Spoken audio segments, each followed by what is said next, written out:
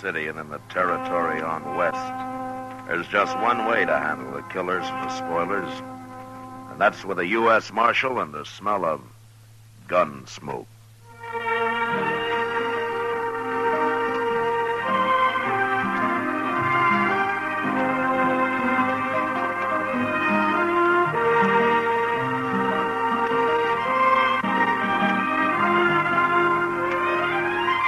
Gunsmoke, the story of the violence that moved west with young America. The story of a man who moved with it. Matt Dillon, United States Marshal. Gunsmoke, starring William Conrad.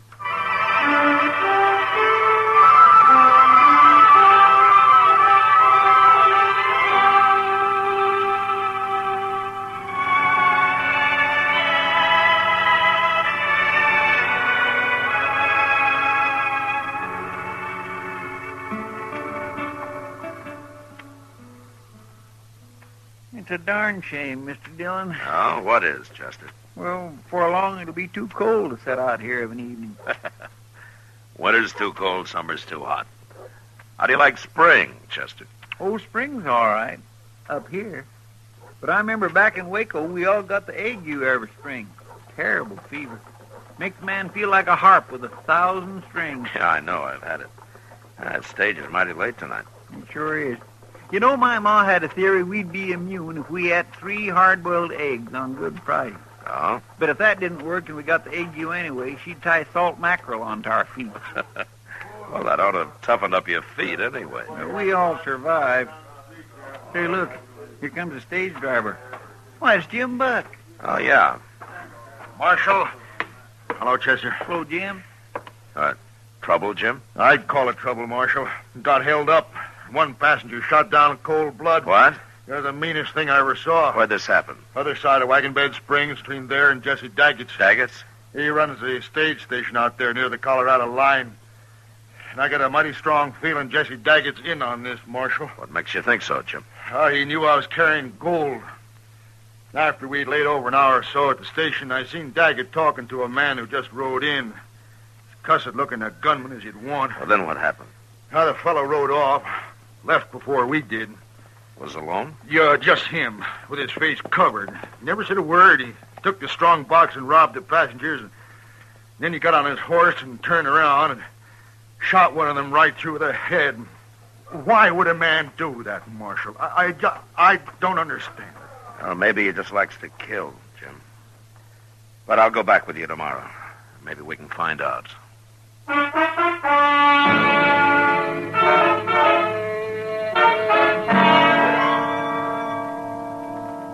We made the trip down to the Santa Fe Trail next day, through Wagon Bed Springs and on to Jesse Daggett's stage station. I sat on the box with Jim Buck while Chester rode inside with the passengers. And by evening, everybody was glad when we reached Daggett's. It was a typical road ranch with a large eating room and a row of sleeping quarters for the travelers. Jesse Daggett himself was a tall, angular man, gaunt and gray. He was quiet, but one could feel the trouble that lay inside him. The first chance I had to talk to him was in the yard after supper. Cold weather be coming soon. Have to lay in more whiskey. Yeah. You, had this station long? 3 years come spring. Built it myself. Pawnees try to burn it down now and then, but I'm still here. You plan to stay here, Daggett? Man's plans are his own, Marshal. I'm sorry. It was just an idle question. It's all right. Yeah, I think I'd like it here myself. No neighbors, but lots of company passing through. It ain't all good company. Well, lots of people travel, good and bad. True. Like the man who held up Jim Buck's stage yesterday and shot that passenger. What about him? Well, you might call him the bad kind, don't you think? What I think won't raise the dead, Marshal. It might keep more people from dying, though. I figured that's what you're doing here, looking for that fella. Jim Buck thinks it might have been that gunman you were talking to here the day of the holdup. That was Nat Pilcher, but I don't care what Jim Buck thinks.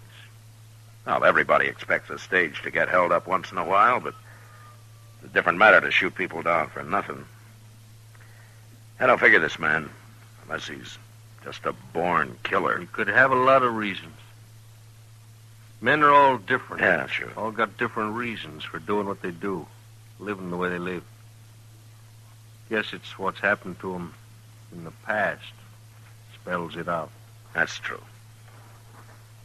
I'll tell you something, Marshal, but ain't what you want to hear. I believe in letting every man kill his own snakes. Now, this business is between whoever the bandit is and me. Is that it? That's it exactly. Every man for himself, you might say. I won't interfere, but I won't help. I see. Got to be like that. Even though a man was killed for nothing? Let dog eat dog, I say. Yeah. I hope you won't regret it, Daggett. One more regret won't break me, Marshal.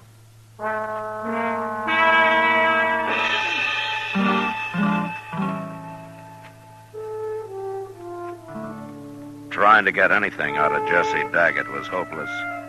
But I still couldn't agree with Jim Buck that he was partners with the road agent. Daggett somehow wasn't that kind of man. Anyway, there was nothing to do but wait and let things happen. 2 days passed while Chester and I sat in the eating room and played two-handed stud. Now we got mighty restless. Late afternoon of the second day, however, Jim Buck drove back with his stage. The travelers came in first, went to their rooms, and then Jim came over to say hello. I wish I had a job like yours. Nothing to do but sit around, play cards, drink whiskey. Well, we do a lot of thinking, Jim. That's what makes up for it. You do, huh? Uh-huh. Well, you done any about finding Jesse Daggett's friend? Nat Pilcher? Well, if we did find him, Jim, we couldn't prove anything. No, neither could I guess. But you might just shoot him for luck. You're too suspicious, Jim. He was probably just some cowboy riding through. Maybe. There's another pilgrim for supper. Yeah, where's Daggett, anyway? Well, he went outside just after you pulled in. Didn't you see him? I was busy with the horses. And I still got work to do. I'll see you at supper. You know, that's a hard life, driving a stage, Mr. Dillon. I don't think I'd want to do that. Well, you might give it a try first, Chester. Wait a minute. I heard there was a marshal here. Yeah, that's right. What can I do for you? Me? You can't do nothing for me, Marshal. No? Well, then what do you want? I just wanted to see what a marshal looks like. A live one.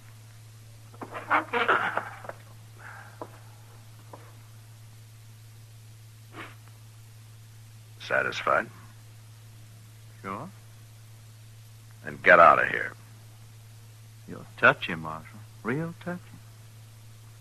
But I don't want him to start no trouble. I want to come in to say hello. Friendly like. What's your name? Pilcher. Nat Pilcher. I thought so. Sure. I'm a friend of Jesse Daggett's. An old friend. Where do you live, Pilcher? You got a job around here? I'm a cowboy, Marshal. Know anybody needs a good hand? Oh, what do you do besides ride? Funny. You ask that. Is it? You being a lawman, dear. Ever hear of Charlie Hall, sheriff over in New Mexico? I have. They say Clay Allison shot him. That's what they say, Marshal. But I know for a fact it wasn't Clay. Nice meeting you, Marshal. See you later.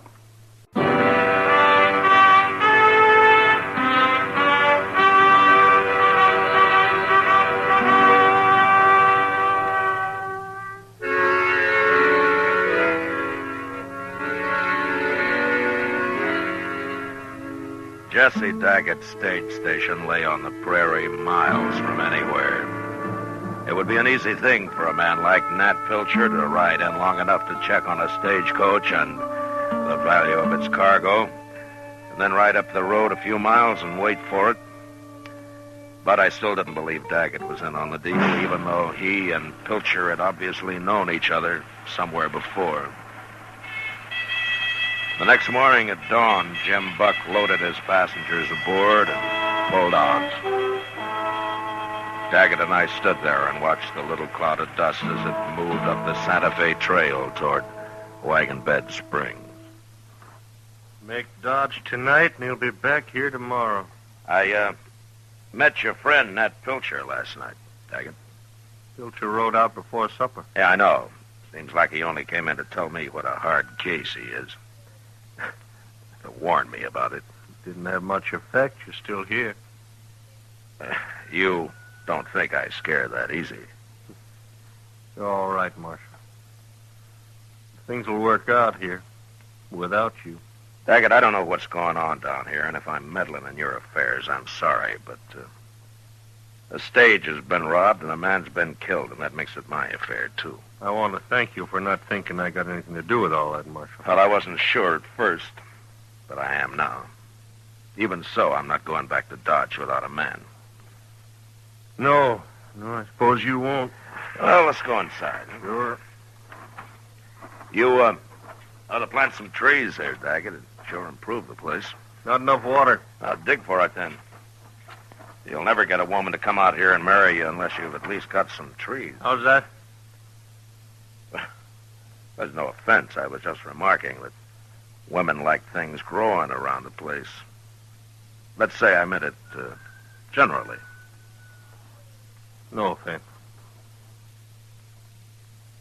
I thought to have a woman here once when I first planned about running a stage station. That was over in New Mexico. Seems like a long time ago. Oh, things don't always work out. Yeah, I was mighty fond of her, Marshal. But I lost her. I've been a little lonely ever since. Oh, you came close. That's better than some men do. I don't know about that. But it is funny how a man goes right on living, even when his luck's about run out. Yeah. Come on inside. I'll heat up some coffee. Good.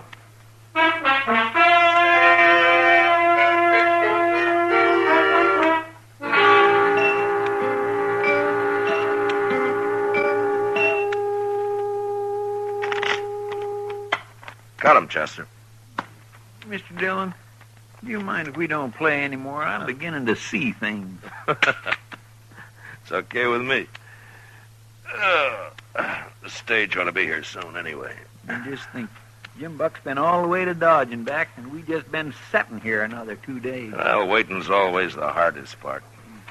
Well, there's the stage now. At least there'll be some people around here. Yeah. Hello, Jim. Come out here, Marshal. What? More trouble, Jim? You stop me again, Marshal. By heaven, I'm going after him now if you don't. Take a look in the coach here. Why? What's the woman? Is she dead, Jim? Of course, she's dead. She's got a bullet in her. Where are your other passengers? There ain't any. She's the only one this trip. Look at her, Marshal. He killed her. And there's some blood soaking through your jacket, Jim. You hit bad? In the shoulder. Knocked me off the box. I wasn't going to stop at all, and he just rode up and put a bullet in her and rode off. Never said a word. You think it was Pilcher? Well, let's ask Jesse Daggett here who it was. No. Take a look in the coach, Daggett. Take a good look.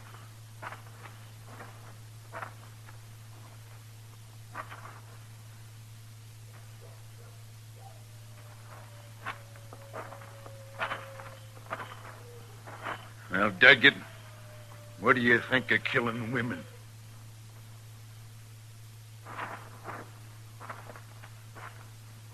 Look at him, Marshal. I told you. You ever see a guiltier-looking man? You're wrong, Jim. Doesn't even make sense. Well, he didn't do it. No. But he's in on it somehow. Chester, I'll help you bring the woman inside. Then we'll see what we can do about your shoulder, Jim. Come on.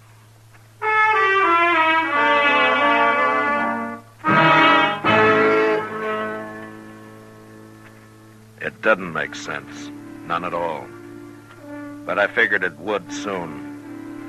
And after I did what I could for Jim Buck's shoulder, Chester and I buried the woman, put a cross over her grave. We'd find out later who she was. The rest of the night, we took turns watching for a move from Jesse Daggett. And sure enough, an hour before dawn, he saddled up and rode out into the prairie. We let him get a little start and then took a couple of his horses and followed him. You think he's going to meet Pilcher? If he can find him. We must have come 10 miles already. Yeah, about that. We shouldn't have let him get so far ahead of us, so. Well, we're right on his trail. Yeah, I know. Hey, what's that up there? Huh? Look. What's the man? Yeah, come on. Come on.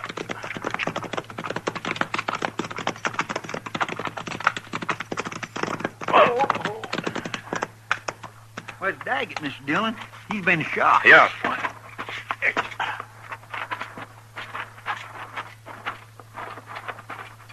You followed me, Marshal. How bad are you hurt, Daggett? Pretty bad. Pilcher? I'd have killed him, but my gun didn't go off, and he got me easy then.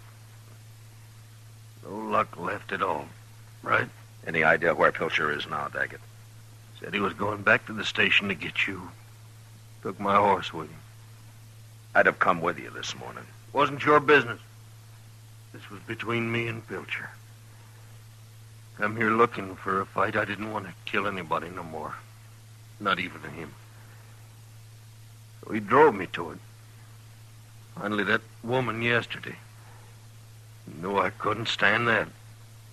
You mean he shot her and the other passenger just to prod you into a fight? Marshal, I'll tell you now about... I had a woman out in New Mexico. Nat Pilcher tried to run off with her. I didn't shoot him, though. I shot her instead. I figured it made more sense. You killed her? I don't think he'd have minded so much if I'd have killed him, but I figured he wasn't doing nothing I didn't want to do myself. I didn't blame him none. I blamed her.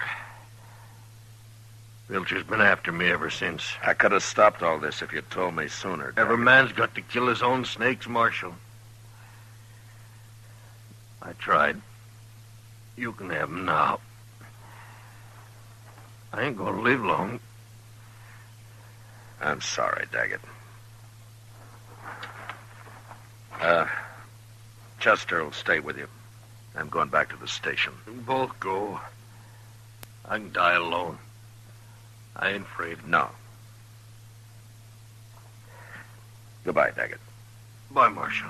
Chester, Yes, sir. do what you can for him. Poor fellow. I'll send somebody out to help you bring him in later. Yes, sir.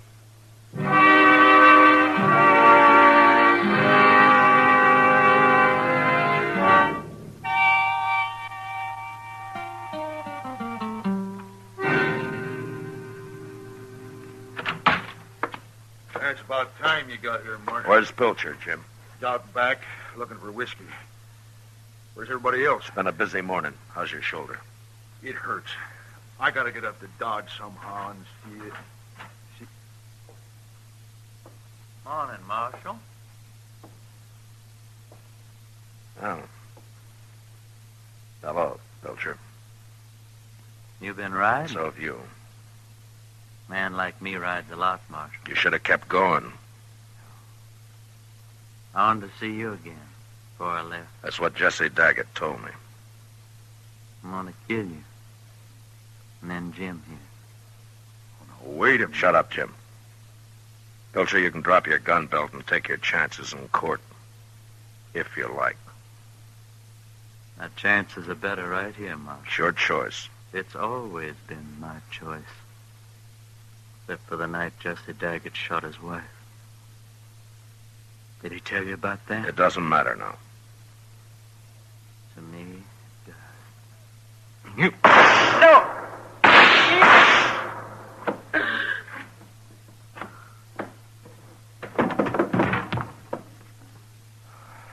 You killed him, Marshal. Yeah. You hit? No.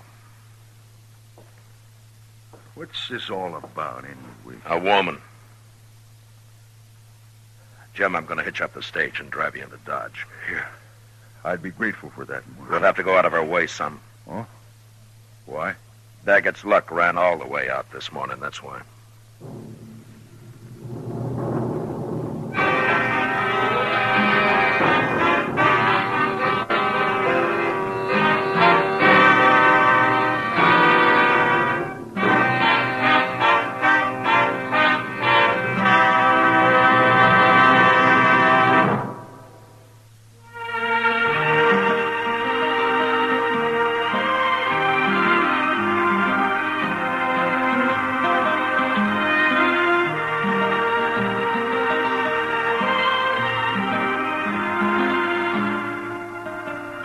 Gunsmoke, under the direction of Norman MacDonald, stars William Conrad as Matt Dillon, U.S. Marshal.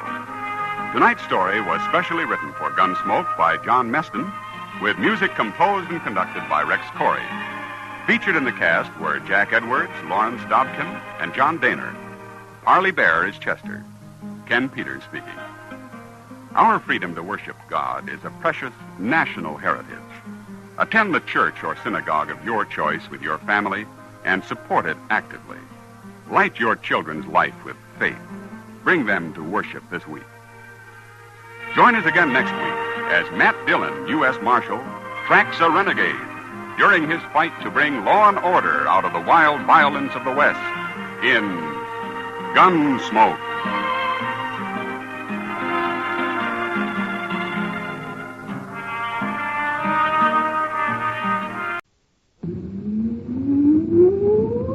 Countdown for blast off. X minus 5, 4, 3, 2, X minus 1, fire.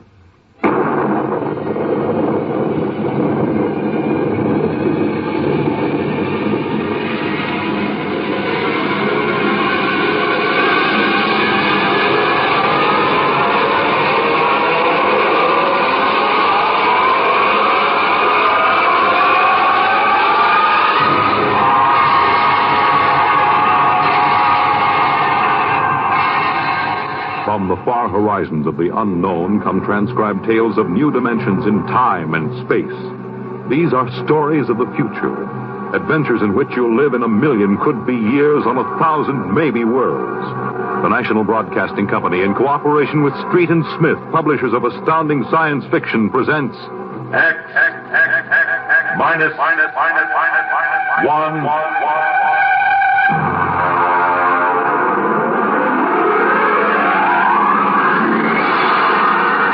The Martian Death March.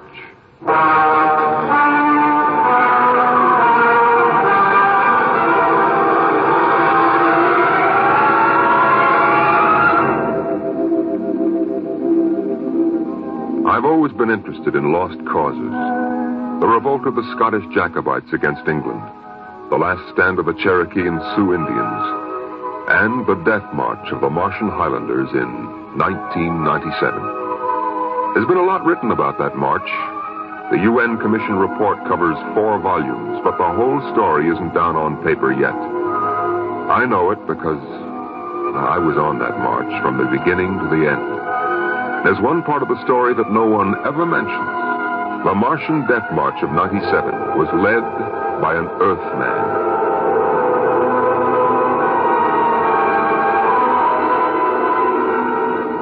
Maybe you've been over the route of the march.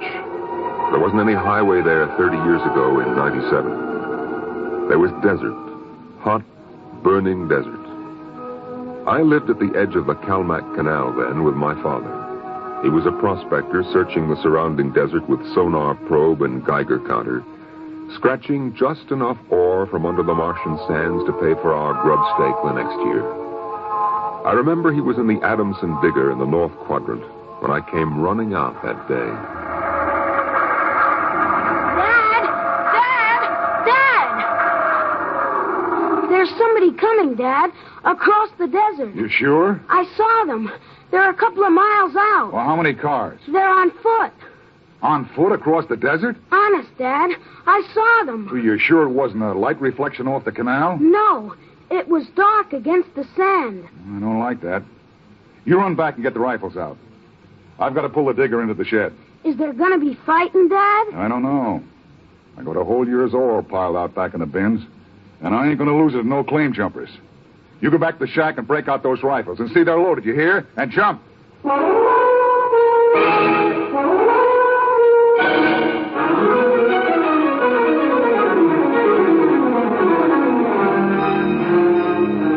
Dad had 3 surplus Army rifles and a couple of homemade grenades made out of ore cans stuffed with Adamson A explosives. We crouched inside the shack, waiting. The shadow of the water tower in the doorway grew longer as the quick Martian dusk settled down over the desert. And there they come, Al. There's 2 of them. What's that on the first one's back? Why, I haven't seen one of those in 20 years. What is it? A one-man desert tank. They used to carry water that way before Adamson put out the air-still units. There's something funny about that second one. Look, he's all spindly, and his head's funny. He's funny, all right. Al, that's a Martian. I never saw one off the reservation before. There hasn't been one, not in 10 years. I don't like this. Here they come into the dooryard. You remember what I told you. Line up the sights and just squeeze the trigger. Hello! Hello there! Now, Dad? Hello! Wait a minute. What do you want? Water! I need water! Who are you? My name is John. John, huh? What are you doing with that spider? His name is Cantalcar. I don't care what his name is. What's a human doing with a Martian? I found him in the dry bed of Calmac Canal, nearly dead of thirst. Probably ran off from the reservation. When our brothers are caged, they seek freedom. Brothers? Those spiders? All living creatures are our brothers. On Mars, as on Earth. Hey, wait a minute. Bert Olstrom at False Wells told me there was a screwball heads creature over there hollering about letting the spiders loose off the reservations. Let no man call his own. No man, nor tribe, nor nation. I guess that's you, all right. Bert told me they called you Crazy John. I don't suppose there's any harm in you. Fill your tank up at the air still. And you can even have supper with us. We would be happy to. We? What do you mean, we? Cantalcar and myself. That spider? Oh, no, I ain't having a Martian sit down to eat with me. You come on, though. Thank you, sir. No. Where my brother is not welcome, I cannot go. Well, suit yourself. Al, get the key to the water tower. Come out here. All right, Dad. And put away the guns. We won't have any trouble from these 2.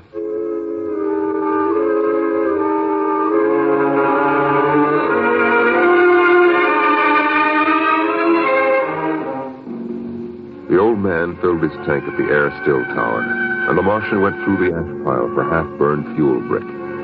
When we went in the house for supper, I could see them silhouetted against the fire. The old man with his wild hair and beard, and the thin, spidery arms and legs of the Martian. Dad? What? Are all the Martians on the reservation? Yeah. All but a couple of wild ones in the mountains up north.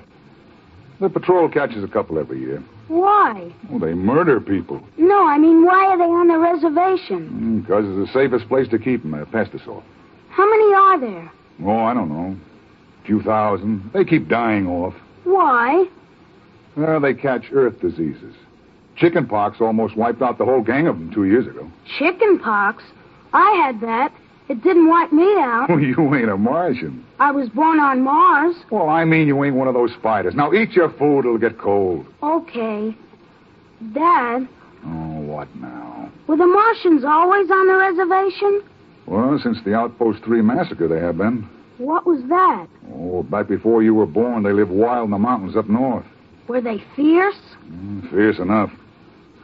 Only place for them spiders, behind wire. Yeah, it sure is.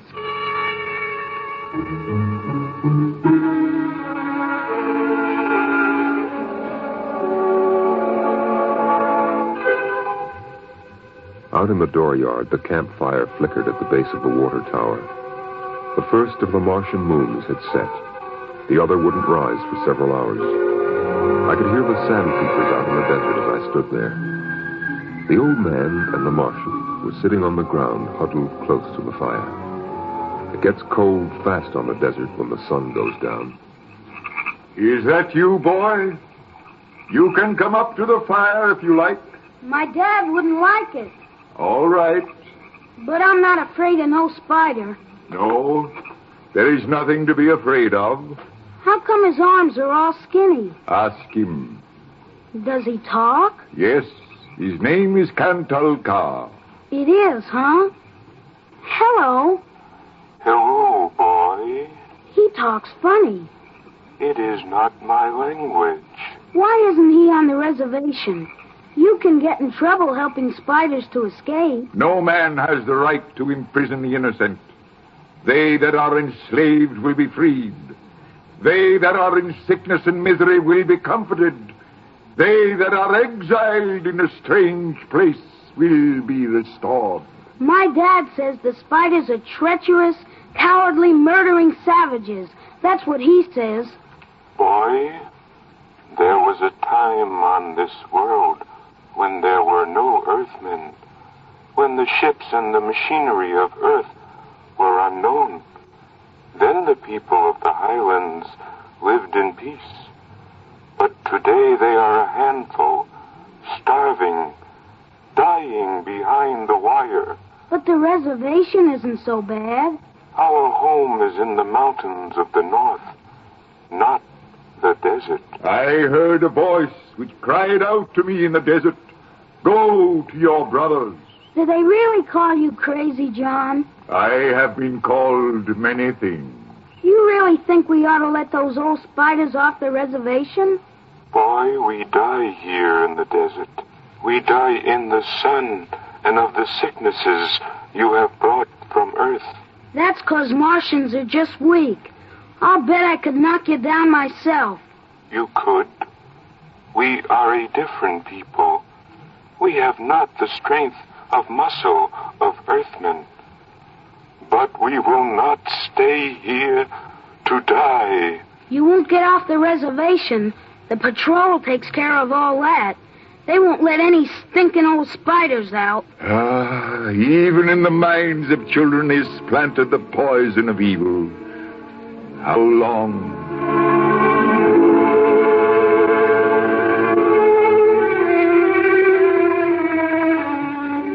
That night through the window, I could see the flicker of the old man's campfire.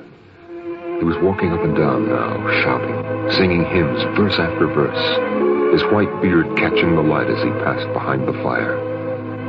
The Martian sat slumped over, his thin, spindly arms folded across the huge barrel chest that had developed over the centuries as the air of Mars thinned and escaped into space. In the morning, I looked out, and they were gone. Looking back now, we wonder how they did it. The high-voltage wire around the reservation carried a fatal charge. The patrolmen in the tower had 50-caliber machine guns. The desert around the camp was mined heavily. Yet, at dawn, August 7th, 1997, they broke out. I was down at the dried-up canal bed hunting sandpeepers when my father came running after me. Al! Al! Here I am. Come on, back to the house. What's the matter, Dad? You shut up and run. What is it? The spiders busted loose. Bert Olstrom radioed in. They come in here? They're headed this way, the murdering devils. They kill anybody? 6 patrolmen when they busted through the wire. What are you gonna do, Dad? Fire a keg of Adamson A across the gate. You get in there and get the guns out.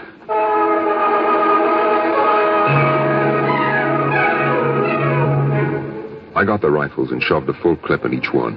Then I slipped a primer fuse on the homemade grenades and lugged them out to the porch. Dad was running lead wires back to a detonator from a half keg of Adamson A he'd set across the gate. There. And that's it. Now give me one of those rifles. Will they be here soon? You can see the dust over the rise. Murdering spiders. What'll they do? I don't know. Now make sure you get a good sight, Al. Don't waste any bullets. There they are, Dad. There they come. Now, wait a minute. Hold up now. I want to get a good shot. Let him get closer. Dad, that's Crazy John up in front. There. He's taller than the spiders. You can see his beard. You're right. Oh, that renegade rat. He probably helped him break out of the reservation. Listen, Al. If anything happens to me, you ride out back to the shed.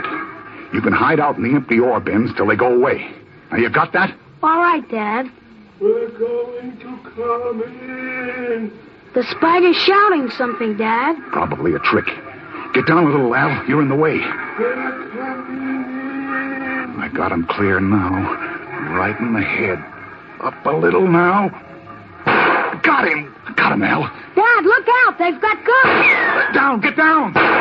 Ooh. Dad. Get out, Al. Get out to the shed.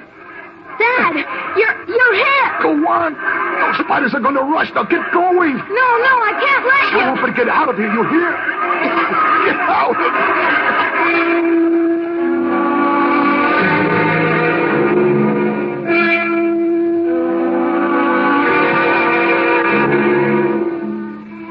I ran back through the house to the shed. Behind me, I could hear the Martians sweeping up to the dooryard. Then suddenly the ground shook, and I could feel the dull concussion waves hit my ears as the Adamson A exploded. I could hear the high, whispered screams of the Martians and the rattle of fragments on the metal roof of the shed. I dived into the empty ore bin and slammed the hatch almost shut. I sat there waiting. And then suddenly a shadow fell across the edge of light, and the hatch slid open on top of me. You leave me alone. I'll kill you. Boy, I've been looking for you. Where's my dad? What did you do to my dad? He's dead. You killed him. You and those spiders. I'll kill you. I'll kill all those stinking murdering spiders. They are our brothers, boy. Your father shot without warning, and the fire was returned against my orders. You mean you weren't going to attack us? Our brothers came in peace. They are going home to their mountains. We came to get water for the journey. You mean you just wanted water? Dad! John, the Earth Patrol will be following us soon. We must go. And the boy? We'll have to leave him here with water and supplies. No. The Earth Patrol would question him. We need the time. He goes with us.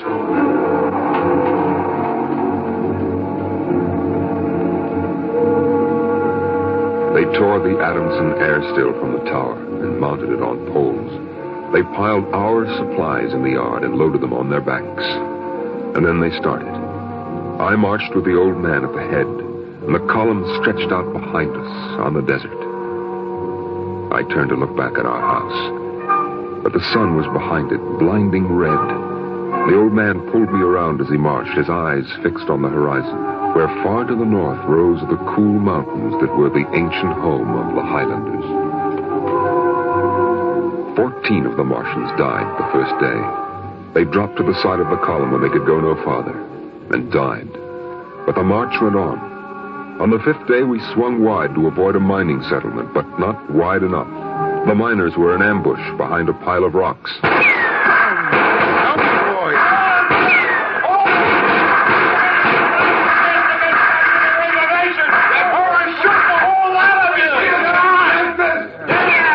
I shall lead them home. Home to the promised rest. Home to the mountains. March forward! March forward!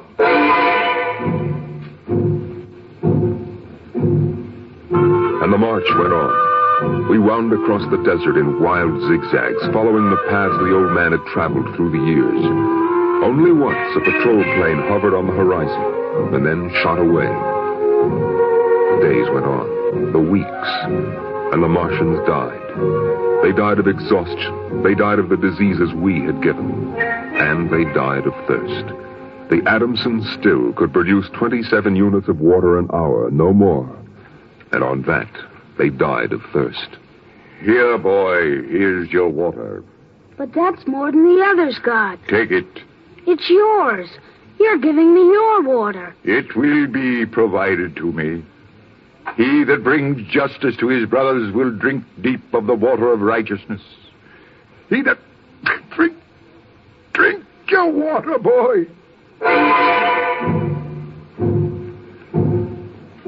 Across the desert, from the Calmac Canal to Fever Dip, past the towering mesas of the Higgins Badlands, across the dry sea bottoms they marched.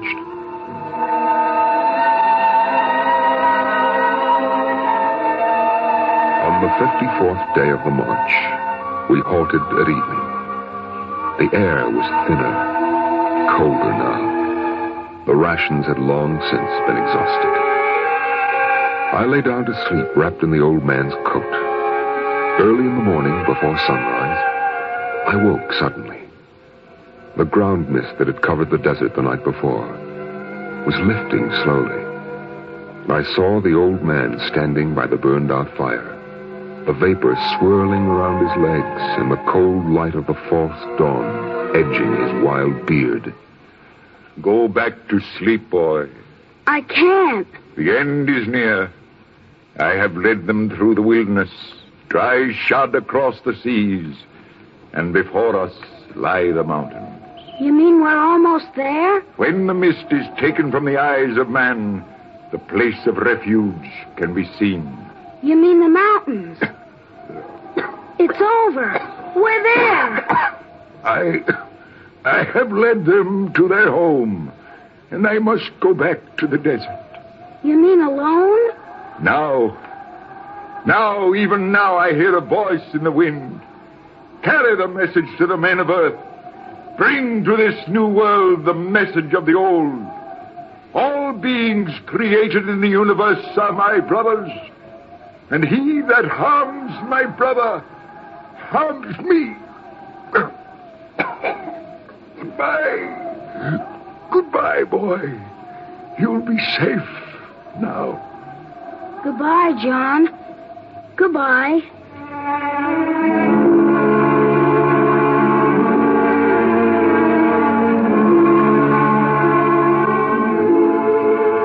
The Martians found him 500 yards from the camp, dead.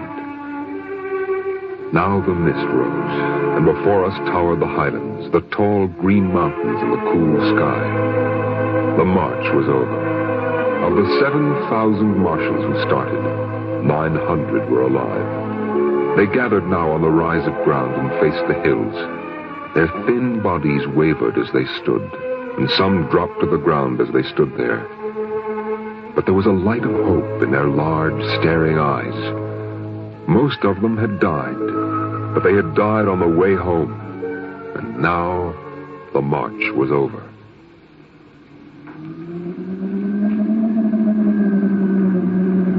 Then the patrol planes were spotted on the horizon, and within 10 minutes they had landed.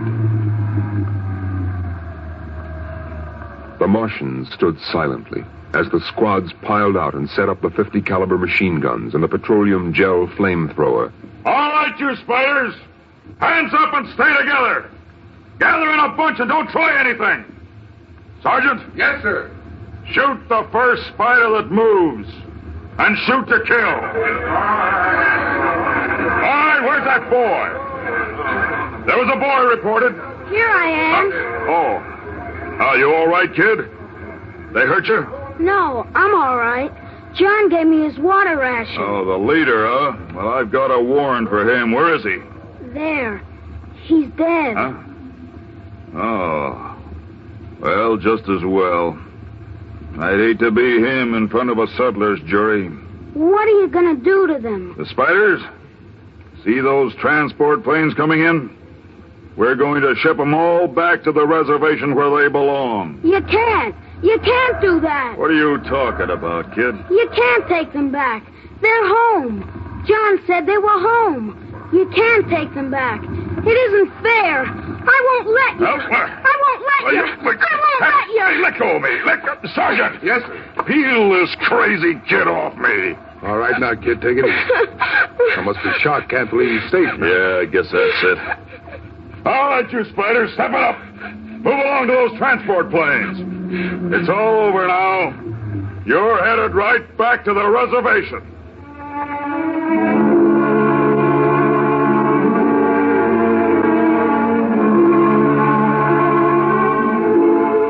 They separated them in groups of 50 and loaded them on the planes.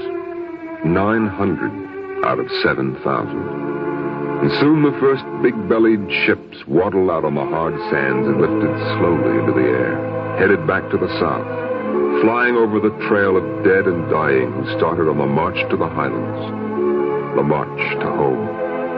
Don't worry about them spiders, kid. We'll take care of them. Come on now, kid. You'll feel better as soon as you get back to civilization. Before the plane took off, I looked once more at the green mountains towering through the mist. And then, just before the motor raced, I saw John. Crazy John propped up against a dognut bush where the Martians had placed him. The wind from the south gave the wild hair and beard a rippling life. He faced the hills, the home and rest he had promised his brothers, as he led them through the wilderness of Mars.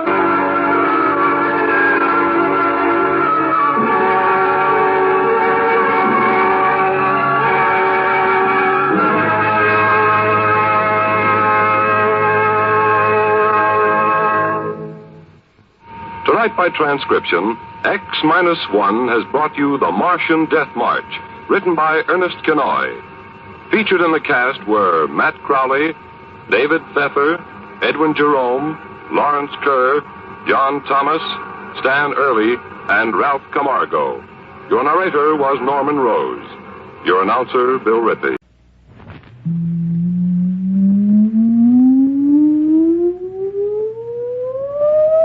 Countdown for blastoff. X-5, -4, -3, -2, X-1, fire!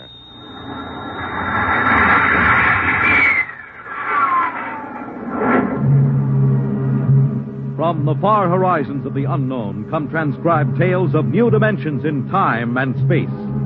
These are stories of the future.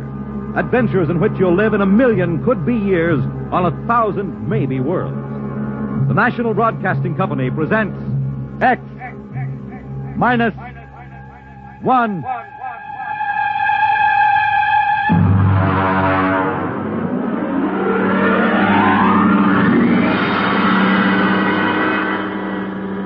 Tonight, X-1 presents Perigi's Wonderful Dolls by George Lefferts.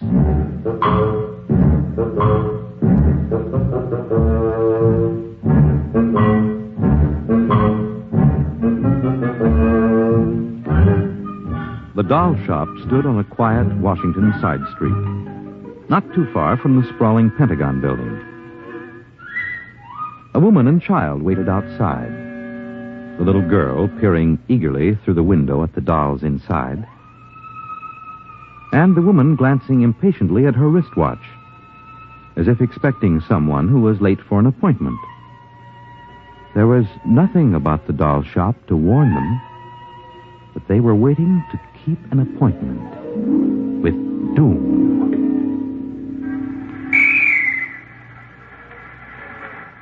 Mommy, look. What, dear? In the window of the shop, the tiny dolls. Oh, Mommy, do you think Daddy will buy me one? We'll ask him when he comes, dear. Should be here soon. He said 3 o'clock on this corner. I see him, Mommy. See? Oh, Henry, over here. Hello, dear. I'm sorry I'm late. Well, we're all ready to go shopping. Cindy's been... Yes, well, I'm afraid we'll have to call off the shopping element. Oh, Henry, we promised Cindy. Well, I'm sorry, but it's just one of those things. You've been the wife of an Army colonel long enough to know his life isn't his own. What is it this time? Some more of that flying sphere nonsense. The pilot who says he sighted it last month crashed and was killed today, and the general wants a full report. Oh, dear. What next? Well, I got a staff meeting at the Pentagon at 3:15. Daddy, look in this window. Well, I haven't time, dear. Alma, I've... Just for a minute, Daddy, Yes, please. Now, Cindy, I haven't time to stop and watch a bunch of 6-inch dolls parading around in the shop window. Say, they are lifelike, aren't they?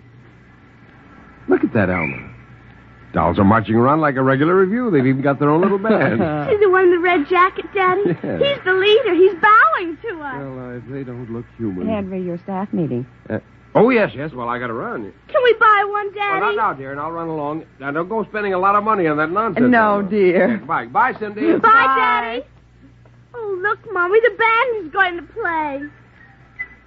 Aren't they wonderful, honey?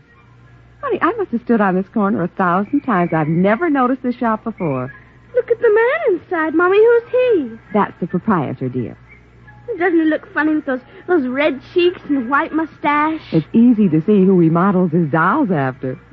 Mommy, look. He's coming to the door. He's coming. Good evening, children. Good evening. How funny he talks. Hush, Cindy. Would you like to step inside the shop of Santo Perigi? Well, yes, we would. This way. Mommy, it's like fairyland. Here in the shop of Santo Perigi, creator of Perigi's universal wonderful dolls, the world of adult reality is blended with the world of child's fantasy. This is a new shop, isn't it, Mr. Perigi? What is new and what is old? Come, this way. Would you like to meet one of my little ones? Oh, yes. Now, this one in the red jacket is Toto. He is the leader. Handle him ever so gently. See, I will set him on the table. Speak, little one. How do you do? How do you do? How do you do? Oh, Mommy, he talks. The doll talks. Amazing, absolutely amazing. That is nothing for Perigi's wonderful dolls. Listen. Sing. Sing, Toto. Sing for the little girl. My name is Toto. Sing, Toto. Men are big and tall. Dolls are very small. When men begin to fall, the dolls will rule them all. More. How do they work, Mr. Perigi? How do they work? That is the secret of the great Perigi, greatest of all doll makers. To make an ordinary doll is nothing. To make a perfect replica, that is something. But to make a doll with intelligence, that is the work of an artist, eh? I suppose that they're very expensive to buy. But Perigi does not sell his dolls, madam. You don't sell them? When I construct a doll like Toto, I cannot bear to be permanently separated from him. So instead of selling, I rent my little people. You do? You rent dolls? Precisely. $10. For how long? For as long as they are cherished. My only request is that when you grow tired of my dolls, you return them to me in good condition. Oh, Mommy, could we take him home? Take him home. Take him home. Take him home. Oh, look, he's bowing and dancing. He wants to come. Honey, your father said that we shouldn't spend a lot of money. Oh, please, I'll take such good care of it. Please. Well, honey, we'll have to deal with your father later, but... Well... Oh, Mommy. All right. Wrap him up, Mr. Perigi. But I have a feeling that when your father comes home, we'll be sorry. Be sorry. Be sorry. Be sorry. Be sorry.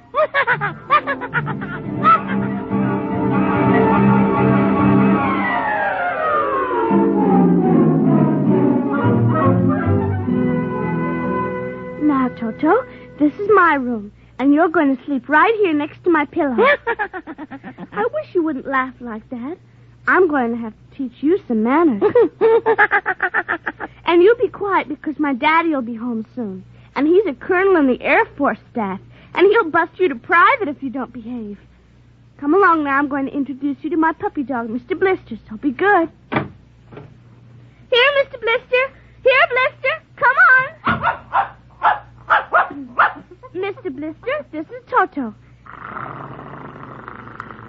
Dear, I don't think Mr. Blister likes you, Toto. Come over here and shake hands with Toto, Mr. Blister. Come on now. Mr. Blister! Let him go! Let him go! Let him go! Cindy! Mr. Blister, come over here. Come over here. Cindy, what happened? Mr. Blister tried to bite my doll. How frightened he is. Oh, honey, dolls don't get frightened. But he was frightened, Mommy. He screamed. You imagined it, dear. It's only a doll. He did. Well, Mr. Blister didn't mean it.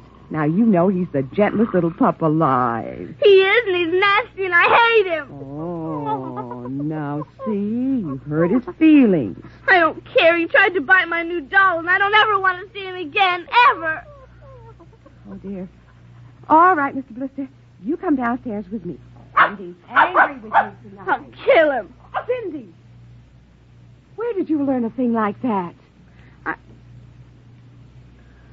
Toto said it. Honey, you've had a very exciting day. Now, brush your teeth now and go to bed, hmm? Daddy's coming home late, so he'll see you in the morning. Good night, dear. Sleep well. Hate him. Hate him. Hate him. Hate him. Hate him.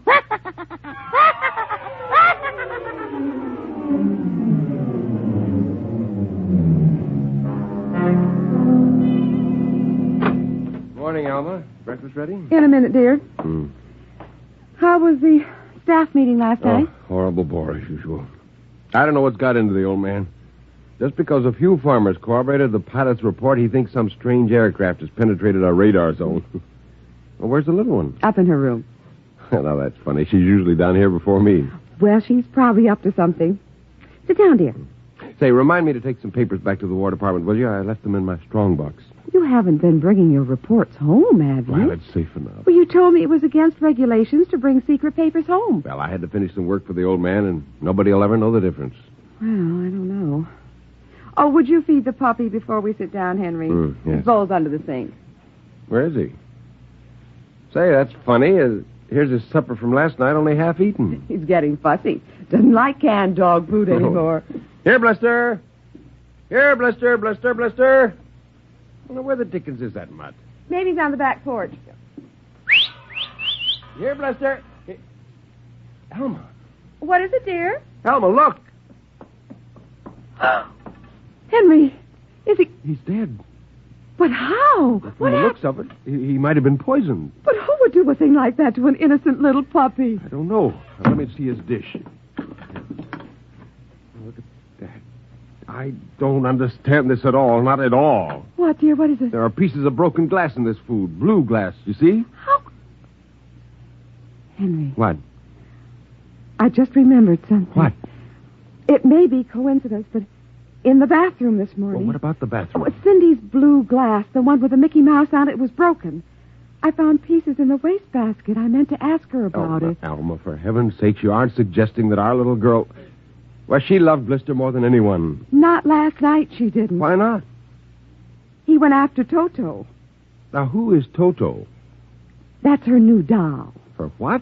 Honey, I was meaning to tell you. Well, you bought her one of those dolls. I just rented it. Well, rented it. Now, look here, Alma. You know we haven't got the kind of money to throw away. Well, she had her heart set on it, dear. I used my dividends. All right. But what happened with Blister? Well, he went for the doll, and Cindy said she hated him. Oh, well, a child... She said she'd kill him. Where'd she get a thought like that? I don't know. Has she been watching those chillers on television? I don't know. Well, it's too ridiculous. Good heavens, a 9-year-old child putting ground glass in dog food. She'd have to be a monster. Mommy! She's coming. Well, don't say anything. I'll talk to her. Morning, dear. Morning, Mommy. Morning, Daddy. What's the matter? Sit down, dear. Yes, sir. Now, your mother tells me you broke your blue drinking glass. Oh, no, I didn't break it. Cindy. I didn't. Well, now, somebody broke it. It wasn't your mother, and it wasn't me. It must have been Toto. Cynthia. Cindy, you know Toto is only a doll. Now, a doll couldn't have broken your glass, could he? Well? I guess not. So we can't very well blame it on a doll, then, can we? But he must have done it, Daddy. Cindy, you know how Daddy feels about little girls who tell fibs. Now, did you break your glass and maybe accidentally get some pieces into Mr. Blister's dish to sort of punish him for biting your doll? No, Daddy. Well, I'd hate to think you'd done something you knew was wrong and you were blaming it on a doll. Is something wrong with Mr. Blister? Is he sick? Worse than that. Henry. The child has to face reality, Alma. What's the matter with Mr. Blister? He's dead, Cindy. Oh, no. We can't be dead. He isn't dead, Daddy. No, he isn't. He isn't. Mommy. Honey, he is dead, Cindy. But he'll come back. He has to come back. No, darling, he won't come back. Ever? Not ever. Yes. Well, now that we've told you, Cindy, do you want to change your mind about the glass? Henry, leave her alone, please. You think I killed him? Now look what you've done. The child feels guilty enough, My Henry. dear, this is no time for feelings to interfere. You go up to your room, honey. Daddy and I'll be up in a minute. I don't want to. Please, Cindy. Now, we'll be right up, please. There. That's a good girl.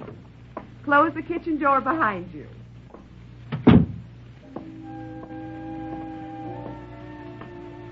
Mr. Blister's dead. He isn't coming back.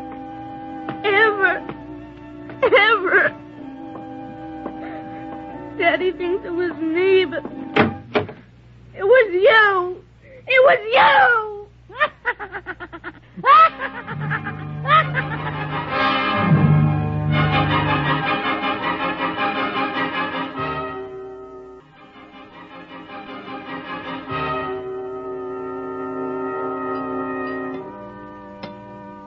Eat your supper, dear. I'm not hungry. You scarcely touched your lunch. I don't feel like eating. Is it Mr. Blister? Now, answer your mother. She'll work it out her own way, Henry. Well, I don't know, Elma. When I was a boy, there was such a thing as discipline. Now, the way this child is being brought up... Henry! Well, it's true. There's no respect, lying, and... Oh, there, honey. Now, your father's upset. He doesn't mean Well, it. what's happened to us? We were a nice, peaceful, happy family until you bought that cursed doll. Now who's blaming things on the doll? Well, it's true. Oh, now I've spilled my coffee. I'll get you another cup. Never mind. I'm late now. I better be going. Oh, you wanted to get some papers from the strongbox. Oh, yes. Cindy, please, try to eat something.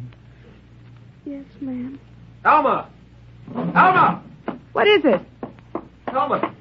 It's gone. What's gone? The box, the strong box, is gone. It can't be. The door to your study's always locked. You and I have the only key. I know all that, and I tell you it isn't there. Well, who would go? I don't know. Alma, those confidential reports, if they ever got into the wrong I hands... warned you about keeping them Well, there. what if it ever came out in the open? Can't you see the papers? Call the police, Yeah, Henry. And throw my Army career in a wastebasket after 17 years? No. We've got to find it ourselves. Well, it was there when I went in to clean this morning. What about your key? It's right here. I always keep it with me. It's funny.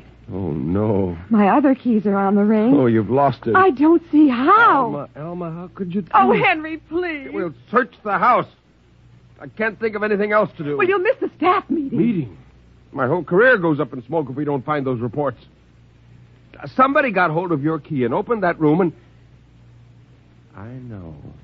Cindy. You leave the child alone. She's been through enough. You know she wouldn't do a thing like that. I don't know anything anymore. I don't even know my own child. I don't even know you. All I know is that strongbox is gone and it contains papers that are dynamite if the wrong person gets them. The question being who? What's that? It's coming from upstairs. It must be Cindy's doll. Oh, that blasted doll again. Something must have set it off. I don't know how the mechanism works. For heaven's sakes, let's go up and shut it off.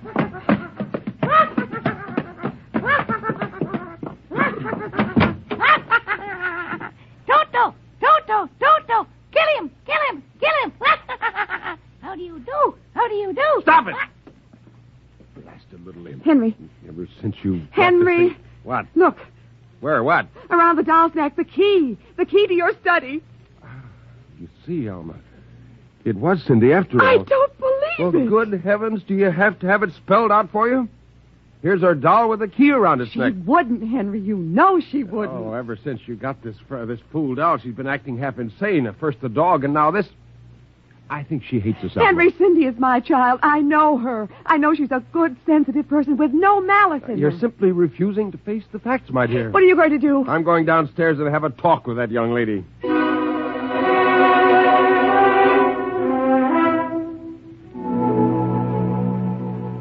You're not telling the truth, Cindy. I am. Cindy, now you know that strongbox is very important to me. Now, I can understand that you might have been angry at me because I scolded you, and so you took it and hid it, just to spite me. Now, all I ask is for you to tell me the truth. Now, where is it? I didn't take it, Daddy. Honest, I didn't take it. Well, I suppose you're going to tell me now that a little 6-inch doll took it and hid it. Well, I'm speaking to you, young lady. But I didn't take it, Daddy. You don't understand. Toto did it. He's terrible, awful. He says things. He's going to kill everybody. Cindy, you're inventing things. It's true. At night when I'm sleeping, he stands next to my pillow and whispers things to me. Awful things. He told me he'd kill me, too, if I Alma. if I told you. I think this child is sick. I think she needs a doctor. She's frightened, Henry. Trembling like a leaf. Come on, dear. We'll go up to your room. I don't want to go up there. Honey, Mommy will stay with you. I'm afraid he's up there. Who? Toto. Well, he won't be up there for long. Mr. Toto is going right back to Perigi's wonderful doll shop before I lose my sanity, which means right now.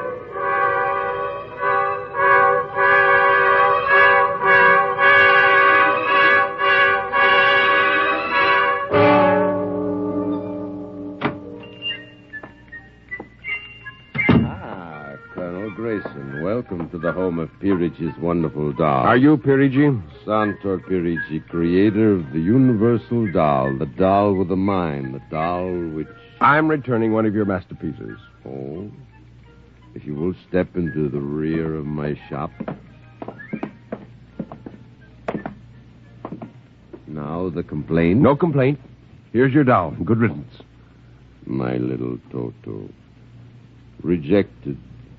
You found the world of men too filled with hate. Hate, hate, hate, hate. We will change all that later on. Return to your comrades in the window, little one.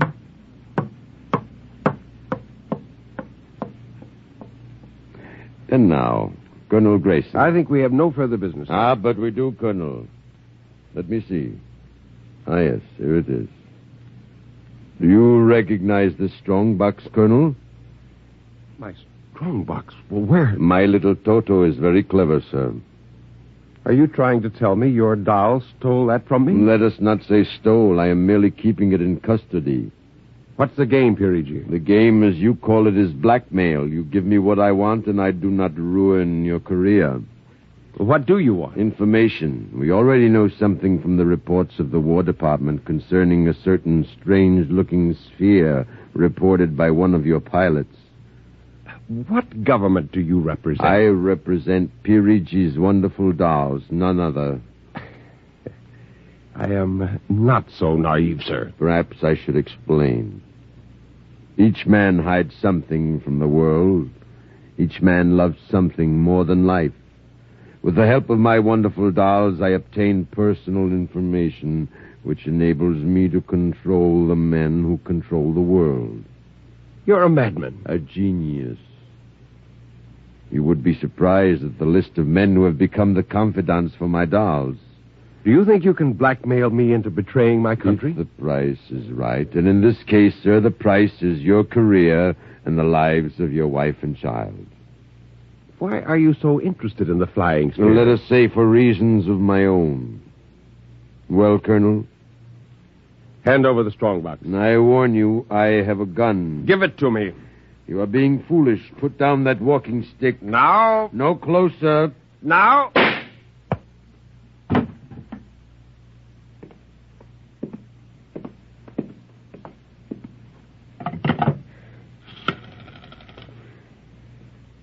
Hello? Give me the police. Hello? Yes, this is Colonel Henry Grayson. I've just killed a man. Yes, Perigi's doll shop, corner of 4th and Lexington. The body is in the back room. Yes, I'll wait for you. Shut up. Shut up, you little fiend. Colonel Grayson. Did I hear it speak? Colonel Henry Grayson. I must be going out of my mind, a 6-inch doll. Shut up! Your master's dead. You are mistaken, Colonel. I, Toto, am the master. What do you mean? If you will examine the body of Santor Perigi, you will see that he does not bleed. And he does not bleed, Colonel, because Santor Perigi never lived. Never lived? Santor Perigi is a doll. A doll, but that's impossible. He's a man. He talks, he walks. The people of Meretrix are skillful doll builders. People of Meretrix, doll. Look, who are you? I am Xanthus Imperator, commander of the legions of the third planetoid, Meretrix.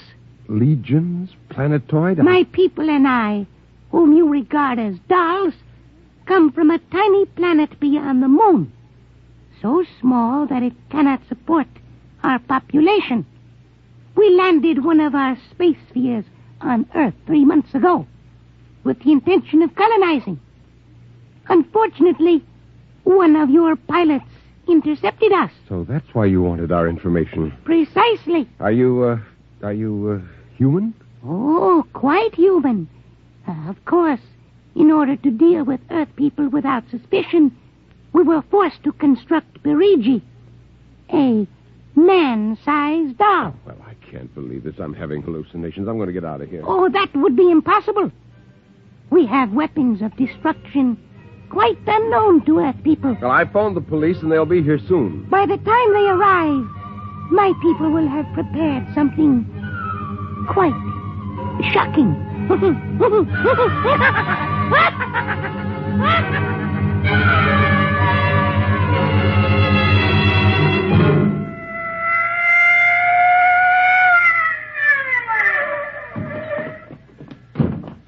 Cover him, Ryan. Okay, Sarge. You the guy who turned in the call? Yes. Where's the body? Well, it isn't exactly a body. What do you mean? It's a doll.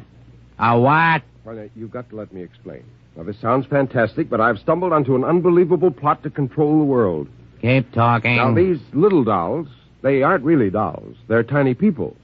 There's a big doll named Santo Perigi, and he runs this shop. Holy smokes. He's off his trolley, Sarge. Listen, mister, we got a call that there was a murder here. Now, if there was one, where's the body? Behind those curtains in the back. Only it isn't really a body, you see. What? I hear something back there, Sarge. All right, cover those curtains. You! Is anyone back there? Come on out. Come out or we'll come in and get you. Something's coming. The curtain's opening. Welcome, gentlemen. Perigi. Well, this is impossible. I smashed his skull. You know this guy? Yes, that's the one. That's the doll. What's your name, mister? Perigi. Santo Perigi, creator of the Universal Doll. You ever see this man? Never until just now. What? Well, he's lying. I tell you, he's nothing but a life-size doll. The real masters are these little dolls. Ryan, are you getting this? He's wacko, Sarge. Nutty as a fruitcake. Look, I'm not crazy, I tell you. I can prove it. They must have fixed up his head when I smashed it in. Touch him, you'll see. Mr. Perigi, you know what this guy is talking about? Well, the man is demented, obviously. No, look, I tell you, there's a plot to control the Earth. Listen, you've got to let me call the War Department. They'll want to know about the flying sphere. Holy mackerel, this gets worse every minute. Ryan. Take him to headquarters? Save some time. Take him down to the psycho ward. Okay, Buck Rogers. I'm along nice and quiet. Look, you've got to listen to me. Don't you see the future of mankind is at stake? Sure. I know how it is. Look, he's nothing but a man-sized doll. Touch him. And the little ones are going to take over the Earth. I know. I had the DTs once. Okay, Sarge. We'll see you later. Please. Come along. Please, now. listen to me. You've got to listen to me. Sorry to cause all this trouble, Mr. Perigi. Not at all, sir. Not at all. Well, I'll see. Well, that ain't the cutest little doll. Say, my little girl will be nuts for that. But perhaps you will accept it as a gift.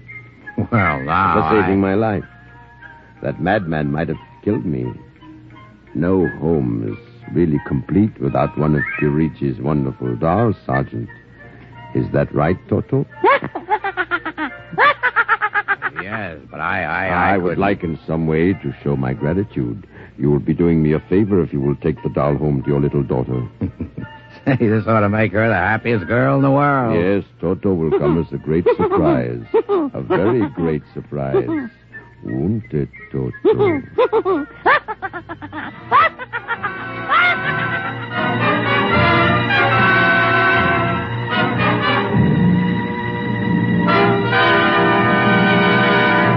Tonight, by transcription, X-1 has brought you Perigi's Wonderful Dolls, written by George Lefferts. Heard in the cast were Janet Alexander as Cindy, Ann Petoniak as Alma, Nelson Olmsted as Henry, Joe DeSantis as Perigi, Michael O'Day as Toto, Ken Lynch as the Sergeant, and Frank Milano as Ryan. This is Fred Collins speaking. X-1 was directed by Fred Way and is an NBC Radio Network production.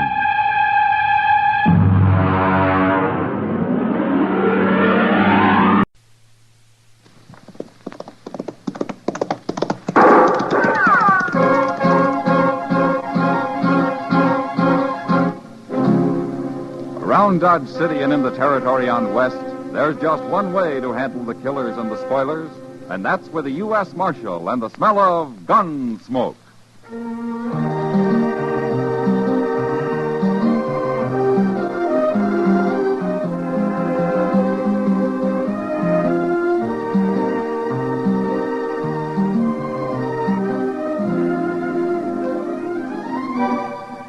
Gunsmoke, starring William Conrad.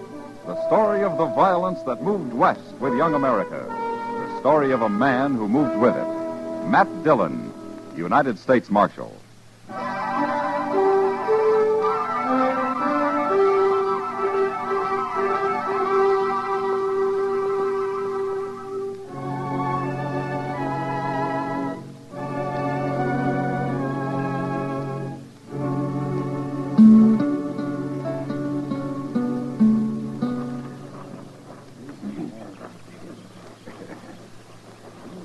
Go bring his horse over here, Benson. Sure, Jake. Wait till we get him up on his horse before you tie that rope, Duval. There'd be too much slack otherwise. Yeah. We couldn't hang you very good with your feet touching the ground, could we, Tillman? No, Jake, you couldn't. We've been neighbors a long time, Tillman. If I could figure some way to make the noose bust your neck, I'd do it for you. It's all right. But you get to hanging, I could put a bullet in you. I'd be beholden to you. Okay, I'll do it then. Would you drop by and tell my wife on your way home, Jake? Sure. I figured on doing that anyway. Thanks. I always liked you, Tillman. Kind of too bad about this. Sure. You're mighty calm for a man with a noose around his neck. You men got your minds made up. Well, we can't have no man stealing horses around here, but none of us feel safe less than we caught and hung them. I reckon I'd feel the same way, Jake. Of course you would. You'd hang me just as fast if I'd done it. I would. Only difference is I'd want to be awful sure it was you that done it. Oh, I'm sure. Heck, we caught you red-handed, didn't we? Told you 100 times I found them horses running wild. I was driving them back to you. Now, Tillman, you was headed in the other direction. He got away from me. I was trying to turn him back. Excepting we don't believe you. None of us do. Well, ask Jennings. He saw me rounding him up for you. Jennings ain't here. Well, why don't you find him? Can't take the time. You delay a hanging, the first thing you know, the man's got loose. It just encourage horse thieving. Like I said, you got your minds made up. We gotta protect ourselves, Tillman. Here's his horse, Jake. Get him on it, Tillman. Sure.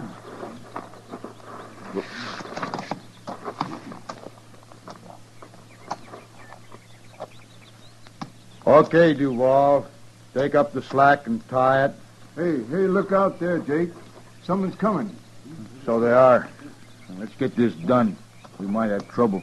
He's a long way off yet. We got time. You want to slap his horse, Benson? No. You do it, Jake. Okay. So long, Tillman. So long.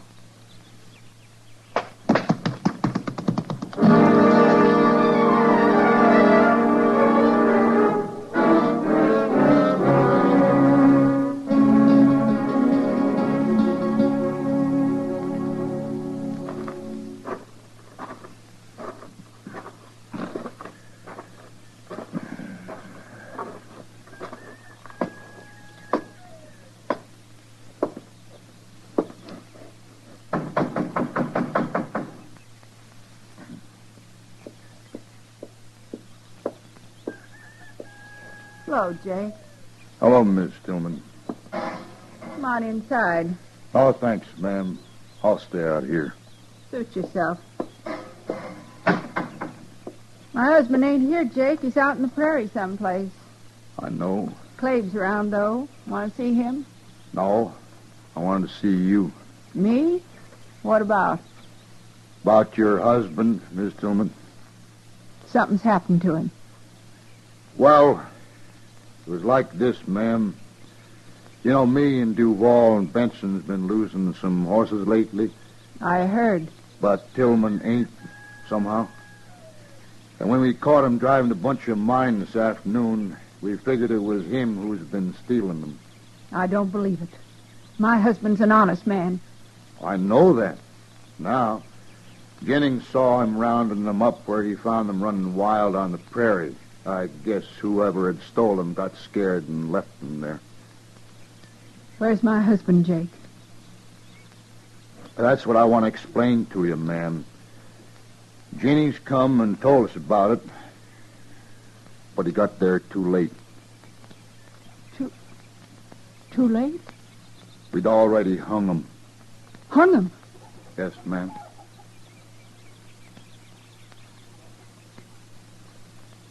Clave! Clave, come out here. What is it, Mom? Well, hello there, Jake. Hello, Clabe. Tell him what you done, Jake. Done? Clabe, we hung your old man this afternoon. You what? We hung him for stealing horses. Pa? They found out he didn't do it. After. Yeah. I guess the joke's on us, all right. Wait, Ma. He's kind of upset, Clabe. You better go with her. Somebody ought to kill you, Jake. Now, don't talk like that. I said we was sorry.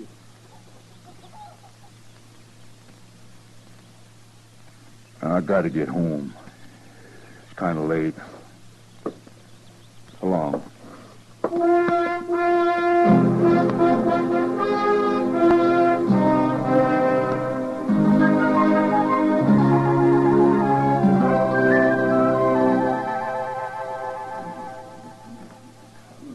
Cheer up, Matt. Spring will be here in a few months. Yeah, sure. You're still bothered by the Tillman hanging, aren't you? He was lynched, Kitty. All right. Lynched. You'll never find out who did it now. That was nearly 3 weeks ago. Well, I got a pretty good idea who did it. But I can't be sure. No? Who? Probably some of the ranchers out there who've been losing horses. Benson and Duval and Jake Kaiser in particular. Benson? I heard he got shot the other night, right in his own house. Yeah, I did. Just a week ago. Maybe his conscience was bothering him, Matt. No? What do you mean? Well, maybe the other two killed him to keep him from talking. Maybe. Well, anyway, he had it coming to him. It's still murder, Kitty. You feel worse about Tillman, don't you? There's nothing I hate more than a lynching. And knowing Tillman, my guess is he was completely innocent. What about Mrs. Tillman and the boy? Do they have any ideas? Well, if they have, they didn't tell me.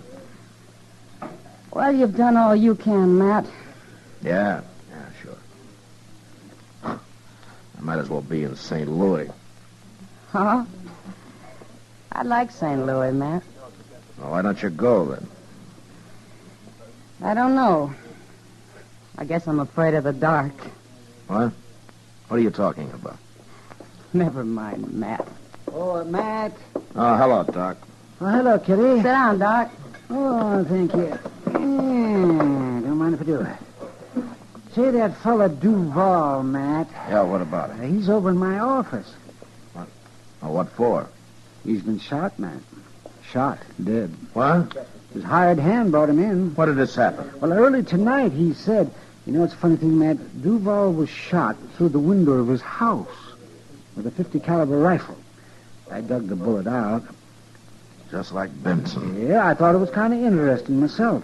That makes Jake Kaiser, the only one left, Matt. Why do you think Jake did it? I don't know. Well, he's been sitting right over there in a card game since noon. Are you sure of that, Kitty?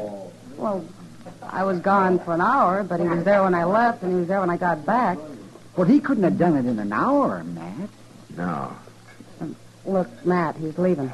Yeah, excuse me. I'll be right back.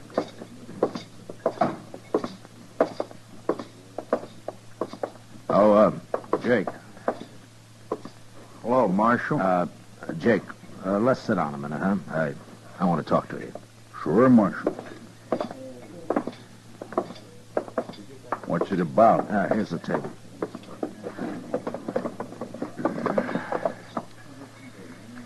I'm kind of late getting out home. Jake, Duval was shot tonight. He was? Yeah. Killed the same way Benson was. Same way, huh? Uh-huh.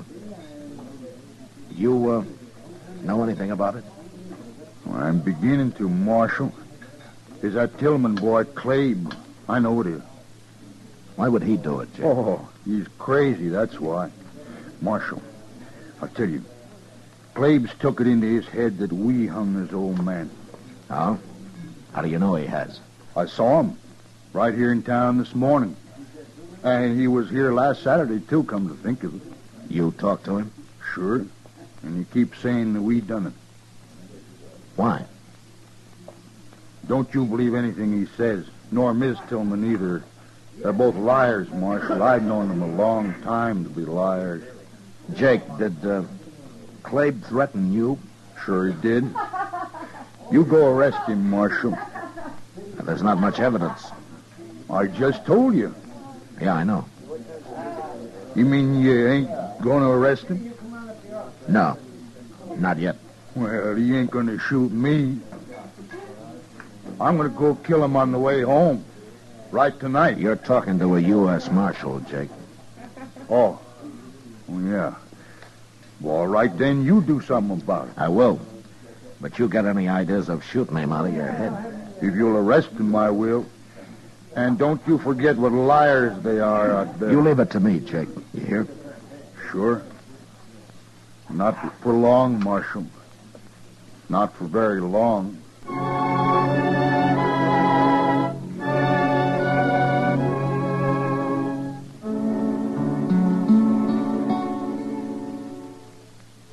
Jake Kaiser was a senseless kind of man. And I knew he'd probably go kill young Clabe Tillman the first time it happened to occur to him again. Still, I couldn't arrest Clabe for 2 murders just on Jake's word that he'd threatened him. I needed a lot more evidence than that.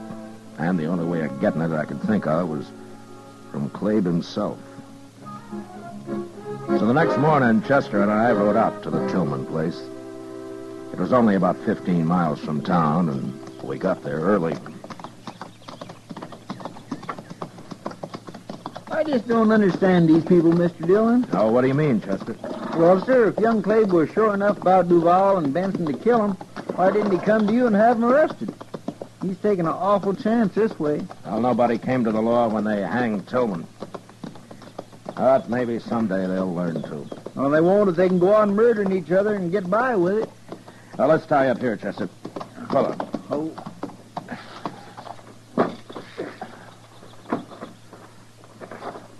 Nice place Tillman made here, ain't it?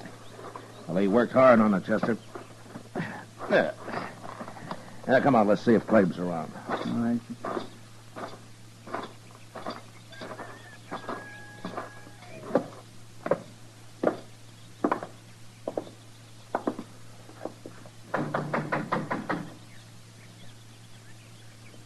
My, I'd like to have me a place like this. Well, he didn't build it on gambling money, Chester. No, sir. Hello, Marshal. Chester. Morning, Miss Hello, Tillman. ma'am.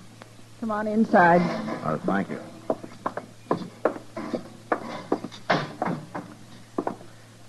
Sit down.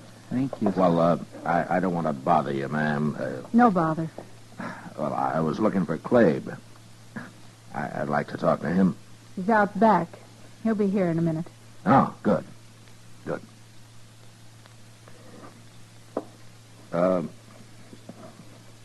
Miss Tillman, have you heard about Duval? He was killed last night. All right. Well, don't you care? Several people have been murdered around here lately, Marshal, including my husband. Oh. Well, do you think Benson and Duval were in on that? I didn't say they were. What about Jake Kaiser? You're prying, Marshal. That's the trouble with the law. It's always prying. What do you want Clabe for? Well, I thought he might tell me what he knows. You won't. We don't know nothing. And Clabe ain't shot nobody. He was in Dodge yesterday. Yeah, I know he was. I wouldn't put it past Jake to have shot Duval himself. Well, I've thought of that, too. Do you have any idea why he might have? No. Here's Clabe now. We got visitors. Hello, Clabe. Marshal? Chester? All right, Clabe. You, been hunting this morning? No. Put that rifle back where it belongs, son. Okay, Ma. I was shooting hawks with it yesterday. Left it in the barn. You should have brought it in last night, son. Sure, but, well, it was dark when I got back, Ma. I didn't see it out there. Yeah. I should have brought it in myself. What are you doing here, Marshal? Duval was murdered last night, Clabe. He was? Yeah. Shot, same as Benson. Well, what do you know? Jake Kaiser thinks that you did it. He does, huh? Uh-huh. He also said that you threatened to kill him next. Maybe I oughta. Clabe, don't talk like that. Okay, Ma. How are you going to prove I killed anybody, Marshal? Well, if you have, I'll find out somehow. Go ahead. There's a law against murder, Clabe. They murdered my pa. Where was the law then? I'd have had him in jail right now if I knew who they were. Too bad you weren't there, Marshal. Well, I could still arrest Jake. We don't know nothing about Jake. Do we, son? No. No, we don't know nothing. Leave us alone, Marshal. We got trouble enough. Okay, Clabe. But you'll hang for murder if you kill Jake. Come along, Chester.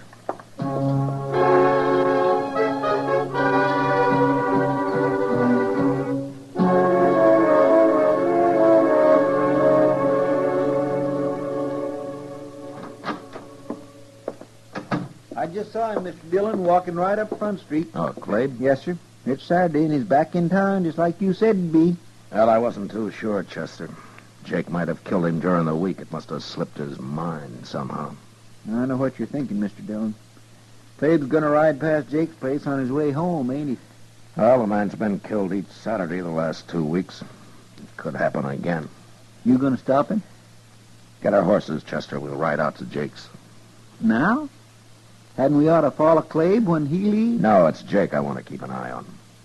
I don't understand. Just get the horses, Chester. Yes, sir. And be sure there's a rope on my saddle, huh? We gonna hang somebody? No. Now get going. Yes, sir.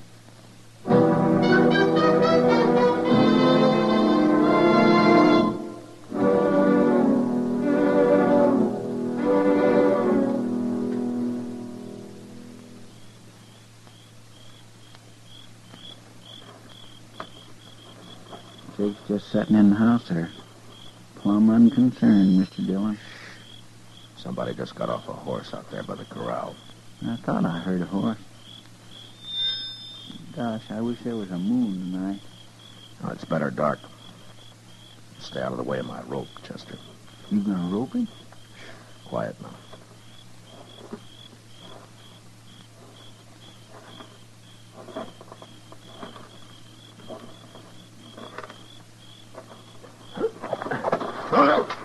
All right, now, Chester. All right, grab the rifle, Chester.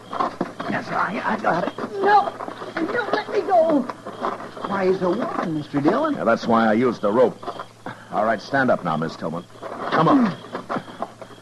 Shouldn't have stopped me, Marshal. It won't do any good. 2 murders are enough, aren't they? I was saving Jake for the last. I wanted him to sweat. And I'll kill him yet. Who's out there? It's Marshal Dillon, Jake. Now put the gun down. What's going on here? Why, it's Ms. Tillman. Yeah.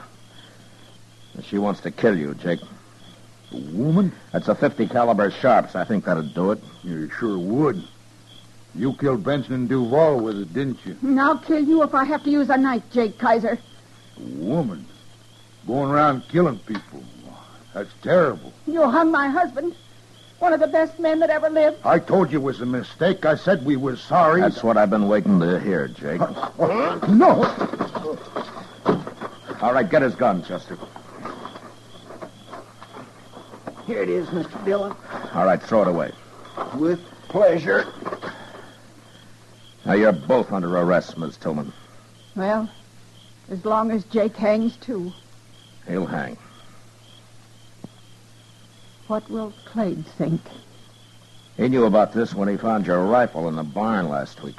And I guess he figured there was no way to stop you. You found the only way, Marshal. I guess maybe I should have told you everything from the first. Yeah. Yeah, but it's too late now. I'm sorry. Don't you feel bad about it, Marshal? I don't mind.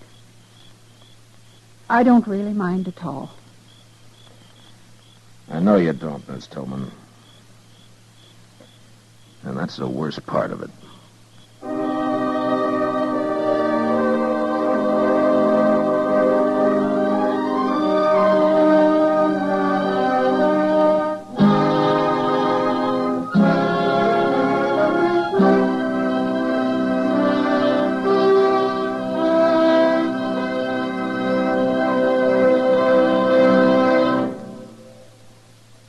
Gunsmoke, under the direction of Norman Macdonald, stars William Conrad as Matt Dillon, U.S. Marshal. Tonight's story was specially written for Gunsmoke by John Maston, with music composed and conducted by Rex Corey. Featured in the cast were John Daner, Helen Klebe, Sam Edwards, Ted Bliss, and Herb Ellis. Parley Bear is Chester, Howard McNear is Doc, and Georgia Ellis is Kitty. Gunsmoke has been selected by the Armed Forces Radio Service to be heard by our troops overseas. Join us again next week as Matt Dillon, U.S. Marshal, fights to bring law and order out of the wild violence of the West in Gunsmoke.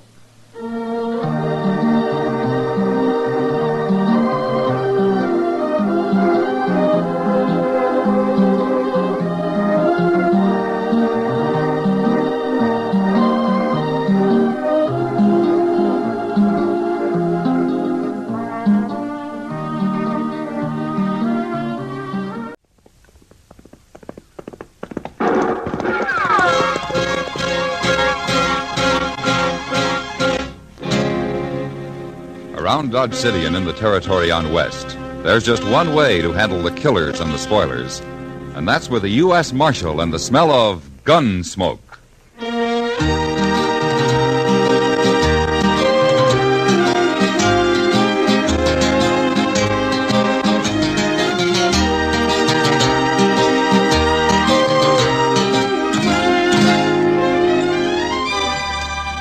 Gunsmoke, starring William Conrad. The story of the violence that moved west with young America. The story of a man who moved with it. Matt Dillon, United States Marshal.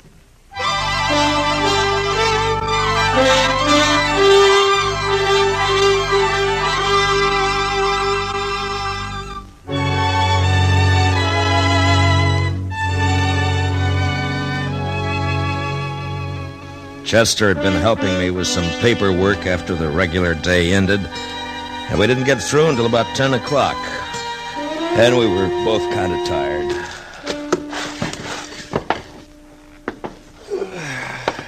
Well, I sure never did think I'd hold out, Mr. Dillon.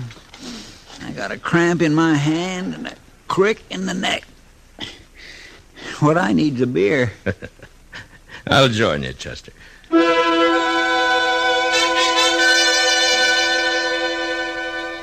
A locked up the office and walked down to the Texas Trail with Chester. I guess the best thing that could be said for the night was that it was still. Not cold, not warm. Somewhere in that between that makes you wish it'd be one thing or the other. Or maybe it was because we were tired that it didn't feel right. The bar wasn't crowded, and right off, Kitty came over to our table with beer. I thought she looked kind of worried. Hard day, Matt? Oh, no, nothing much. Oh. I declare, Miss Kitty, this beer tastes darker than usual. New brew, probably, Chester. Yeah, I suppose. Say, Matt, you ever seen the stranger before? The tall one, at the bar? Huh? No. My heavens, Mr. Dillon, he is a lofty man, and that's for sure. Look at him stretch out. Yeah. What about him, Kitty? Well, I don't know. Sam gave me the eye a bit ago, just before you came in. Oh? You trying to make trouble? Sam's not sure. Feller's been drinking straight for more than 2 hours, and he doesn't say anything. He just looks like he's getting ready. Maybe waiting for something. Yeah. Is the woman with him? Yeah.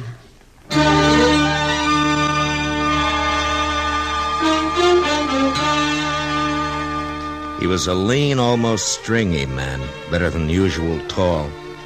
And he might have served in the army once because he wore his gun butt forward. As we sat, Chester and me, drinking our beer, he turned around a couple of times and looked at the door. I never saw a man with eyes as gray or with a skin to his face so dry and tough you'd swear you could get sparks off it with a flint. The woman standing next to him talked loud and often, but he didn't appear to be listening much. It was like Kitty said, he was waiting. About an hour went by, and the place began to quiet down. Most of the men drifted out to wherever their way was taking them.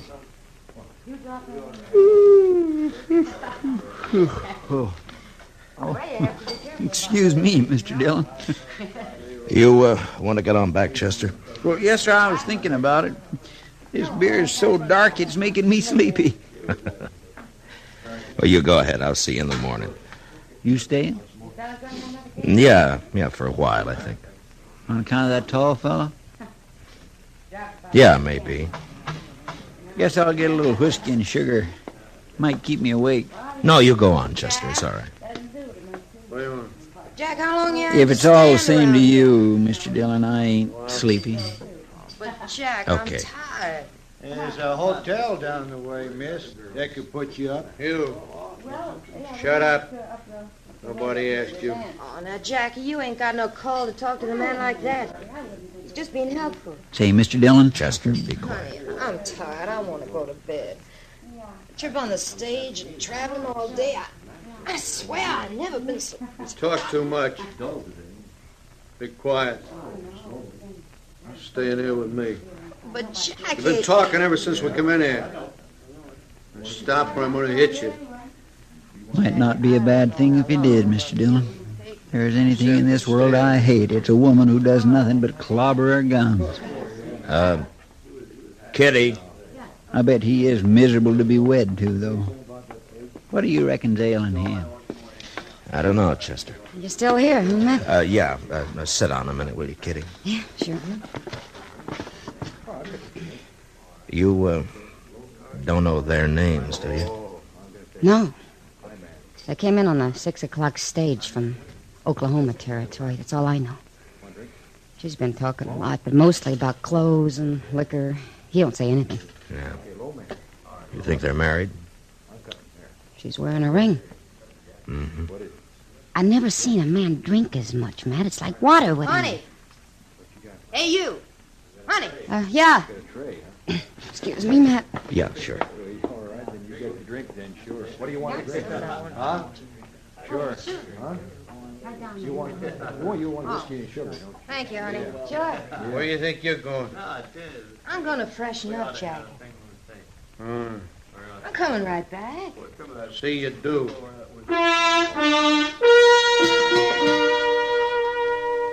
The woman had just got out of sight when we heard the horses coming down the street outside. There were only 6 of us left in the place.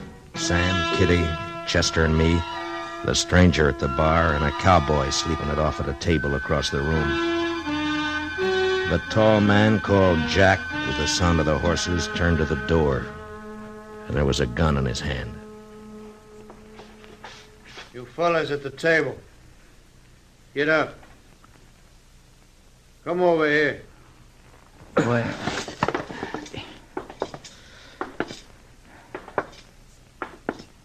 Well, I kind of wondered what you were waiting for. I know you've been wondering. That's why you've been hanging around. I don't want no trouble with you. Stay out of the way, you won't get hurt. Don't you put your gun away, mister. Don't bother me. There's trouble coming through that door any minute. Put it back. I don't allow gunplay in Dodge. What you allow ain't up to you now, mister. If you're in trouble, it's my job to protect you and your wife. This is private trouble. If you want part of it, I'll give it to you right now. In the belly. Jack, they're here, outside. Yeah, I know. We can get out the back. I ain't running no more. You either. Come on, get behind the bar. Yeah, honey. You two fellas unhitch your belts. Leave them lay where they fall. Go on. Honey, you give me a gun, will you? I'll give you one, I'll give you one. Wait a minute. Okay. Now you two get around behind the bar. All right. At the end. You and the lady. Now, listen, you can't shoot up this place. Sam, do what he says. Chester and I did as we were told and got behind the bar along with Kitty and Sam. The tall man picked up our guns and tossed one to the woman, then dropped the others beside him on the floor. And then we waited. All of us behind the bar, except for the cowboy drunk asleep at the table. I only had that mirror in for a month. It's going to be busted for sure. Honey, we should have kept going. Got the train in the morning further west. We'd had to stop somewhere. This is as good a place as any. Listen, mister, I'm going over and get the boy sleeping at the table there. He's going to get hurt. You move an inch from where you're at and I'll shoot you. Now shut up, all of you. I hear him out there. Yeah. Start shooting when that door swings in. Mr. Dillon, Stay down, Kitty. Don't worry, Matt. Stopped off with Doc. They'll be in a saloon. Sure. Oh, I know, Barrow. Well, come on. Might as well start looking in here. Yeah, well, okay. What's to do with a drink? There it is.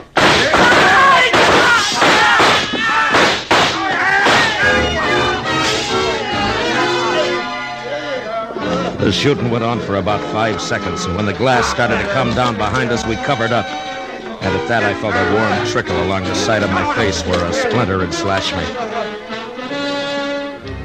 There wasn't anybody behind the bar hurt beyond a scratch or two from the glass. But out there by the door and sprawled out beyond onto the walk were 4 men. They never had a chance. They'd never have another. Watch out for the glass, Jack. We got him. Yeah, we got him, honey. Oh, shit. One of them's still alive. Who is it? It's Acton. Let me. Never did like him. Come on, let's go. All right, Jackie. Sorry we messed up your place, honey. Don't you try coming after us, mister. Jack's had a taste of blood. Come on. Jackie, we're going to have to ride now? Yeah. Oh, honey, I'm tired. Take it easy later.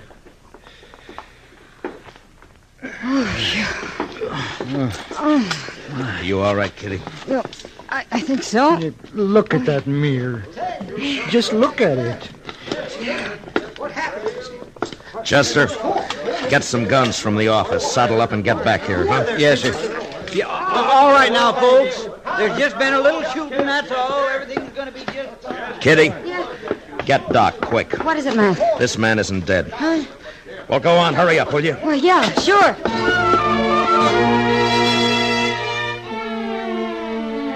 She ran out into the night for Doc. And I stayed in the Texas Trail watching the life flow out of the bullet hole in the chest of the man the killers had called Acton.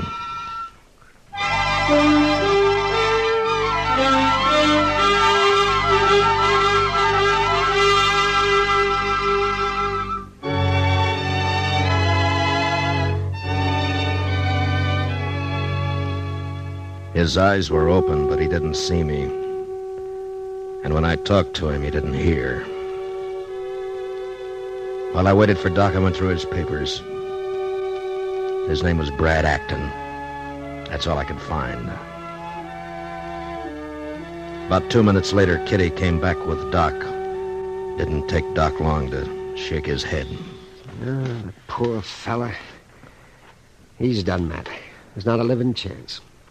Yeah, if I could just get him to talk.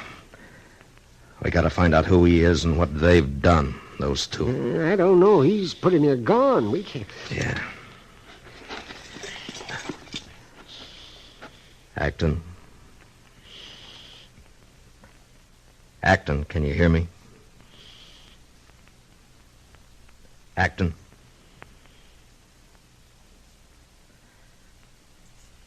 Acton.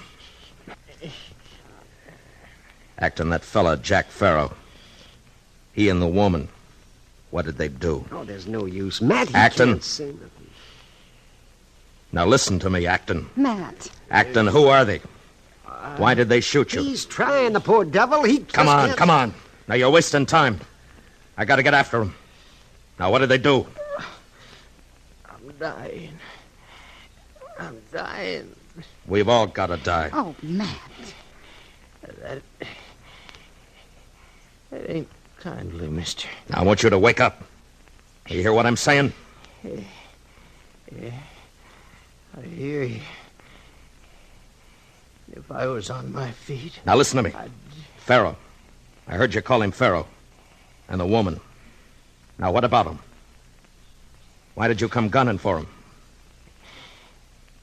Yeah, had it coming. Why? What did they do? It don't matter now. It matters. If you're gonna die, get it off yourself. Now come on. You and your pals there. If you did nothing wrong, you'll die more comfortable. Oh, Matt, let him be. It's not Matt, fair. don't. What about it, Acton? Matt, now you That's can't... enough, Doc! Acton!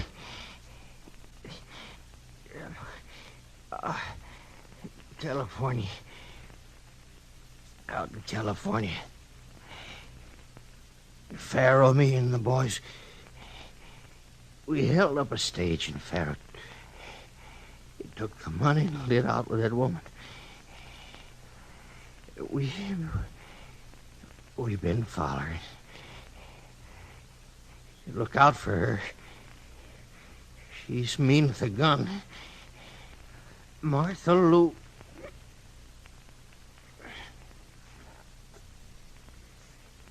Yeah, he's gone, Matt. Yeah. I guess you had to do it that way, Matt. But But what? nothing. All set, Mr. Dillon? All right, Chester.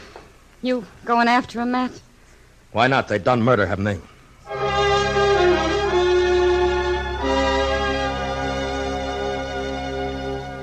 You have to figure the odds of a man forgiving you for what you do when a thing has to be done. And then you split the difference. And depending on the reasons for doing it, you feel better or worse. I had to do what I did because I had to find out about them. But it didn't help. Even if he was a gunman, I'd given no peace to a dying man. And for that he had to die harder. A man a long way from home.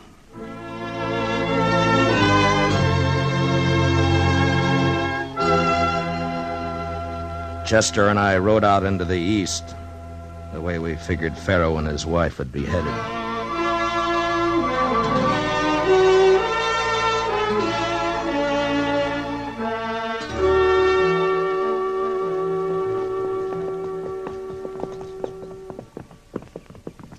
Sun's coming up, Mr. Dillon.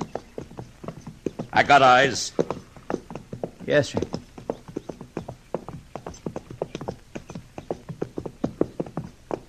There's a homestead up around the bend. We'll stop and find out if they've seen anything.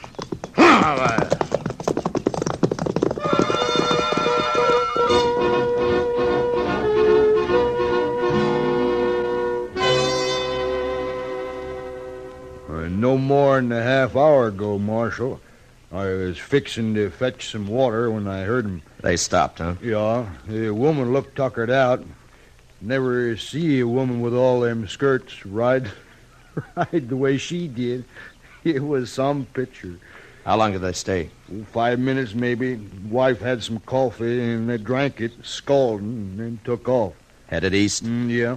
They wanted to know how far to Kinsley, or maybe they wanted to know the next station, and I told them Kinsley. I don't know. Santa Fe's due in there for Hutchinson about 8. They do something wrong, Marshal? Just 4 murders back in Dodge. Come on, Chester. The Pharaohs had enough start on us that if they got the train in Kinsley before we caught up, we'd have to use the telegraph and hope they could be stopped further down the line. With killers like that, there'd be a lot of shooting. And I figured it was my job to be there when it happened. We rode hard. It lacked a couple of minutes before 8 when we saw the smoke of the engine. We still had a couple of miles to go to reach the station, and she was moving out when we got there. I swung aboard and held out a hand for Chester. My, running like that give me a stitch in the side. And the puffs. Take it easy, Chester. I sure wish we'd have had time to find out if they's on this train, Mr. Dillon. If they ain't, we've lost them good. Oh, we'll see. Now, look, there's a lot of people in those cars up ahead. The Pharaohs see us, and they're going to start shooting. And I don't want that. So go slow. If we see them first, get out of sight. We'll wait until they get off the train. Yes, sir. Okay. No, Chester, put away the gun. No shooting on the train. Yes, Mr. Dillon. We started from the last car and moved up. That way they wouldn't see us first. I hoped we could get them without any gunplay at all. Mostly for folks who would get hurt. But I didn't have any stomach for shooting a woman, even if she was a killer.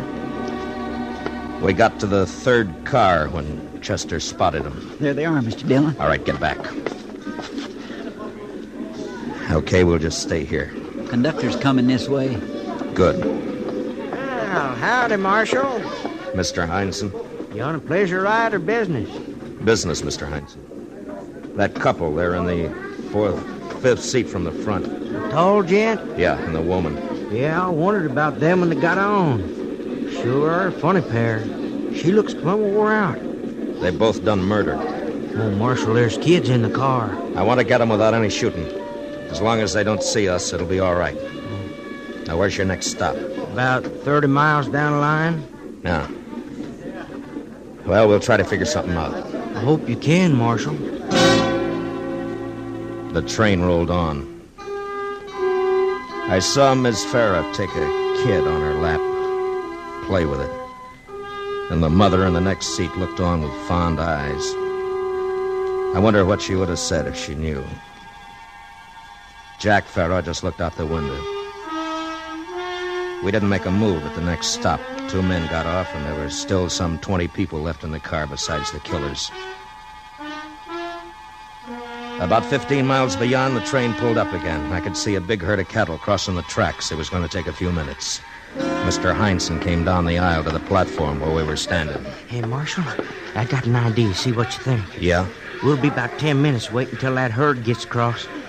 How about if I tell the folks in the car they can get out, stretch legs for a bit? Might give you a chance to. All right, go ahead. They say they're there, folks. There's little delay for cattle crossing. If you want to get off for a spell, stretch out a bit. There's plenty of time.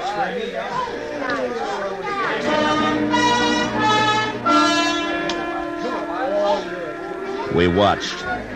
Slowly, one at a time, they made up their minds. The women glad to let the kids work off steam. The men to size up strange land or somebody else's herd. And they straggled out. There was one old couple that wouldn't move, though. And I saw Mr. Heinsohn making an eye and a shrug at me. Then they changed their minds and hobbled off. And I'd left the car empty except for the Pharaohs, Chester, Mr. Heinsohn, and me. That's your deal, Marshal. Lucky they didn't decide to get off. I didn't think they would. All right, go ahead, Mr. Heinsohn, and get those people down the line a bit, huh? Yes, sir. All right, Chester.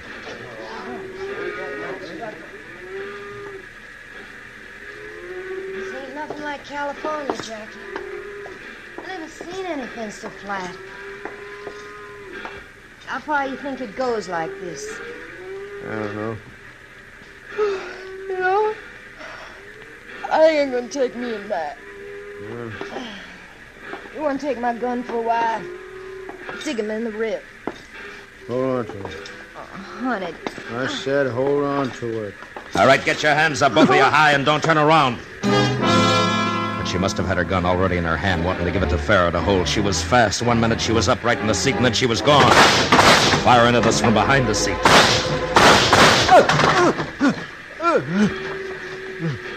Jackie! Jackie! All right, throw out your gun, Miss Pharaoh. Jackie! Throw out your gun and stand up. I don't want to hurt you. I'll kill you. I'll kill you! Look out, Mr. Dillon. She's going for his gun. Yeah. No! Chester, give me a hand, will you? Now stop it. Stop it. Jackie! Stop it. I'll kill you! Jackie!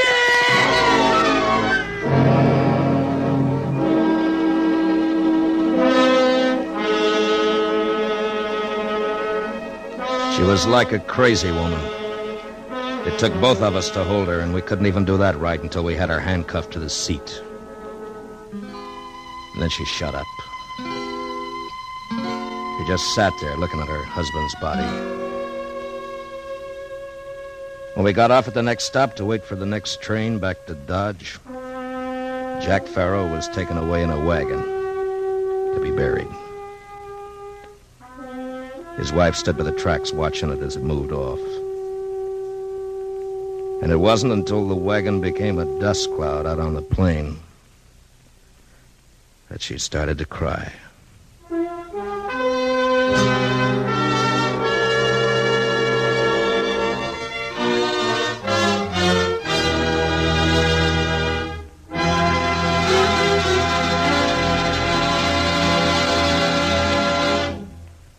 Gunsmoke, under the direction of Norman Macdonald, stars William Conrad as Matt Dillon, U.S. Marshal. Tonight's story was specially written for Gunsmoke by Anthony Ellis, with music composed and conducted by Rex Corey. Featured in the cast were Michael Ann Barrett and Tom Tully, with John Daner, Lawrence Dobkin, and Jack Crucian.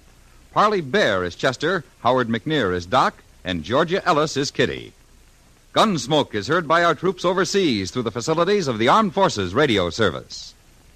Join us again next week as Matt Dillon, U.S. Marshal, fights to bring law and order out of the wild violence of the West in Gunsmoke.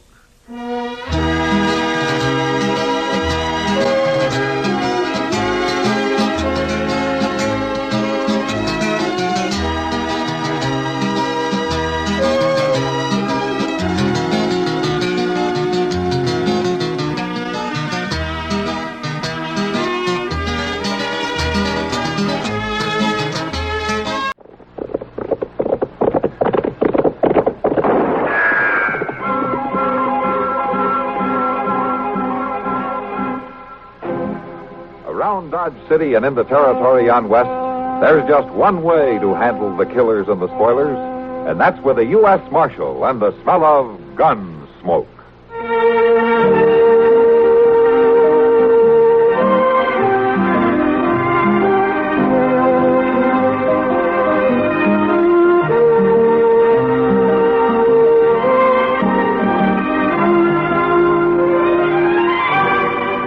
Gunsmoke, starring William Conrad. The story of the violence that moved west with young America. And the story of a man who moved with it. I'm that man. Matt Dillon, United States Marshal. The first man they look for and the last they want to meet. It's a chancy job, and it makes a man watchful. And a little lonely.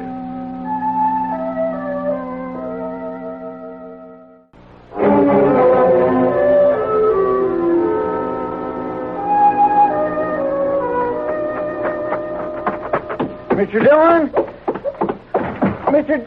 Mr. Dillon. Take it easy, Chester. But there's been a train robbery, Mr. Dillon, about 5 miles east. They held up the baggage clerk and got away with $50,000 in double eagles. Well, when did you hear about it? Just now, when number 7 pulled into the station. You got to get over there right away. And I guess they'll wait. Dodge City's the end of the line. Well, yes, sir, I know Anybody that. say how many were in on it? 3, according to the clerk, all wearing masks.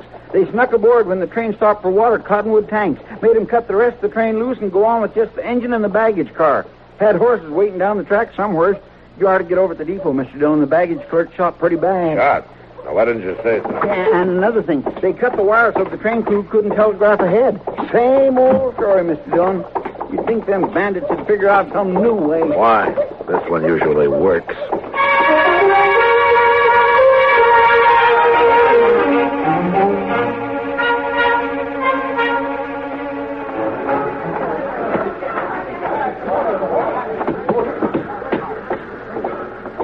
Confound it, I said to keep that mob out of this baggage car. They're out, Doc. Huh? Well, who are you? Oh, I didn't know it was you, Matt. How is he? He caught one through the lung.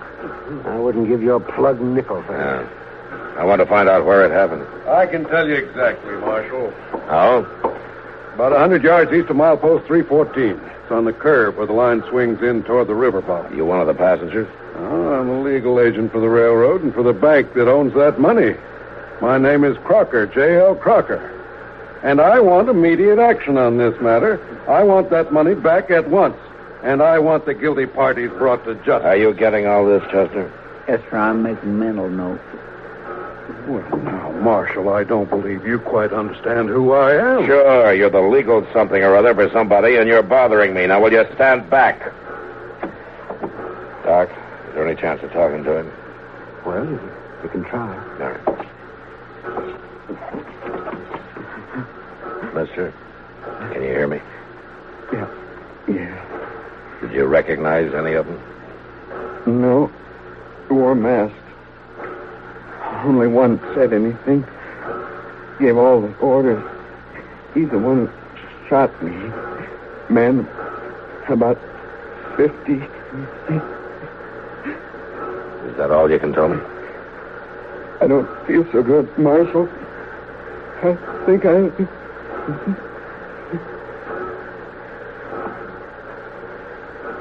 That's it, man.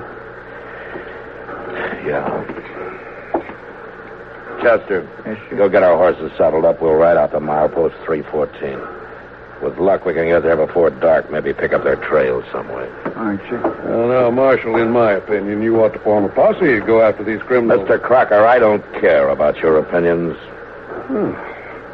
I think I'll have a little talk with your superiors when I get back to civilization. Good. Find out what's happened to my checks. I haven't been paid for 2 months.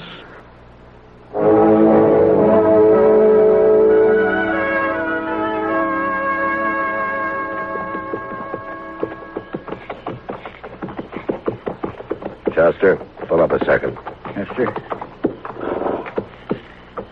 Reckon they've heard us yet? And they don't show it. Both of them are still working around the campfire, paying no attention. Fixing supper, I guess. A man and a young boy. Must be homesteaders on the move. I've never heard of bandits hightailing it in a covered wagon. Besides, there's only 2 of them. 3 men held up the train. Yeah, I know. Now let's ride on down to the fire.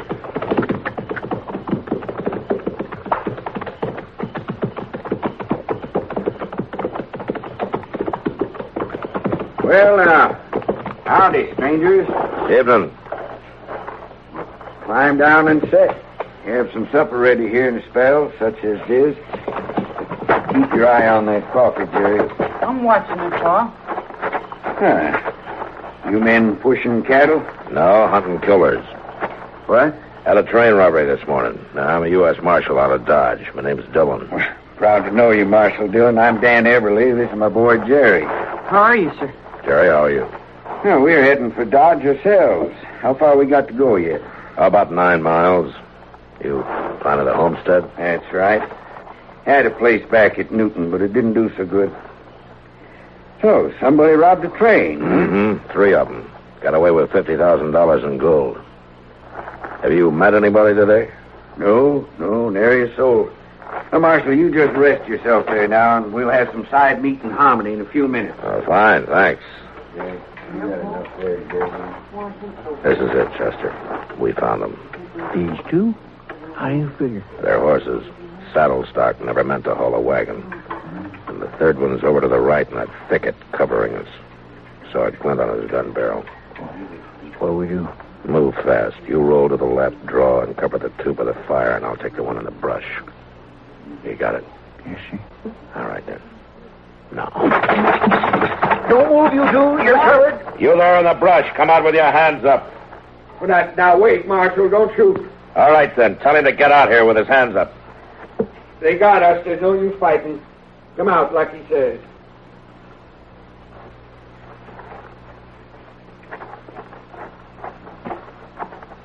Why didn't you let me fight, Pa? I could have shot them both. Oh, fellas. It's a girl. So it is. My daughter, Janet, I told her to hide out there till we found out what she wanted. I wanted to keep her out of this. So you and your 2 kids were the bandits, huh? Now, you're quite a father, Mr. Everly. You leave him alone. Pa knew what he was doing. He had a right to that money. I see. How old are you, Janet? 18. It's any of your business. The young'uns ain't to blame, Marshal. I brought 'em up to do like I told 'em. They didn't know. Somebody ought to have known. Now, where's the money? Don't tell him. Be quiet, Janet. Marshal, we buried that money, and I reckon I'm not going to tell you where it is. It's ours, and we got a right to it. Yeah, you said that before. I had a homestead outside of Newton. My wife died there. The young'uns and me fought the prairie for 4 years. Crop failures, hard times. Then last fall, I finally got a good stand of wheat ripe for the harvest. You know what happened? Now, what happened? Sparks from a train set fire to the grain field, burned us out, lost everything. I wrote letters to the railroad office in St. Louis. They said I'd have to come back there and prove my claim. Now, they knew I couldn't do that. Well, did anybody ever tell you things were easy out here in the West, Mr. Everly? Chester, you and the boy hitch up that wagon and start loading it. All right, sir. Come on, son. What are you aiming to do with it? Take him to Dodge City. To jail.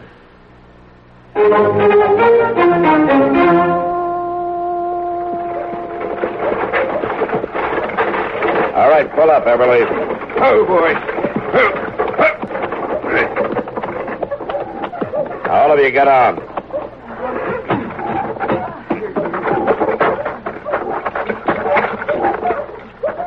I guess my reasons for robbing that train don't count for much, do they, Marshal? Judging's not part of my job, Everly. But not the young'uns. It wasn't their fault. You killed a man, Everly. What do you expect? Marshal, I didn't aim to kill him. He went for his gun as we was leaving, but I didn't aim to kill him. Well, Marshal, I see you brought in the culprits. Yeah, it looks that way, Mr. Crocker. Oh, where's the money? I want to get it locked up in the bank right away. They say they buried it. What? Matt? Matt, are you all right? I heard of the balloon that you bought in the bandits. That's right. Is she one of them? That girl? Yeah. Look, she's just a kid, Matt. You're not going to lock up a girl. Kitty, I don't like the idea any better than you do. That jail wasn't built for women. I know that. Matt, let me take her. What? She won't try to get away with the others in jail. She can stay in my rooms while I'm working. I'll take care of her, Matt. Janet, you go with Kitty here. Yes, sir.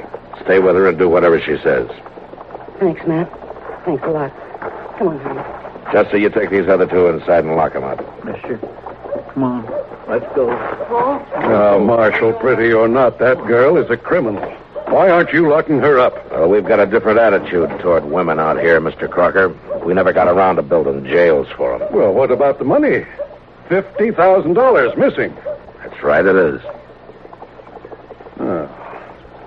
It's a long ride into town, wasn't it, Marshal? Moonlight, pretty girl in a wagon, chance to talk. Maybe You there. Yes, sir. Drag him over there to the water trough and stick his head under the pump.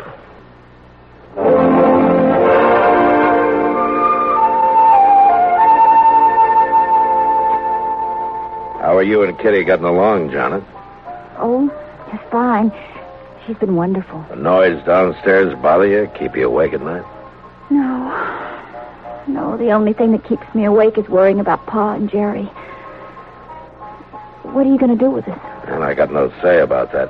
There's no proper court here. I'll probably get orders to send you up to Hayes City for trial. Oh, they won't understand. Maybe Pa was wrong. I guess he was, but he thought he was doing right. Sure, we all think that. He was doing it for us, for Jerry and me. And he didn't mean to kill that man, Marshal. Really, he didn't. Well, I better be going now. Sure. Goodbye, Janet.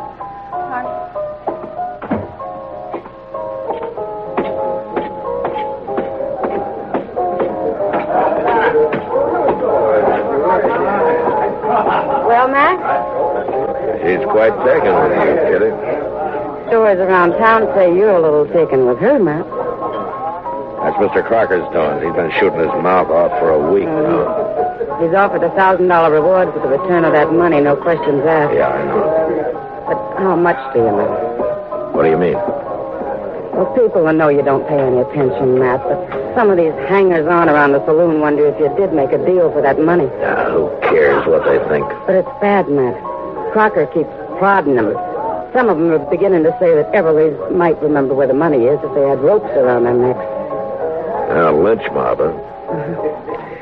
Yeah, they're going to have to move fast. I got orders about an hour ago to send the 3 up to Hayes City in the morning. Oh, Matt. Does she know about it? No. Just didn't have the heart to tell her.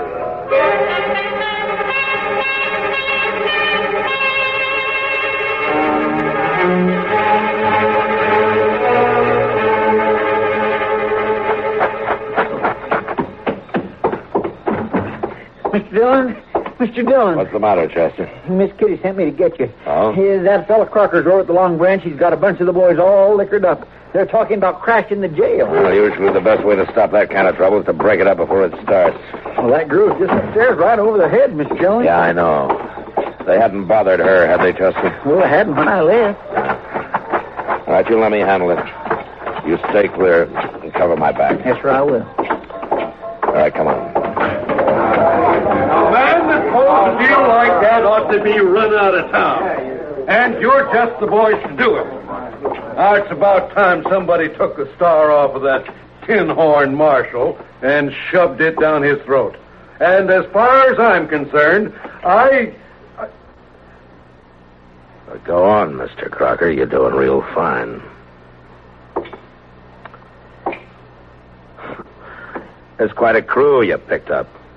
All the bums, barflies, swindlers, and bushwhackers in Dodge City. Well, your friends don't seem to be as talkative as they were a couple of minutes ago, Mr. Crocker. Dillon, if I had you in St. Louis for 1 hour, you'd be in jail, not running. All right, boys, the party's over. Now move on. Now, you got no right to order those men around, Dillon. I don't hear any of them objecting. Matt, she's gone.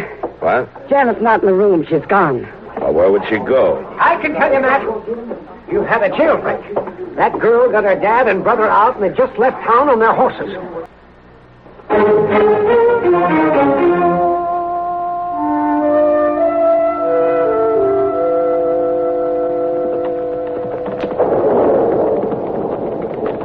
We're getting pretty close to the place where they camped that night. It's right ahead of us there, Chester. Sure do hope that cussed storm holds off. First, they may not have came back here at all. Well, then we'll backtrack to Cottonwood Tanks. They'll want that gold. It's got to be somewhere between here and the railroad. Yonder's where the wagon was standing. Yeah. All right, pull up, Chester. Let's take a look around.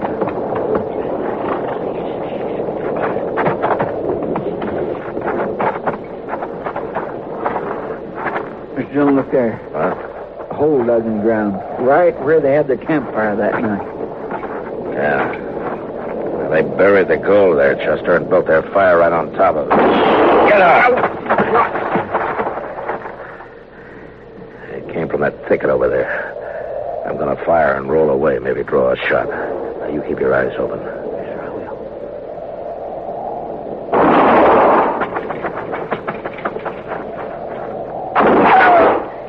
From the left of that big tree out there. Yeah, I saw it. You got him. Yeah. Come on, Chester.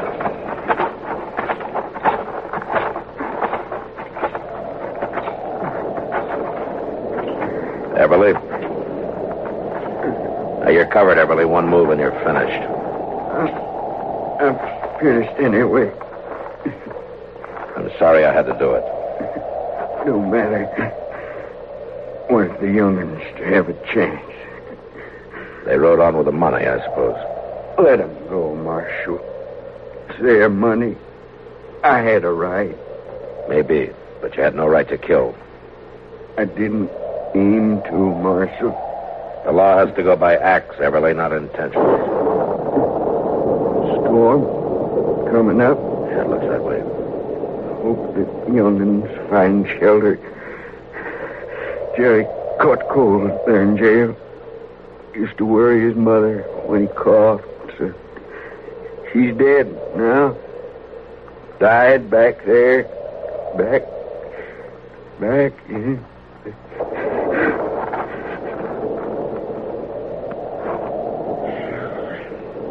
Guess he paid for it, Mr. Dillon.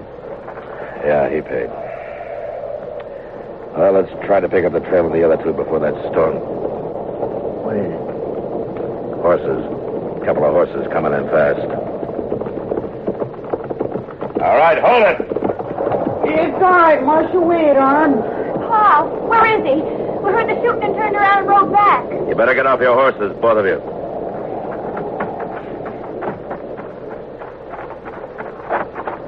Tell me, what happened to... I'm sorry, Janet. I knew when he made us right on ahead that we'd never see him again. Alive. You kids carrying the money? It's there in my saddlebags. Get it, will you, Chester? He thought he was doing the right thing. He thought he was doing it for us. I know, but he was wrong. And now there's the two of you to decide about. Here's the money, Mr. Dillon. Chester, count out $1,000. Yes, sir. You know, technically, I guess I ought to take you back to Dodge. But I figure everybody's got certain rights. And it's my job to try to keep all those rights sorted out and evened up. All I can do is call them the way I see them. Chester, give him the $1,000. There you are. But I don't understand. Crocker offered $1,000 and no questions asked for the return of his money. Well, you returned it. And there's the reward. Yes, but Now, if you ride north and keep bearing west, you'll eventually hit Wyoming. I hear it's fine country, plenty of range land, homesteads. The two of you ought to do all right. And Jerry. Yes, sir? You take care of her. Yes, sir, I will, Mr. Dillon. I understand what you're doing for us. And Now, go on, you two. Get out of here before I think it over and change my mind. Now, go on. Ride. Thank you, Marshal. Thanks. Go on. Goodbye, Mr. Dillon. And Go on. Get out of here. You better get a move on, Mr. Dillon. It's starting to rain. I hope they find shelter somewhere. Mr. Dillon, it's starting to rain, Mr. Dillon. You better get a move on.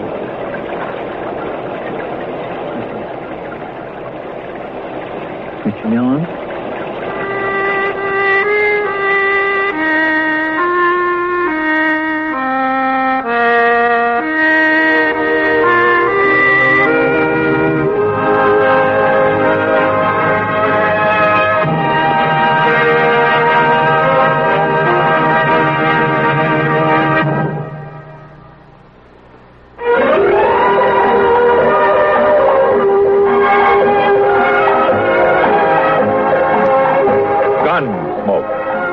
produced and directed by Norman McDonald, stars William Conrad as Matt Dillon, U.S. Marshal. The story was specially written for Gunsmoke by Les Crutchfield, with editorial supervision by John Meston.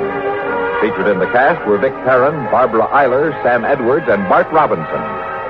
Parley Bear is Chester, Howard McNear is Doc, and Georgia Ellis is Kitty.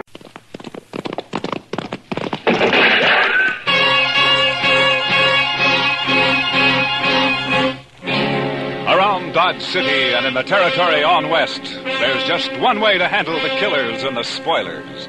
And that's with a U.S. Marshal and the smell of gun smoke.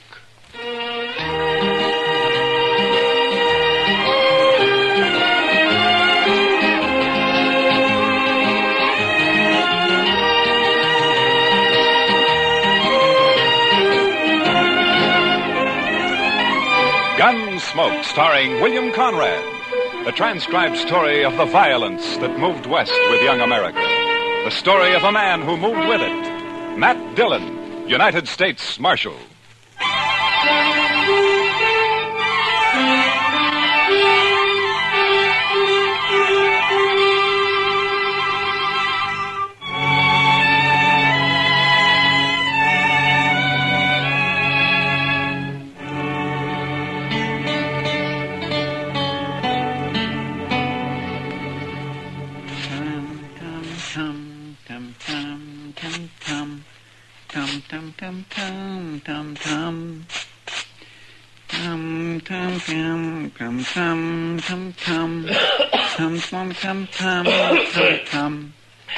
Chester, do you have to do that? You're just stirring up a lot of dust. Well, cleanliness is next to godliness, Mr. Dillon. Yeah, I know, Chester, but all you're doing is getting it off the floor into the air. Man can hardly breathe in here.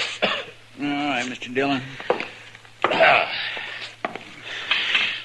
I'll do my sweeping later. Yeah, good. My mother taught me that, Mr. Dillon. Taught you what, Chester? That cleanliness is next to godliness. She was a fine woman, too. Oh, look, Chester, it's a good saying, and it's probably true, and I got nothing against your mother, except that she also should have taught you how to sweep. Well, maybe she just didn't have the time, Mr. Dillon. You see, there was an awful lot of us, and what with chores and... Oh, hello, Doc. Come on, I'll buy you a drink. What? Doc said he'd buy you a drink, Mr. Dillon. He really said that? You coming? Doc, you got to quit throwing your money around the way you do. Maybe you don't need a drink. No, wait a minute, Doc. I'm with you. I'll tell you all about it when I get back, Chester. I'd be mighty interested, Mr. Dillon.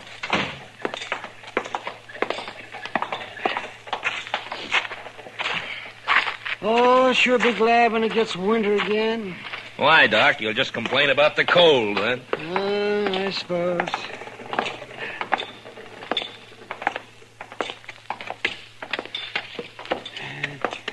You go sit with Kitty, Matt.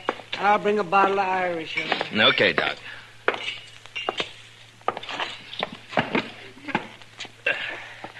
Hello, Kitty. Hello, Matt. What are you and Doc up to? Hey, he wants someone to talk to, so he picked me. And you. Fine. I'm a good listener. Lots of practice.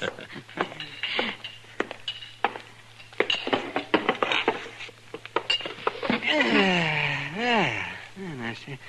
You like Jameson's, don't you, Kitty? Sure, Doc. What are we celebrating? Let's see here. We'll drink to a fella that you don't know. Cain Vestal. Well, here's to him. Yeah? Here's to him. Yes, he'll be dead in a couple of months. What? That's what I told him. What do you mean, Doc? Well, I'm not the only one who's told him that. I'm just the last. Well, who is this Cain Vestal, Doc? Oh, he's just a fella. Came in on the train last night, leaving for Arizona tomorrow. Huh? That's where he's going to die, in Arizona. He's a musician. He plays the guitar, he tells me. Well, how's he going to die? Consumption. He's got it bad. I'm the last doctor who's going to ask about it, he says. Poor fella. Yes, climate out there, keep him going for a little while longer. I don't know. He's such a sad man for some reason.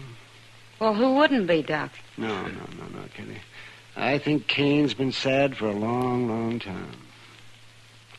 He's a very nice fellow, too. Nothing can help him, huh? No, nothing. You know, it's a funny thing, Doc. I'm just sitting here thinking.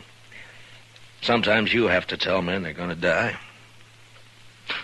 Sometimes I have to. Yeah, that's right, man. Oh, say, there he is. See that fellow with the car there? He just came in. Oh. Yeah, I don't think he knows anyone around here. You mind if I ask him over? Well, sure. Your party, Doc. Oh, good. Cain? Cain? Over here?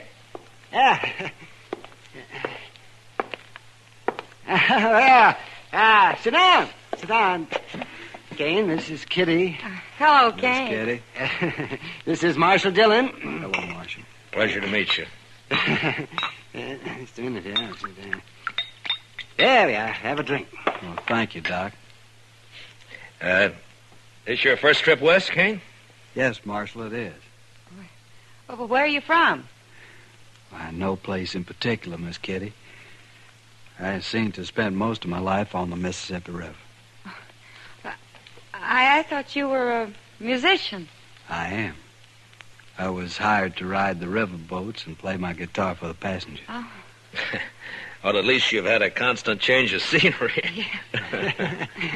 After 20 years of going up and down that river, it got pretty familiar, Marshal. Well, Cain, I knew a young fellow back in St. Louis before the war, and he was learning to be a river pilot.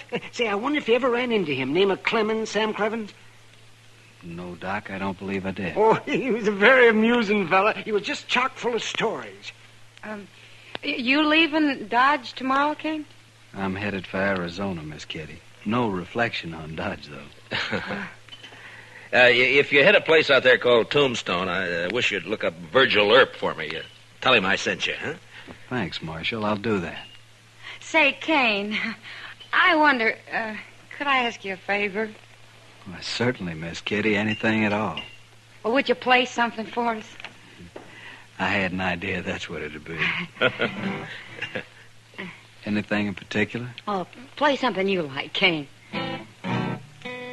Another girl I knew used to like this one.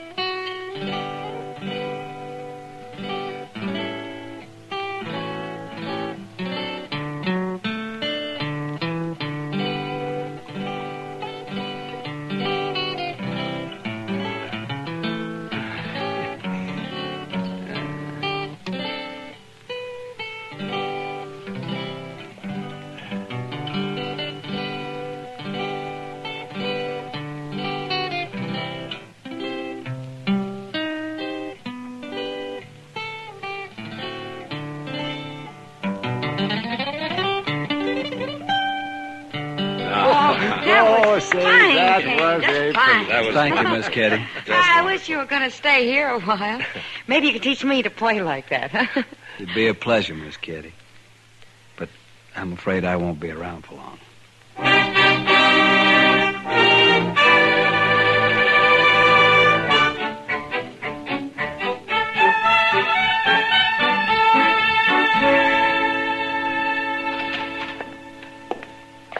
Morning, Mr. Dillon. It's, noon, Chester. Yes, sir, I know, but you went off with Doc yesterday, so I figured I had a little time coming today. Well, that depends on how you spent it. Now, if you've been gambling, Now, Mr. Dillon, you know I never gamble.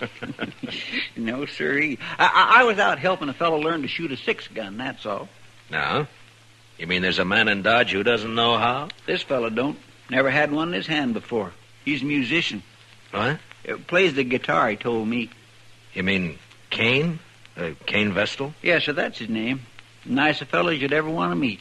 Yeah. But he was supposed to leave on the stage this morning. And what's he done with his 6-gun anyway? Well, I don't know, Mr. Dillon. He just come by here early this morning and asked me if I'd teach him. Now, where'd he get the gun? Said he just bought it. Anything wrong, Mr. Dillon? No. It just doesn't add up somehow, that's all. Oh, well, he won't cause any trouble. He's not the sort. You never know, Chester. No, sir. And my Kitty looks pretty this morning. She's got a yellow parasol, Mr. Dillon. Kitty? I think I'll go see her for a minute. I'll be right back, Chester. Yes, sir, Mr. Dillon.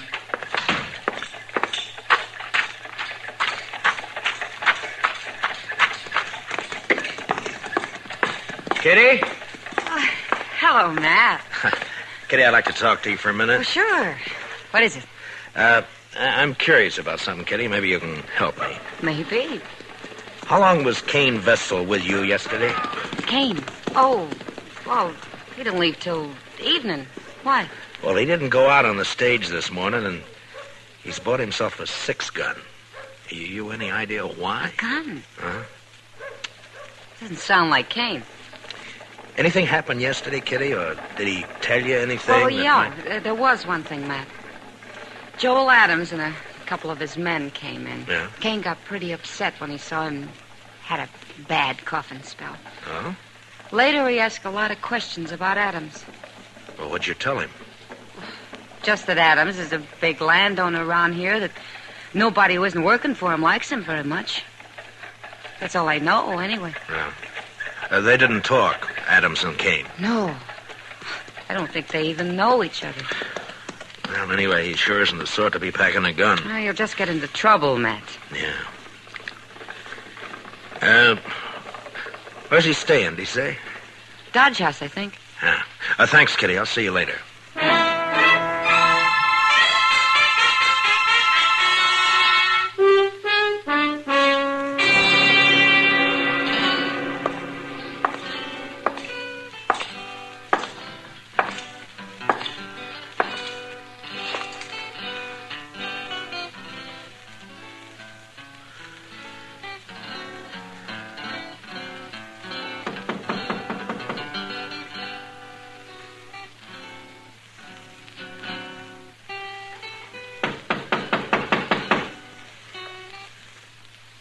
Come in. Hello, Cain. Why, Marshal Dillon. Come in, come in. Thank you. What can I do for you, Marshal? I thought you were leaving Dodge on the stage this morning. Well, I was, Marshal, but I changed my mind. You know how it is. Sure, Cain, sure. Now, we're glad to have you around. I'm just curious, though. Your staying have anything to do with that gun you bought this morning? Oh, Chester told you. I thought he would. He's a good teacher, Marshal. Yeah. But that doesn't answer my question. Do I have to answer it? I'm just trying to help you, that's all. Yeah, I appreciate that, Marshal, but I'm afraid there's nothing you can do. Look, Cain, you're new in this country. A man like you just can't pick up a 6-gun and call himself a fighting man. Not and expect to live through it. I certainly lay no claim to be a fighting man. Then why did you buy that gun? There's no law out here against a man having a gun, is there, Marshal? No. But any man who carries one is expected to use it when the time comes. You'd be a lot safer without one. Being safe doesn't mean a whole lot to me, Marshal. Not now. Yeah, I know. Doc told me. What's it all about? It's a long story. And an old one, I suppose. I'd really rather not talk about it. I can't force you to. But tell me this. Does it have anything to do with Joel Adams? Yes, it does, Marshal. I'm going to kill him. When? I don't know. Anytime. Well, why? That's the long story I mentioned. All right, Cain. But if you try to face him, he'll kill you before you got that gun halfway out of your belt. And if you shoot him any other way, you'll hang for it. You've forgotten something, Marshal. What? No matter what I do, I'm going to die soon anyway. A month or two isn't going to make any difference. You hate Adams that much? I wouldn't kill a man I didn't hate, would I? I didn't think you were the sort of man who'd kill anyone. Only Joel Adams, Marshal. Then I gotta warn him about you. Well, I understand, Marshal. It's all right. He doesn't know me anyway. Never even saw me before. But you want to kill him? Yes, sir. Well, I'll take your gun away from you, but you'll just find another one. And I can't arrest you unless I catch you trying to bushwhack him. I'm sorry for the trouble I'm causing you, Marshal. You know, I've never had to deal with a man like you before, Cain. Maybe I ought to just tie you up and throw you on that stage. You could. But I'd just come right back. Yeah, I guess you would. I'm sorry this has to happen here in Dodge, Marshal. Then why don't you leave? I guess I hate Joel Adams too much. All right, Cain, I'm through trying to convince you. So long. Goodbye, Marshal.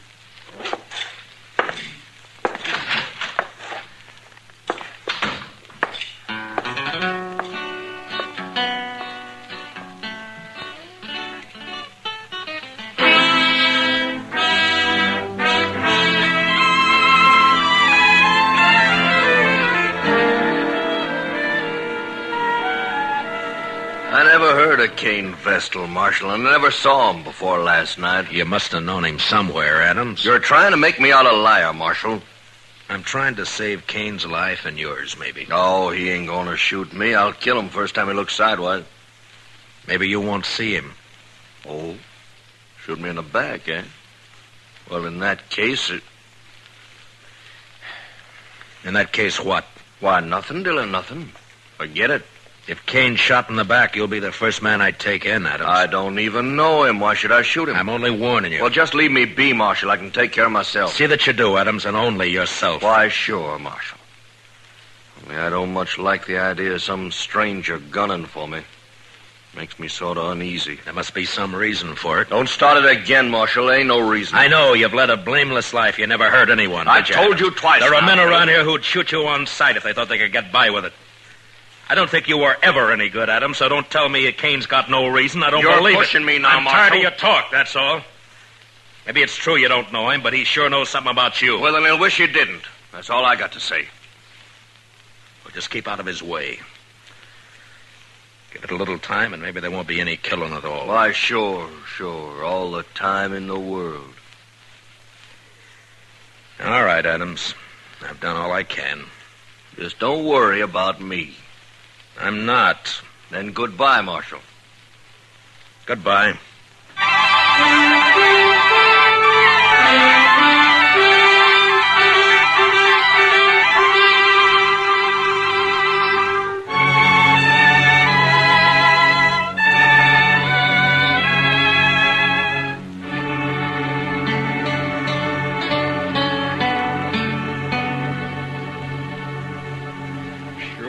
Quiet around town tonight, Mr. Dillon. Yeah. There's a trail herd due in a couple of days. I suppose business will pick up then. You'd think those cowboys be too tuckered out after a ride like that to have any juice left in them at all, Mr. Dillon. Yeah, they're too poor to cut loose any other time. Well, that don't stop them down in Texas, Mr. Dillon. No? No. It's just like an uncle of mine back in Waco. He was poor, he was mean poor. But he always said the only good money was to have fun with. Well, did he have fun? But no, sir. He was too poor, like I said. All right, Chester, all right. All I ask is that you don't try to explain it to me. Well, but there's nothing to explain, Mr. Dillon. It's just that he was the one poorest man you'd ever... Marshal, say, you want to talk to Cain Vestal? What? Cain is upstairs in my office. He been shot? No, not shot. Beat up. Well, how is he, Doc? Well, he's not too bad. A couple of cowboys found him just outside of town. They heard a shot and said 2 men rode off before they could stop them. Yeah? And I guess whoever it was, they didn't have time to finish the job. They just got started working on him. So Adams made the first move, huh? I'll be back soon, Chester. Yes, sir, Mr. Dillon. They hit him on the head with a gun butt. Scratched him up some. Outside of that, he's fine. It's still assault, even if they didn't kill him, Doc. Yeah, I suppose it is. Anyway, they took a shot at him when they heard those riders coming along. Went right through his coat. Yeah. They probably think he's dead. So that's where you went, Doc. I might have known. Didn't even give you a chance to use that gun, did he, Cain? I didn't have a gun on me, Marshal, but it wasn't he. It was they. Huh? Did you recognize them? Well, I don't know many people around here. You know Joel Adams, or so you told me. It wasn't Adam. Could you pick him out if you saw him again? No, Marshal, I don't believe I could.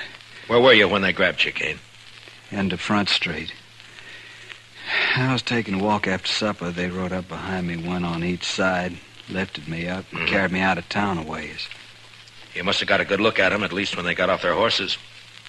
It was too dark, Marshal. Yeah. Doc, how long's he been here? Oh, about half an hour, Marshal. Why? Those cowboys who saw you, Cain, they brought you right in here, didn't they? Yes. So it was maybe an hour ago when those 2 men hauled you out of town? It was plenty light enough then. Was it, Marshal? You're gonna fight it yourself, aren't you? Yes, Marshal. It's my affair. It was, Cain, but you've been assaulted and shot at, so it's the law's business now. I won't prefer any charges, Marshal. You don't have to. I've seen you, and I know who did it, or who hired it done, as well as you do. Please, Marshal. I got to handle this my own way. There's a law that says you can't murder a man, Cain, and the same law says he can't murder you.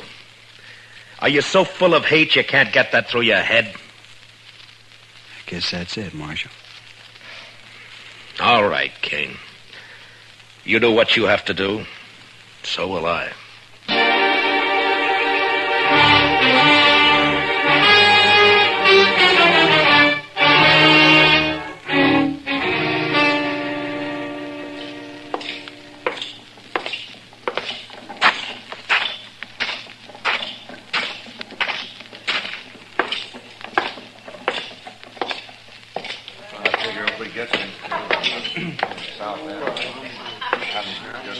Hello, Adams.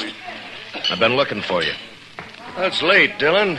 Can't you see me tomorrow? It's not even midnight. That's early for you. You see how this marshal's always trying to get me on the prod, boys? These boys of yours play pretty rough themselves, Adams. Meaning? Didn't they tell you? Tell me what? What they did to Cain Vestal? They did not kill Cain Vestal, and you can't prove it. No, Adams, I can't. Cain isn't even dead. What? You know, I'm curious, Adams. Why'd you think he might be? Why, somebody said he got himself hurt. Joel Adams. You arranged this, Marshal. You know I didn't. Who is he? What does he want? Hello, Joel Adams. Don't strain yourself so you don't know me. Who are you? Cain Vestal. But my name doesn't matter. What are you haunting me for? I never saw you before in my life. That's true. You didn't. But we had a friend in common once. A friend? Who? Julie Travis. What about Julie? You were a riverboat gambler then, Adams, and you had money and fine clothes and a way with women, especially young girls. Julie was only 16 at the time. Never mind all that. So she went away with you. To be married, you told her. Oh. I think I guessed the rest. You wanted to marry her, but I got her instead. Is that it? That's it, Adams. That's exactly it. Oh, now I thought you really had something on your mind, Vestal. Well, all right, why don't you get out of here and quit bothering people while you can still walk? Julie killed herself, Adam. She committed suicide. What? You didn't know that, did you? Well, it's got nothing to do with me. Because you never married her after all. It was just a year after you abandoned her in New Orleans. I think it has a lot to do with you, Joel Adams. What are your plans, mister? I see you got a gun in your belt. Gonna kill you. Oh, so? When? Now. Right now. All right, Vestal, draw. Leave the gun where it is, Cain. One thing I always promised myself, Adams. Someday I'd spit in your face. Why, you...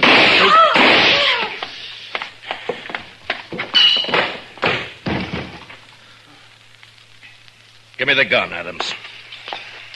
There. He's dead.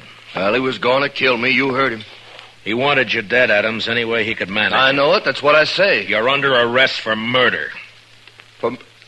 What? It was a gunfight. Cain never even moved for his gun. Well, then I'll hang for this. He couldn't have got me any other way. No, don't suppose he could have. I remember the river gamblers used to say, don't matter how you win, so long as you win. That Cain should have been a gambler. Maybe he was. Come on, let's go.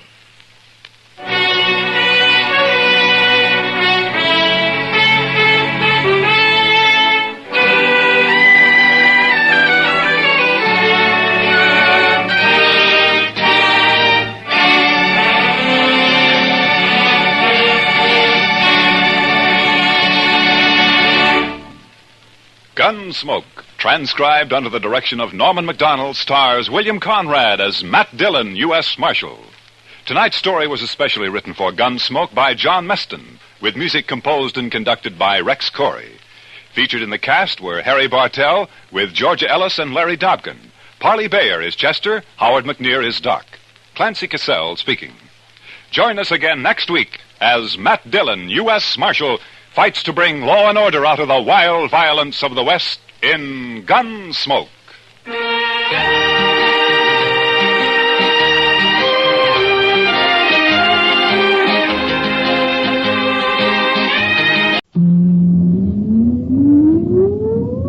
Countdown for blast off. X-5, 4, 3, 2, X-1, fire.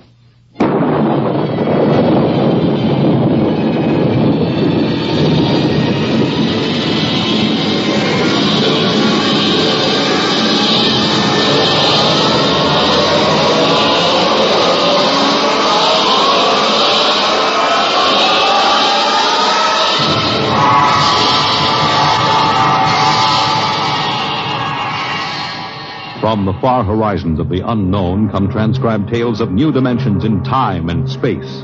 These are stories of the future, adventures in which you'll live in 1,000,000 could-be years on 1,000 maybe worlds. The National Broadcasting Company, in cooperation with Street and Smith, publishers of astounding science fiction, presents X minus 1.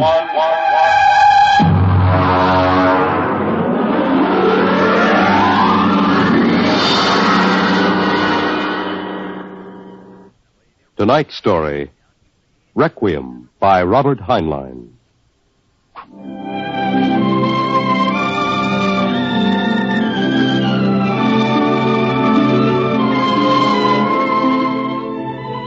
On a high hill in Samoa, there is a grave. Inscribed on the marker are these words: Under the wide and starry sky, dig my grave and let me lie. Gladly did I live and gladly die, and I lay me down with a will. This be the verse you grave for me. Here he lies where he longed to be. Home is the sailor, home from the sea, and the hunter, home from the hill. These lines appear another place, scrawled on a shipping tag from a compressed air container, and pinned to the ground with a knife. It wasn't much of a fair as fairs go. The trotting races wouldn't be held till 8 o'clock at night. The flags and bunting drooped in the gray afternoon, and the pitchmen seemed discouraged. A large black limousine stood at the side of the road, 32 cylinders purring quietly. And over the dust and the clatter of the fair, a bullhorn blasted the highest pitch. Hurry, hurry, hurry, this way to the moon rocket, the moon rocket. See it fly, the actual type rocket used by the first man to see it fly. Chills, thrills, the romance of space. You can ride in it for only $25. Hurry, hurry, hurry. Hey, Charlie, have you got that feed tube patched? I welded it. Good for maybe an hour. Oh, what a crowd. They wouldn't risk a nickel to see the sun blow up. Oh, Captain, excuse me, Captain. Yeah? Oh, yes, sir. 50 cents to inspect the rocket. One? Could you take a passenger this trip? You mean you want to go up? $25. That's right. Yes, sir, right away. Charlie, take the pitch. Step this way, sir. Look out for the feed lines. Oh, yes, I see them. Hey, Doc, passenger for a checkup. Okay, Mac. Well, is this necessary? Regulations. Take off your coat, open your shirt, roll up your right sleeve. All right. How are things, Mac? Slow. We're not drawing as much as the cooch tent. They'll pick up tonight with the trotters. I'm ready, Doctor. All right, give me your arm. All right, breathe in. Breathe. Breathe. Uh-oh. Sorry, Mac. No go, Doc? Cardiac condition I couldn't certify. I'm sorry. You mean you won't take me up? He's the doctor. Well, I rather expected it. Sorry. Between you and me, we could have used the 25. Excuse me, Captain. Yeah? Could you and your engineer have dinner with me after your flight? Dinner? At my home. My car's over there. That's your car? The limousine? That's right. You serious, Mac?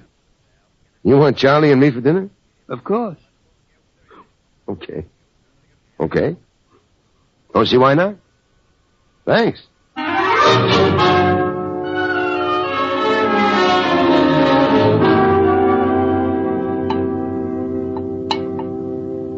Charlie, you had enough. Lay off, Mac. Oh, that's perfectly all right, Captain McIntyre. Cigar? Thanks. Light? Yeah, thanks. Yes, it's hard for me to see why any holder of a master's ticket would quit the Earth-Moon run. I didn't like it. Yeah, don't hand us that. It was Rule G washed you out. All right, so I took a few drinks. Tell me, gentlemen, are you satisfied with what you're doing now? Are you kidding? We've been pushing the old junk heap for a year. Half the time, the sheriff has an attachment on the ship for a fuel bill. It stinks. Would it help you to get back to the moon? Well, sure. I could get a short-haul job hopping ore. If I kept my nose clean, I might even get back on the run. Would you be open to a business proposition? What is it? You own your own rocket? Barring a couple of liens against it. I want to charter her.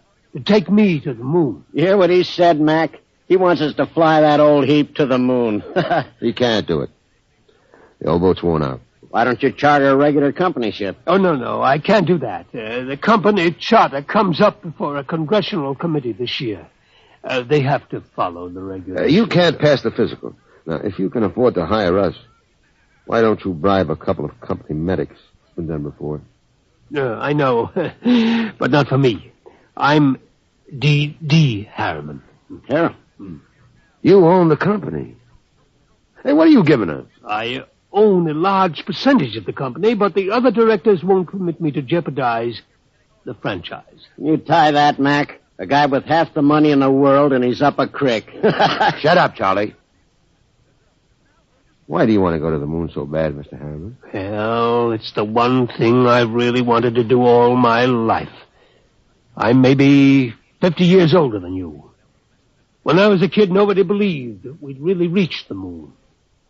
You've seen rockets all your lives. When I was a boy, they laughed at the idea, but I believed. I wanted the moon then. I used to stand in the backyard and stare at it.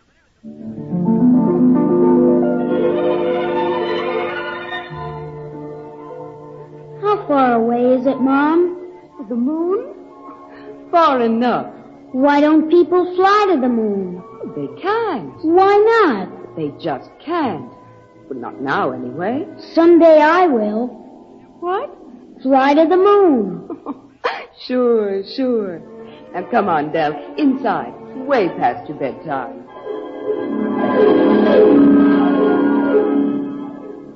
There wasn't enough money for college, so I worked. Stock boy at the old Ford plant in Detroit, accountant, credit manager for a mail order house, then New York and Wall Street, and then transportation. The monorail line between New York and Chicago, the Atlantic Pressure Tunnel, and then Harriman rockets. Del? Del, I want to talk to you. I'm working, Charlotte. You talk to me now, Del, or you may not get another chance. What is it? Fred Lott was in. You've sold out again. I run the business, Charlotte. Del, I'm fed up with it. Up to here. I married you because I love you. I still love you, but I'm fed up. Now, what is it, Charlotte? We're not young anymore. Fred tells me you've bought into a bankrupt engineering firm, sunk every nickel in it. Well, they own the Schwarzmiller fuel injector patents. I need them. How many times do we have to start over? I'm tired. I'm not asking for millions. Just a little life for the two of us.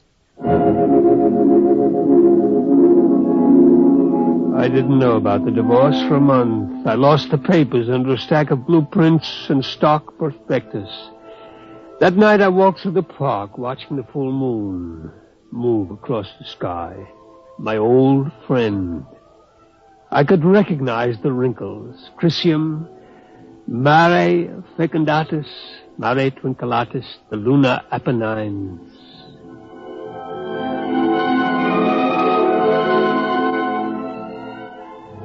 It took 2 fraudulent bankruptcies and an investigation by the Securities and Exchange Commission before we did it. The moon.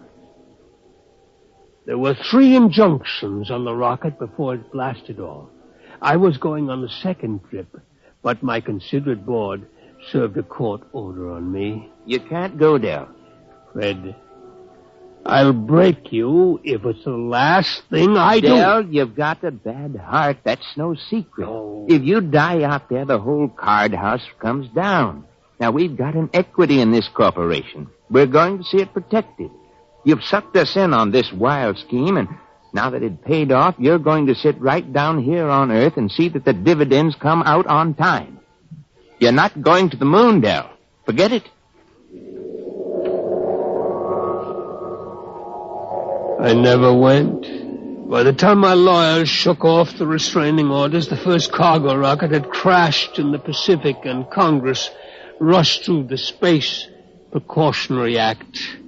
My heart kept earthbound, and now I'm old. I've lived longer than I should, but I would not let myself die. I will not until I have set foot on the moon. There, Captain McIntyre, you asked why I wanted to go to the moon, Well, you find a ship, Mr. Harriman, and I'll drive her. You'll hit the moon. All right, then we can get down to business. I'll have contracts drawn up for you. You two will have to buy me a ship. I can't do it openly, of course. My dear board of directors would find out and slap a court order on me. Well, we can't get credit. Oh, don't worry. I'll supply the cash in advance. Pick some ship that can be fitted for the jump. A strato yacht, Apply for a strato license. Then after it's issued, you move to a piece of desert. I'll find a strip and buy it. You mean fit her out there? Yes. We'll install extra fuel tanks, change the injectors and timers for space flight. Charlie, you think you can manage the changeover without a dockyard and shops? Well, I'll have to have a load of power tools and a lot of time. It'll be haywired and spot welded. Just so it doesn't blow up when I slap the key. It won't blow. Well, that's what you said about the last ship. Now, cut it out, will you? I ask you, Mr. Harriman, that last ship was a junk heap and we knew it. Now, this'll be different. We're going to spend some dough and do it right. Ain't we, Mr. Harriman? You spend all the money you want. I'll see that you get it.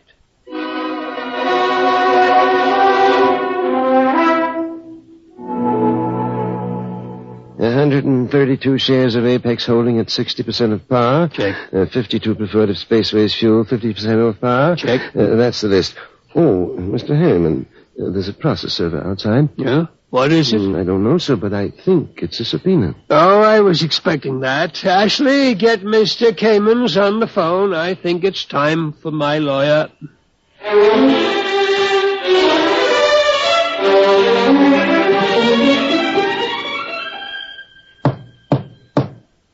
May it please your honor, counsel representing Mr. Harriman's relatives contend that his behavior for the past few weeks gives clear indication that a mind brilliant in the world of finance has become senile.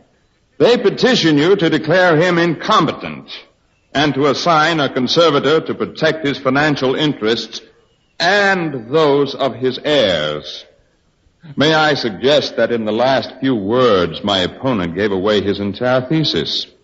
It is evident that the petitioners believe that my client should conduct his affairs in such a way as to ensure that his nephews, nieces, and their issue will be supported in unearned luxury for the rest of their lives. Therefore, we pray this court will confirm my client in his right to do what he likes with his own. Deny this petition and send these meddlers about their business.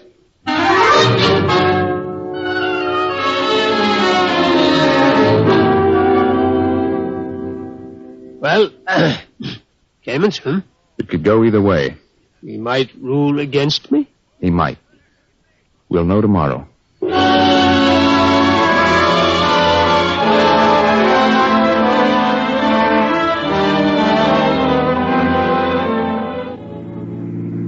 Here it is. Eccentric millionaire disappears. Yes. You eccentric, Mr. Harriman? Well, they used to call me crazy, but that depends on your credit rating. A bench warrant under contempt proceedings has been issued. They won't find me out here. How is the work going, Charlie? My end's in pretty good shape. Well, are you ready to go? My nephews will have detectives out looking for me. Well, I could run those calibration tests tonight. Take till midnight. After that, it's up to the Commodore here. There she is, Mr. Harriman. That's the job that'll take you to the moon. It's a good ship, isn't it? Hey, Mac, stop the car. Yeah. All right. He's out? Look at him. Where's his medicine? Vest pocket. Here, break the glass. Hold it on his nose. He looks lousy. Yeah. There. He's breathing easy. Come around soon. Mac, we ain't going through with this. Why not? It's murder. He'll never stand up under the initial acceleration. Maybe not, but that's what he wants to do. You heard him. I don't like it. He's an okay old buzzard. What do you want to do with him? Send him back to Kansas City so his no-good nephews can shut him up in the cellar? No, but... Okay, then. Now get out there and make your set up for those test runs. Get that ship ready to fly.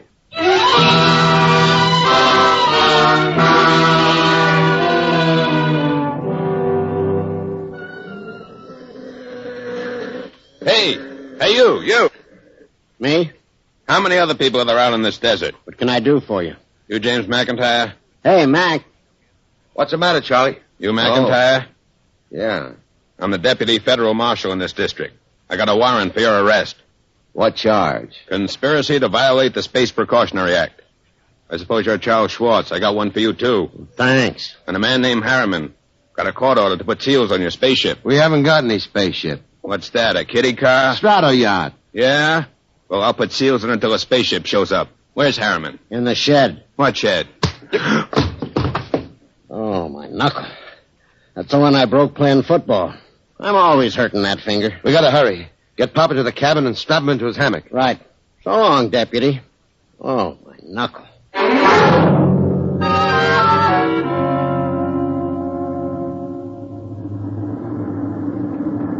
She's warm, Charlie. Everything set back there? How do I know? I didn't have time to run tests. Tough. You all right, Mr. Harriman? I think so, but these straps are tight. Have to be when we blast off.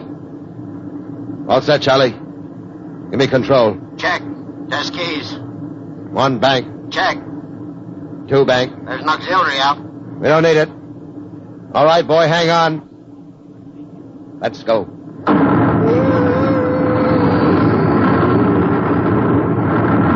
How are you, Pop? I'm doing fine. Couldn't be better. You better stay in your hammock. I'll loosen the straps a little. What is it? Nothing. Just go easy on that side. You ain't fooling me none, Pop. We got a couple of busted ribs. There isn't much I can do till we ground. You take a neobaritol and I'll wake you when we cut jets. No, I'll stay awake. Okay, just as you say, Pop.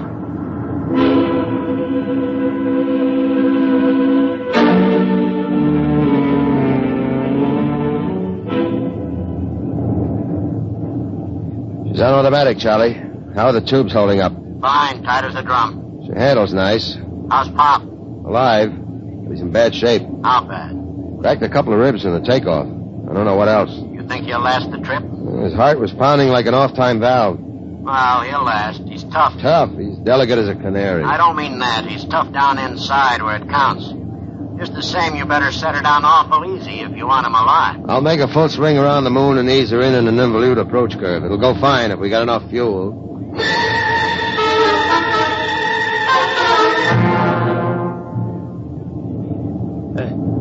Somebody call me? Something wrong, Pop? Thought somebody was calling there. Must have been asleep. I swung your hammock around. We're breaking now. There she is ahead. The moon. I've seen 1,000 photographs. There. That's Copernicus. Tycho. You know it all right, Pop. Where are you landing? Mare Imbrium between Aristillus and Archimedes. Oh, that's about 40 miles from Luna City, isn't it? Yeah. It won't be easy landing without ground approach radar, will it? I've done it before. Not without a second pilot to punch the centimeter. You ought to have a mate's ticket, Pop. You know the whole routine. You must have really studied up. Yes, that's all I could do, study until now. Oh, look at the moon. I feel as if I'm coming home. Yeah. Charlie. Yo. I'm taking her in. Cut in full power. Make it good, Mac. Pop can't take a rough one. Shut up and give me the power. I'll do my best. Okay. Nanometer setting punched. Hang on. Here we go.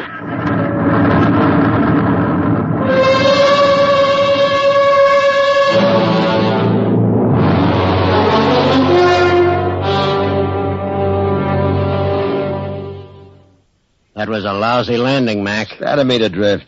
How's our passenger? Quiet. Now look. I wouldn't make any bets. That landing stunk. Will you shut up? I did my best. Hey, Pop. He's alive. There's blood in his mouth. He's trying to say something. Take it easy, Pop. We're down. Oh, where? Take it easy. Vacuum suits. Where are they? Steady, Pop. You can't go out there yet. We got to give you some first aid. Give me that suit. What do you think, Mac? Might as well. Get the suit out of the locker. There, we'll use the big one. Be more comfortable. Okay. Hurry. Okay, Pop. Easy now. Hurry. All right, pull it up.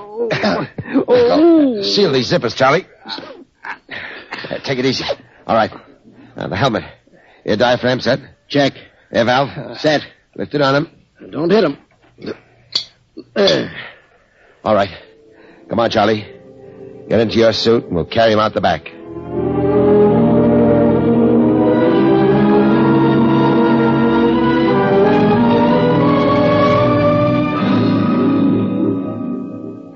Easy with him. Okay. You all right, Pop? Outside. Take me outside. His left leg is gone. Get your shoulder under it. Right. Open the lock. All right, Pop. Come on. We're going out on the moon.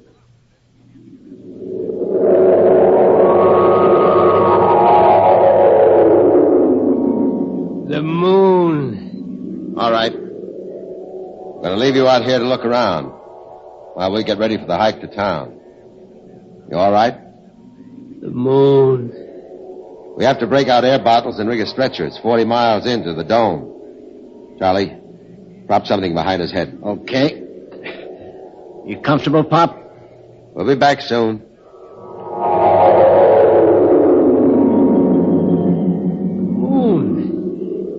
I can feel the pumice dust, and it doesn't hurt anymore. Why, there's the earth overhead, the earth in the sky in green blue. I'm on the moon. I'm on the moon. Del? Del? Charlotte? I thought I heard somebody call my name. Yeah, I'm getting old. My mind wanders. Del? Del? Charlotte. Del? That is you, isn't it? I made it, Charlotte. I'm on the moon. You didn't understand. You were afraid I wouldn't take care of myself. But I made it. I'm on the moon. Del? I'm on the moon.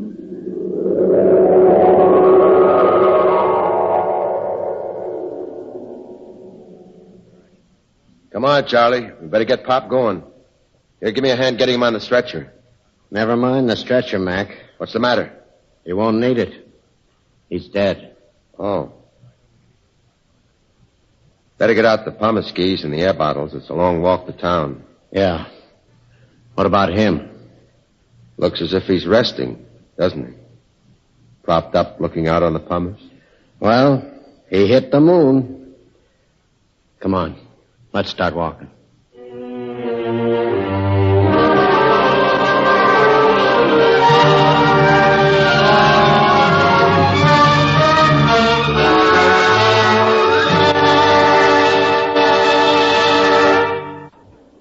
You have just heard X-1, presented by the National Broadcasting Company in cooperation with Street and Smith, publishers of astounding science fiction.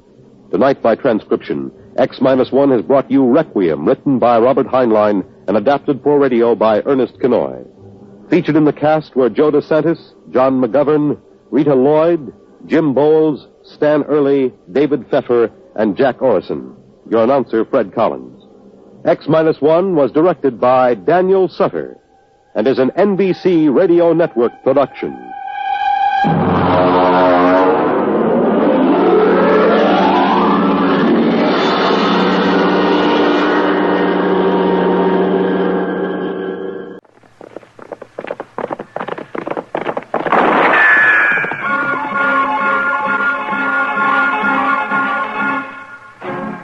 Around Dodge City and in the territory on West, there's just one way to handle the killers and the spoilers, and that's with a U.S. Marshal and the smell of Gunsmoke.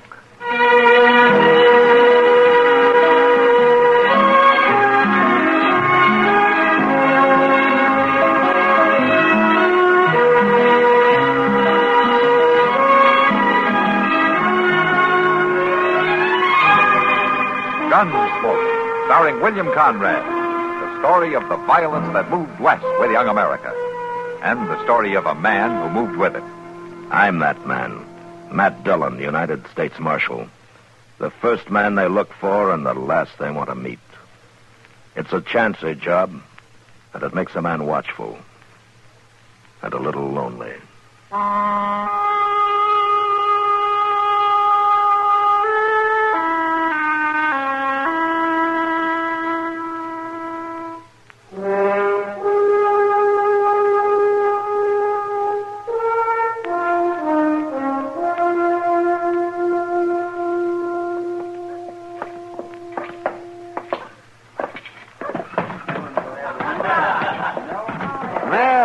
Look who's in town tonight, Matt.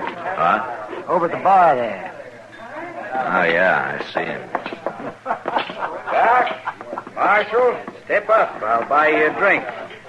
No, thanks, Seibert. There's something wrong with my money? Seibert, the only thing wrong with your money is it belongs to you. Oh, now, Doc, that's no way to be when I'm celebrating my new contract. Oh, what contract? The cavalry.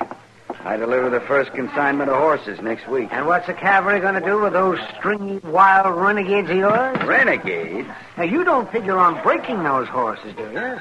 You're not good enough to do it yourself, and no rider in this territory will work for you. I'll find somebody. I'll do it fast, Seibert, and then get out of town. All right, Marshal. Sure. Yeah. You know, Matt, it makes me ashamed of myself the way I feel about that man. But I just can't help it. Yeah, I feel the same way, Doc. Matt? Yeah, Kitty. Come on over here to the window. No? Yeah, I want you to see something. What is it? Look out there. See those two boys? Yeah, what about them? Did you ever see them before? No, I don't think so. Well, I've been watching them. They act real lost. Maybe we better go see. Yeah. Come on.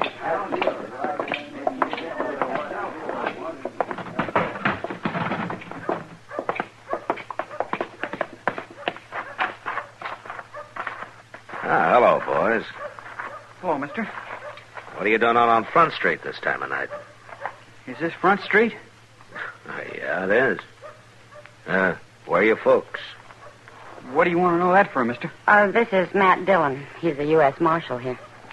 We ain't done nothing. Where are you boys from? Texas. Texas? You're a long way from home. Yes, sir. What about your folks? We ain't got any. Ma and Pa got burned up when our ranch caught fire. Oh. How'd you get here to Dodge? Followed the trail herd most of the way. Where are your horses? Oh, we had to sell them upriver. But the money's long gone. Our uncle is supposed to meet us here. You boys hungry? Yes, ma'am. But we don't want to beg no food. Well, you're not. You're my guest. Well, thank you, ma'am. Say, Matt. Yeah. Why not have Chester take him down to the livery stable later? Moss Grimmick can use the help, and they can earn their meals and get a place to stay. That's a good idea. You boys know anything about horses? Yes, sir, a lot. Well, come on inside. Let's see about that fruit. You go on, boys. I'll be with you in a minute, huh?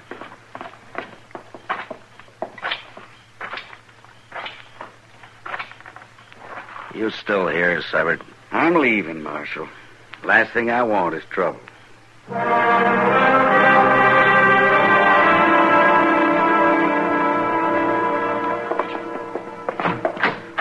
Well, this is it, boys.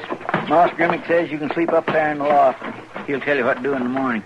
Okay. Oh, Mr. Dillon says come see him tomorrow, and he'll try to get in touch with your uncle. Well, thanks, Mr. Proudfoot. You might as well call me Chester. Everybody else does. We're sure lucky for this, ain't we, boss? Yeah. People here in Dodge City are mighty nice. Especially that Miss Kitty. She's pretty, ain't she? Yeah, I guess so. Hello, boys. Hello. I'm Orrin Seibert. I'm Bus Cheney. This here's my brother, Howie. Howdy. I hear you boys know about horses. You ever break any? Sure, lots of them. Well, now, if you can ride, you don't need to hang around here cleaning out stalls. I got a real job for you out at my ranch. Make yourself some money. We could sure use some, all right. And you're hired. Now get your horses, meet me out back. We ain't got any horses. No? Well, say, I'll tell you what I'll do. I got 10 head need breaking by next week. You boys break them 10 for me. After that, you can take your pick. You mean it? Both of us? That's what I said, didn't I? Come on out and get in the wagon. Get your stuff, Howie. Let's go.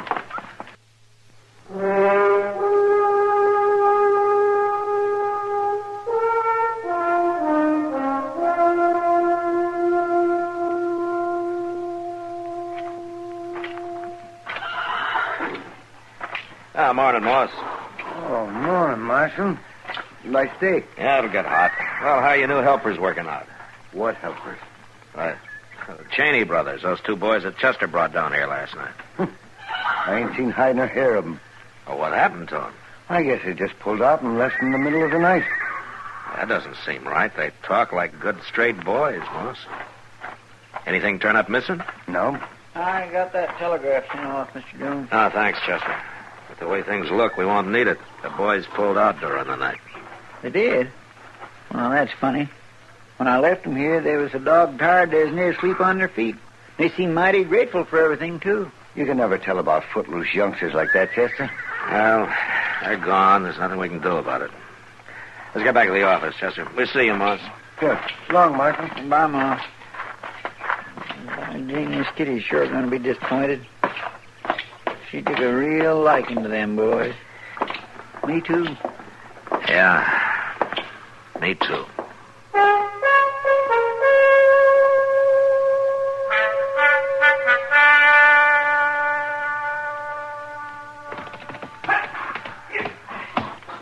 Ride him, Bus! Stick with him, Bus! Attaboy! He's running!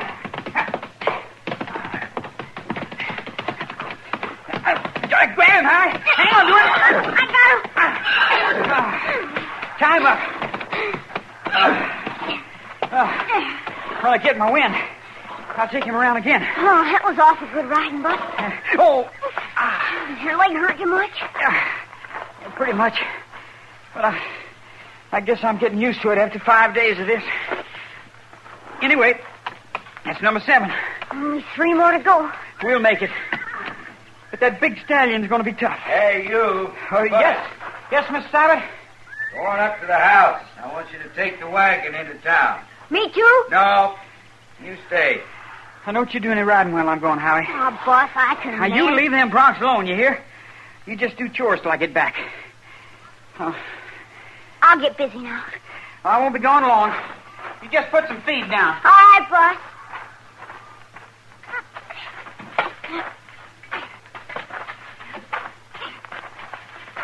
What are you fixing to do there, boy? Put down some feed, Mr. Seibert. Now, I didn't hire you to do chores. I hired you to break horses. Boss told me not to ride while he was gone. He won't be back till supper time. You going to waste the whole afternoon? Well, no, sir, but... Then what are you waiting for? Well, I wouldn't mind riding, but Boss told me. He don't trust you. I've watched you ride. You're near as good as he is. You can handle any of them. I don't know, Mr. Seibert. You lost your nerve? No, sir. I'm not afraid. Well, you're sure acting like you're afraid. One thing I can't stand is a coward. I ain't no coward. Then let's get a saddle on one of them horses.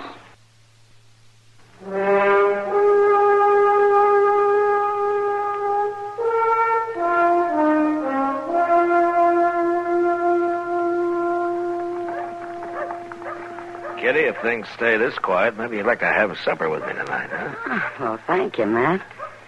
I was afraid I'd have to sit and watch Sam Noonan polish the bar all night. Hey, Matt, look. What? Isn't that Bus Cheney? Sure is.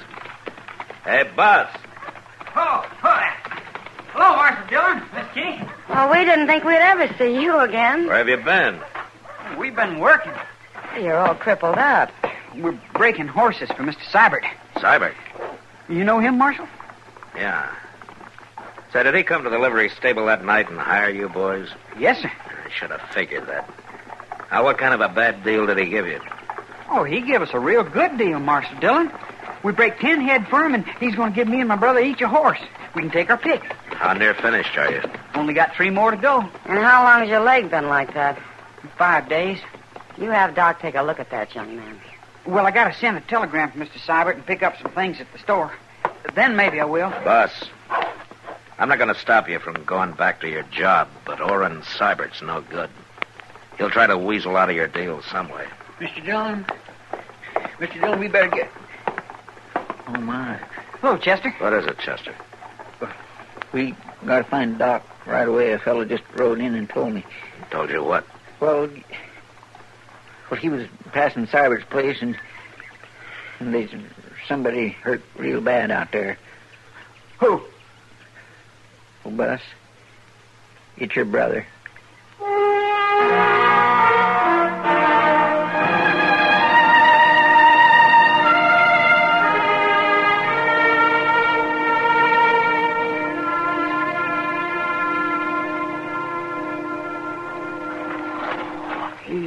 Easy now. Real easy. How bad is he, Doc? Now get out of the way, Seibert. Get up. Now, Bus, you pack those robes in around him. Good and tight, will you? Sure, Doc. That crazy kid. He said he was anxious to ride, but I never figured he'd take on that big stallion. Crazy fool You've kid. done enough talking, Seibert. Now shut up. Matt, we're ready. Yeah. His spine, Matt. You understand? Yeah, Doc, I'll drive slow.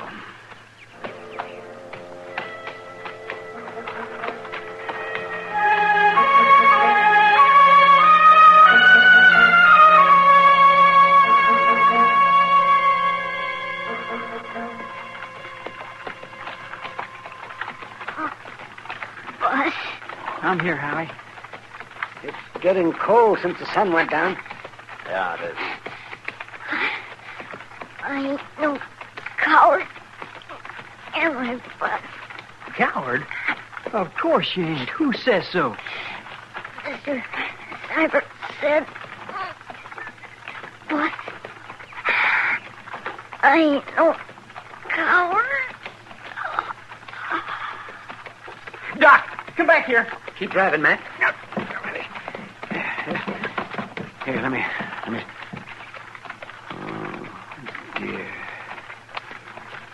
Matt, no need to hold him in now. Give them their head.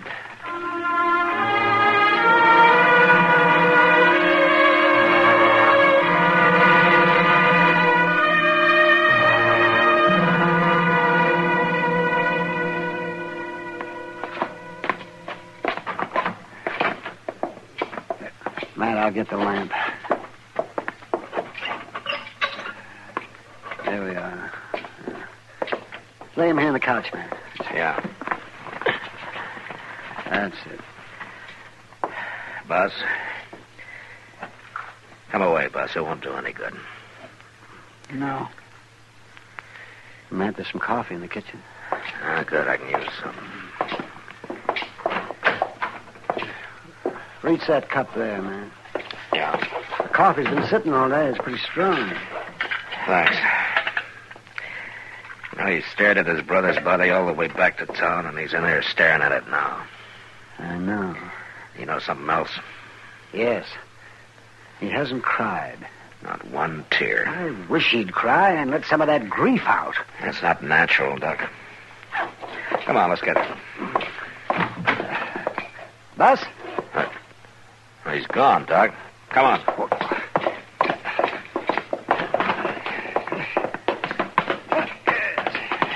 That boy's in no condition to be by himself. Well, he couldn't have gotten very far, Doc. I don't see him. No, didn't you? What was that? Sounded like it came from back of the livery stable.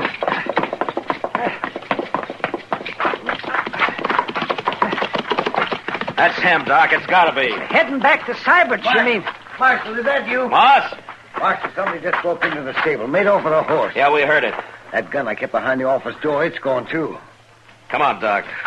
You know who it was? Yeah, Moss, I know. I'll get him.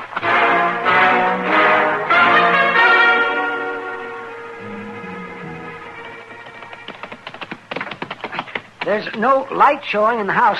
That could be a good sign, Doc. Come on. See him? No. What? It's the stallion. Yeah. Something in that corral's got him spooked. Hold it, Doc. Yeah, there he is, just inside the fence there. It's Cybert. He looks dead, but I'll see what I can do. All right. Kid's probably holed up in the barn. I'm going to see if I can find it. But you watch that stallion now. I will. Boss. It's Matt Dillon.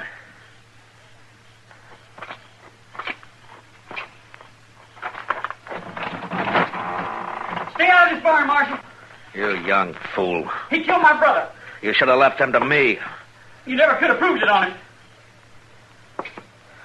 Now, don't come no closer. You did what you had to. I'm going to do what I have to. I'm going to take you, Bus. No. Now put the gun down. Stay back. Put it down. Don't make me kill you.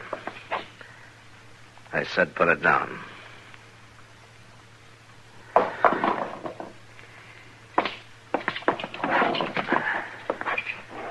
What'll happen to me now? I don't know, Bus. It don't matter none anyway. Matt. Yeah, in here, Doc.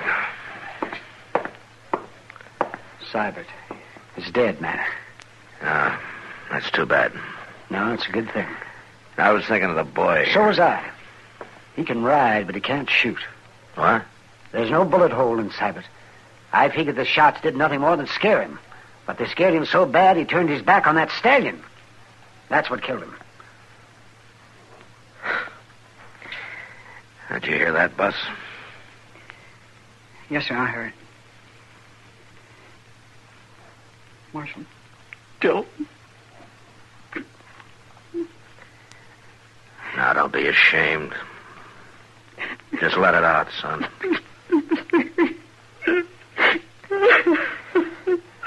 Come on, Doc. Come on.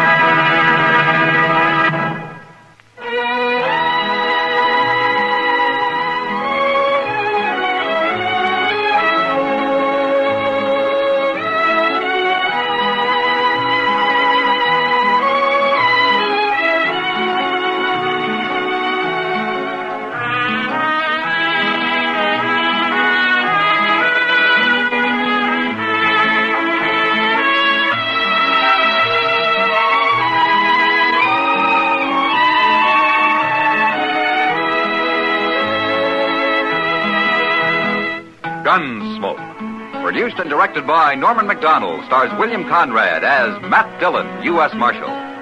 The music was composed and conducted by Rex Corey. Sound patterns were composed by Ray Kemper and Bill James. Featured in the cast were Parley Bear as Chester, Howard McNear as Doc, and Georgia Ellis as Kitty.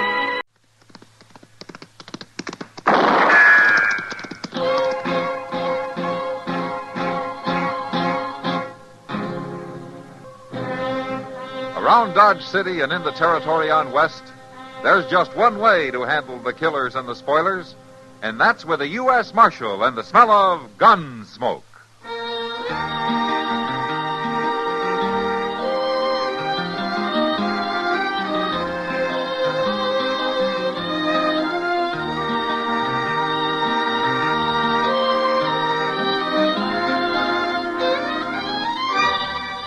Gunsmoke, starring William Conrad.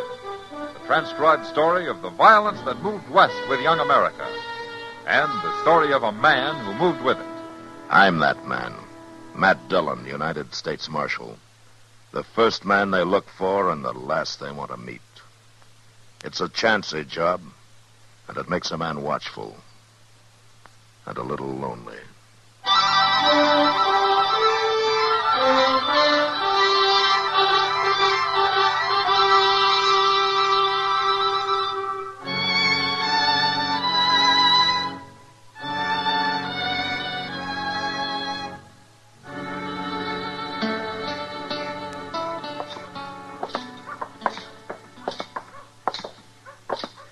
It's a nice, clear evening, Mr. Dillon.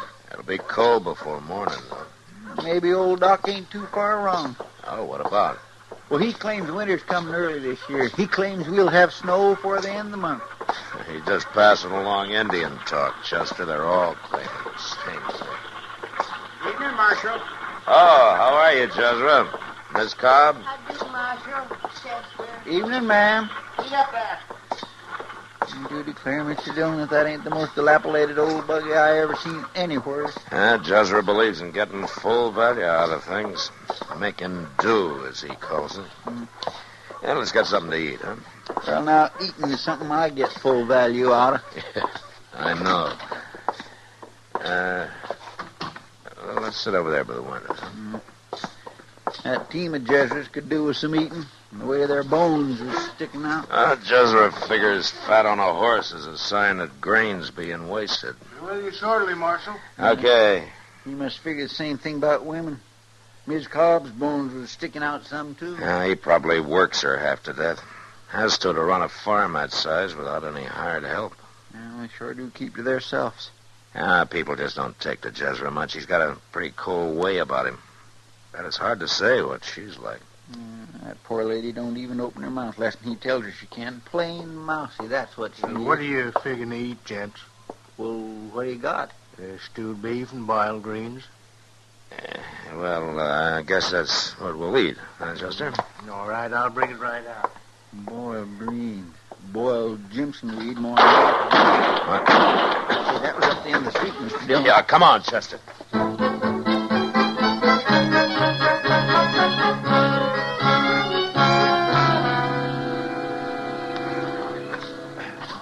Open up here. Let me through, will you, please? Will you let me through? Hang on to that horse. He's mighty spooky. What's the trouble, Chester? Marshal, you've allowed this town to become a sink of iniquity, a whited sepulchre. Oh, is that so? Town of painted Jezebels, scoundrels, and murdering assassins. The name should be changed to Sodom or Gomorrah. You all right, Miss Cobb? Somebody tried to kill us, Marshal. They were standing right over there in the shadows. Minerva, you'll kind of remember a woman's place. Marshal asked me. Silence. Sorry, Ezra. Did you get a look at him? We did not. The coward struck in the darkness. It was only a miracle we escaped. Any of the rest of you see who fired those shots? Why, you're the law here, Marshal. I demand an accounting of this outrageous assault. Jezra, do you know anybody who might think they got a reason to kill you? I never had an enemy in my life. Well, it looks like you got one now.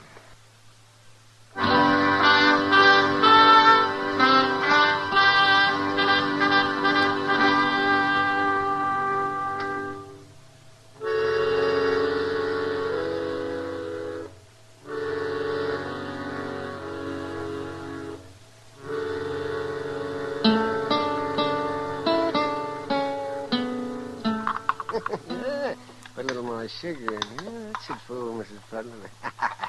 Well, hand me that pill mold, will you, Matt? Is this what you mean, Doc? That's it. Thank you.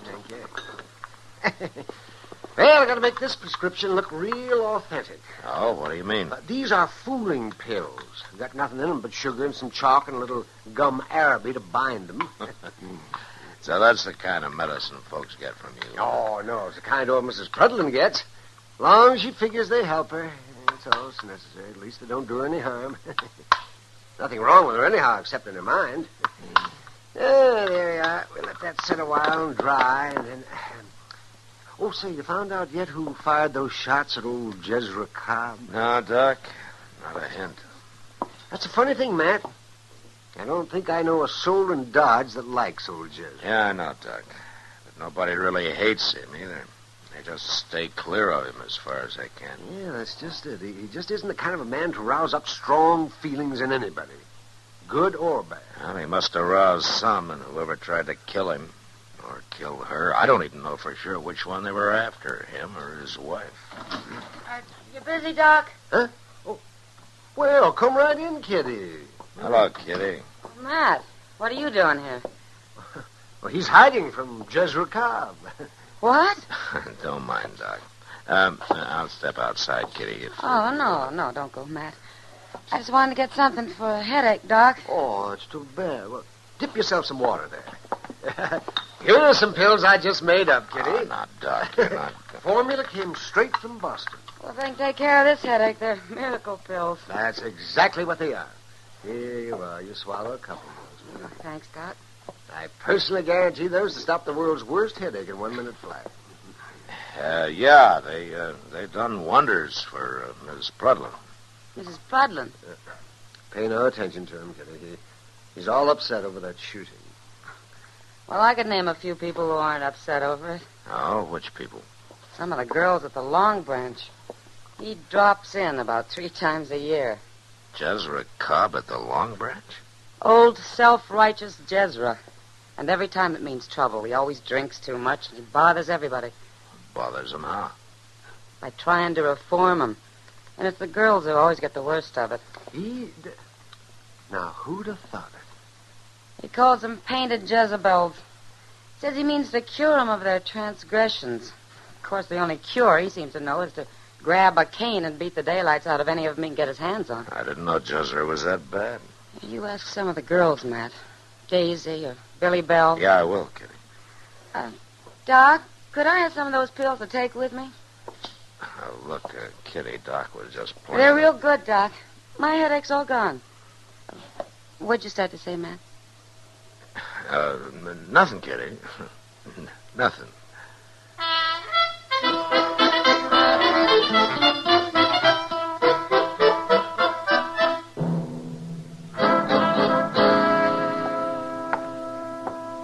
"48 hours, Marshal, and you've accomplished nothing.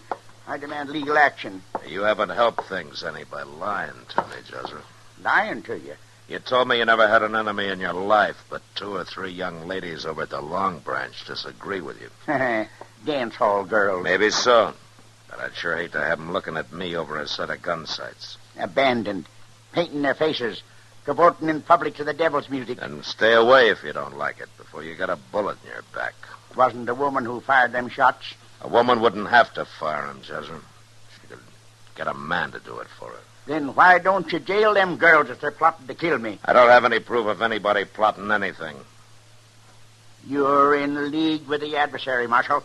You're aiding and abetting the forces of evil. Let me tell you something, Jezra. I'll aid and abet anybody's right to live his own life according to his own lights. As long as he's within the law. Mr. Dillon, Yeah, what is it? Could I see you a minute? Yeah, sure. Yeah, what's the matter, Chester? Well, it's Miss Kitty. She wants you over at the Long Branch right away. Oh, what for? Well, it seems there's a fellow there that's been drinking real heavy, Mr. Dillon, talking too much. Oh? And Miss Kitty heard him say he'd been offered $300 to kill old Jezra.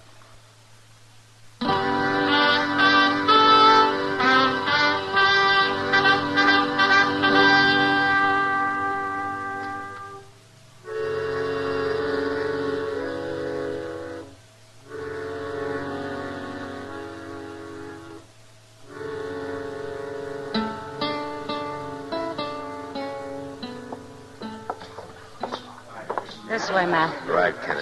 Come on, Chester. Yes, sir. He's playing poker over here with a house dealer and a couple of cowboys. You been in here before? Yeah, just during the last week. He's a drifter, I guess. Goes by the name of Puggy Rado. There. That's him, Matt, on the far side of the table. Uh-huh. Yeah, he looks like a saddle bum. He was making out real braggy for a while. Fastest gun in Texas, that kind of talk. But I guess he knew he'd gone too far when he said that about Jezra Cobb. He shut up tight right after. All right, Kitty, I'll try to get him away from that table. Wait a minute. I think he's coming over here. Yeah.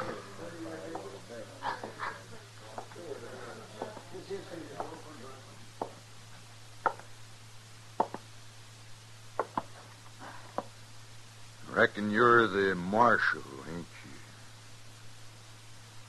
you? That's right, yeah. I reckon she heard what I said, sent for you.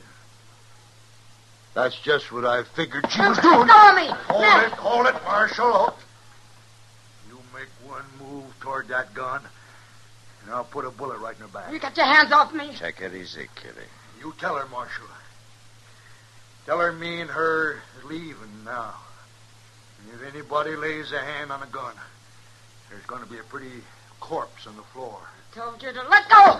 Take him out. Drop the gun, Rado. Not a chance.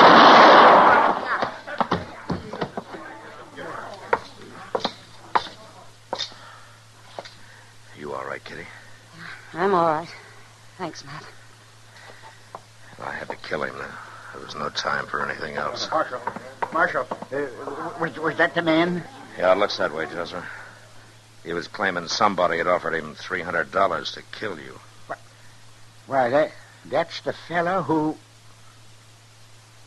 Who what, Jezra? Why, he stopped in at my place last week begging a handout.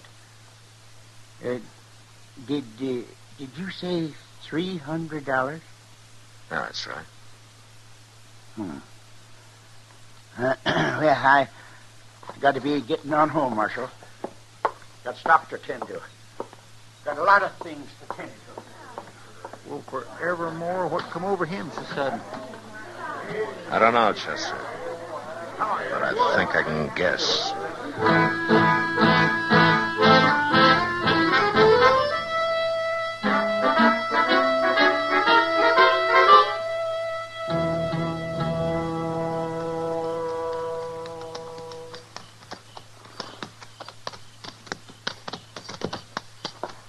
Come on, Chester.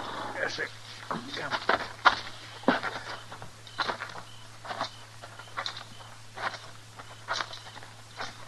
Kind of quiet, Mr. Dillon. Maybe Jezra ain't home yet.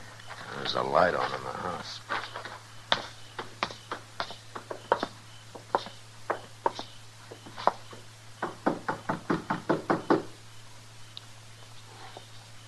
That's a real proud barn yonder to be with such a poor-built house, ain't it? Yeah, it sure is. Good evening, Miss Cobb. I do, Marshal.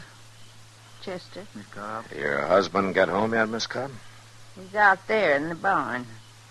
Won't you come in and set a spell? Yes, we will, thank you. As a matter of fact, Miss Cobb, you're the one we rode out here to see. That's right kind of you, Marshal. Now, you two sit you down there at the table. Just this minute took a wild plum pie out of the oven. Well, no, thank you, Miss Cobb. Well, I don't often get to feed callers. You ain't going to deprive me of the chance. Maybe we could just taste it a little dab, Mr. Dillon. All right, Chester. I always had the impression that you were opposed to visitors, Miss Cobb. Oh, I love to have folks come. Jezra ain't never been one to encourage it.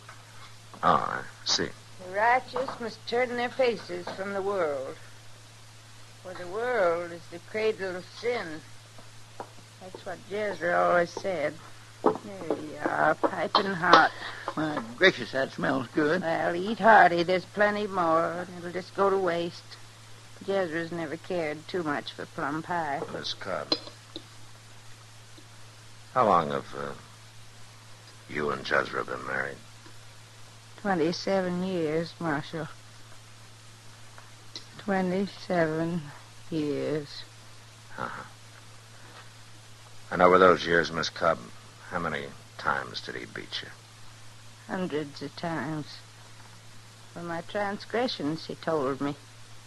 He used to read me from the good book that a husband's got a right to do that. I ain't never learned to read myself. But last month I asked Reverend Blouse, and he said there weren't nothing like that in the good book. Well, maybe Jezra's got his own version. He lied to me, that's what he done. And if he'd lie about that, then, well, I reckon you know, don't you, Marshal? Yes, ma'am.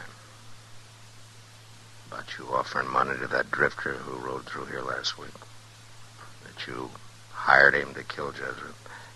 Yes, ma'am, I guessed it. Jezra did, too. Oh, I figured he did the way he acted in town. He come home and told me about you having to shoot the man. Then he asked me for our savings. And I got it for him. He sat down here and counted it.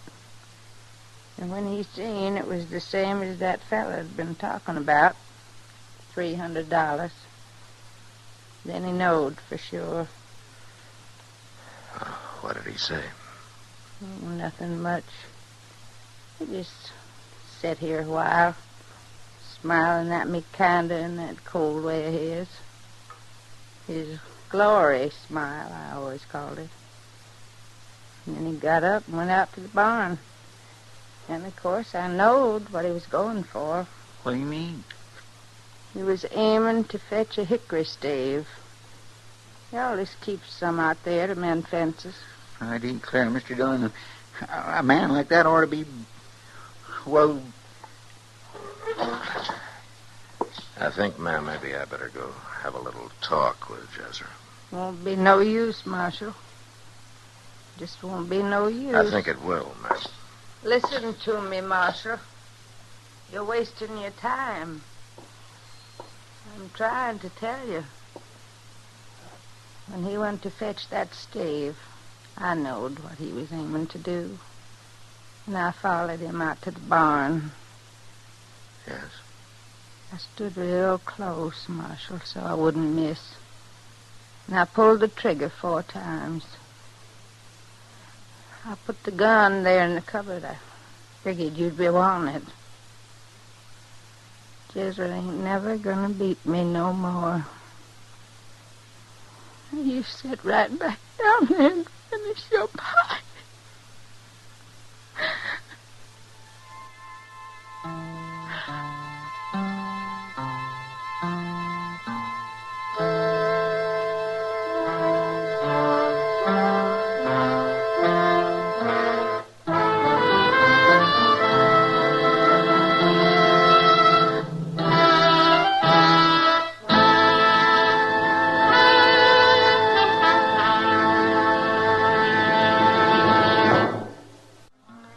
Gunsmoke. Produced and directed by Norman MacDonald, stars William Conrad as Matt Dillon, U.S. Marshal. The script was specially written for Gunsmoke by Les Crutchfield, with editorial supervision by John Meston. The music was composed and conducted by Rex Corey. Sound patterns by Ray Kemper and Bill James. Featured in the cast were Virginia Gregg, Ralph Moody, Don Diamond, and John Daner. Parley Bear is Chester, Howard McNear is Doc, and Georgia Ellis is Kitty.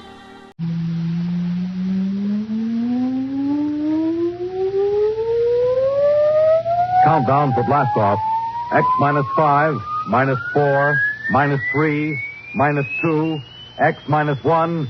Fire!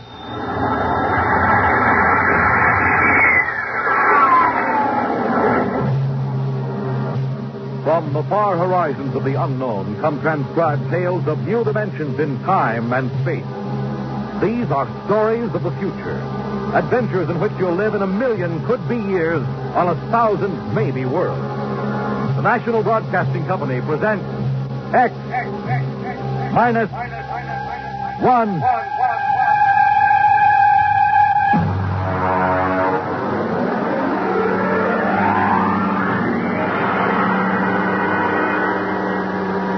Tonight, X-1 presents Perigi's Wonderful Dolls by George Leffert.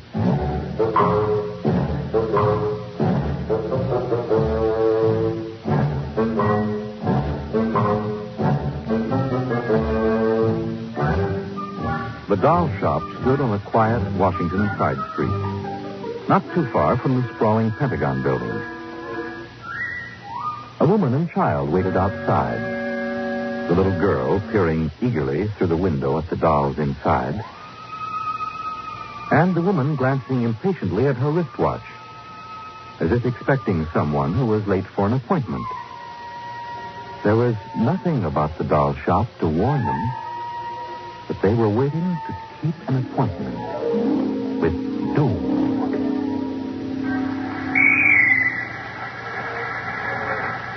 Mommy, look. What, dear? In the window of the shop, the tiny dolls. Oh, Mommy, do you think Daddy will buy me one? We'll ask him when he comes, dear. Should be here soon. He said 3 o'clock on this corner. I see him, Mommy. See? Oh, Henry, over here. Hello, dear. I'm sorry I'm late. Well, we're all ready to go shopping. Cindy's been... Yes, well, I'm afraid we'll have to call off the shopping element. Oh, Henry, we promised Cindy. Well, I'm sorry, but it's just one of those things. You've been the wife of an Army colonel long enough to know his life isn't his own. What is it this time? Some more of that flying sphere nonsense. The pilot who says he sighted it last month crashed and was killed today, and the general wants the full report. Oh, dear. What next? Well, I got a staff meeting at the Pentagon at 3:15. Daddy, look in this window. I haven't time, dear. Alma, Just for a minute, Daddy, Yes, please. now, Cindy, I haven't time to stop and watch a bunch of 6-inch dolls parading around in the shop window. Hey, they are lifelike, aren't they? Look at that, Alma. Dolls are marching around like a regular review. They've even got their own little band. Is it one in the red jacket, Daddy? Yes. He's the leader. He's bowing to us. Well, they don't look human. Henry, your staff meeting.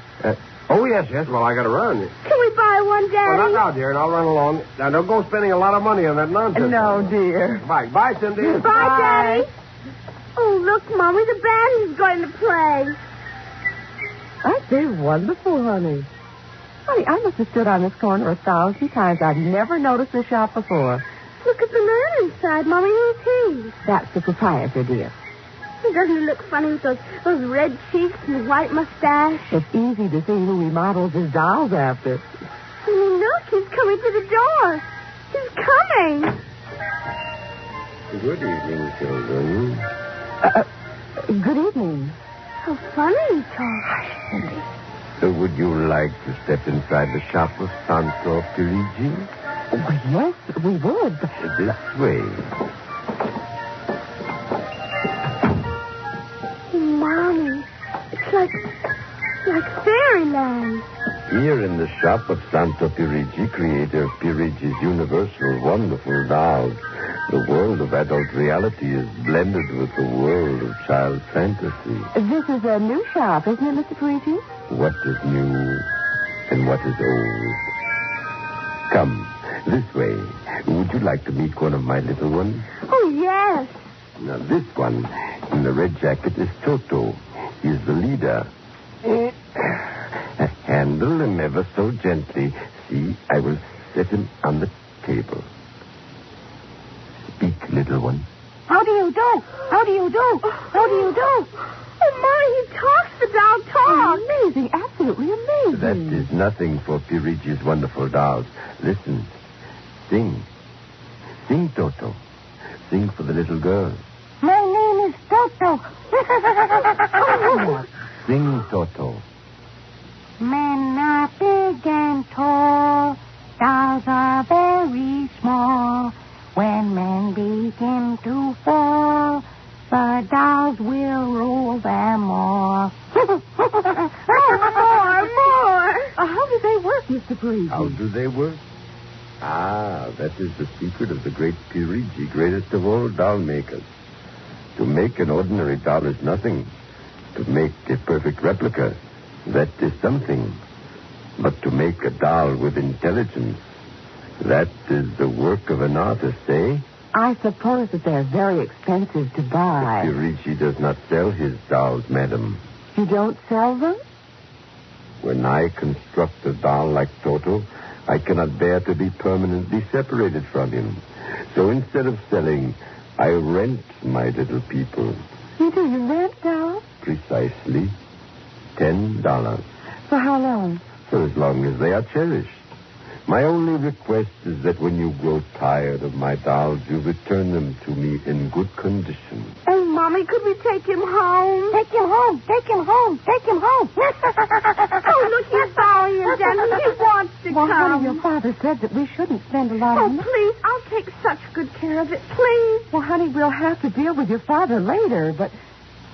Well... Oh, Mommy. All right. Wrap him up, Mr. Perigi.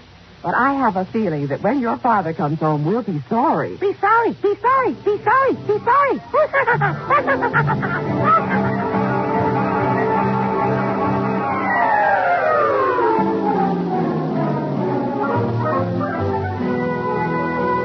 Now, Toto, this is my room, and you're going to sleep right here next to my pillow. I wish you wouldn't laugh like that. I'm going to have to teach you some manners. And you be quiet because my daddy will be home soon. And he's a colonel in the Air Force staff. And he'll bust you to private if you don't behave. Come along now. I'm going to introduce you to my puppy dog, Mr. Blister. So be good. Here, Mr. Blister. Here, Blister. Come on. Mr. Blister, this is Toto. Dear, I don't think Mr. Blister likes you, Toto. Come over here and shake hands with Toto, Mr. Blister. Come on now. Mr. Blister! Let him go! Let him go! Let him go! Let him go! Mr. Blister, come over here. Come over here. Cindy, what happened? Mr. Blister tried to bite my doll. How frightened he is. Oh, honey, dolls don't get frightened. But he was frightened, Mommy. He screamed. You imagined it, dear. It's only a doll. He did. Well, Mr. Blister didn't mean it. Now, you know he's the gentlest little pup alive. He is, and he's nasty, and I hate him. Oh, now, see, you've hurt his feelings. I don't care. He tried to bite my new doll, and I don't ever want to see him again, ever. Oh, dear. All right, Mr. Blister. You come downstairs with me. Cindy's angry with you tonight. I'll kill him. Cindy, where did you learn a thing like that? Toto said it. Honey, you've had a very exciting day. Now, brush your teeth now and go to bed, hmm? Daddy's coming home late, so he'll see you in the morning. Good night, dear. Sleep well. I hate him. Hate him. Hate him. Hate him. Hate him.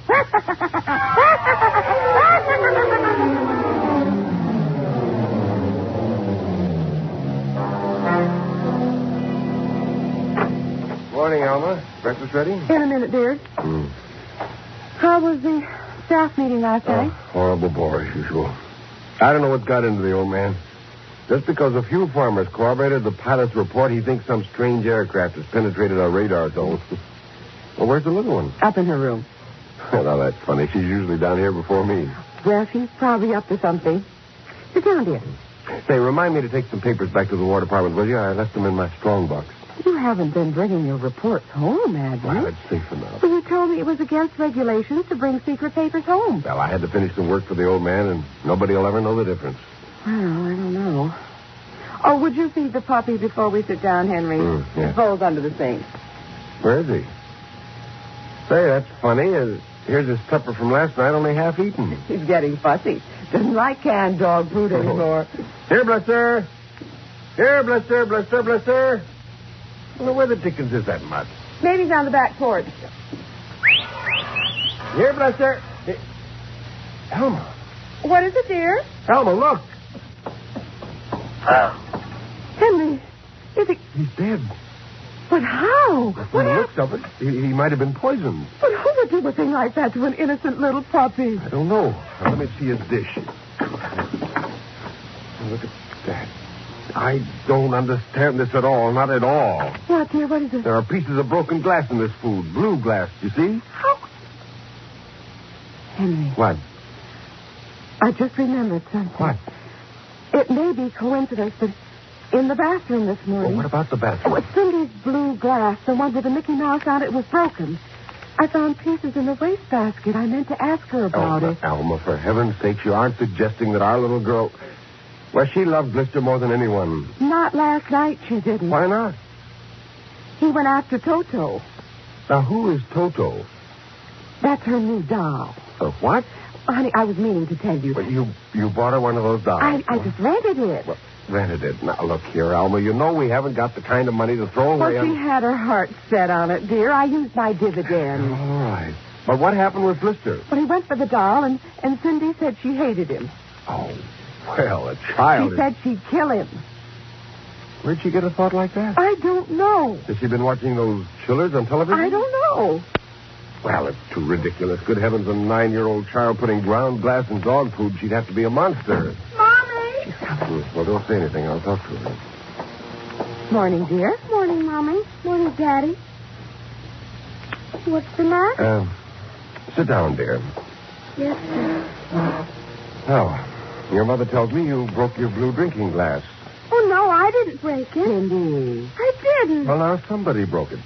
It wasn't your mother, and it wasn't me. It must have been Toto. Cynthia. Cindy, you know Toto is only a doll. Now, a doll couldn't have broken your glass, could he? Well? I guess not. So we can't very well blame it on a doll, then, can we? But he must have done it, Daddy. Cindy, you know how Daddy feels about little girls who tell fibs. Now, did you break your glass and maybe accidentally get some pieces into Mr. Blister's dish to sort of punish him for biting your doll? No, Daddy. Well, I'd hate to think you'd done something you knew was wrong and you were blaming it on a doll. Something wrong with Mr. Blister? Is he sick? Worse than that. Henry. The child has to face reality, Alma. What's the matter with Mr. Blister? He's dead, Cindy. Oh, no. He can't be dead. He isn't dead, Daddy. No, he isn't. He isn't. Mommy. Honey, he is dead, Cindy. He'll come back. He has to come back. No, darling, he won't come back. Ever? Not ever. Yes. Now that we've told you, Cindy, do you want to change your mind about the glass? Henry, leave her alone, please. You think I killed him? Now look what you've done. The child feels guilty enough, My Henry. dear, this is no time for feelings to interfere. You go up to your room, honey. Daddy and I'll be up in a minute. I don't want to. Please, Cindy. Now, we'll be right up, please. There. That's a good girl. Close the kitchen door behind you.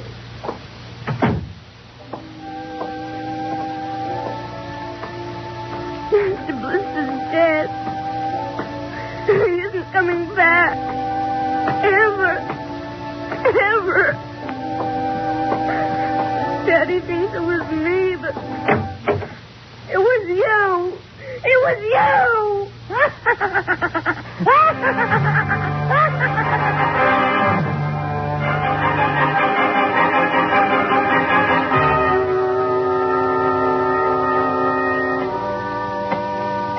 Eat your supper, dear. I'm not hungry. You scarcely touched your lunch. I don't feel like eating. Is it Mr. Blister? Now, answer your mother. She'll work it out her own way, Henry. I don't know, Elmo. When I was a boy, there was such a thing as discipline. Now, the way this child is being brought up... Henry. Well, it's true. There's no respect, lying, and... Oh, there, honey. Now, your father's upset. He doesn't mean Now, it. what's happened to us? We were a nice, peaceful, happy family until you bought that cursed doll. Now who's blaming things on the doll? Well, it's true. Oh, no, I've spilled my coffee. I'll get you another cup. Never mind. I'm late now. I better be going. Oh, you wanted to get some papers from the strong box. Oh, yes. Cindy, please, try to eat something. Yes, ma'am. Alma! Alma! What is it? Alma! It's gone. What's gone? The box, the strong box is gone. It can't be. The door to your study's always locked. You and I have the only key. I know all that, and I tell you it isn't there. Well, who would go? I don't know. Alma, those confidential reports, if they ever got into the wrong I place... warned you about keeping them there. What if it ever came out in the open?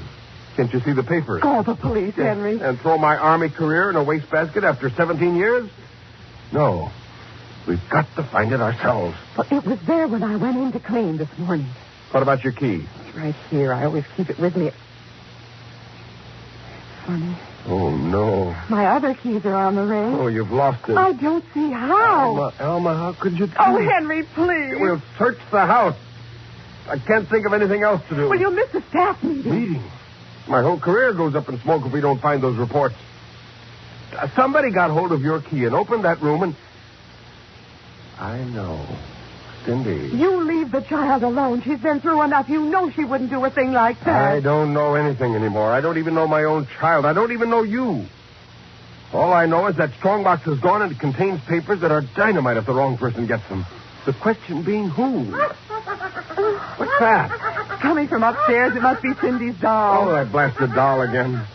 Something must have set it off. I don't know how the mechanism works. For heaven's sake, let's go up and shut it off.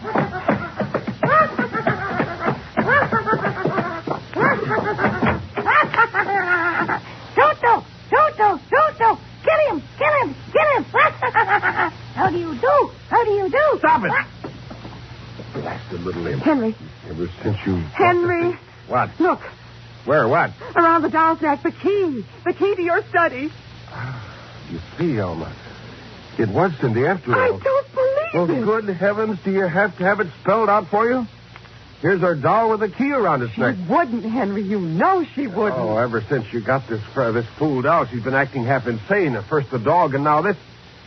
I think she hates us. Henry, Cindy is my child. I know her. I know she's a good, sensitive person with no malice in her. You're simply refusing to face the facts, my dear. What are you going to do? I'm going downstairs and have a talk with that young lady.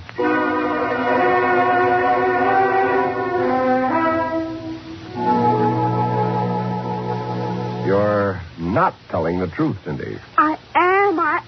Cindy, now you know that strongbox is very important to me. Now, I can understand that you might have been angry at me because I scolded you, and so you took it and hid it, just to spite me. Now, all I ask is for you to tell me the truth.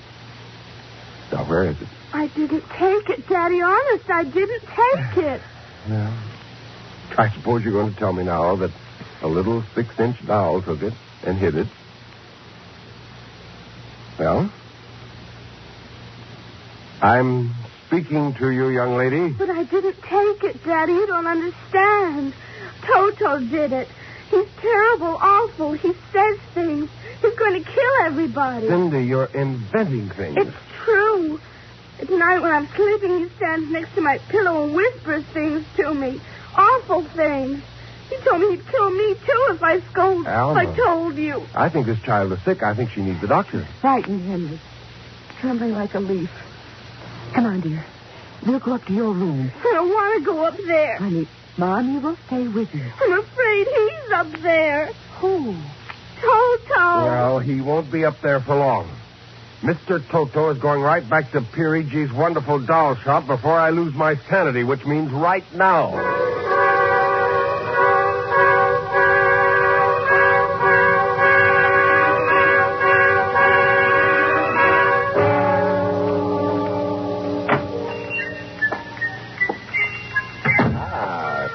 Grayson, welcome to the home of Perigi's wonderful doll. Are you Perigi? Santo Perigi, creator of the universal doll, the doll with a mind, the doll which... I'm returning one of your masterpieces. Oh? If you will step into the rear of my shop. Now the complaint? No complaint. Here's your doll. Good riddance. My little Toto. Rejected. You found the world of men too filled with hate. Hate. We will change all that later on. Return to your comrades in the window, little one.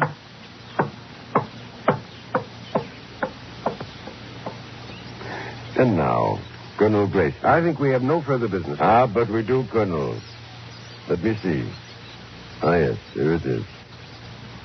Do you recognize this strongbox, Colonel? My strongbox? Well, where? My little Toto is very clever, sir. Are you trying to tell me your doll stole that from me? Let us not say stole. I am merely keeping it in custody. What's the game, Perigi? The game, as you call it, is blackmail. You give me what I want, and I do not ruin your career. What do you want? Information. We already know something from the reports of the War Department concerning a certain strange-looking sphere reported by one of your pilots. What government do you represent? I represent Perigi's wonderful dolls, none other. I am not so naive, sir. Perhaps I should explain. Each man hides something from the world. Each man loves something more than life. With the help of my wonderful dolls, I obtain personal information which enables me to control the men who control the world. You're a madman. A genius. You would be surprised at the list of men who have become the confidants for my dolls. Do you think you can blackmail me into betraying my country? If the price is right. And in this case, sir, the price is your career and the lives of your wife and child. Why are you so interested in the flying sphere? Well, let us say for reasons of my own. Well, Colonel? Hand over the strong box. And I warn you, I have a gun. Give it to me. You are being foolish. Put down that walking stick. Now. No closer. Now.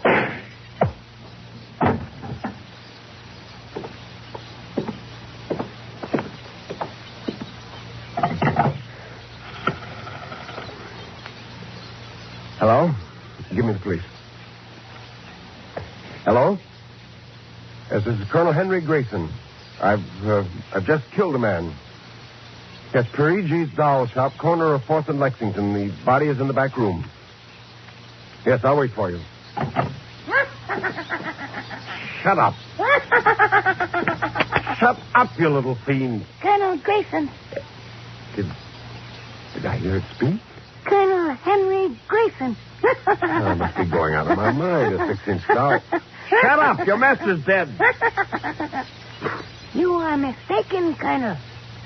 I, Toto, am the master. What do you mean?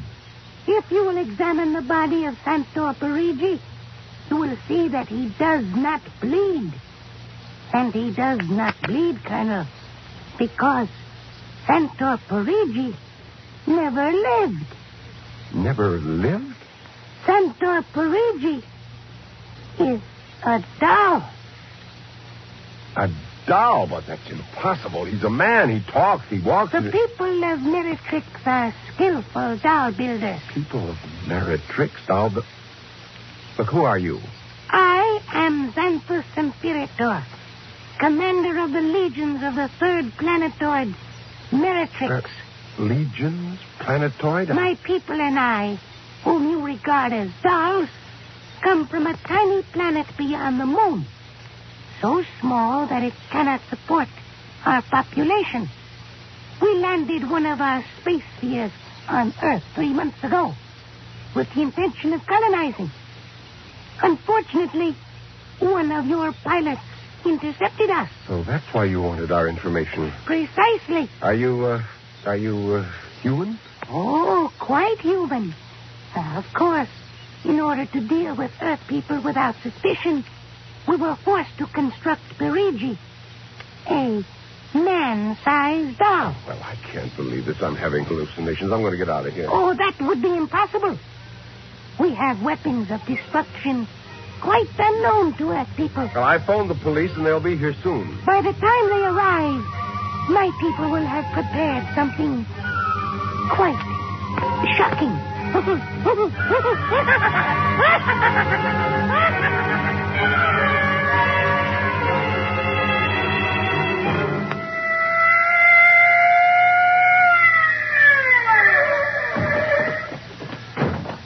Cover him, Ryan. Okay, Sarge.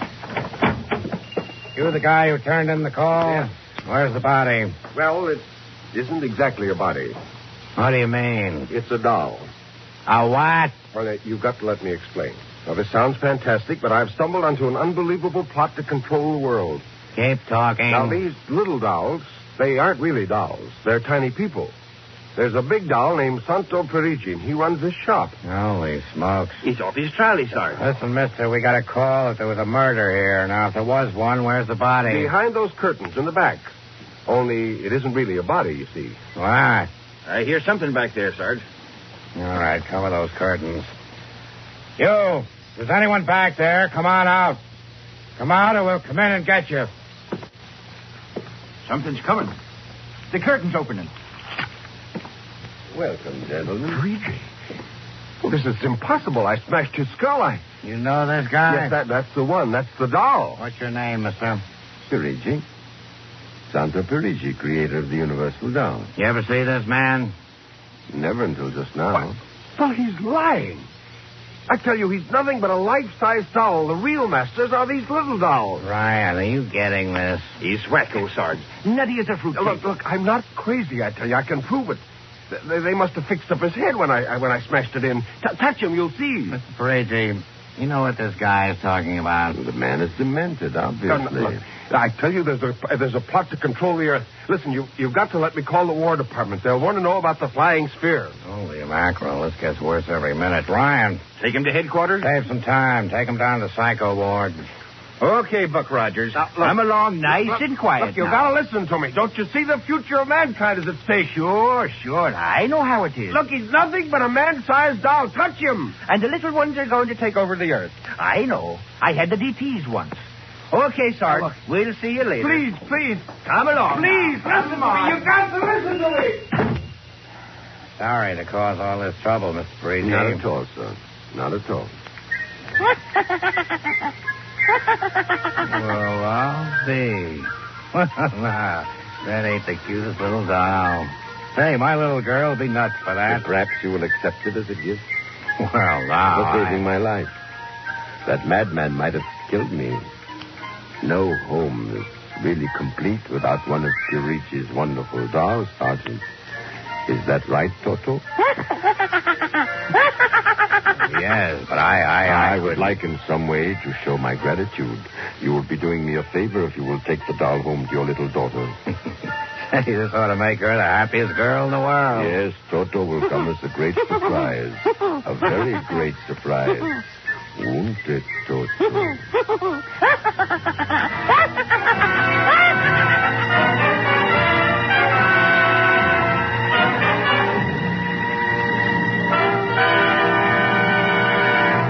Tonight, by transcription, X-1 has brought you Perigi's Wonderful Dolls, written by George Lefferts. Heard in the cast were Janet Alexander as Cindy, Ann Petoniak as Alma, Nelson Armstead as Henry, Joe DeSantis as Perigi, Michael O'Day as Toto, Ken Lynch as the Sergeant, and Frank Milano as Ryan. This is Fred Collins speaking. X-1 was directed by Fred Way and is an NBC Radio Network production.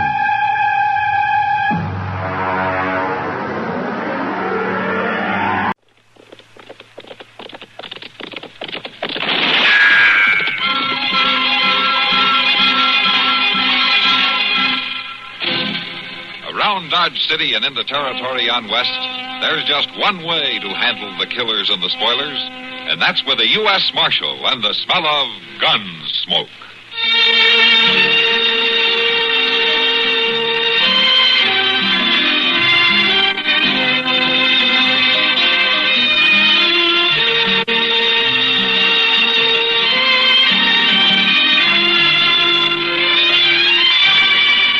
Gunsmoke, starring William Conrad. The story of the violence that moved west with young America. And the story of a man who moved with it. I'm that man. Matt Dillon, United States Marshal. The first man they look for and the last they want to meet. It's a chancy job, and it makes a man watchful. And a little lonely.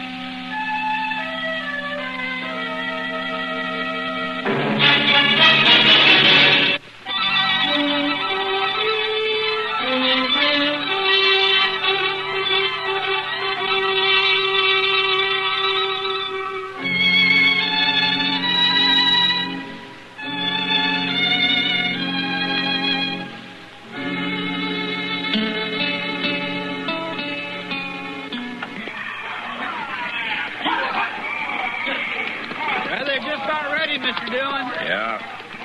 Just looky there. Just look at all them torches and lights stretching clean down the plaza. This is just about the biggest wagon train I ever seen leave, Dodge.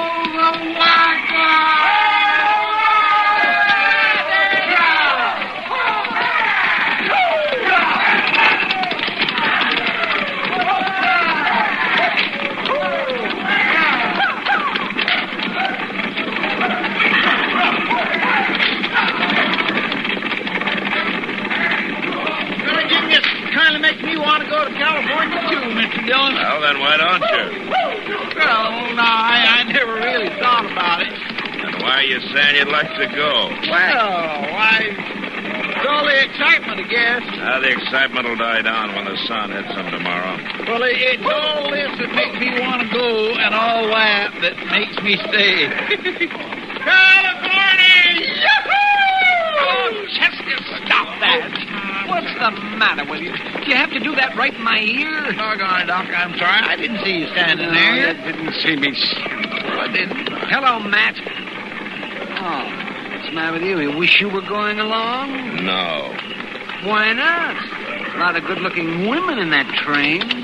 You got a point there, Doc. Hey, Mr. Dillon, I'm going to ride out and follow along with him, will you mind? All right, Chester. I'll see you later, Doc. Yes, I'll see you later. Oh, listen to him. Come on, Matt. I'll buy you a drink. You're pretty flush now that you filched all you could out of that wagon train, aren't you, Doc? Not hardly. You can't get blood out of a turnip. You sure did try, though, didn't you? Oh, nonsense. That crowd's been here 3-4 weeks now, freeloading on Dodge. And you know it. They came clear from Ohio, Doc. I know that. Well, they got to freshen up their supplies somewhere, don't they? Oh, is that what they call it? You got a real burn, haven't you? Well, no wonder. I'm tired. I'm tired, man. I'm tired of all this heat, this dust, these nights that are hotter than days. Crying babies I've never seen before and I'll never see again. I'm glad that mob's gone, Matt. I'm darn glad of it.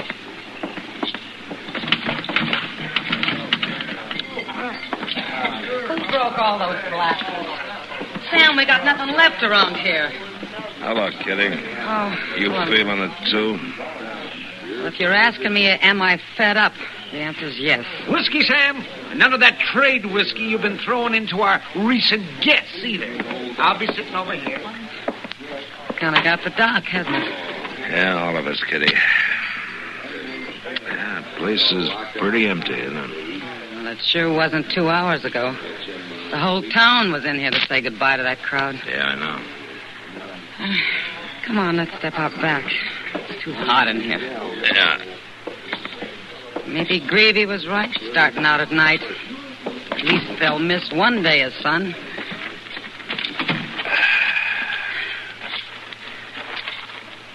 Matt, what do you think? About what? Their chances. Oh, some of them will make it. Some of them won't. It always bothers me to see them. Why? Oh, I don't know.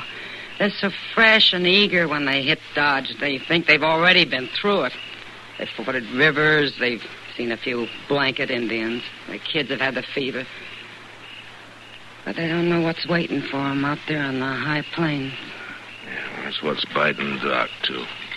They think it's going to be Ohio to Kansas all the way. And you can't tell them any different. Kitty. Yeah. Look, you and Doc, there's nothing you can do for them. All right, I'm sorry. I'm restless. I think I'll go back inside. Oh, Kitty, Yeah, Matt. take good care of Doc, will you? Yeah, I will.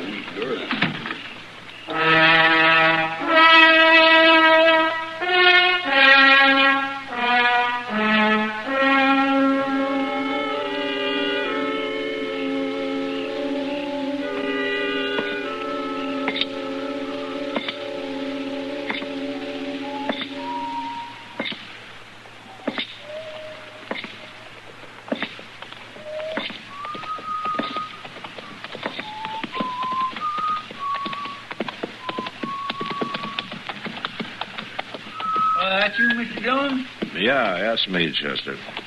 My man, how come you ain't in bed? It's awful late. Oh, it's too hot. How far'd you follow him? To Moss Grimmick's hay camp. There was kind of a party out there. Oh, there was? Mm-hmm. Everything all right in the wagon train? seem to be. Well, I'm going out of bed, Mr. Dillon. Good night. Good night, Chester.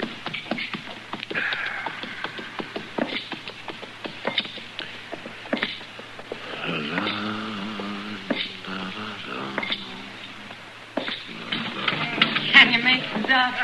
Come on, Doc. Yeah, I'm all right, kid. Oh, hello, Matt. You need a hand? No, we're all right. Okay. Hey, come on. Oh, Take it easy now. I will, without kidding. Up to date. Yep. Come on, here we go. Oh, you're a nice joke. Yep. Good Lord. Look at that, kitty. Good heavens. What? Well, what is it, Doc? What's the matter up there? Come up here, Matt. Somebody's let Doc a baby.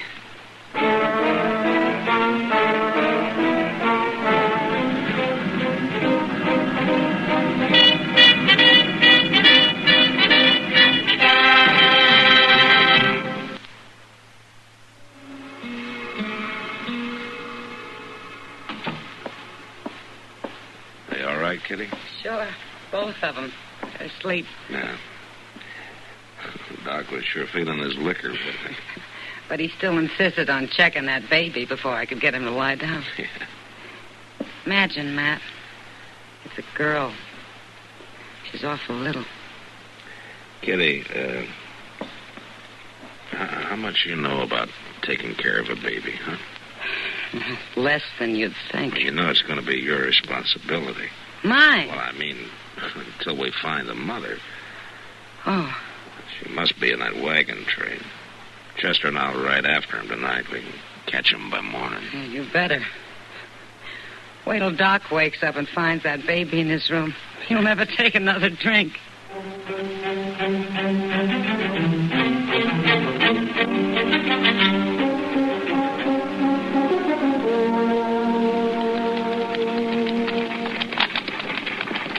They sure are laying down a dust trail, ain't they, Mr. Dillon?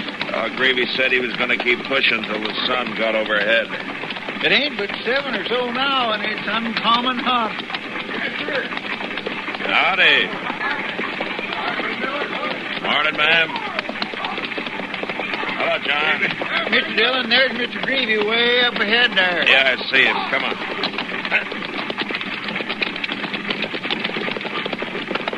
Hey, Greavy! Mr. Greavy! Hey! Marshal Dillon! Yeah.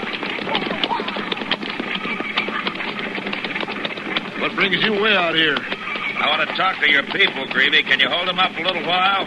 Hold them up? You mean stop the train? Well, that's important, or I wouldn't ask. It's real important. Well, yeah, all right. Hold it up, boys! Hold it!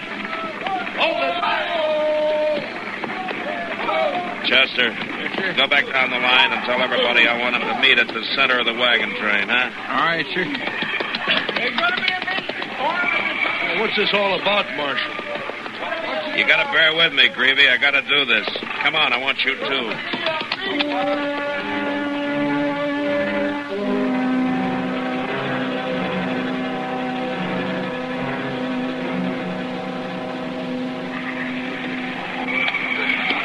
All right, folks. Settle down. Folks, please. Hey, you all know Marshal Dillon. Now, he won't tell me what this is all about, but he says he wants to make a speech. Well, Mr. Greavy's wrong about that. The speeches were made last night.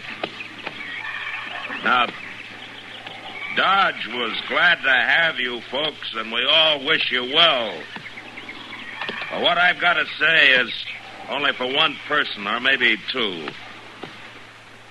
I'm talking to the woman who left her newborn baby at Doc Adams last night. Now, all I can say to you is that you better think on it, whoever you are, because California's a long way from Kansas. It's too long if you start to regret it too late. Now, I'm not interested in bringing charges against anybody. So why don't you think it over before it is too late, huh? Thank you. Oh, that's all, Greavy. Thanks very much. Come on, Chester.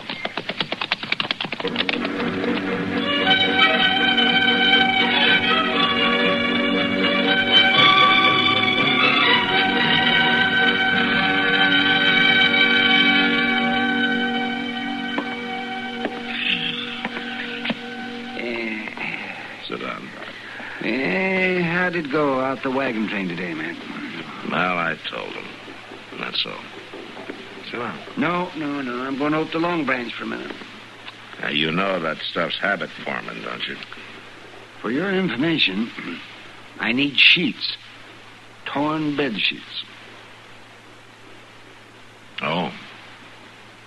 That. Yeah. That. You know, she's not going to show up, Matt. Oh, what makes you think so? Any woman who'd abandon her baby isn't going to be swayed by your brand of sentimentalism. Well, maybe not, Doc, but I'm going to be here just in case. All right. Suit yourself. Chester, what are you doing down here? Oh, now, don't worry, Doc. I'm going right back, but I just remembered something I ought to tell Mr. Dillon. Mr. Dillon? Did you just remember to tell me something, Chester? Oh, yes, sure I did. See, there was a fellow that come by here, and he said he was a soldier. Oh? Yes, sir. It seems he just got his discharge. Well, what did he want? Well, he was asking about the wagon train. See, he thinks maybe his wife was with it. His wife? Yes, sir. He was supposed to meet her farther out at Cimarron Crossing, but he got to Dodge sooner than what he expected. Well, what did you tell him? Well, I told him they was long gone, but he could catch up with them easy, and so he rode off. Well, I guess ain't too important, but I feel bad I didn't tell you before. See, what with that new baby and all, my nerves is... Well, Mr. Dillon, I better get back up there before something happens. All right, Chester, go ahead.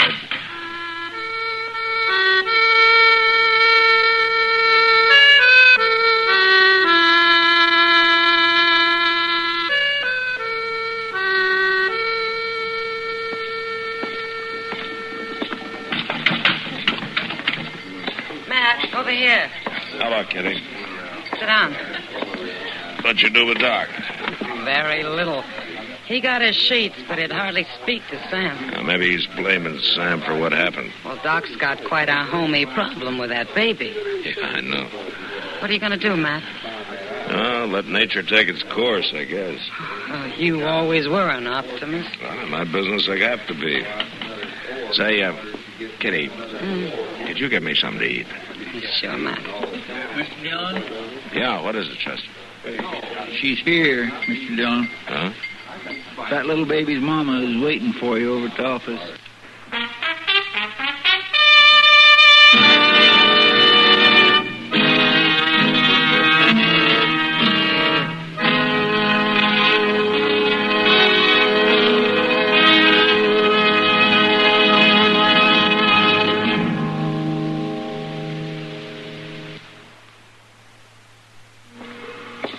Chester, go tell Doc to come down to the office, and you stay with the baby, huh? All right, sir.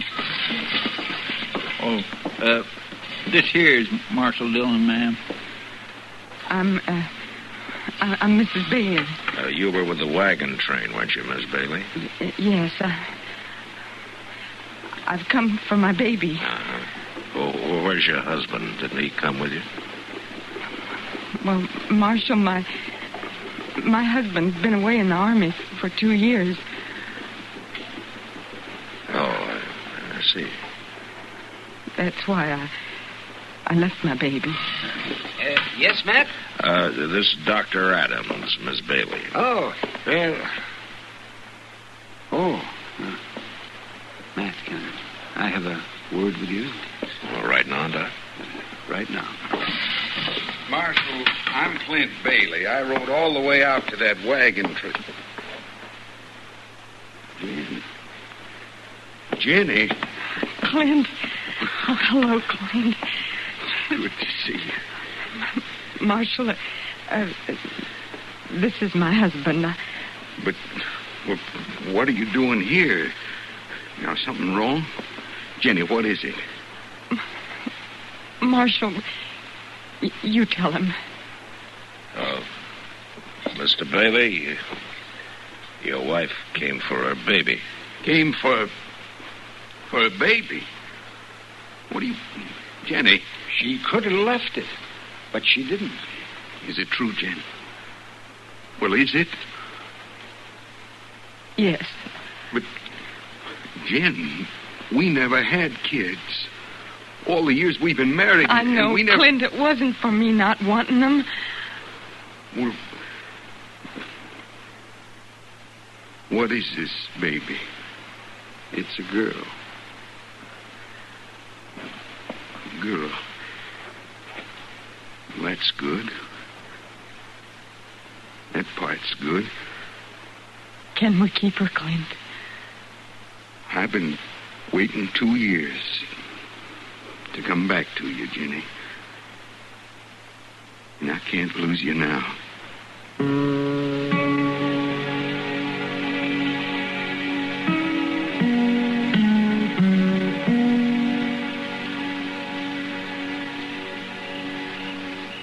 Say, Doc, you sleeping? No, Matt, I was just thinking. No, good for you. You know, it's a thing like that tonight that gives you all the hope you need to keep going. You'd have been better off sleeping, Doc.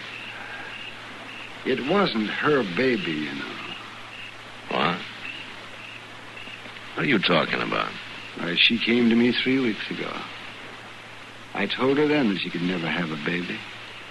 Never. What? Oh, why did she lie to her husband? Because of you. She was afraid you wouldn't let her take it. But then I'm sure she's told him the truth by now. But, Doc, you should have told me. This isn't right. What if the real mother shows up? Do you think she will?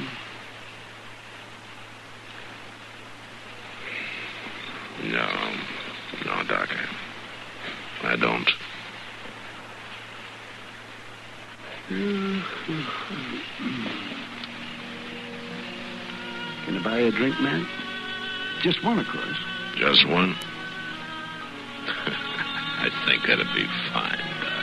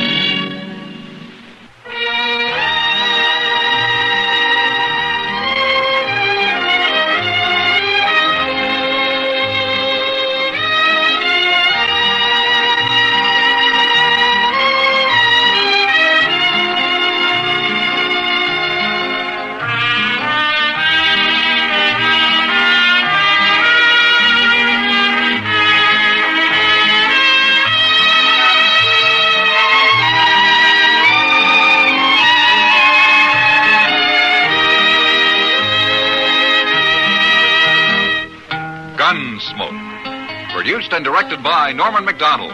Stars William Conrad as Matt Dillon, U.S. Marshal. Featured in the cast were Parley Bear as Chester, Howard McNear as Doc, and Georgia Ellis as Kitty. Countdown for blast off. X minus 5, 4, 3, 2, X minus 1, fire.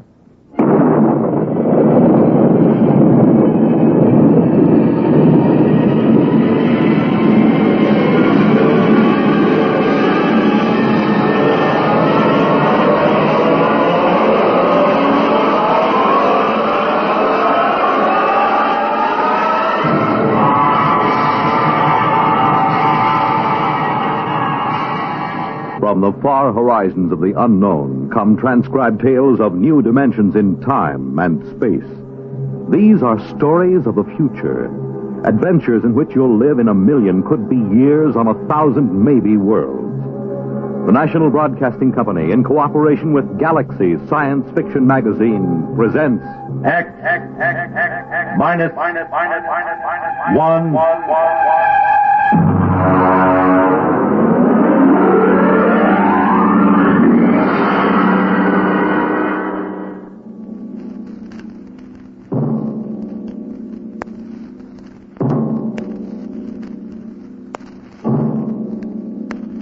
Can you predict what will come in 100 years?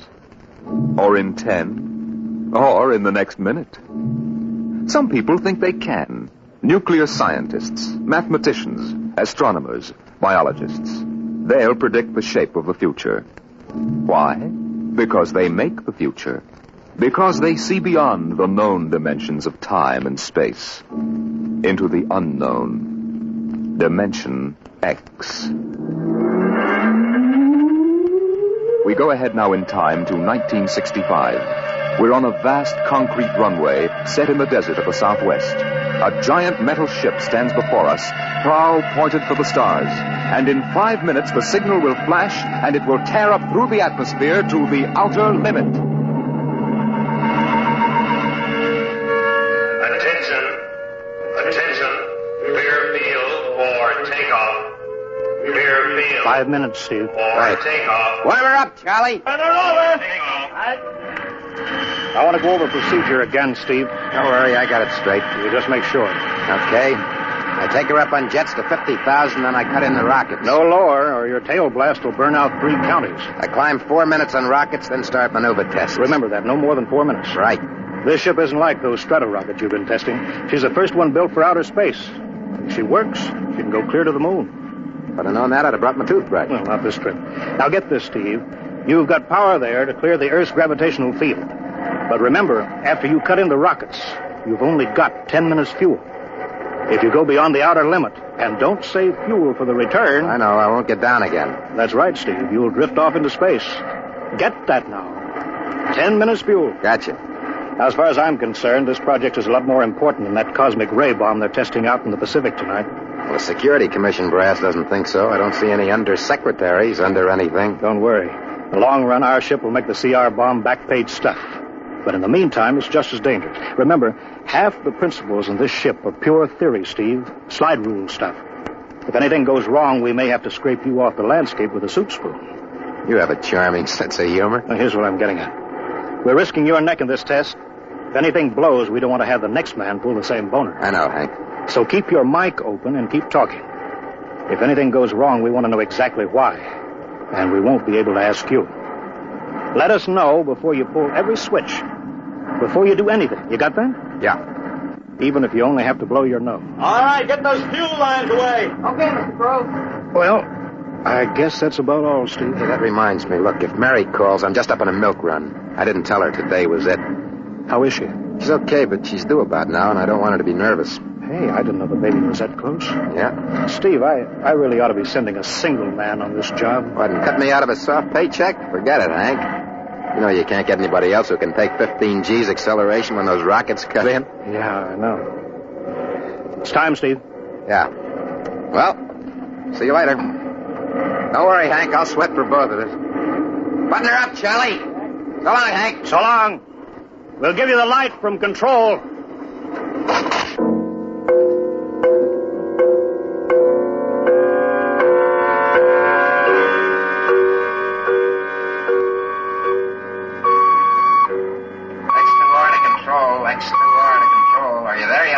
Okay, Steve. Got you on the speaker. I'm ready to go. Mr. Hanson. Ready on radar, Sergeant? Check. Mr. Hanson, you better see this. What is it, Elsie? Message center for Steve. Mrs. Weston just left for the hospital. What? Hello, Steve. Yeah. Stand by a minute. Shall we hold the takeoff, Mr. Hanson? What? Oh, yes. No, wait just a minute. It's too late now. You going to tell him? Maybe he's got enough to worry about. Hey, what's holding us up, Hank? Something on your mind? No, it's nothing, Steve. I just wanted to say good luck.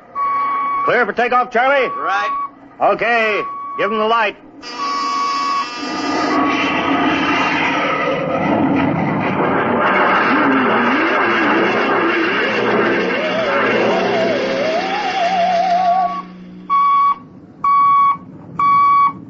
All right, Steve, I'm reading you clear. I'm at 40,000. Airspeed 600. She's running fine. Soundproofing works.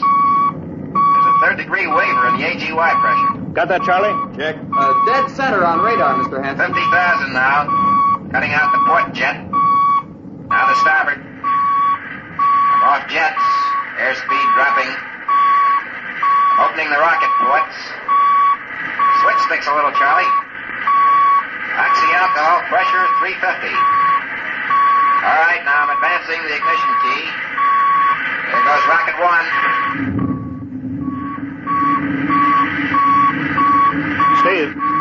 Steve, you all right? Yeah. Feels like somebody slugged me with a sledgehammer. Airspeed now 1,200. Here goes number 2.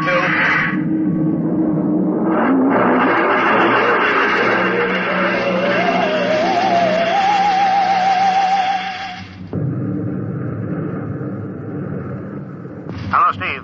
Elapsed rocket time is now 4 minutes. What's your altitude? Over to you. Speed 4,400. Still climbing. Altitude 297 miles. All right, you're at the outer limit.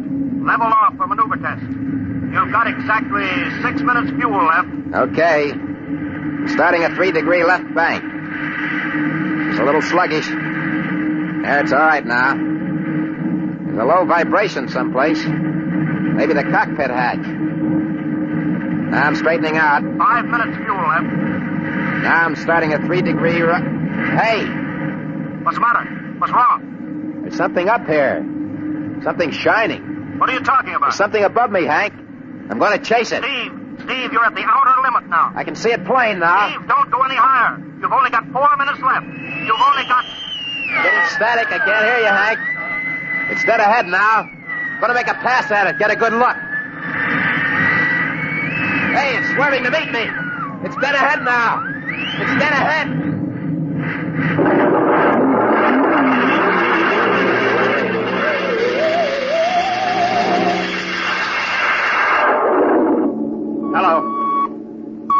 Hello, Steve.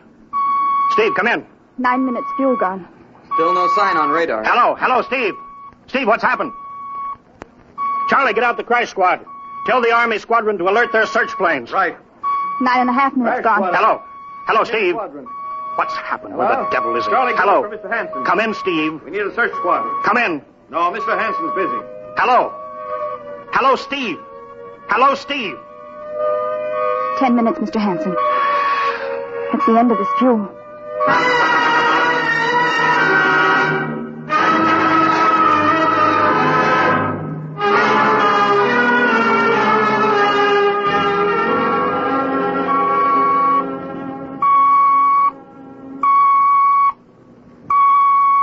How long's it been now? 10 hours, Mr. Hanson. Nothing more on radar, Sergeant? Screen's blank. Colonel Corelli called in. Search planes are back. He didn't find anything. Should be some trace. He couldn't have bailed out, could he? You don't hit the silk at 4,400 miles an hour. Either went past the outer limit, ran out of fuel. Something blew, and we'll find the pieces scattered from here to the coast. Why does it have to be the best man? Always the best man. I'll get it. Charlie, we've got to figure out what was wrong. All right, I'll tell him. Something must have blown. Yeah. There's a message from Northside Hospital for Steve. Well, what is it? Mrs. Weston's fine. It's a boy. Thank you, Elsie. It's a boy, Charlie. Oh. Fine. It's a boy. He didn't even know she went to the hospital. How am I going to tell Mary that? Wasn't your fault, Mr. Hanson. Ship had to be tested. Yeah, we'll build another one, and some other flying fool will shoot past the outer limit into space. Oh, I'm getting old, Charlie. You can remember when I used to take them up myself. Now I've got to send other men. It's a job, Mr. Hanson. Now I'm afraid. Every time I hear a jet go off, I jump. Every time I have to send someone up in a new model, I start to sweat. Mr. Hanson? Yeah? I think there's something on the radar. No flights scheduled in, are there, Elsie? We have the whole day cleared. It's coming in behind us. Here it comes over the building.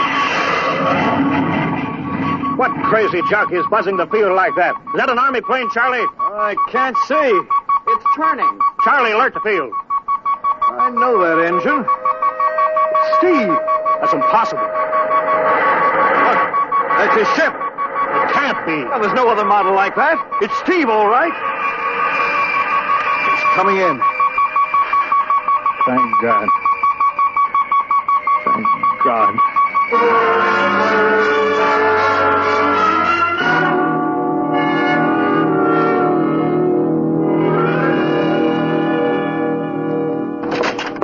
All right, sit down, Steve. The quicker we get this done, the quicker you get over to see Mary and the baby. Hank. Elsie, give the order to check and refuel the rockets.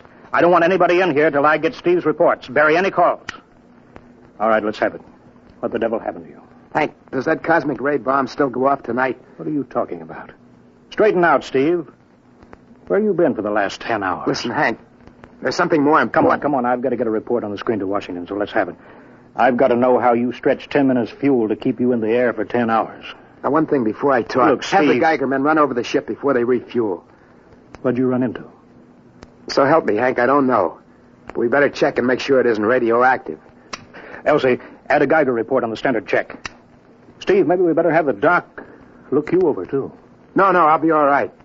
They said I'd be all right. They? Look, son, I know you've had a tough time, but we've had this field on the alert for 10 hours. One of the Army boys cracked up looking for you, and he's hurt bad. So let's have the story. Let's have it straight. I don't know how to tell you. Hank, I saw something up there. At 300 miles? I chased something up there, Hank, and I caught it. Now, don't hand me that, Listen, Steve. I was cruising along, just starting the right bank, when I spotted something. It must have been going about half my speed. It was egg-shaped and smooth. I made a pass at it, and I was coming back for another, and then there was a humming sound. Humming? A sort of vibration. And I blacked out. I was headed straight for it at 4,400 miles an hour. I thought it was going to be the biggest smash since Hiroshima, and I guess they were drinking that bottle. Never mind that, Steve. What happened? I came to inside their ship. Uh-huh. Steve, this whole thing has been a devil of a strain on you. I'm going to call Major Donaldson from the Army base. Ask him to sit in. Psychiatrist? Yeah, that's a good idea. Let him run his tests. He'll tell you I'm not kidding. Because, Hank, unless I miss my guess, I've just been tipped off to the way the world ends.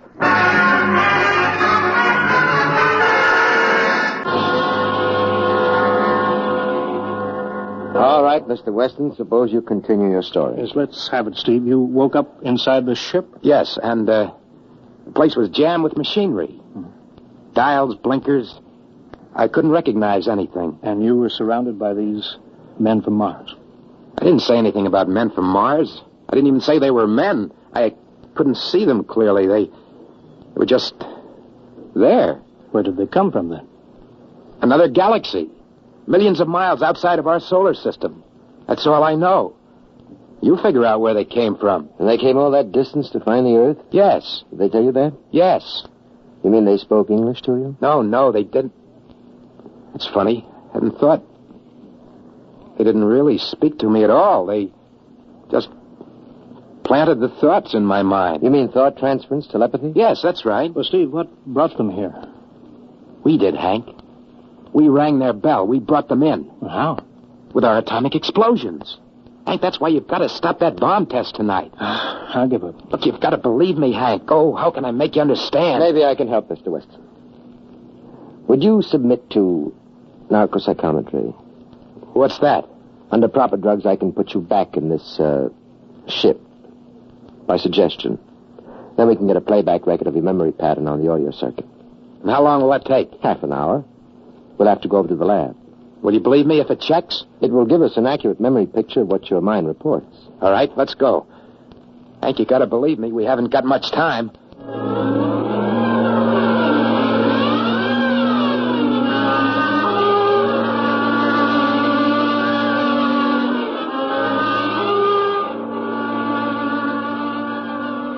You should be getting drowsy now. Count backwards from 10. 9, 8, 7,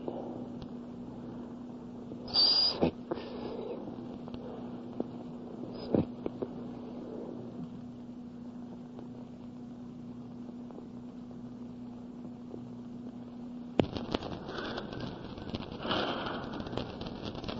He's under. Now we attach the head plate electrodes. The cortical pickup.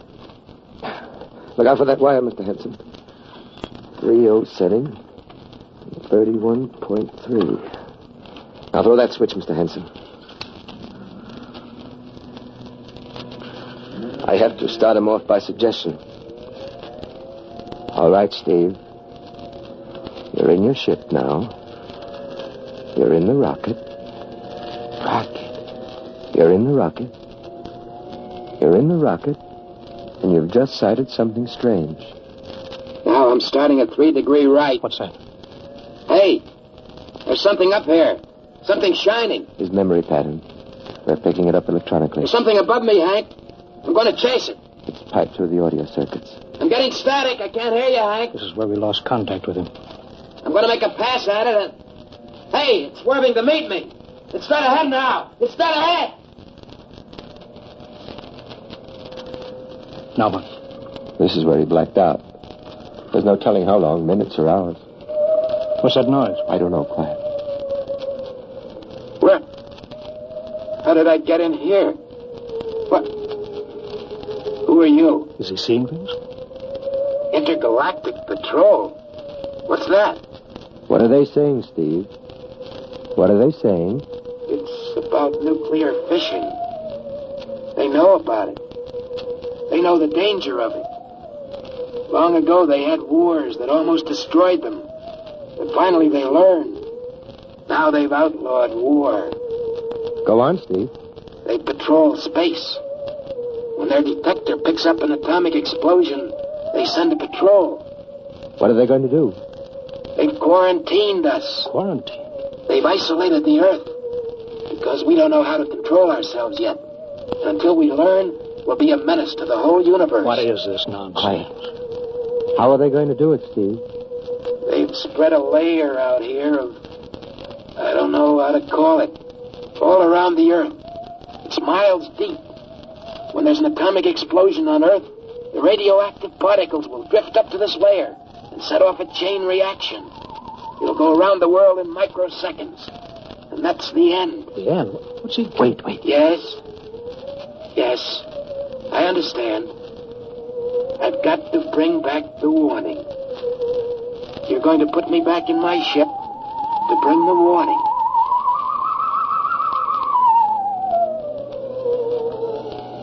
Now what? Blacked out again. I guess that's all. What does all that mean? It's what he remembers. You don't think that really happened? No. Narcopsychometry circuits produce what he remembers. It just means that Steve believes this happened. I don't like to see this. I've seen too many tough pilots snap. Steve is the best I've known. How bad do you think he is? Frankly, outside of the presence of this well-organized hallucination, there's no sign of unbalance. May not be too serious. If he had a more plausible story, I'd be inclined to believe him. Warning. Hank. It's all right, boy. Did you hear it, Hank? You understand? Sure. We've been quarantined. Let me give you something to make you sleep, Steve. But don't you understand? They fixed it so that if we set off one more nuclear explosion, that'll be it. Of course. Don't roll your sleep down. You don't believe me. Now, take it easy, Steve. But the test tonight. They're setting off the CR bomb. Hank, what time is it? 11:20. Well, it's scheduled for midnight. Hank, we got to stop that bomb. Steve, let Donaldson give you the hypo. Hank, you've got to believe me. I saw them. I got the warning.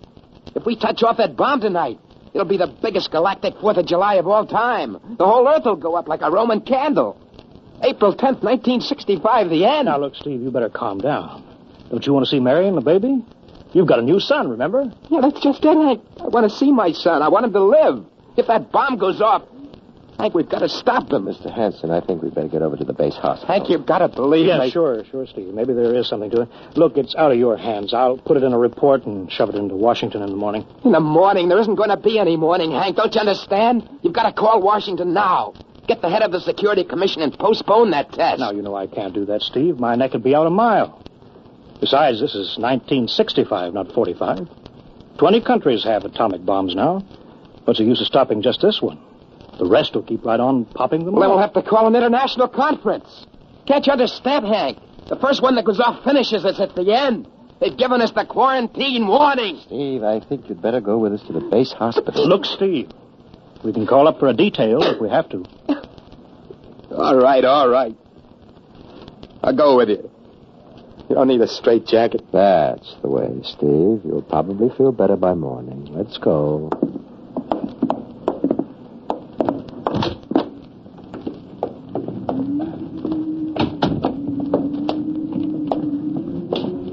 Well, Steve, tomorrow I'll drive you over to the hospital to see Mary and the kid. Sure. Look at the ship under the floodlights. Pretty, huh? You'll be flying her again soon, don't you worry. Yeah, I guess so. What you doing out in the line? They refuel her? Yeah, we got Clausewitz coming in tomorrow from Denver for another test. I figure we give you a day off. That's good. That's fine. Steve, come back. Come on, Donaldson. Steve, wait. He's heading for the rocket. Look, there he goes up. That crazy fool.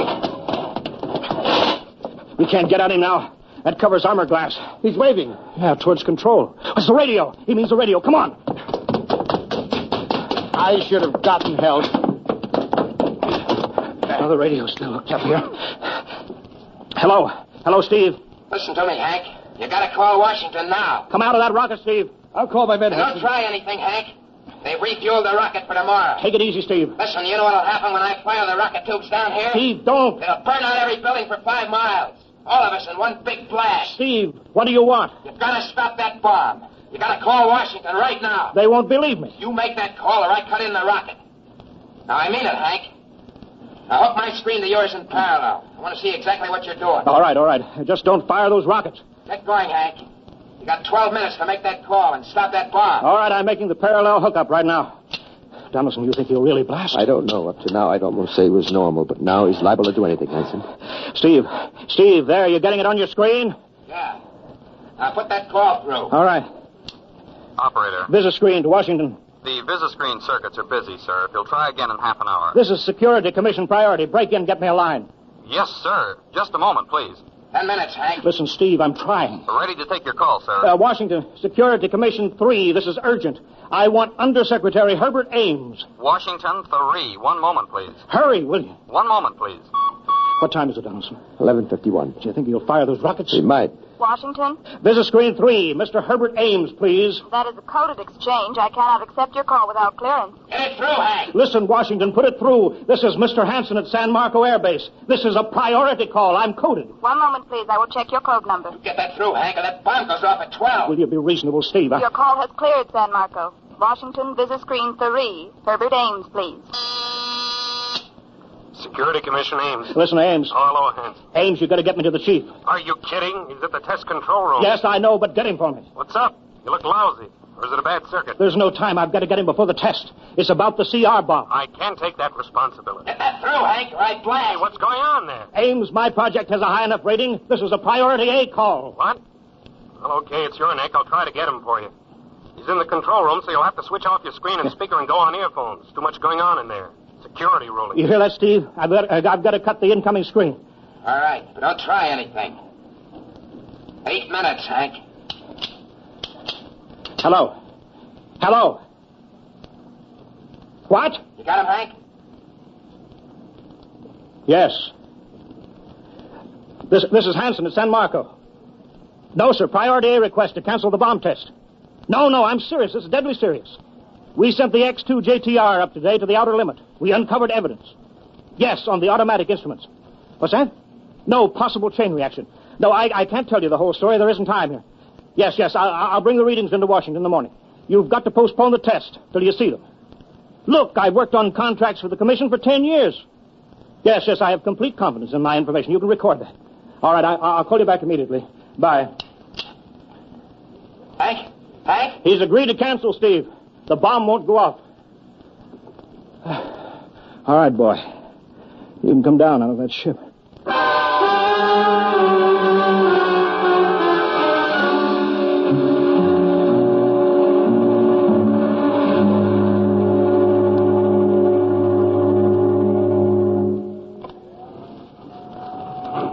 He's opening up. Here he comes. All right, Steve. Come on down. Sure, Hank. Just a second. Hank, I was scared. I was plain scared. Easy now. It's all over. The bomb won't go off. Thank God. Look, I want to see Mary and the baby. Can you get me transportation now? Oh, wait a minute. It's almost 12. They won't let you in the hospital now. I want to see the baby. Sure you do, but you've been under a strain. I've got a shot for you here, Steve. Give you a good night's sleep. All right. Roll up your sleeve. Yeah, here. Yeah, that'll make you sleep. Sergeant will find you a bed. Yes, sir. Come on, Mr. Weston. Okay. Good night, Hank. I'm kind of beat. It's been a tough night.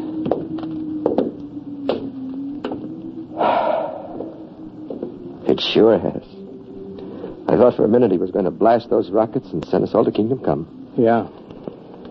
Quite a stunt getting the ray bomb test called off. It isn't called off. But the chief said... Ames couldn't get the chief. I was talking to a dead circuit. Bomb goes off in a couple of minutes. Oh. Poor Steve. He was one of the best. He was the best. 1 in 10 million. Some story of his, poor guy. For a while, he almost had me believing in that quarantine. That's a very common delusion. End of the world. Yeah, I suppose so. Ah, it's a nice night. Never saw the stars so bright. We better be getting in. That wind is cold. Well, the bomb goes off in 30 seconds. Poor Steve. You know, Hanson, there's just one thing. Yeah? It's outside my field, but I'm curious. How did he keep that ship in the air for 10 hours with only 10 minutes fuel?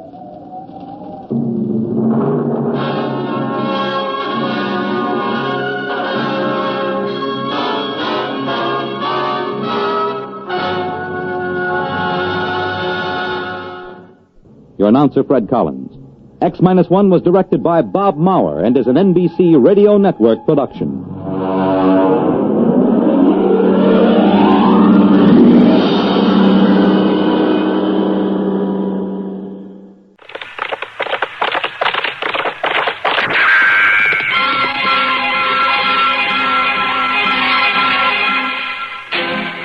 Around Dodge City and in the territory on West, there's just one way to handle the killers and the spoilers, and that's with a U.S. Marshal and the smell of Gunsmoke.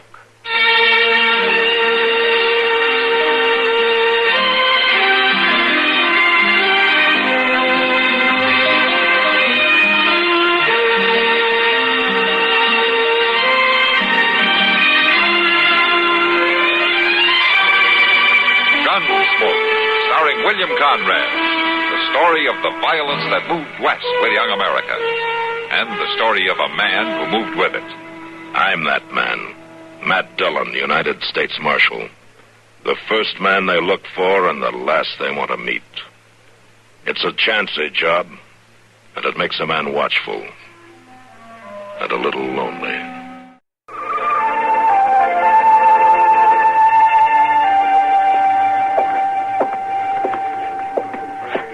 Barkeep! Barkeep! What'll you have? I was told I'd find the marshal in this place. Well, I don't rightly see him here now. At his office, they said he'd be here. Well, he ain't. Oh, a man should be able to find the marshal. Oh, now, listen, mister, it ain't up to me. Miss Kitty? Yes, Sam. This man's uncommon anxious to see the marshal. You know where he is? Well, no, Sam, I don't. Have you tried his office, mister? Of course I've tried his office. They told me he was headed here. Well, he may be, but I haven't seen him until now. Hey, Matt. Ah, hello, Kitty. Sam, Marshal. Matt, this man's waiting to see you. Oh, is that so? Are you the marshal? Yeah, I'm the Marshal, Matt Dillon. My name is Foss, Marshal. Jasper Foss. All right, Mr. Foss, what can I do for you? I figured you'd ought to know about the telegraph line. What telegraph line? Well, why, the one just strung out west of town. What about it? Well, somebody's cut it. That's what about it. Well, how do you know? I was riding past. That's all I know. About a mile or a mile and a half out. Did you see anybody? Oh, well, nobody I could recognize. I seen a horse hightailing in the distance. Couldn't tell no more than that. When was this? Oh, hour ago, maybe. I figured you'd want to take a look around. Yeah. Thanks, Mr. Foss. I guess I better.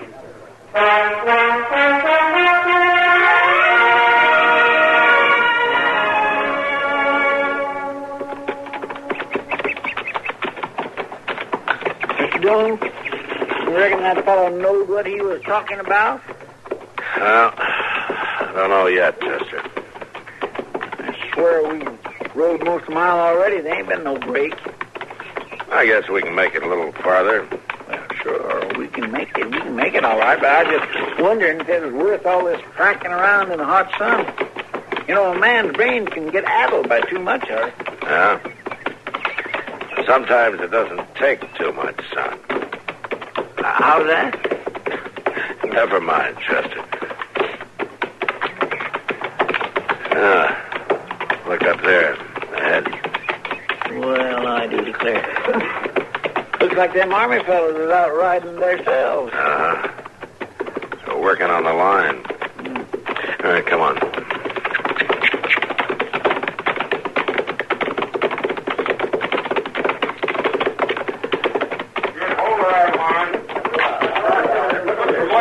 Morning.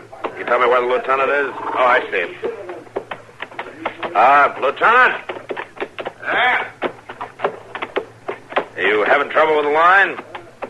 Well, it's been cut. Mr. Dillon? Yeah? Look yonder. Yeah, I see him. You holding that man for it, Lieutenant? He's under guard. Yeah, I see he is. You mind if I talk to him? Well, he's my prisoner. Well, I'm the U.S. Marshal from Dodge. Oh, well, in that case, I suppose it wouldn't do any harm. No, I guess not. All right, Chester. You hold my horse, huh? Yes, sir. Put your back to it, Get on. Hello, Small Hawk.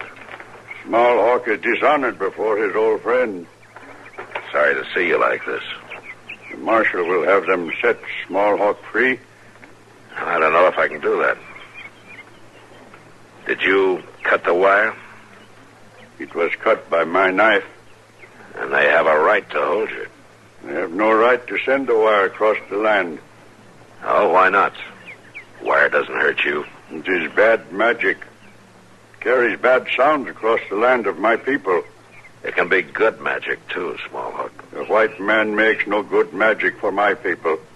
I wouldn't be too sure. The white soldiers will shoot Small Hawk? I don't think you need worry about that. Yeah. Small Hawk not afraid. No, I know that. But just the same, I think I'll ride along when they take you to the fort.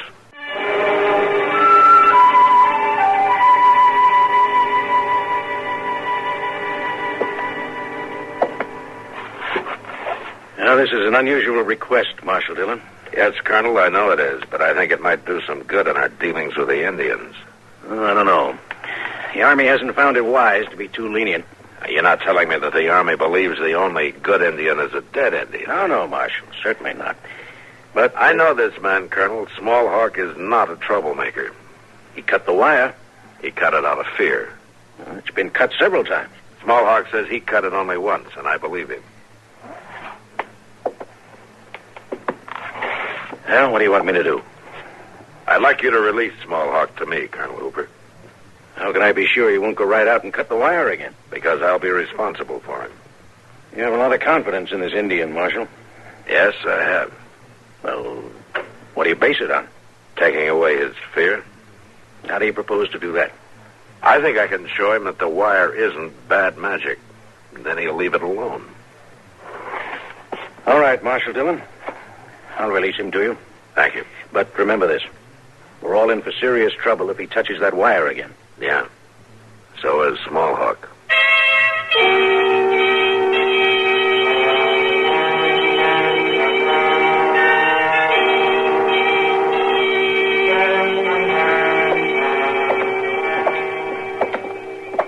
It's right down at the end of the block, Small Hawk. The Marshal is Small Hawk's friend. Sure I am. If it were not so, I would not walk with him. I know that. Small Hawk would no go to house of white man's magic.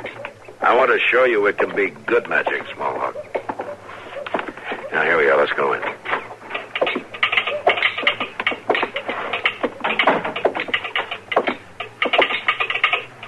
Hank? Howdy, Marshal. Hank, you got a man out at the Western Station to take messages off the new line? Yeah, Marshal, sure we have. Any way of getting a message to the Indian encampment on the river? Well, our man out there says there's usually a couple of braves standing around watching him. He could tell it to them, I guess.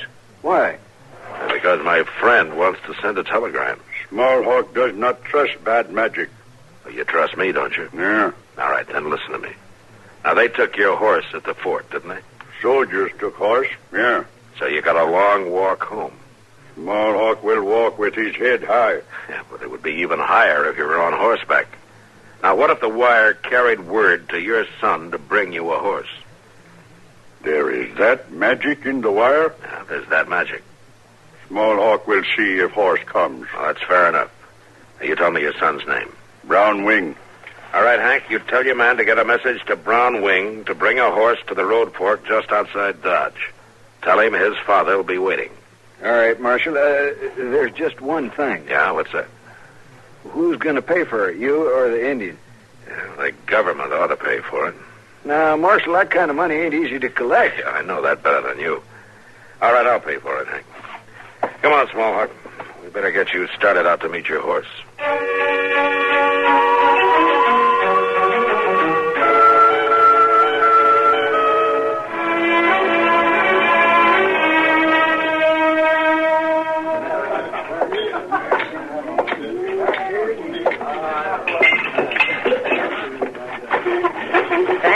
Beer, man.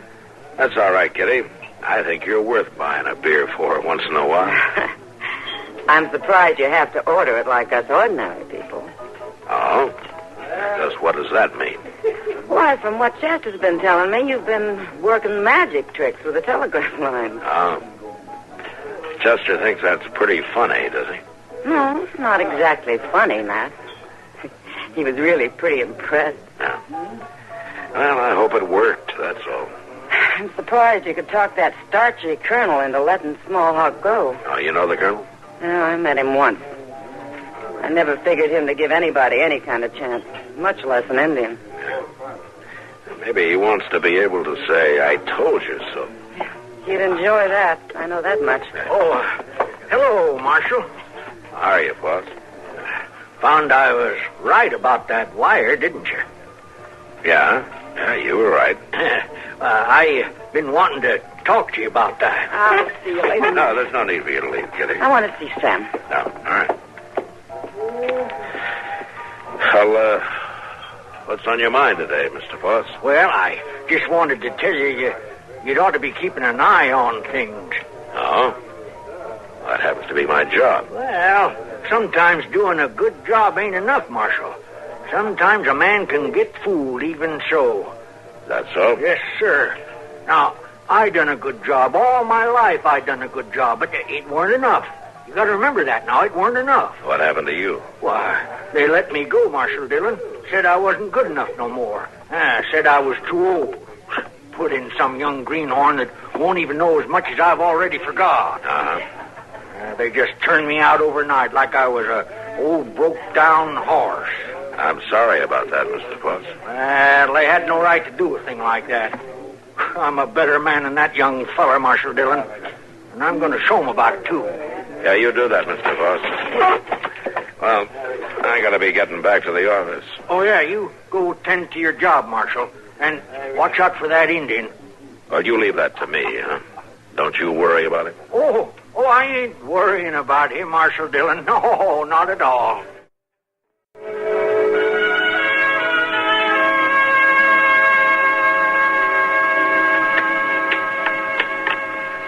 A 7 or a 3, Matt. You got to come up with a 7 or a 3. Yeah. Well, let me see here, man. Good. You have to go at the boneyard. Yeah. Go ahead, draw. All right, I'm drawing, Doc. Go right ahead, take another. Oh, I must say, Matchy, you don't play dominoes any better than you play checkers. You're talking pretty big for a man who just won his first game this week. Well, it's not whether I win or not, Matt. It's just that I make the moves better. I hope you don't figure like that about your patients. About my paper. Well, it doesn't matter whether you cure them or not. So you make a few moves. Oh, don't you worry about my patients. I'll take it. Oh, how's your Indian getting along? Oh, fine, I guess. I think I finally got it through his head that the telegraph wire wasn't strung up there just to work some black magic. You were lucky. Yeah, Doc, I guess I was. But Small Hawk is mighty pleased. Oh, you've seen him? No, but he had the agent out at the other end send me a message back. Oh, is that so? Well, what did he say? Just one word. Good. Well, the telegraph company isn't going to make much money out of him at that rate. Yeah, maybe not, but it'll save them money having him leave their lines alone. Mr. Dillon? Oh, Doc. Yeah, Chester. What's the trouble? Mr. Dillon, you know that fellow Ted Creel? Yeah, I know him. What's he done? Well, he ain't done nothing, Mr. Dillon. He just come in from out west of town. Well, no law against that. Well, of course not, Mr. Dillon, but he told me he seen a troop of cavalry from the fort. Well, what about it? They had an Indian with him, all tied up like he was a prisoner. Oh. Did Creel know who he was? Well, he thought he was that fellow Small Hawk, Mr. Dillon. Yeah, I was afraid he might. All right, Chester, get the horses. Yes, sir. Sounds like your magic might not have worked after all, man. Yeah, Doc, it does.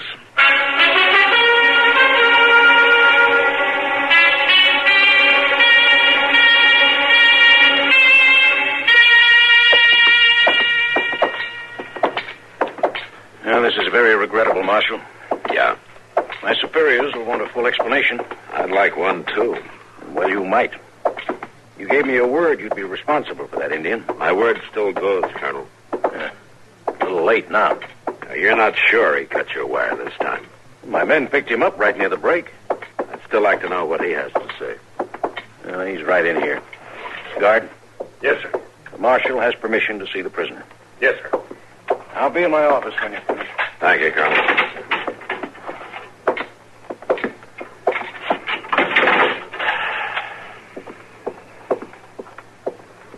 Well, Small Hawk? It is, as I said, bad magic. Did you cut the wire? The Marshal will believe. We've never doubted each other, Small Hawk. The Marshal speaks true. All right. Now, how about the wire? Small Hawk did not cut it. Did any of your tribesmen cut it? The braves of my tribe believe the good magic of the wire, as the Marshal taught us. Then you're telling me that no Indian had anything to do with this latest break? That is what Small Hawk says. You believe? Yes, I believe. The Marshal will release me? Well, I can't do it this time, Small Hawk. At least not yet. But I'll tell you something.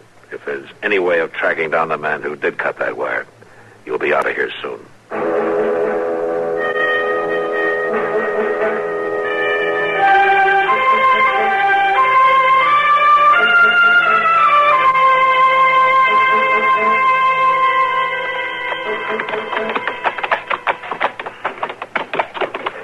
I'll tell you something, Mr. Dillon. Yeah? What's that, Chester? Lot folks back in Dodge was wondering whether it was worth it stringing this line way out west here when it first went up, and I'm about to agree with it. I don't know. Of course, there's been a lot of trouble, but... They sure has. Now, with all this cutting going on, looks like we've got Indian trouble all over again. Oh, maybe not. Right over there looks like the place.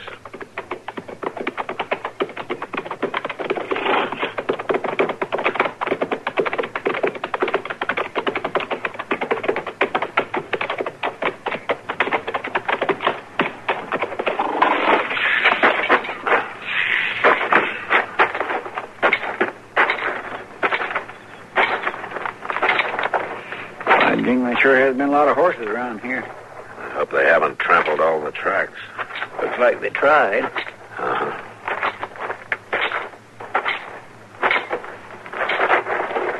You finding anything, Mr. Dillon? Yeah, I can't be sure yet.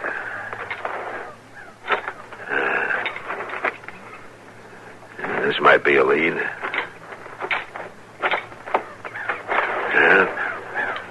Like this might be something, Chester. There ain't much to choose from in all them tracks. Yeah, but these seem to lead out by themselves, though. Let's follow them for a while, huh? Well, them tracks don't look like they was made by no Indian pony, Mr. Dillon. No, Chester, they don't. All right, come on.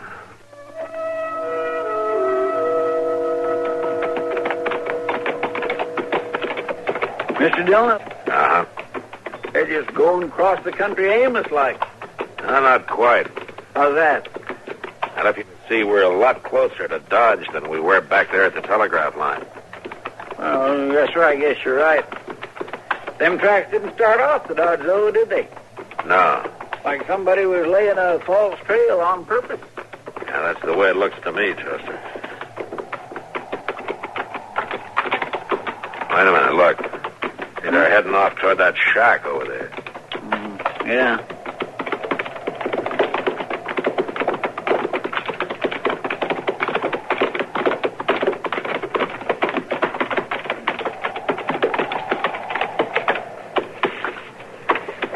It don't look like much of a place to live, half fallen down that way. Reckon anybody's here, Mr. Jones? I don't know, but we'll find out.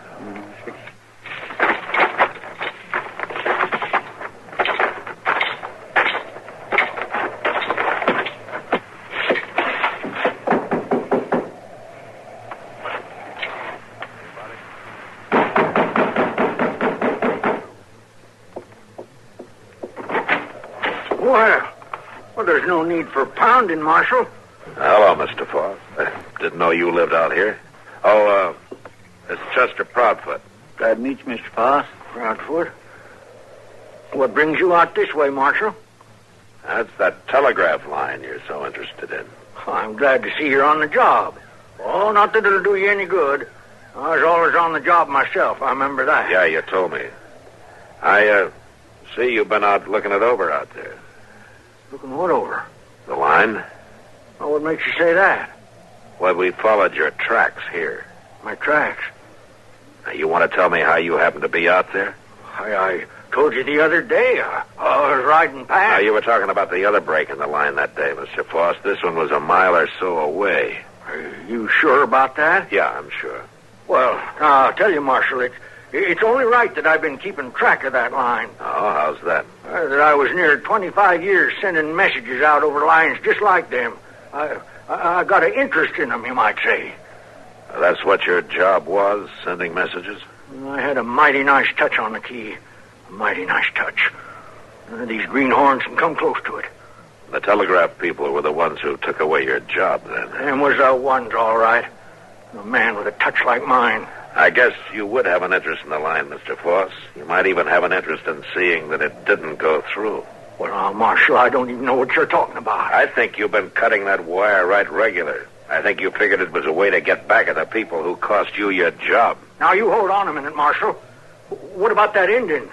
He was the one that cut it. He said so. He cut it once, Mr. Foss, and he admitted it, but you did it the other times, didn't you? I said, didn't you? You know, don't you, Marshal? Yeah. Yeah, I know. Well, I figured it'd be all right. They already had the Indian. It wouldn't matter anymore. It mattered to the Indian. I guess you're right. Will you be taking me in, Marshal? Yeah. A man has to do his job. Always believed in a man doing his job. But, Marshal, climbing around them lines and all... Yeah, Mr. Foss? I showed him I wasn't so old, didn't I? Yeah, you showed him. All right, saddle him up a horse, Chester. Let's get back to town.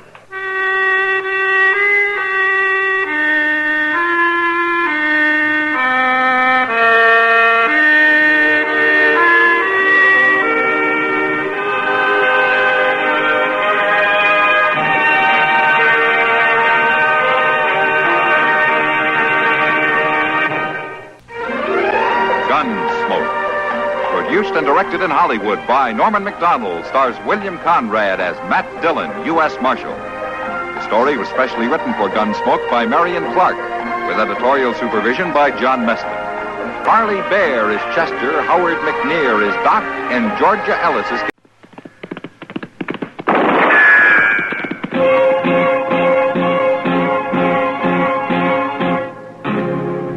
Gunsmoke.